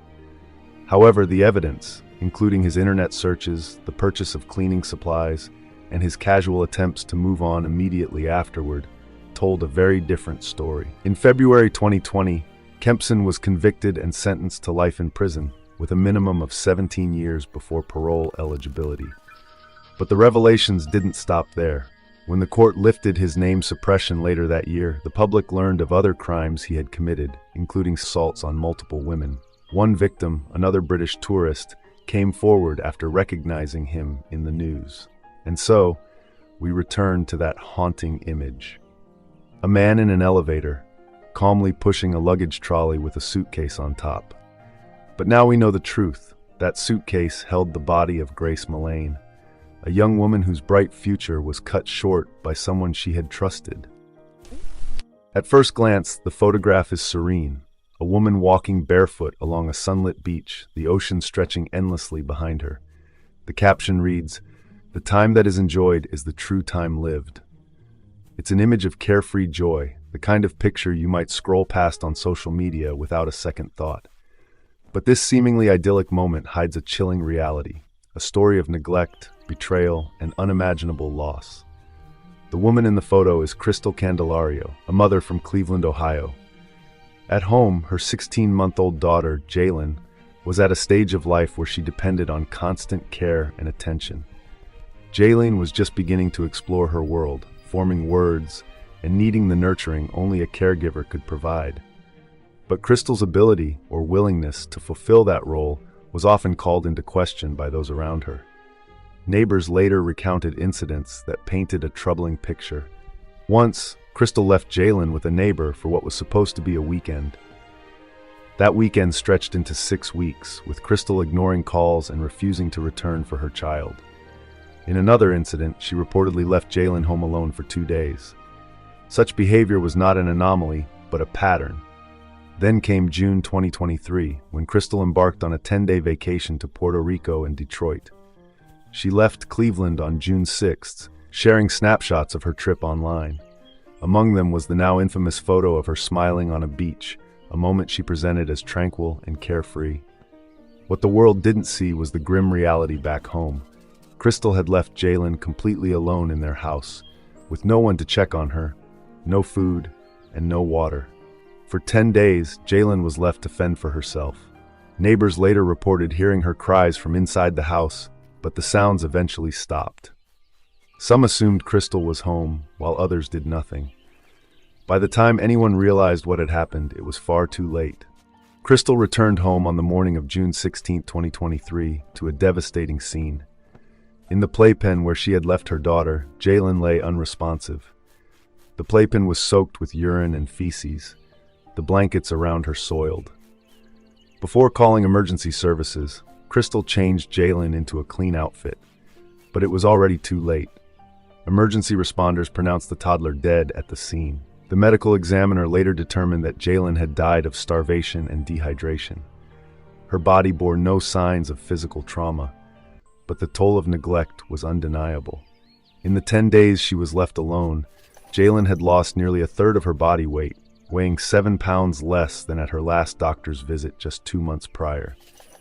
Investigators quickly pieced together the events leading to Jalen's death. Doorbell camera footage revealed Jalen crying in the early days after Crystal left. Crystal, it was determined, had left only a few bottles of milk behind, knowing there was no one to care for her child. In February 2024, Crystal pleaded guilty to aggravated murder and child endangerment as part of a plea deal that spared her the death penalty. Additional charges, including felonious assault and other murder counts, were dropped. During sentencing, her attorney pointed to her history of mental health struggles, claiming she had stopped taking antidepressants earlier that year, which impaired her judgment. Her parents pleaded for leniency, saying they were unaware of the trip and believed Crystal had been caring for Jalen at home, but the court showed no mercy. On March 18, 2024, Judge Brendan Sheehan sentenced Crystal to life in prison without the possibility of parole. In his sentencing, he described her actions as the ultimate act of betrayal, pointing out the unimaginable suffering Jalen endured in her final days. Now, when we look at that serene photo of Crystal on the beach, it's impossible to see it the same way. The image represents the life Crystal wanted to project, carefree and unburdened. But behind that moment of manufactured peace was a tragic reality. A 16-month-old child, abandoned and left to die, terrified and alone. In 2005, Addie Hall and Zach Bowen's paths crossed while they were both bartending in New Orleans. Addie had a fiery personality and a tendency to test the people around her. She would often play the role of a mean girl as her way of flirting, pushing boundaries to see who could handle her volatile nature. Zach, as it turned out, had his own temperamental streak. Their similarities were undeniable, and though their relationship was tempestuous, there was an undeniable connection between them. Friends who observed their constant bickering were skeptical that their relationship would last. But when Hurricane Katrina devastated New Orleans, their bond deepened. As the storm approached, Zach and Addie decided to stay and weather it together. After the hurricane struck, they became local heroes of sorts. They cooked meals for their neighbors and set up a makeshift bar in the French Quarter, giving away drinks to lift spirits in the wake of the disaster. Their resilience and love in the face of chaos earned them a feature in the New York Times, and for a while, they were the celebrated king and queen of the French Quarter. But as life in New Orleans returned to normal, the magic of their bond began to fade. Struggling to make ends meet, the couple's relationship became increasingly strained. The passionate love that had blossomed during the hurricane's aftermath turned into a toxic cycle of vicious arguments. By October 2006, they decided to start fresh in a new apartment, hoping to rekindle their relationship. They found a place above the historic Voodoo spiritual temple on Rampart Street and moved in immediately. However, the move only amplified their issues. Shortly after settling in, Addie discovered that Zach had been unfaithful. Furious, she went to the landlord and demanded that Zach's name be removed from the lease. Zach found out before Addie could confront him directly, igniting a ferocious fight between the two.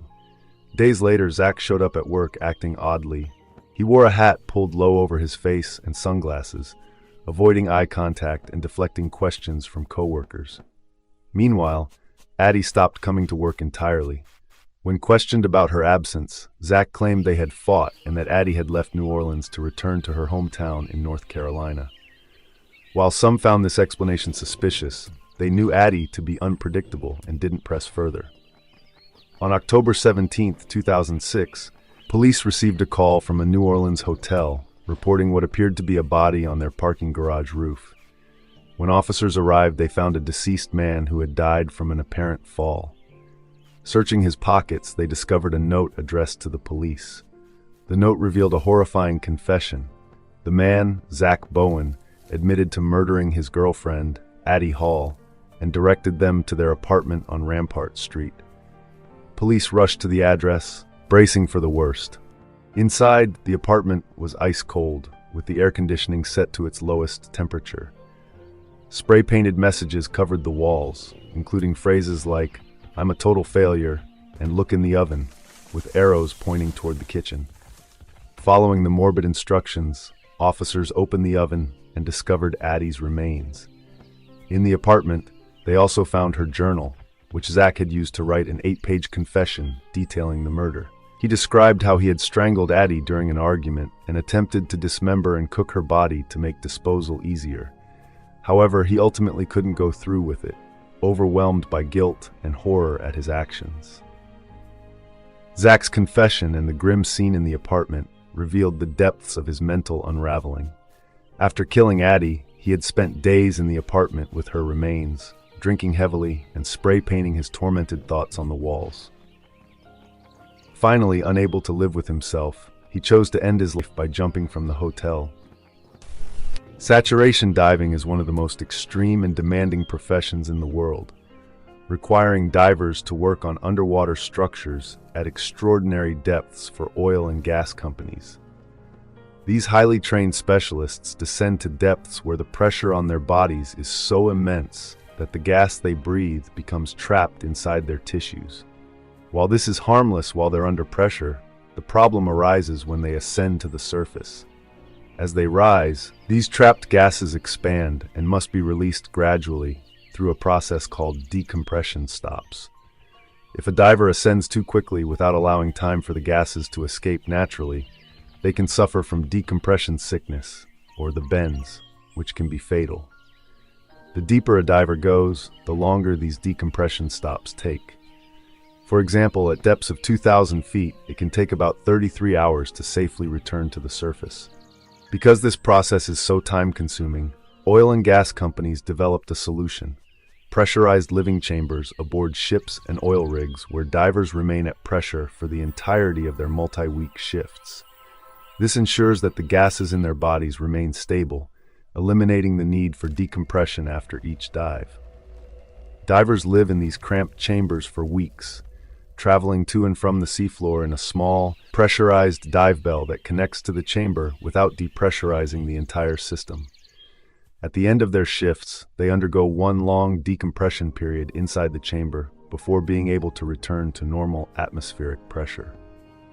In September 2012, a saturation diver named Chris Lemons experienced a life-threatening incident while working in the North Sea. At 32 years old, Chris, along with 11 other divers, had embarked on a 4-week saturation shift. On September 12th, Chris, along with 2 other divers, Dave and Duncan, was assigned routine maintenance on an oil platform located 330 feet below the surface. Despite the North Sea's notoriously harsh weather, they decided to proceed with the dive, even though conditions were especially rough that day. The process began with the divers putting on their specialized equipment and entering the dive bell through a tunnel from their pressurized chamber. The dive bell was then lowered into the ocean, guided by a dynamic positioning system, a high-tech navigation system that keeps the ship steady above the dive site, regardless of waves or wind. This system is crucial because the dive bell and the divers connected to it rely on the ship staying in place. Once the bell reached the target depth, Chris opened a hatch on the bottom, allowing access to the water while maintaining the internal pressure. Duncan stayed inside the bell to assist Chris and Dave, who exited to work on the oil platform. The divers were connected to the bell by umbilicals, long cables providing air, heat, electricity, and communication. These umbilicals are vital lifelines, ensuring the divers' survival and connection to the surface. After descending to the seafloor, the divers climbed the oil platform to their assigned work areas. About an hour into their task, disaster struck. The dynamic positioning system on the ship failed, and the backup system also malfunctioned. This caused the ship to drift in the rough seas, dragging the dive bell and the divers along with it. Recognizing the severity of the situation, the surface crew ordered Chris and Dave to immediately abandon their tasks and return to the bell. Both divers began climbing back to the bell, but their umbilicals were stretched taut as the ship drifted farther away. Dave managed to reach the bell, but Chris's umbilical became entangled around a pylon on the oil platform. Unable to free himself, Chris radioed Duncan for more slack, only to be told there was none left. As tension on his umbilical increased, it eventually snapped with a loud explosion, cutting off Chris's air supply, heat, communication, and light. He was thrown backward and plunged into the freezing, pitch-black water. Now relying on his emergency air canisters, which provided only 5 to 6 minutes of breathing time, Chris faced an almost certain death. Alone in the dark and with limited time, he began walking in a random direction, hoping to find the oil platform again. Miraculously, he stumbled upon it and climbed to the top, where he waited in vain for rescue. By this time, his air supply would have been completely exhausted, leaving him unconscious and presumed dead. Meanwhile, the ship's crew frantically tried to reposition the vessel above the dive site. A remote-controlled underwater vehicle was deployed to locate Chris. After several tense minutes, the vehicle's camera located him lying motionless atop the platform. By then, Chris had been without air for over 20 minutes, far beyond what anyone could survive. What happened next would defy all expectations. Duncan and Dave, who were still in the dive bell, received word from the surface team that Chris's body had been located. Though they believed he was almost certainly dead, they were ordered to retrieve him. With the ship finally repositioned, the dive bell was lowered back toward the oil platform. Dave suited up and exited the bell, navigating the wreckage of Chris's snapped umbilical and the surrounding debris. When he reached Chris's lifeless body, Dave carried him back to the bell. Inside, Duncan and Dave placed Chris on the floor, expecting to recover only his remains. His face was pale, and there were no signs of breathing or a pulse. As they prepared to begin CPR, a remarkable thing happened. Chris suddenly gasped for air and began coughing. He had survived over 30 minutes in freezing water with no oxygen, defying every expectation and the limits of human endurance. Chris's miraculous survival was later attributed to a combination of factors. The cold water of the North Sea had likely induced a hypothermic state, which slowed his metabolism and reduced his oxygen demand. This physiological reaction, coupled with an extraordinary amount of luck and his mental fortitude, enabled him to cling to life long enough for rescue. After being stabilized in the dive bell, Chris was returned to the ship's pressurized chamber, where he underwent the mandatory decompression process. Though he recovered fully and returned to diving shortly after the incident, the experience left him deeply reflective about the risks of his profession. This is a story about Miriam Rodriguez and her daughter Karen. It begins with a simple photo, Miriam and Karen sitting close together, staring at the camera.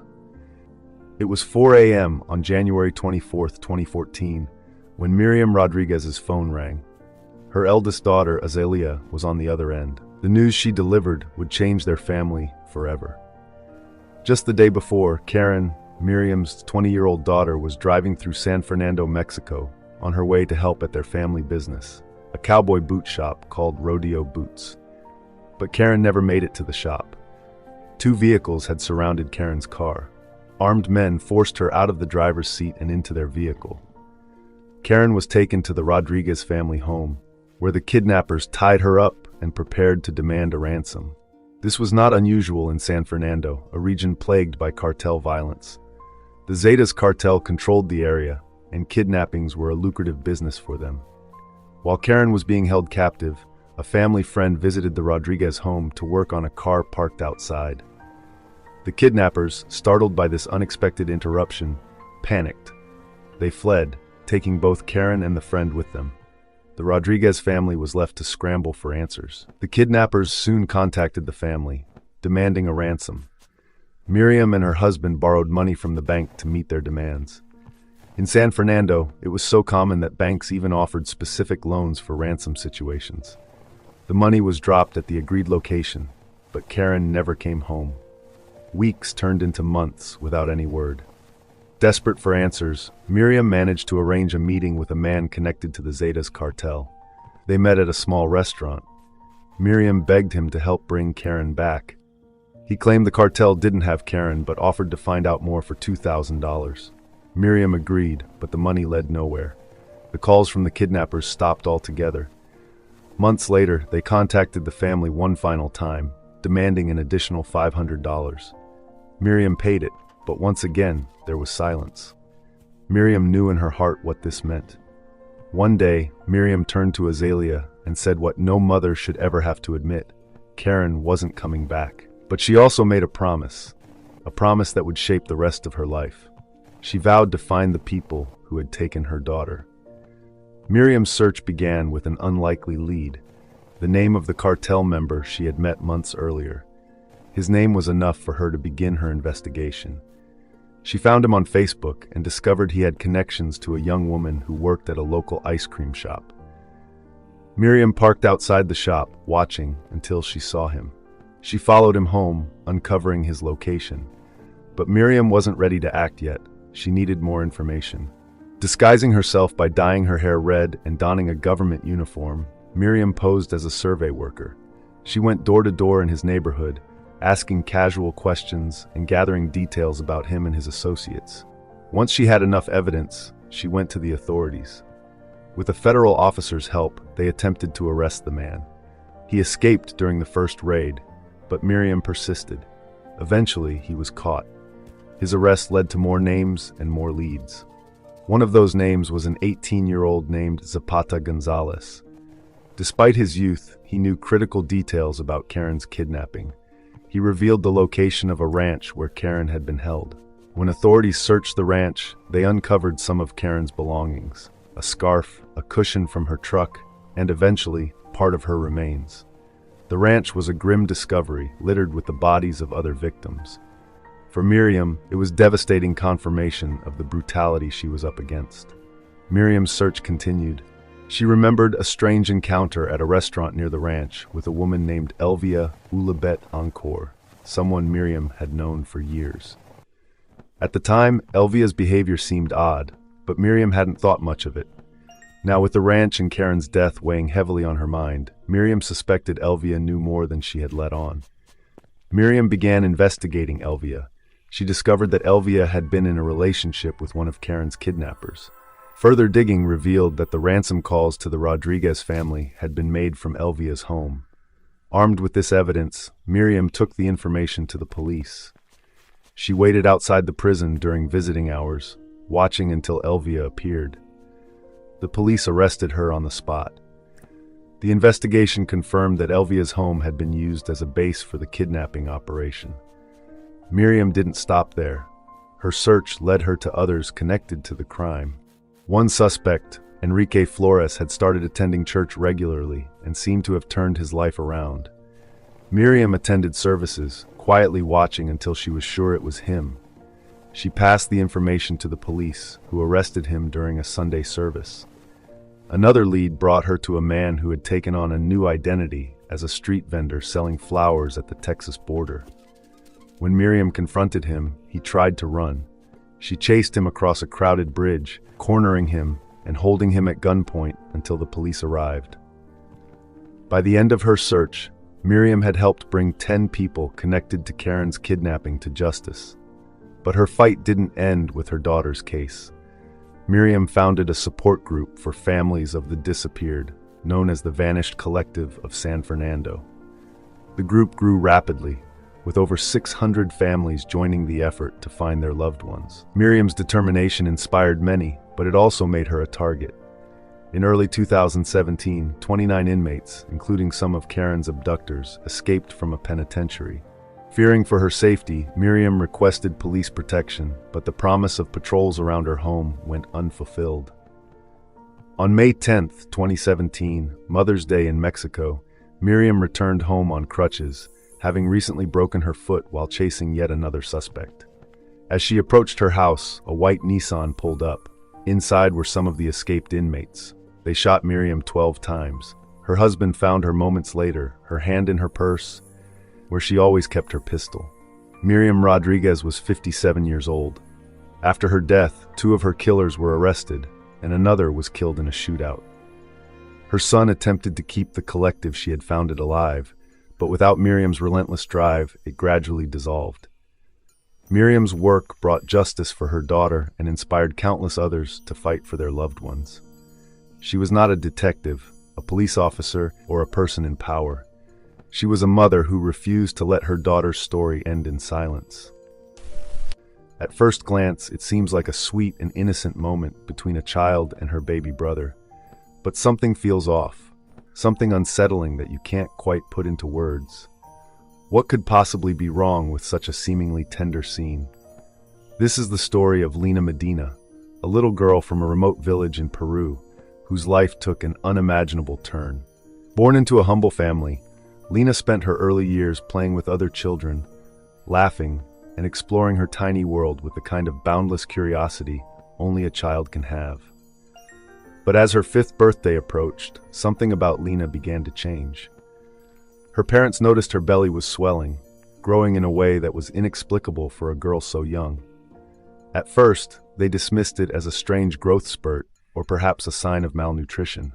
But as the weeks passed, her belly continued to expand and her parents grew increasingly alarmed. Lina no longer had the energy of a typical young girl. She seemed tired, fragile, and unwell. Her body was undergoing changes that defied explanation. Desperate for answers, her family sought medical help. When they reached a hospital in Pisco, the doctors were baffled. Lina was just a child, yet her symptoms pointed to something no one wanted to believe. At first, they suspected a tumor, a rare and potentially life-threatening growth. They ran tests, hoping to identify the issue and provide treatment. But the results shocked everyone. Lina wasn't sick. She was 7 months pregnant. A 5-year-old girl carrying a child? It was unprecedented, unthinkable. Lina's condition challenged everything the doctors thought they knew about human biology. As they delved deeper, they discovered that Lina had a rare condition called precocious puberty, which causes the body to begin developing into adulthood at an unusually young age. Lina had started menstruating at just 3 years old, which made it biologically possible for her to conceive, even at such a tender age. News of Lina's pregnancy spread rapidly. People across Peru, and soon the world, were captivated by the shocking and deeply unsettling case. Doctors, journalists, and curious onlookers descended on the village, eager to learn more. But for Lina and her family, the attention was a nightmare. They wanted nothing more than to protect their little girl. The doctors knew Lina's pregnancy posed a grave risk to her health. Her small body was not equipped to handle the strain of childbirth. After much deliberation, they decided the safest course of action was a cesarean section. And so on May 14, 1939, Lina Medina, at just 5 years old, gave birth to a healthy baby boy. He weighed 6 pounds and was named Gerardo, after the doctor who first diagnosed Lina's pregnancy. Though the delivery was successful, the challenges were far from over. To shield Lina and Gerardo from the prying eyes of the world, her family made a difficult decision. They raised Gerardo to believe Lina was his sister, not his mother. For years, this fiction protected them both, but the truth eventually came out, raising questions that had no easy answers. The media frenzy surrounding Lina's story persisted. She was dubbed the youngest mother in history, a title that brought with it a mix of pity, curiosity, and disbelief. Despite the efforts of Lena's family and the Peruvian government to shield her from becoming a spectacle, the weight of her story was impossible to escape. Gerardo grew up healthy and strong, living as normal a life as possible under such extraordinary circumstances. However, he passed away in 1979 at the age of 40 from bone marrow disease. Lena, on the other hand, chose a life of privacy, steering clear of the spotlight. She eventually married and had another son, determined to protect him from the attention that had once engulfed her. But even as Lena moved on, the world continued to grapple with the unanswered questions her story left behind. The most haunting of these was the identity of Gerardo's father. Lena never revealed who it was, perhaps because she didn't know or couldn't understand. She was just a child, too young to comprehend the events that had unfolded. Rumors swirled, some suggesting it was a family member, others speculating it was a stranger who had taken advantage of her. But with no evidence and no thorough investigation, the truth remains a mystery. On the night of February 9, 2004, a resident of Woodsville, New Hampshire, noticed a compact black car stuck in a snowbank near the road by her home. Concerned, she contacted the local sheriff's office to report the situation, prompting officers to be dispatched to the scene. Not long after, a school bus driver traveling along the same route spotted the stranded car and stopped to check on the driver. The young woman introduced herself as Maura Murray, a 21-year-old college student from Massachusetts. She appeared unhurt and reassured him that a tow truck was already on its way. Satisfied with her explanation, the bus driver left, though he felt uneasy about the interaction. Shortly after, he decided to inform the authorities, only to learn they were already en route. When an officer arrived, the black car was still there, but Maura was nowhere to be found. A brief search of the area turned up no clues about her whereabouts or any signs of foul play. Her family was contacted, but none of them had heard from her. It was as if she had vanished into thin air. Just a day prior, Maura had spent time with her father and exhibited no unusual behavior. On the morning of her disappearance, classes at her college were canceled due to a snowstorm. She emailed her professors and employer, stating that a family member had died and requesting a week off, though her relatives later clarified this wasn't true. After sending the emails, she withdrew $280 from an ATM, purchased alcohol from a liquor store, and visited the DMV to address an issue with previous damage to her car. Beyond these actions, what transpired before the crash remains a mystery. A search of her abandoned car revealed directions to a condominium complex in Burlington, Vermont. Phone records showed she had spoken with the property owner, but hadn't mentioned plans to anyone about traveling to Vermont. Back in her dorm, her belongings were found packed neatly, as if she had intended to leave. A note addressed to her boyfriend reflecting on their relationship troubles was also discovered, but wasn't explicitly a farewell letter. While most of her possessions were accounted for, her phone and bank cards were missing. Neither was ever used again after her disappearance. 6 days later, a massive search effort covered 20 square miles around the crash site using helicopters, scent dogs, and volunteers. Despite these efforts, no trace of Maura was found. Strangely, although snow covered the ground, there were no footprints near the car, and the dogs lost her scent a short distance away, as if she had vanished. The minutes between the bus driver leaving and the officer's arrival remained critical. In that narrow window, Maura disappeared without explanation. To this day, her fate remains a mystery, and her case unsolved. One of the final confirmed images of Maura shows her withdrawing money from an ATM just hours before driving to Woodsville, where her car was found abandoned and she disappeared. In the early 2000s, Armin Maiwis seemed like an upstanding citizen in his German community. He mowed neighbors' lawns, offered to fix friends' cars, and hosted elaborate dinner parties. However, beneath this seemingly wholesome persona lurked a deeply disturbed individual. In 2001, Maiwis posted an online ad seeking a young, physically fit man willing to be slaughtered and consumed. The bizarre request drew considerable attention, with many responding out of curiosity. Yet none followed through, until Bernd Jürgen Brandes, who had previously placed his own ad asking to be killed and eaten, came across Maiwis' post. The two connected, agreeing to fulfill each other's macabre desires. On March 9, 2001, Brandes traveled to Maiwa's home. The encounter was meticulously documented by Maiwas, who set up a video camera to capture Brandes' consent. As planned, Brandes lay in a bathtub, giving Maiwas the green light. Maiwas initially attempted to bite into him, but found it impossible. At Brandes' suggestion, Maiwas used a knife to remove a portion of his flesh. The pair tried cooking and eating it together, but they burned the meat, ultimately feeding it to Maiwas' dog. As Brandes began slipping in and out of consciousness due to significant blood loss, Maiwas paused to read a Star Trek book in another room. Returning later to find Brandes barely alive, Maiwas deliberated and prayed before finally ending his life. He then butchered Brandes' body, storing the meat in his freezer. Over the next 10 months, Maiwas consumed approximately 44 pounds of Brandes' remains. In December 2001, Maiwas posted another ad seeking a willing participant, which ultimately led to his arrest. Police, acting on a tip, discovered Brandes' remains behind pizza boxes in Maiwas' freezer. Despite presenting the video evidence of Brandes' clear consent, Maiwas was convicted and sentenced to life in prison. This haunting case became infamous for its gruesome details, including the online photo Maiwas used to attract Brandes and the bathtub where the unthinkable act occurred.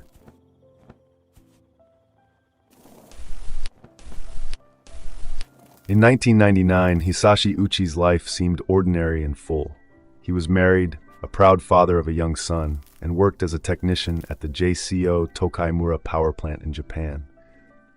JCO, the company operating the power plant, had for years been skirting official safety regulations to boost productivity. They had developed an unofficial protocol known as the Shadow Guide, which outlined shortcuts for handling radioactive materials. These shortcuts were perilous and blatantly violated nuclear safety standards. On September 30, 1999, Uchi and his colleagues were tasked with preparing fuel for the Joyo fast reactor.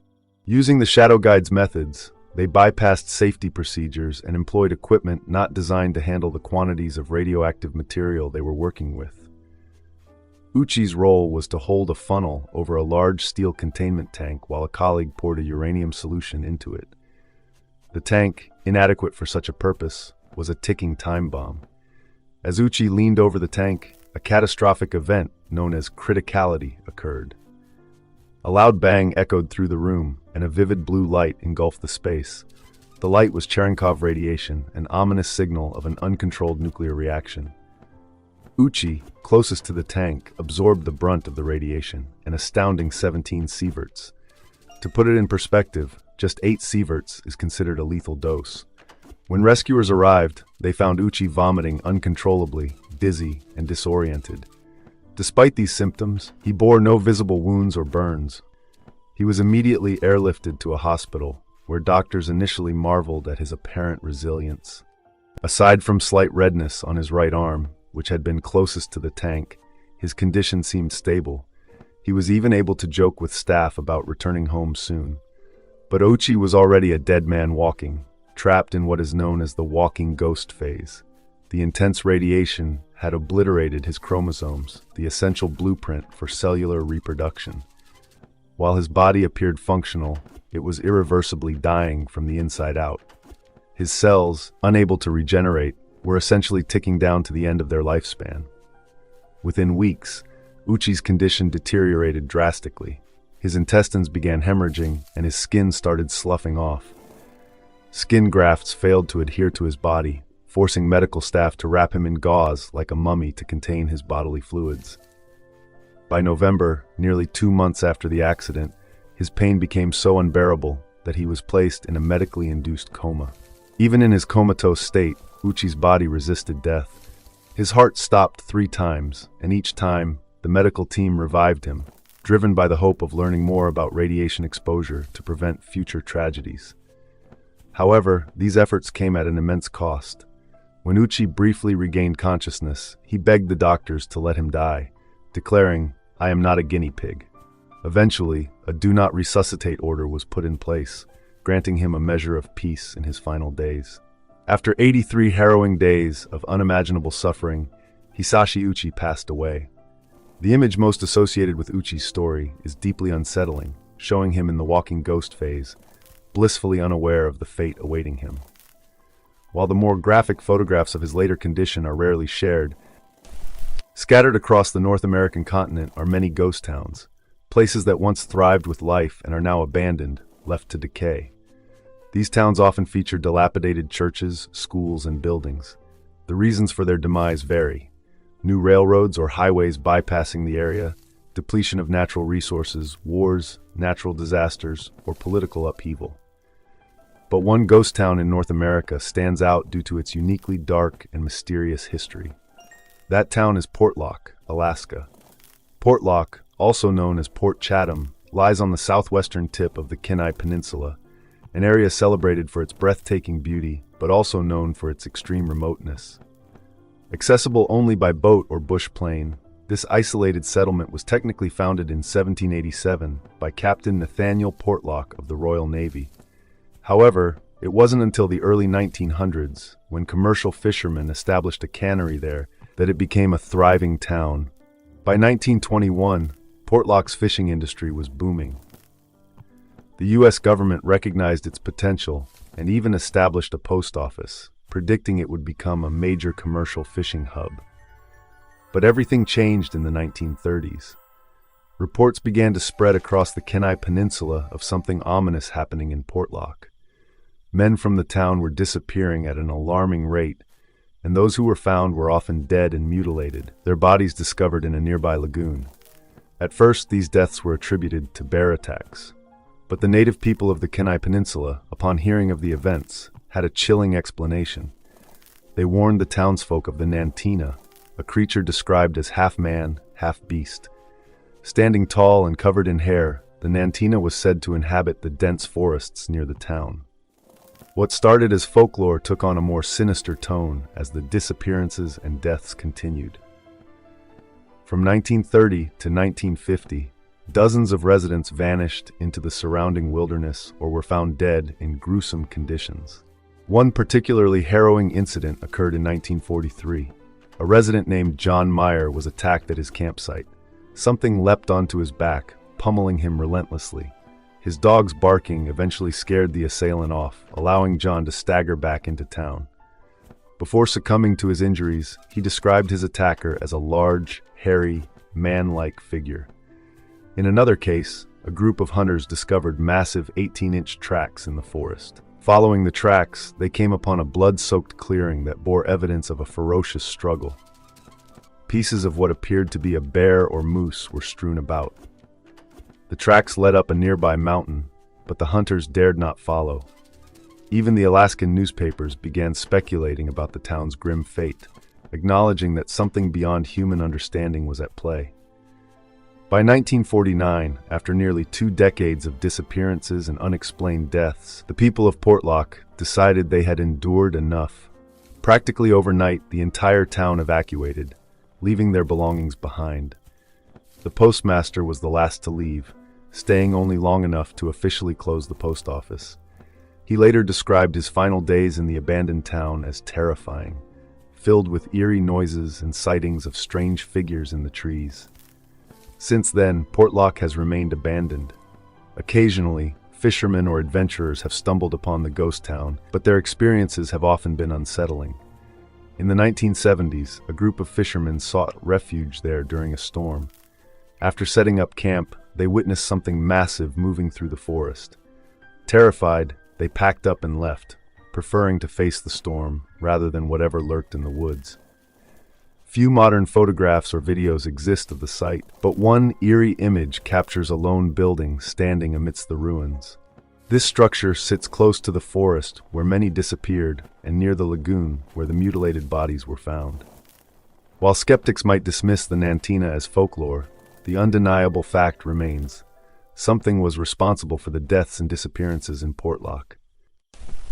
Mike Moylan, a 45-year-old man from Florida, jolted awake with an excruciating headache. Gripping his head in pain, he squinted at the alarm clock across the room. 4:30 a.m., June 28, 2007. Dizzy, he tried to stand but had to sit back down before steadying himself. After taking a few deep breaths, he got up again, crossed his bedroom to the bathroom, and downed 3 painkillers from the medicine cabinet. Returning to bed, Mike noticed a dark spot on his pillow. Not wanting to wake his sleeping wife, April, he didn't turn on the lights. Running his hands over his head, he found blood near his right ear. He assumed April must have accidentally elbowed him in her sleep, causing the bleeding and the headache. Content with this explanation, he lay back down, waiting for the painkillers to take effect. Half an hour later, the pain had only intensified, and his ear was still bleeding. Alarmed, Mike considered the possibility of a ruptured aneurysm. Panicking, he woke April, urging her to drive him to the hospital immediately. Though groggy and confused, she eventually agreed. At the emergency room, doctors x-rayed Mike's head. When a nurse returned with the x-ray, she held it up to the light, pointing to an object in his skull. "It looks like you've been shot," she said. Stunned, Mike and April struggled to comprehend. Mike was rushed into surgery, where doctors successfully removed the bullet from his head. As Mike recovered in his hospital bed, police arrived to investigate. Initially, they suspected a stray bullet had entered the house and struck him. However, during questioning, April revealed she kept a pistol under her pillow, which she claimed might have fired accidentally. As police pressed her further, her story unraveled, and she confessed to attempting to kill Mike. She admitted her motive. She had recently ruined one of their successful businesses, and feared Mike discovering the truth. Mike, devastated by her betrayal, recalled noticing strange behavior from April that morning. She had taken an unusually long time to get dressed after he woke her, and had driven to the hospital at a suspiciously slow pace, seemingly stalling in hopes he wouldn't make it. April was charged with attempted murder, but served only a year in prison after accepting a plea deal. In 1992, Marvin Heemeyer, a 41-year-old repairman, purchased a plot of land in the small town of Granby, Colorado. He set up a muffler shop on the property and successfully ran his business there for about a decade. In the early 2000s, a cement company approached him with an offer to purchase a portion of his land for building a cement plant.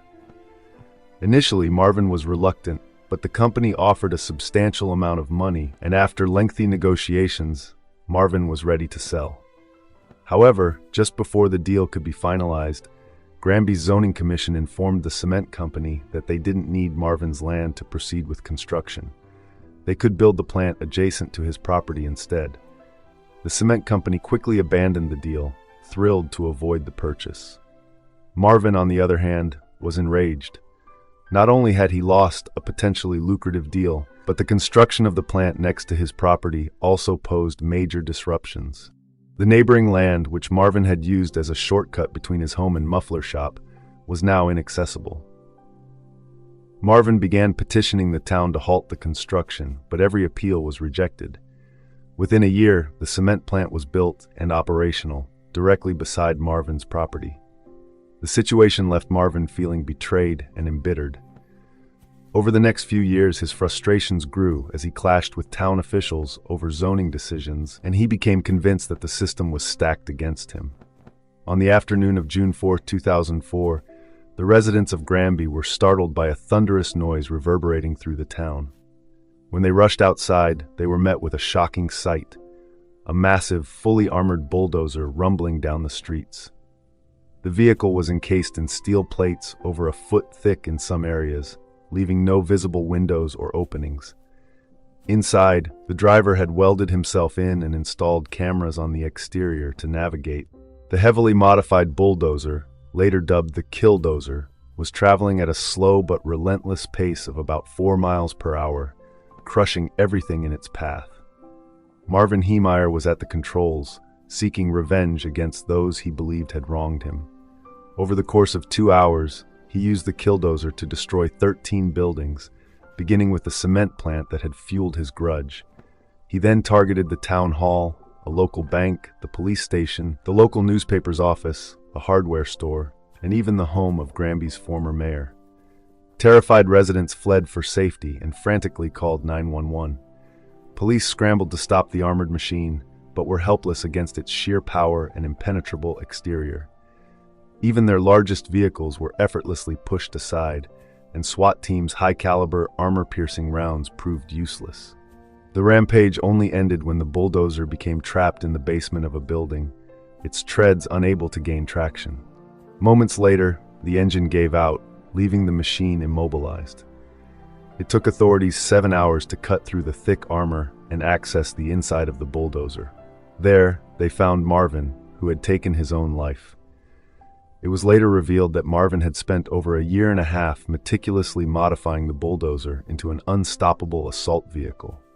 He had planned the rampage as an act of vengeance against the town officials and institutions he held responsible for his grievances. Marvin was the sole fatality in the event, but his actions caused over $7 million in damages. This photograph, taken on August 22, 2015, captures a Hawker Hunter jet performing at the Shoreham Air Show in West Sussex, England. The aircraft, a relic of Britain's aviation history from the 1950s, was piloted by Andy Hill, an experienced aviator and former Royal Air Force Harrier pilot. Hill was performing an aerobatic maneuver, a loop, the kind that thrilled airshow spectators. However, as the jet reached the apex of the loop, it failed to gain sufficient altitude to complete the maneuver. Moments later, the jet crashed onto the busy A27 road, a major thoroughfare running near the airshow. The resulting impact caused a devastating explosion, with fire and debris engulfing vehicles and reducing the scene to chaos. 11 people were killed in the crash, all of whom had no connection to the airshow itself. Among the victims were football players Matt Grimstone and Jacob Schilt, who were on their way to a game, Mark Trussler, a motorcyclist, Maurice Abrahams, a wedding chauffeur, and other unsuspecting commuters simply going about their day. The aftermath was harrowing. Footage from the scene showed columns of black smoke rising from the highway, vehicles ablaze, and emergency responders working amidst the wreckage. The road remained closed for over a week as investigators examined the crash site. The disaster was one of the deadliest airshow accidents in British history and led to significant changes in airshow safety regulations, including restrictions on aerobatic maneuvers near populated areas and public roads. Andy Hill, the pilot, miraculously survived despite sustaining critical injuries.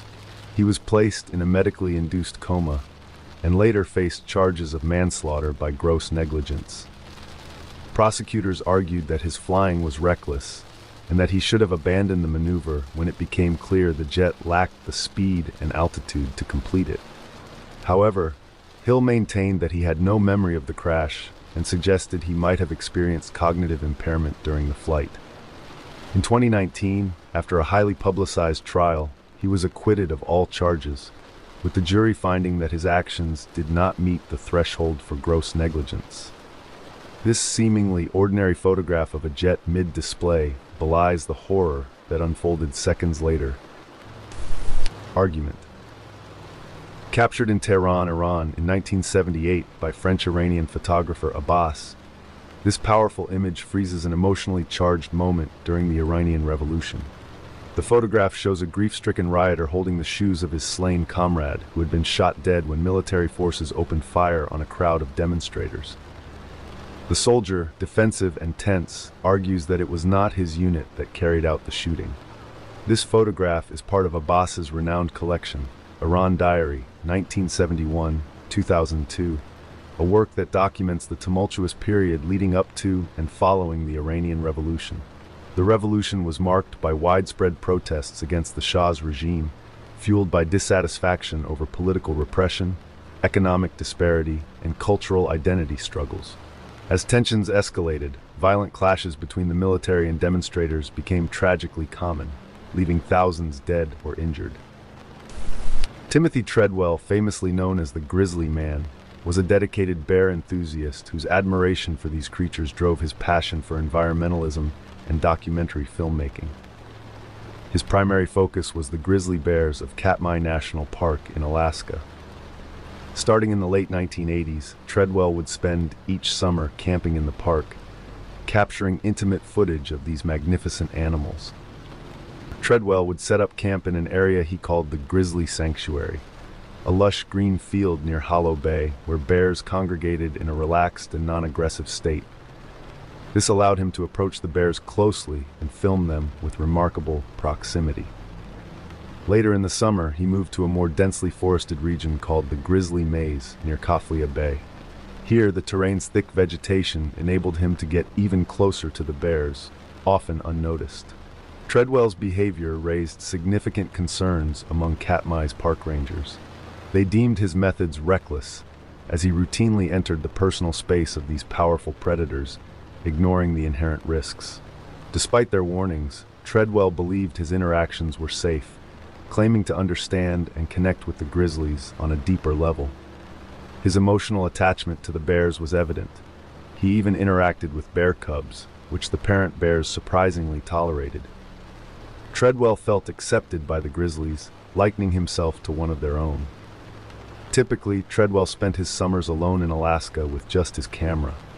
However, in October 2003, he decided to extend his stay by a week, a risky choice given that grizzlies become more aggressive in October as they prepare for hibernation. Treadwell also invited his girlfriend Amy Huguenard to join him. Despite objections from friends and family, Treadwell was confident, insisting they would be safe. They set up camp along a grizzly trail in the Grizzly Maze, unarmed and without bear spray. When their pilot arrived to pick them up a week later, he noticed their campsite was still intact, and neither Treadwell nor Amy was at the shoreline. As the pilot approached, he spotted a large grizzly bear pacing the campsite, seemingly guarding something. When the bear moved towards him aggressively, the pilot retreated to his plane and called for park rangers. Upon reaching the campsite, rangers discovered a horrific scene. Treadwell and Amy's remains were scattered around, clearly the result of a bear attack. Their deaths were brutal, but the discovery of a video camera inside the tent made the tragedy even more haunting. The camera contained a 6-minute audio recording of the attack.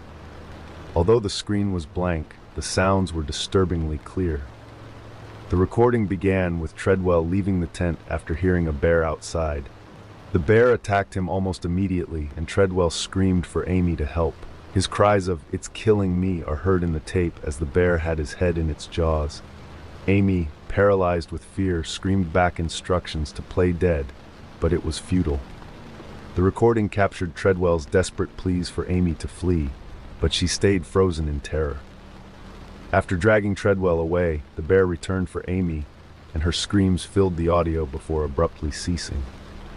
This chilling recording provided a harrowing account of their final moments. The last known photo of Treadwell and Amy, taken after Amy arrived in Alaska, shows them preparing to venture into the Grizzly Maze, a journey that would end in unimaginable tragedy. This photograph captures MotoGP rider Marco Simoncelli during what appeared to be just another race. It was taken on October 23, 2011, during the Malaysian Grand Prix at the Sepang International Circuit. However, the image belies the devastating events that would unfold mere moments later. In the second lap of the race, he lost control of his bike in turn 11. Unlike most crashes, where a rider slides off the track, his bike veered back into the racing line, directly into the paths of Colin Edwards and Valentino Rossi. The collision was catastrophic, with his helmet being dislodged on impact. The race was immediately red-flagged as emergency personnel rushed to the scene. He was quickly transported to the Trackside Medical Center, where medical staff performed CPR for 45 minutes. Despite their relentless efforts, at 16:56 local time, the 24-year-old rider was pronounced dead due to the severity of his injuries. Young Osama. This seemingly ordinary photograph captures a family on vacation in Sweden in 1971. Everyone appears relaxed and cheerful, enjoying their time together. However, second from the left in a brown shirt is a 14-year-old boy named Osama bin Laden. At the time, he was just one of 52 children in the wealthy and influential bin Laden family, who had made their fortune through construction in Saudi Arabia. No one could have foreseen the dark legacy that this teenager would leave behind. Osama bin Laden would grow up to become the founder of Al-Qaeda, an extremist militant organization responsible for some of the most infamous acts of terrorism in modern history, including the September 11 attacks in 2001. This photograph, taken in 2023, captures Samantha Miller and Eric Hutchinson radiating joy and love on the happiest day of their lives. dressed in their wedding attire, celebrating their union with family and friends. However, the pure happiness immortalized in this image was shattered only moments later. As the newlyweds departed their wedding venue in a golf cart decorated with flowers and lights, a drunk driver, Jamie Komorowski, collided with their vehicle at high speed. The crash occurred in Folly Beach, South Carolina, turning what should have been the beginning of a beautiful life together into an unimaginable tragedy. Samantha Miller, just 34 years old, died at the scene. Her husband, Eric Hutchinson, survived but sustained severe injuries, including a brain injury, broken bones, and multiple surgeries. The driver, later found to have a blood alcohol level 3 times the legal limit, faced charges of reckless vehicular homicide and DUI. I will not be sued. I have the voice of an angel. On November 17, 1955, Maria Callas, one of the most celebrated opera singers of the 20th century, gave a mesmerizing performance at Chicago's Civic Opera House. But the true drama unfolded not on stage, but in her dressing room, shortly after the performance. As Maria basked in her triumph, Marshal Stanley Pringle and Deputy Sheriff Dan Smith stormed in to serve her with a court summons for breach of contract. The lawsuit stemmed from a canceled performance, and the sudden confrontation left Callas enraged. "I will not be sued. I have the voice of an angel. No man can sue me," she shouted. A photographer captured the exact moment of her outrage. When the photo hit the press, it ignited public fascination, earning her the moniker, the Tigress. For Callas, however, the incident left a bitter taste, and she vowed never to perform in Chicago again. This photo captures a serene moment shared by Andrea Mazzetto and his partner during a hike in the picturesque hills of Rozzo, Italy. Smiling and carefree, the couple paused to document their adventure together. A selfie against a stunning natural backdrop. Tragically, this would become the final image of Andrea's life. Moments after this photo was taken, Andrea accidentally dropped his phone near the edge of a steep cliff. Determined to get it back, he went to the risky edge, but tragically lost his balance and fell over 600 feet to his death. The incident occurred on August 20th, 2022, leaving his partner and loved ones in shock and grief. Andrea, just 30 years old, was remembered as an adventurous individual who loved life. Rajiv Gandhi. This haunting photograph, taken moments before tragedy struck, captures the final moments of Indian Prime Minister Rajiv Gandhi's life. Captured by an unnamed photographer on May 21, 1991, it was the last image taken of Gandhi before he was assassinated by a suicide bomber. The photo shows Gandhi, dressed in his signature white attire, greeting a woman who had approached him with a gesture of respect. However, the woman, who can be seen in the lower left of the image, adorned with orange flowers, was not there to offer a greeting, but to carry out a deadly act of violence. The woman, later identified as a member of the Liberation Tigers of Tamil Eelam, LTTE, a militant group involved in the Sri Lankan Civil War, detonated a bomb hidden on her person as she embraced the Prime Minister. The explosion killed Gandhi instantly, along with dozens of others in the immediate vicinity. Tragically, the photographer who captured this moment was also among the victims of the bombing. The attack on Gandhi was part of a larger wave of violence carried out by the LTTE, who had targeted him due to his involvement in the Sri Lankan Civil War. Gandhi had previously sent Indian peacekeeping forces to Sri Lanka in the 1980s to assist the Sri Lankan government in its conflict with the Tamil Tigers, which ultimately led to significant loss of Tamil lives and angered the LTTE. This haunting photograph, taken by Fred Hansen on November 12, 1928, shows members of the SS Vestris crew moments before disaster struck. The image shows a chaotic scene aboard a ship, tilting heavily to one side, with people struggling to maintain their balance. Many appear to be wearing life vests and are holding on to each other or nearby objects, clearly aware of the danger, as the situation seems far from calm. The passenger ship, en route from New York to South America, had been battered by severe weather in the Atlantic, leaving it unstable and taking on water. Despite the worsening conditions, delays in issuing distress calls and organizing lifeboat evacuations contributed to the tragedy. As the ship listed heavily to one side, passengers and crew scrambled to abandon ship. However, chaos ensued, and many lifeboats were improperly launched or overturned in the rough seas.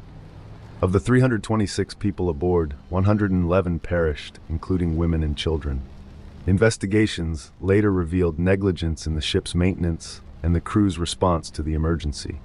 The tragedy led to reforms in maritime safety, including stricter inspections and better training for crew members.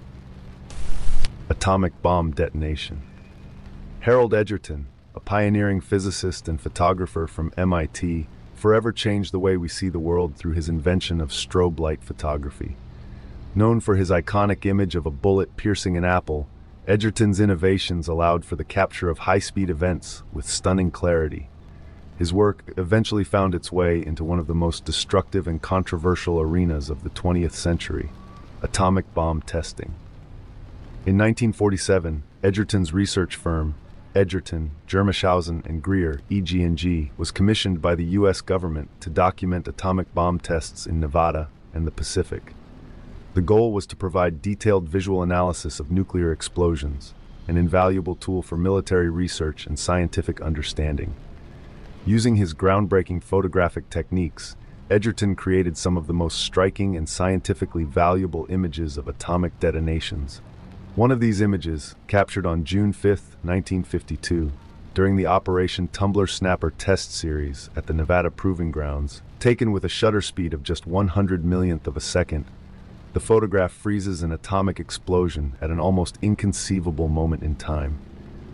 The frame reveals the fireball, a blazing sphere of light and energy in its earliest and most intense moments.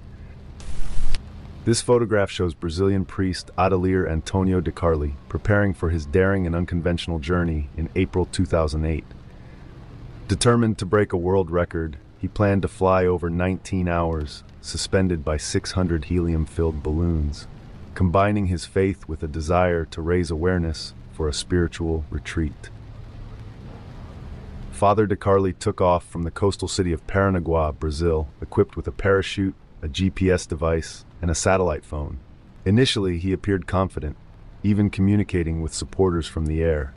However, as he drifted off course and over open ocean, he reported difficulties in navigating due to strong winds. Tragically, after losing contact, he disappeared, sparking a massive search and rescue operation. For weeks, speculation lingered that he might have survived a crash landing, clinging to the hope of his safe return. However, these hopes were extinguished when parts of his body were discovered washed ashore near Rio de Janeiro 2 months later. D-Day. On June 6, 1944, one of the most pivotal moments in World War II unfolded as Allied forces launched the largest seaborne invasion in history on the beaches of Normandy, France. This operation, known as D-Day, marked the beginning of the end for Nazi occupation in Western Europe.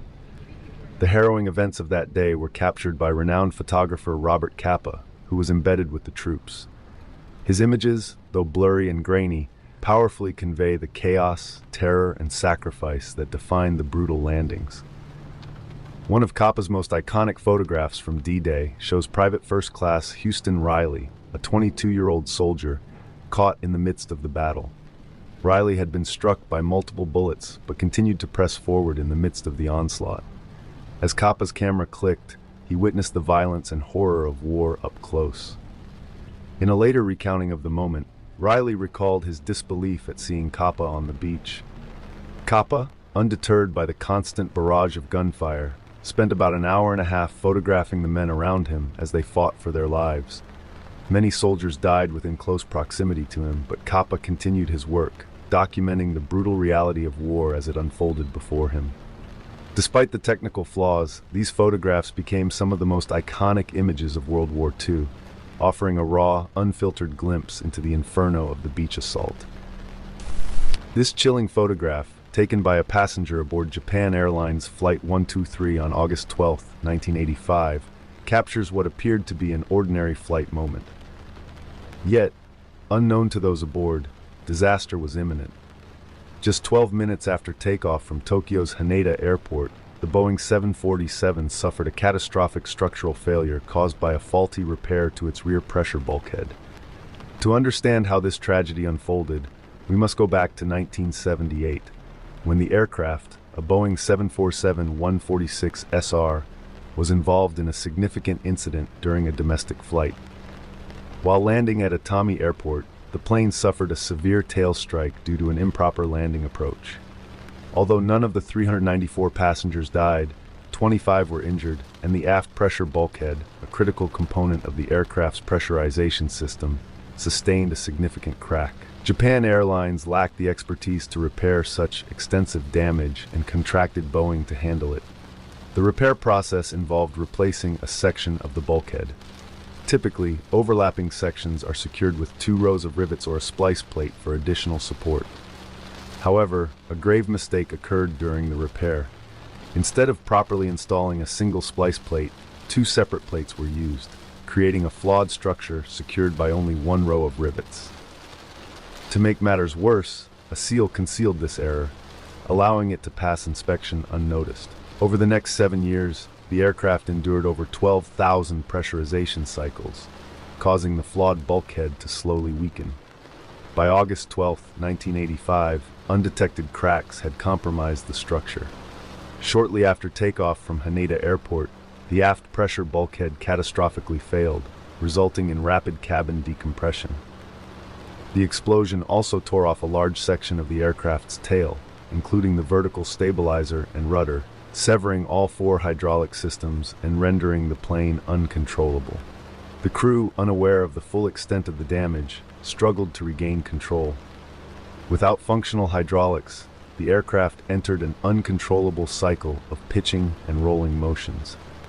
These erratic movements, compounded by oxygen deprivation in the depressurized cabin, made the situation even more harrowing for both passengers and crew. Despite their best efforts, the pilots were unable to stabilize the aircraft, which eventually collided with a mountain ridge, breaking apart and igniting on impact. The wreckage was located hours later, but rescue operations were delayed due to the challenging terrain and an assumption that there were no survivors. By the time help arrived, only 4 of the 524 on board were found alive. Survivors later described the harrowing aftermath, recalling the long night spent amidst the wreckage, haunted by the fading cries of others. Investigations revealed that many passengers had injuries that could have been survivable with earlier assistance. The disaster was traced back to the faulty repair, prompting changes in Boeing's maintenance practices. However, the tragedy dealt a severe blow to Japan Airlines, eroding public trust. Motel manager pouring acid in the water. One of the most harrowing and symbolic images of the civil rights movement was captured by photographer Horace Court on June 18, 1964. The photograph shows Jimmy Brock, the manager of the Monson Motor Lodge in St. Augustine, Florida, pouring muriatic acid into the motel's swimming pool. Below him, a group of white and black activists defy segregation by swimming together in the whites-only pool as part of a planned protest. This event occurred during a turbulent week in the civil rights movement. Just days earlier, Martin Luther King Jr. had been arrested at the very same motel for trespassing in its segregated restaurant. In response, civil rights activists staged a swim-in to challenge the discriminatory policies of the motel. White activists who rented rooms invited black participants as their guests to join them in the pool. The protest was met with hostility from Brock, who resorted to extreme measures to break up the demonstration. In a shocking act of aggression, he poured muriatic acid, commonly used for cleaning, into the pool in an attempt to intimidate the swimmers. Despite his actions, none of the protesters left the pool. The photograph became a stark representation of the violent backlash faced by activists fighting for equality during the 1960s. It vividly illustrates the lengths to which segregationists were willing to go to maintain racial divisions and the courage of those who stood up to these injustices. This incident, along with other protests in St. Augustine, played a pivotal role in pushing forward the Civil Rights Act of 1964, which was signed into law just weeks later. The law prohibited segregation in public accommodations, marking a significant step toward racial equality in the United States. Childhood friends. Captured by photographer Jacques Gourmelin, this powerful image from April 6, 1972, in Saint-Brieuc, Brittany, France, became an enduring symbol of the emotional and personal toll of civil unrest. The photo was taken during a strike by workers from the Joint Francais Company, protesting against labor conditions and wage disparities. As tensions escalated, the CRS, France's National Riot Police, were deployed to suppress the demonstrations. The photograph freezes an emotionally charged moment between two men on opposite sides of the conflict. On the left stands Guy Bermieux, a striking worker, and on the right, Jean-Yvan Antignac, a riot policeman. The men, locked in a tense confrontation, are more than adversaries in this volatile scene. They are childhood friends who unexpectedly recognized each other amid the chaos. According to Gourmelin, Bermieux approached Antignac with tears of rage, grabbing him by the collar and shouting, "Go ahead and hit me while you're at it." Overcome by the weight of the situation, Antignac remained motionless, visibly conflicted and unwilling to respond with force against someone he once considered a friend. This photograph resonates because it captures the deeply human cost of societal and political divides. This photo, posted on October 31st, 2015, shows Olga Shaina's husband cradling their toddler as they prepare to board Metrojet Flight 9268 in Sharm el-Sheikh, Egypt. It was a moment of warmth and anticipation as the family was returning home to St. Petersburg, Russia, after a vacation. Sadly, this would be the last image of them alive. Shortly after takeoff, at 31,000 feet, the Airbus A321 disintegrated mid-air over the Sinai Peninsula. All 224 people aboard, including 25 children, were killed in what became the deadliest air disaster in Russian history. Investigators later determined that a bomb had been smuggled aboard the aircraft, hidden under a passenger seat in the rear cabin. This act of sabotage, targeting civilians, shocked the world and led to heightened scrutiny of airport security in the region. The Sinai branch of the Islamic State claimed responsibility, stating it was retaliation for Russian military intervention in Syria. Egyptian airport staff were suspected of involvement in the security breach, and subsequent investigations exposed lapses in safety protocols at Sharm el-Sheikh Airport. Deanna Wild. Deanna Wild, a 21-year-old who had recently separated from her husband, was living with two friends, Virginia and B.J. McGinnis, both 54 years old. On April 2, 1987, the trio decided to visit Big Sur, a scenic yet perilous stretch of California's central coastline. They stopped at a cliff overlooking the ocean to take pictures. Afterward, as they prepared to leave, Deanna wanted to take a closer look at the edge. Tragically, she lost her footing and fell 500 feet to her death. Her death was initially ruled accidental, and law enforcement relied solely on Virginia's photographs taken before the incident, instead of conducting a thorough investigation. Deanna's grieving mother couldn't afford a funeral, and sought help from a lawyer, Steve Keeney, who attended her church. While making calls on her behalf, Keeney learned more about Deanna's death and uncovered a suspicious detail. Virginia and BJ had taken out a life insurance policy on Deanna just one day before the fatal fall. This discovery prompted Keeney to investigate further. Keeney found that Virginia had a history marred by numerous accidental deaths and suspicious fires, from which she had profited by cashing in life insurance policies. This revelation cast serious doubt on the accidental nature of Deanna's death. However, since no evidence was gathered at the scene and the investigation had been minimal, there was little to support any foul play.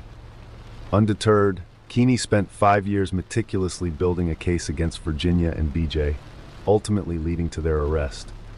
During their trial, the grim truth behind Deanna's death came to light. That day, the trio had enjoyed a picnic at Big Sur, during which BJ secretly slipped some of his prescription antidepressants into Deanna's drink. The drugs made her extremely drowsy, to the point that Virginia and BJ had to support her as they walked. Taking advantage of her impaired state, they suggested going to the cliff to take more photos. Once there, BJ propped up the dazed Deanna at the edge of the cliff, while Virginia snapped a photo of the two with the ocean behind them. Moments later, BJ turned Deanna toward the water and pushed her off the edge. Horrifically, Deanna regained consciousness mid-fall and managed to grab onto the cliff's ledge. She begged for help, clinging desperately to the rocks.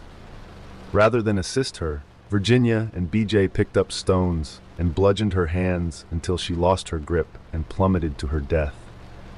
The photographs Virginia took during this sequence proved to be their undoing. They clearly showed Deanna's deteriorated condition, contrasting with earlier photos taken that day. Virginia kept these pictures as trophies of her crime.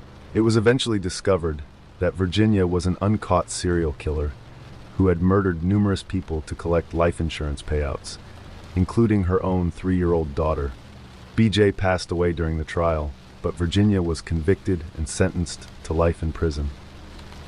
The final photographs of Deanna taken by Virginia became key evidence in exposing the horrifying truth behind her death.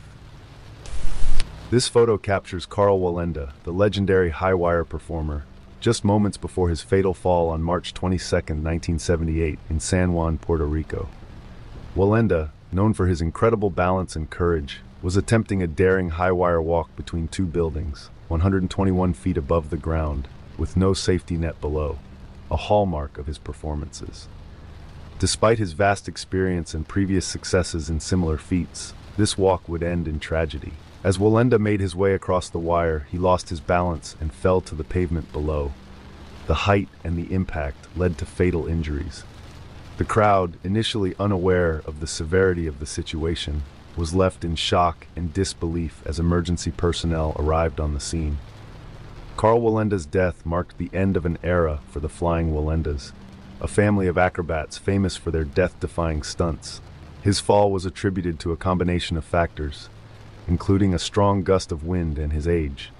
He was 73 at the time of the accident.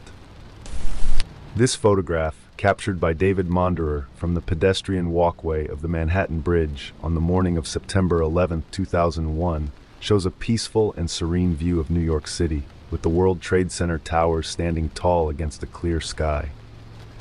The image, taken at approximately 8:30 a.m., represents a moment of ordinary life, completely unaware of the horror about to unfold. Just 16 minutes after this photo was taken, at 8:46 a.m., American Airlines Flight 11, hijacked by terrorists, would slam into the North Tower of the World Trade Center, impacting between the 93rd and 99th floors. The explosion and ensuing fire were catastrophic, marking the beginning of one of the most devastating attacks in modern history.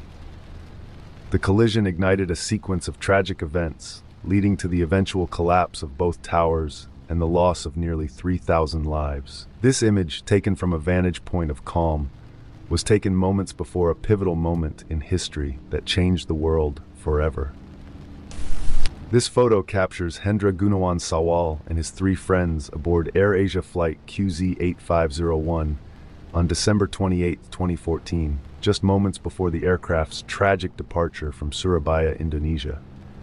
The group, appearing relaxed and excited, was on their way to Singapore for a holiday, unaware of the danger that lay ahead. Just 40 minutes after takeoff, the Airbus A320 encountered severe weather conditions while flying over the Java Sea. The flight crew had requested to climb to a higher altitude to avoid the storm, but as they began the ascent, the aircraft experienced a catastrophic electrical failure. The plane's autopilot was disengaged, and the crew struggled to regain control in turbulent conditions. The loss of control led to a rapid descent, and at 6:24 a.m., the plane crashed into the Java Sea, claiming the lives of all 162 people aboard. Investigations revealed that a combination of technical failures, weather conditions, and pilot errors contributed to the disaster. This photograph, taken during a live television broadcast on August 26, 2015, shows Allison Parker, a young and talented journalist, in the middle of an interview for WDBJ-7 in Moneta, Virginia.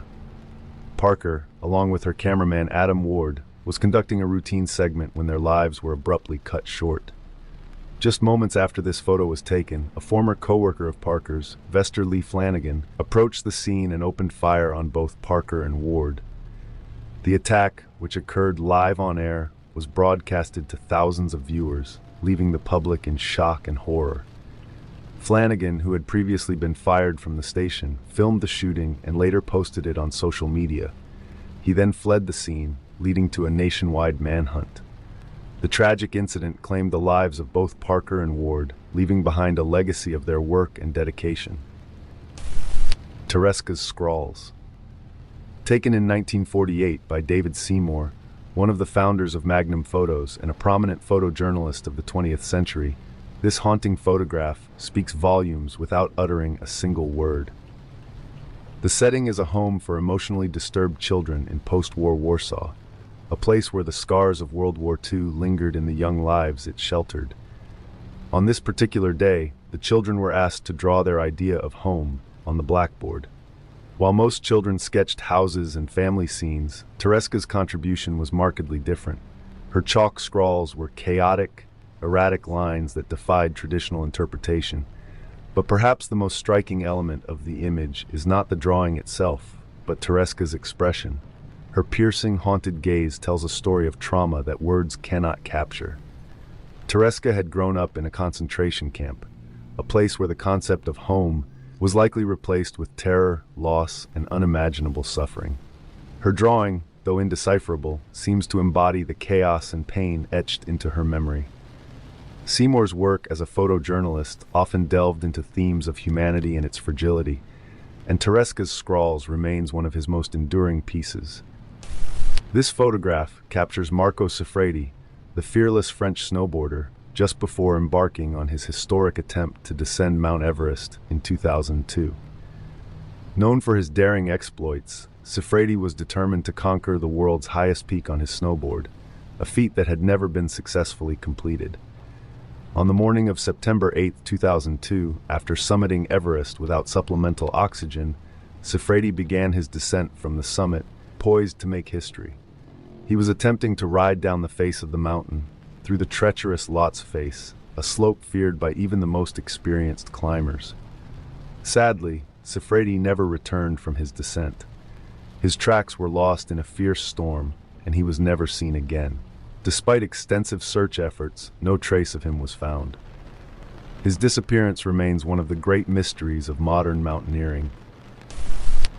In the early 1950s, a young boy named Issei Sagawa experienced a chilling dream where he and his brother were being boiled alive as a meal.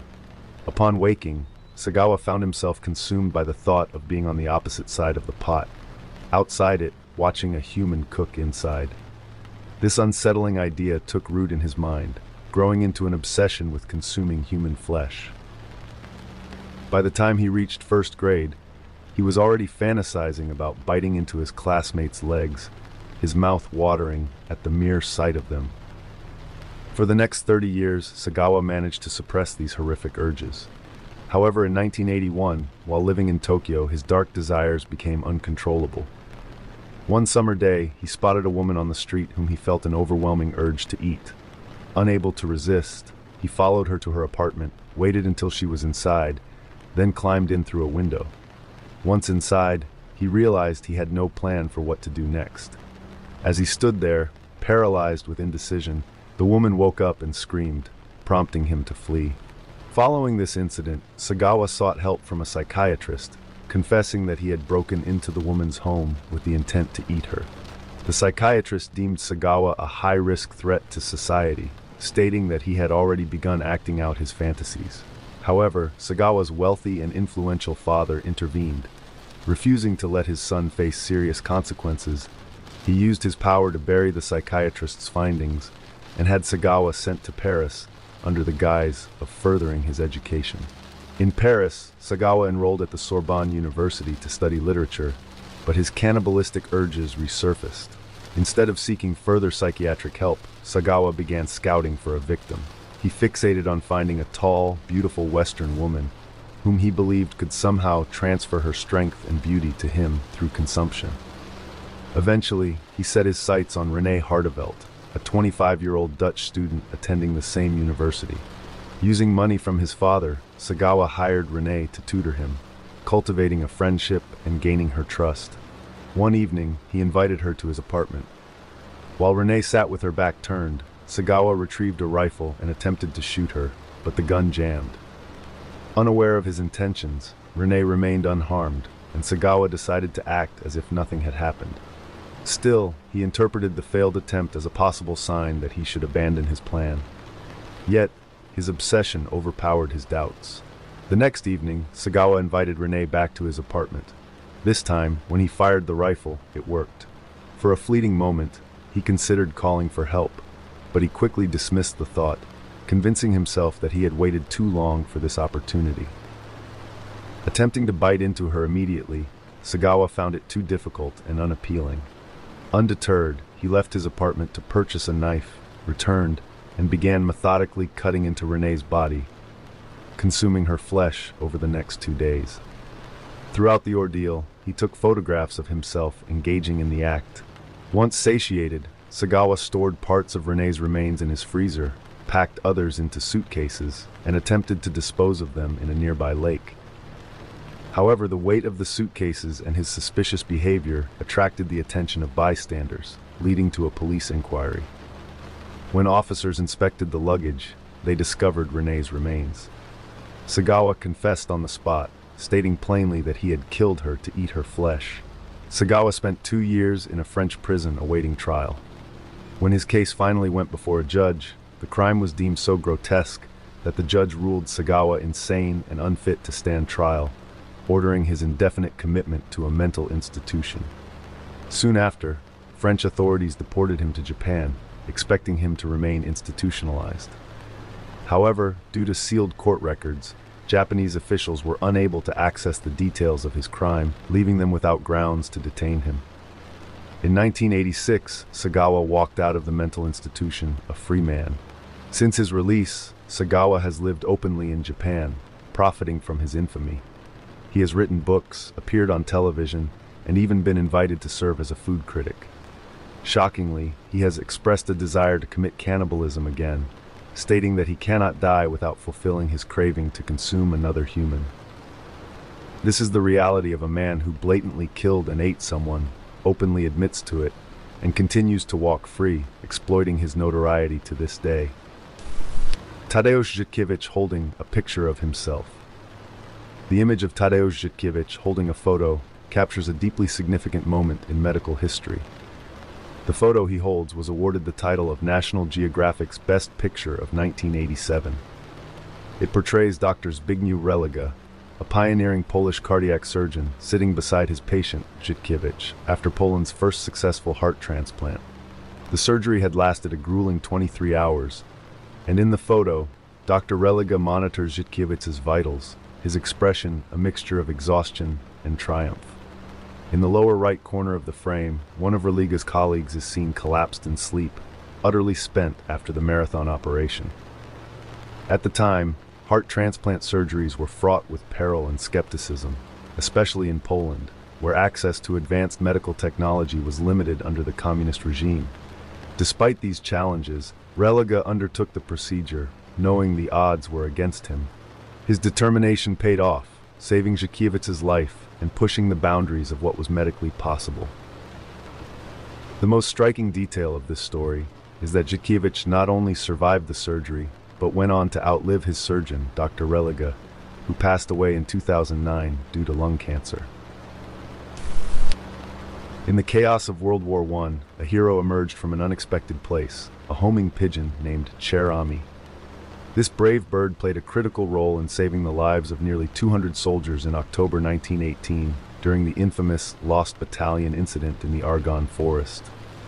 Trapped behind enemy lines, with no means of communication, and under heavy fire, the 77th Division of the U.S. Army faced imminent annihilation. Their only hope was to send a desperate plea for help via carrier pigeon.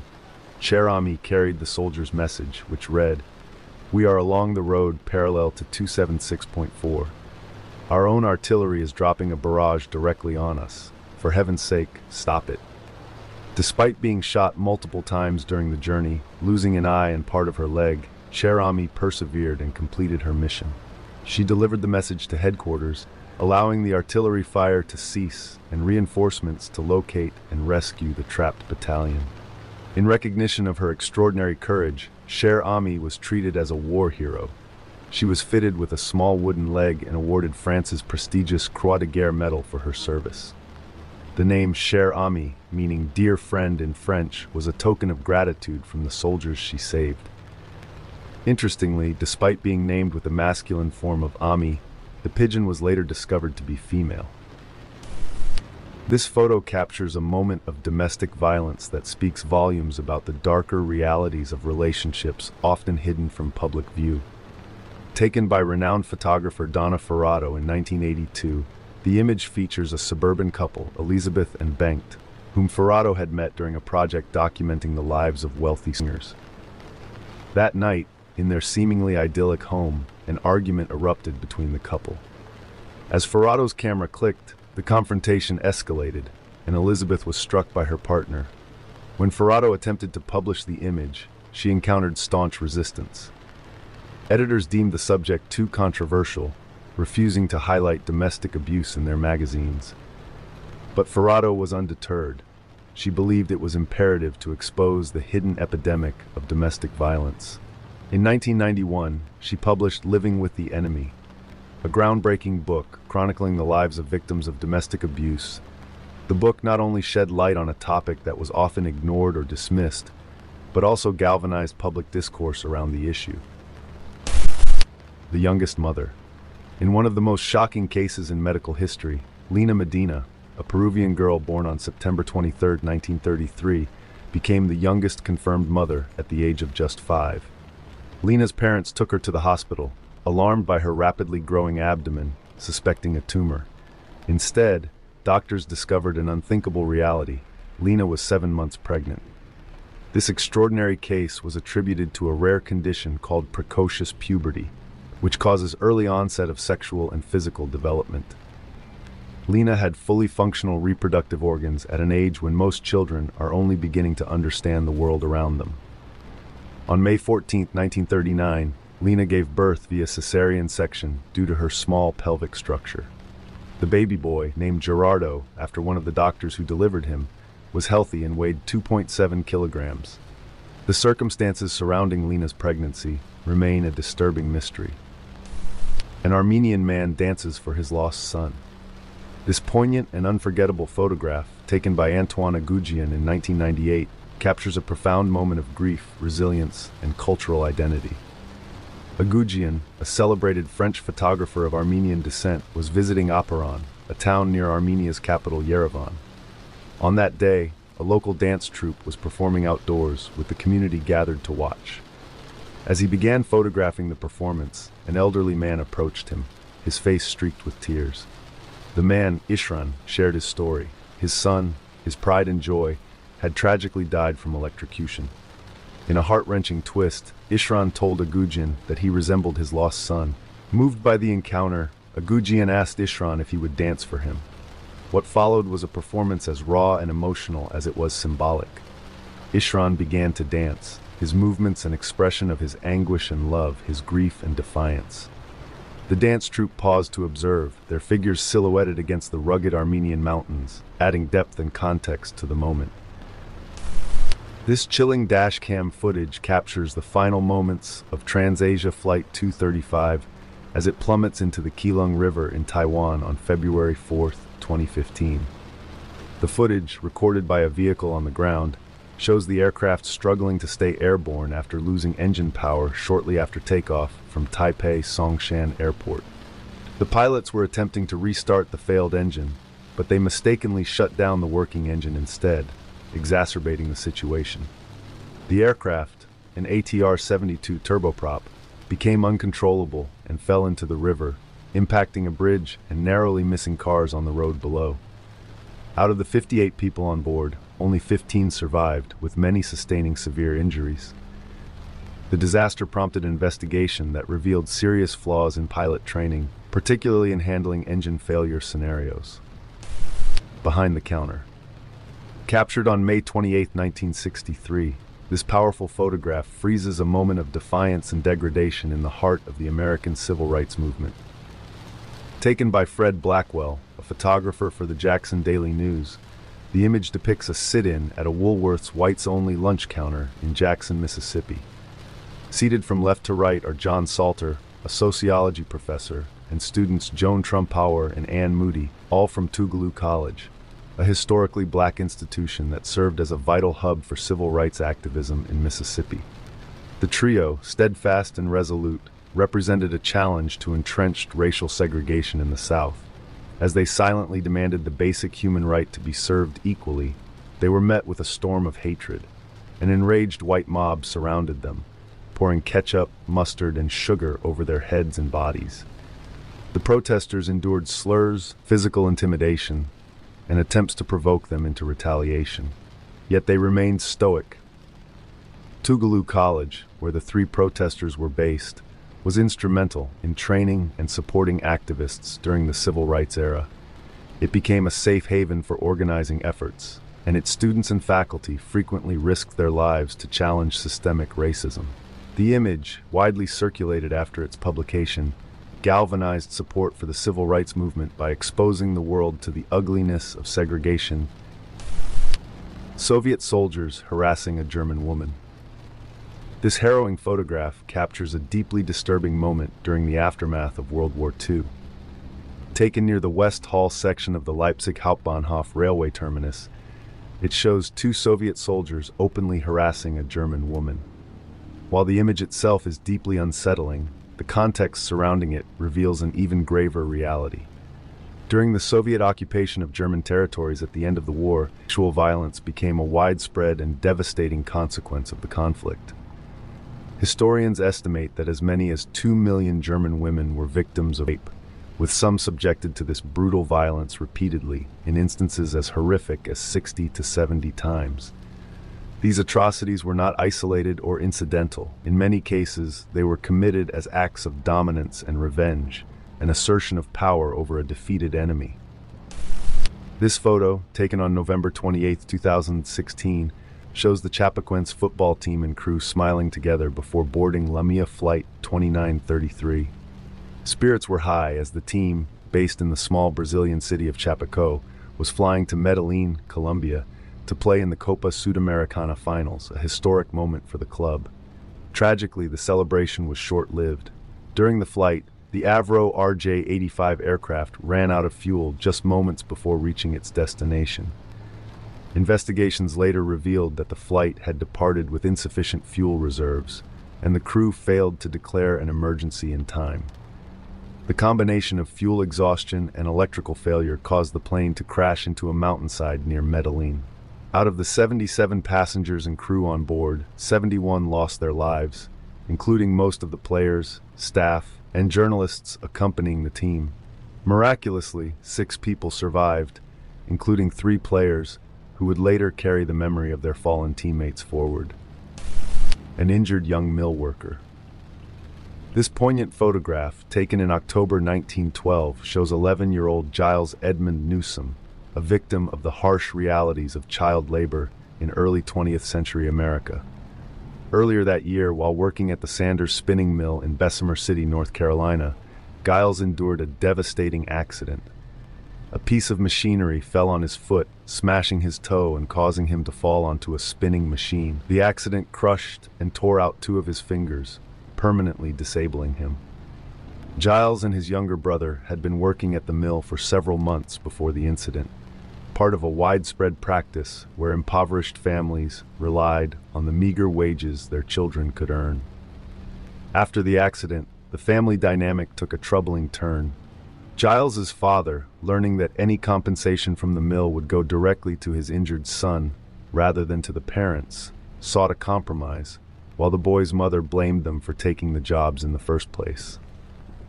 His aunt expressed a bitter lament, stating, "Now he's just got to where he could be of some help to his ma, and then this happens, and he can't never work no more like he oughter." The last laugh. This unsettling photograph captures Richard Hickok and Perry Smith moments after hearing their death sentences for the brutal murder of the Clutter family in Holcomb, Kansas. In 1959, the 2 men meticulously planned to rob the Clutters, believing a rumor that the family kept a safe filled with cash in their home. However, their plan unraveled when they found no such fortune, only a meager $50. Frustrated and desperate, they murdered all 4 family members, including 2 children, in a crime that shocked the nation. What makes this image so haunting is Perry Smith's casual smile, as if oblivious to the gravity of his fate. Without context, the photograph could easily be mistaken for a mundane moment, but knowing the backstory, the smile becomes chilling. Their story gained even more notoriety through Truman Capote's seminal book, In Cold Blood, which meticulously chronicled the crime, the investigation, and the psychological complexities of the two killers. On July 30th, 2016, Janice Stewart was at her home in College Station, Texas, preparing for a wedding she was set to photograph the following week. Her daughter, 34-year-old Sunday Rowan, who lived in San Antonio, planned to join her as an assistant. That morning, Sunday shared photos with Janice via Snapchat, excitedly documenting a hot air balloon trip she was taking with her husband, Matt Rowan. The trip had been delayed for over a year due to bad weather, but on this clear day, it was finally happening. Sunday had given Matt the tickets as a birthday gift. Matt was a highly respected burn researcher and led clinical trials at Brooke Army Medical Center. Sunday worked at a children's clothing store and was dedicated to her young son from a previous relationship. Together, she and Matt enjoyed adventurous outings to escape their demanding schedules. The photos Sunday sent showed the balloon being prepared and captured happy moments of her and Matt enjoying the beautiful Texas countryside from the air. Tragically, these would be the last messages Janice received from her daughter. Later that morning, near Maxwell, Texas, a loud explosion startled local residents. Rancher Buddy Miller saw smoke rising in the distance and rushed to the scene. He found a fiery wreck at the base of a power line tower. First responders initially thought it was a tractor fire, but soon discovered the remains of a hot air balloon basket and human bodies. It was a devastating accident. The balloon's pilot, 49-year-old Skip Nichols, had decided to fly despite poor weather that grounded other operators. Investigation revealed he had drugs in his system, impairing his judgment. Flying through low clouds, he collided with high-voltage power lines. The wires severed the balloon's cables, and liquid propane ignited the basket, causing it to plummet over 100 feet to the ground. When Janice saw news reports of the crash, she immediately recognized the balloon from Sunday's photos. Although official confirmation hadn't yet arrived, she knew her daughter and son-in-law were among the victims. The crash claimed the lives of all 16 people on board, making it one of the deadliest hot air balloon accidents in U.S. history. Flight of refugees across wrecked bridge in Korea. Captured on December 4, 1950, by Associated Press photographer Max Desfour, this powerful and haunting image depicts the desperate flight of refugees fleeing the horrors of war during the Korean War. The scene takes place on a wrecked bridge spanning the Taedong River in North Korea, where a group of civilians, their lives shattered by the ongoing conflict, scramble to escape the advancing Chinese Communist troops. The refugees, overwhelmed by fear and the chaos of war, find themselves caught between the devastation of the conflict and the uncertain hope of survival. In the photograph, men, women, and children are packed tightly together, clutching whatever belongings they could carry as they rush toward the relative safety of South Korea.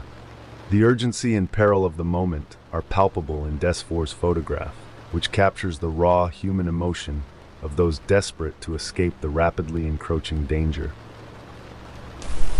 Leap into freedom. Following World War II, Berlin was divided into 4 occupation zones controlled by the Allied powers. By the late 1940s, tensions between the Soviet-controlled East and the Western Allies escalated, creating stark contrasts in living conditions. East Berlin faced economic hardship, restricted freedoms, and oppressive surveillance, prompting about 2 million East Germans to flee to the West between 1949 and 1961. To curb the mass exodus, East German leader Walter Ulbricht ordered the construction of barriers in August 1961, the first iteration of what would become the Berlin Wall. In the early days of this division, 19-year-old border guard Hans Conrad Schumann found himself stationed at a barbed wire barricade. Disillusioned with the oppressive regime and enticed by the freedom promised by the West, Hans made a spontaneous and daring decision. As crowds in West Berlin shouted encouragement, Hans tossed aside his rifle and leapt over the barbed wire. Photographer Peter Liebing captured the precise moment of Hans's jump. Hans settled in West Germany, living a quiet life away from the spotlight. However, his symbolic act brought him unexpected fame. which he struggled to reconcile with his personal life. Haunted by feelings of isolation and the weight of being a symbol, Hans tragically ended his life in 1998. The photograph remains an enduring reminder of individual defiance against oppression and the human desire for liberty. SS Grand Camp. At first glance, the photo of the SS Grand Camp docked in Texas City appears unremarkable, a cargo ship being tended to on what seems like an ordinary day. But this image freezes a moment of calm before catastrophe. It is April 16, 1947, and a fire has broken out aboard the ship. The dock is bustling with members of the Texas City Volunteer Fire Department, who are working desperately to contain the flames. Unbeknownst to them, the SS Grand Camp is carrying over 2,300 tons of ammonium nitrate, a highly explosive substance commonly used as fertilizer. The heat from the fire is steadily destabilizing the volatile cargo, and within minutes of this photograph being taken, the ship will explode in a devastating blast. The detonation was so powerful that it destroyed much of the port and surrounding areas, creating a massive fireball visible for miles. The explosion shattered windows as far as 40 miles away and was registered on seismographs hundreds of miles from the site. Buildings were flattened, nearby ships were obliterated, and fires raged for days. The Texas City disaster claimed the lives of 468 people, including almost all the firefighters in the photo, and injured over 5,000 more.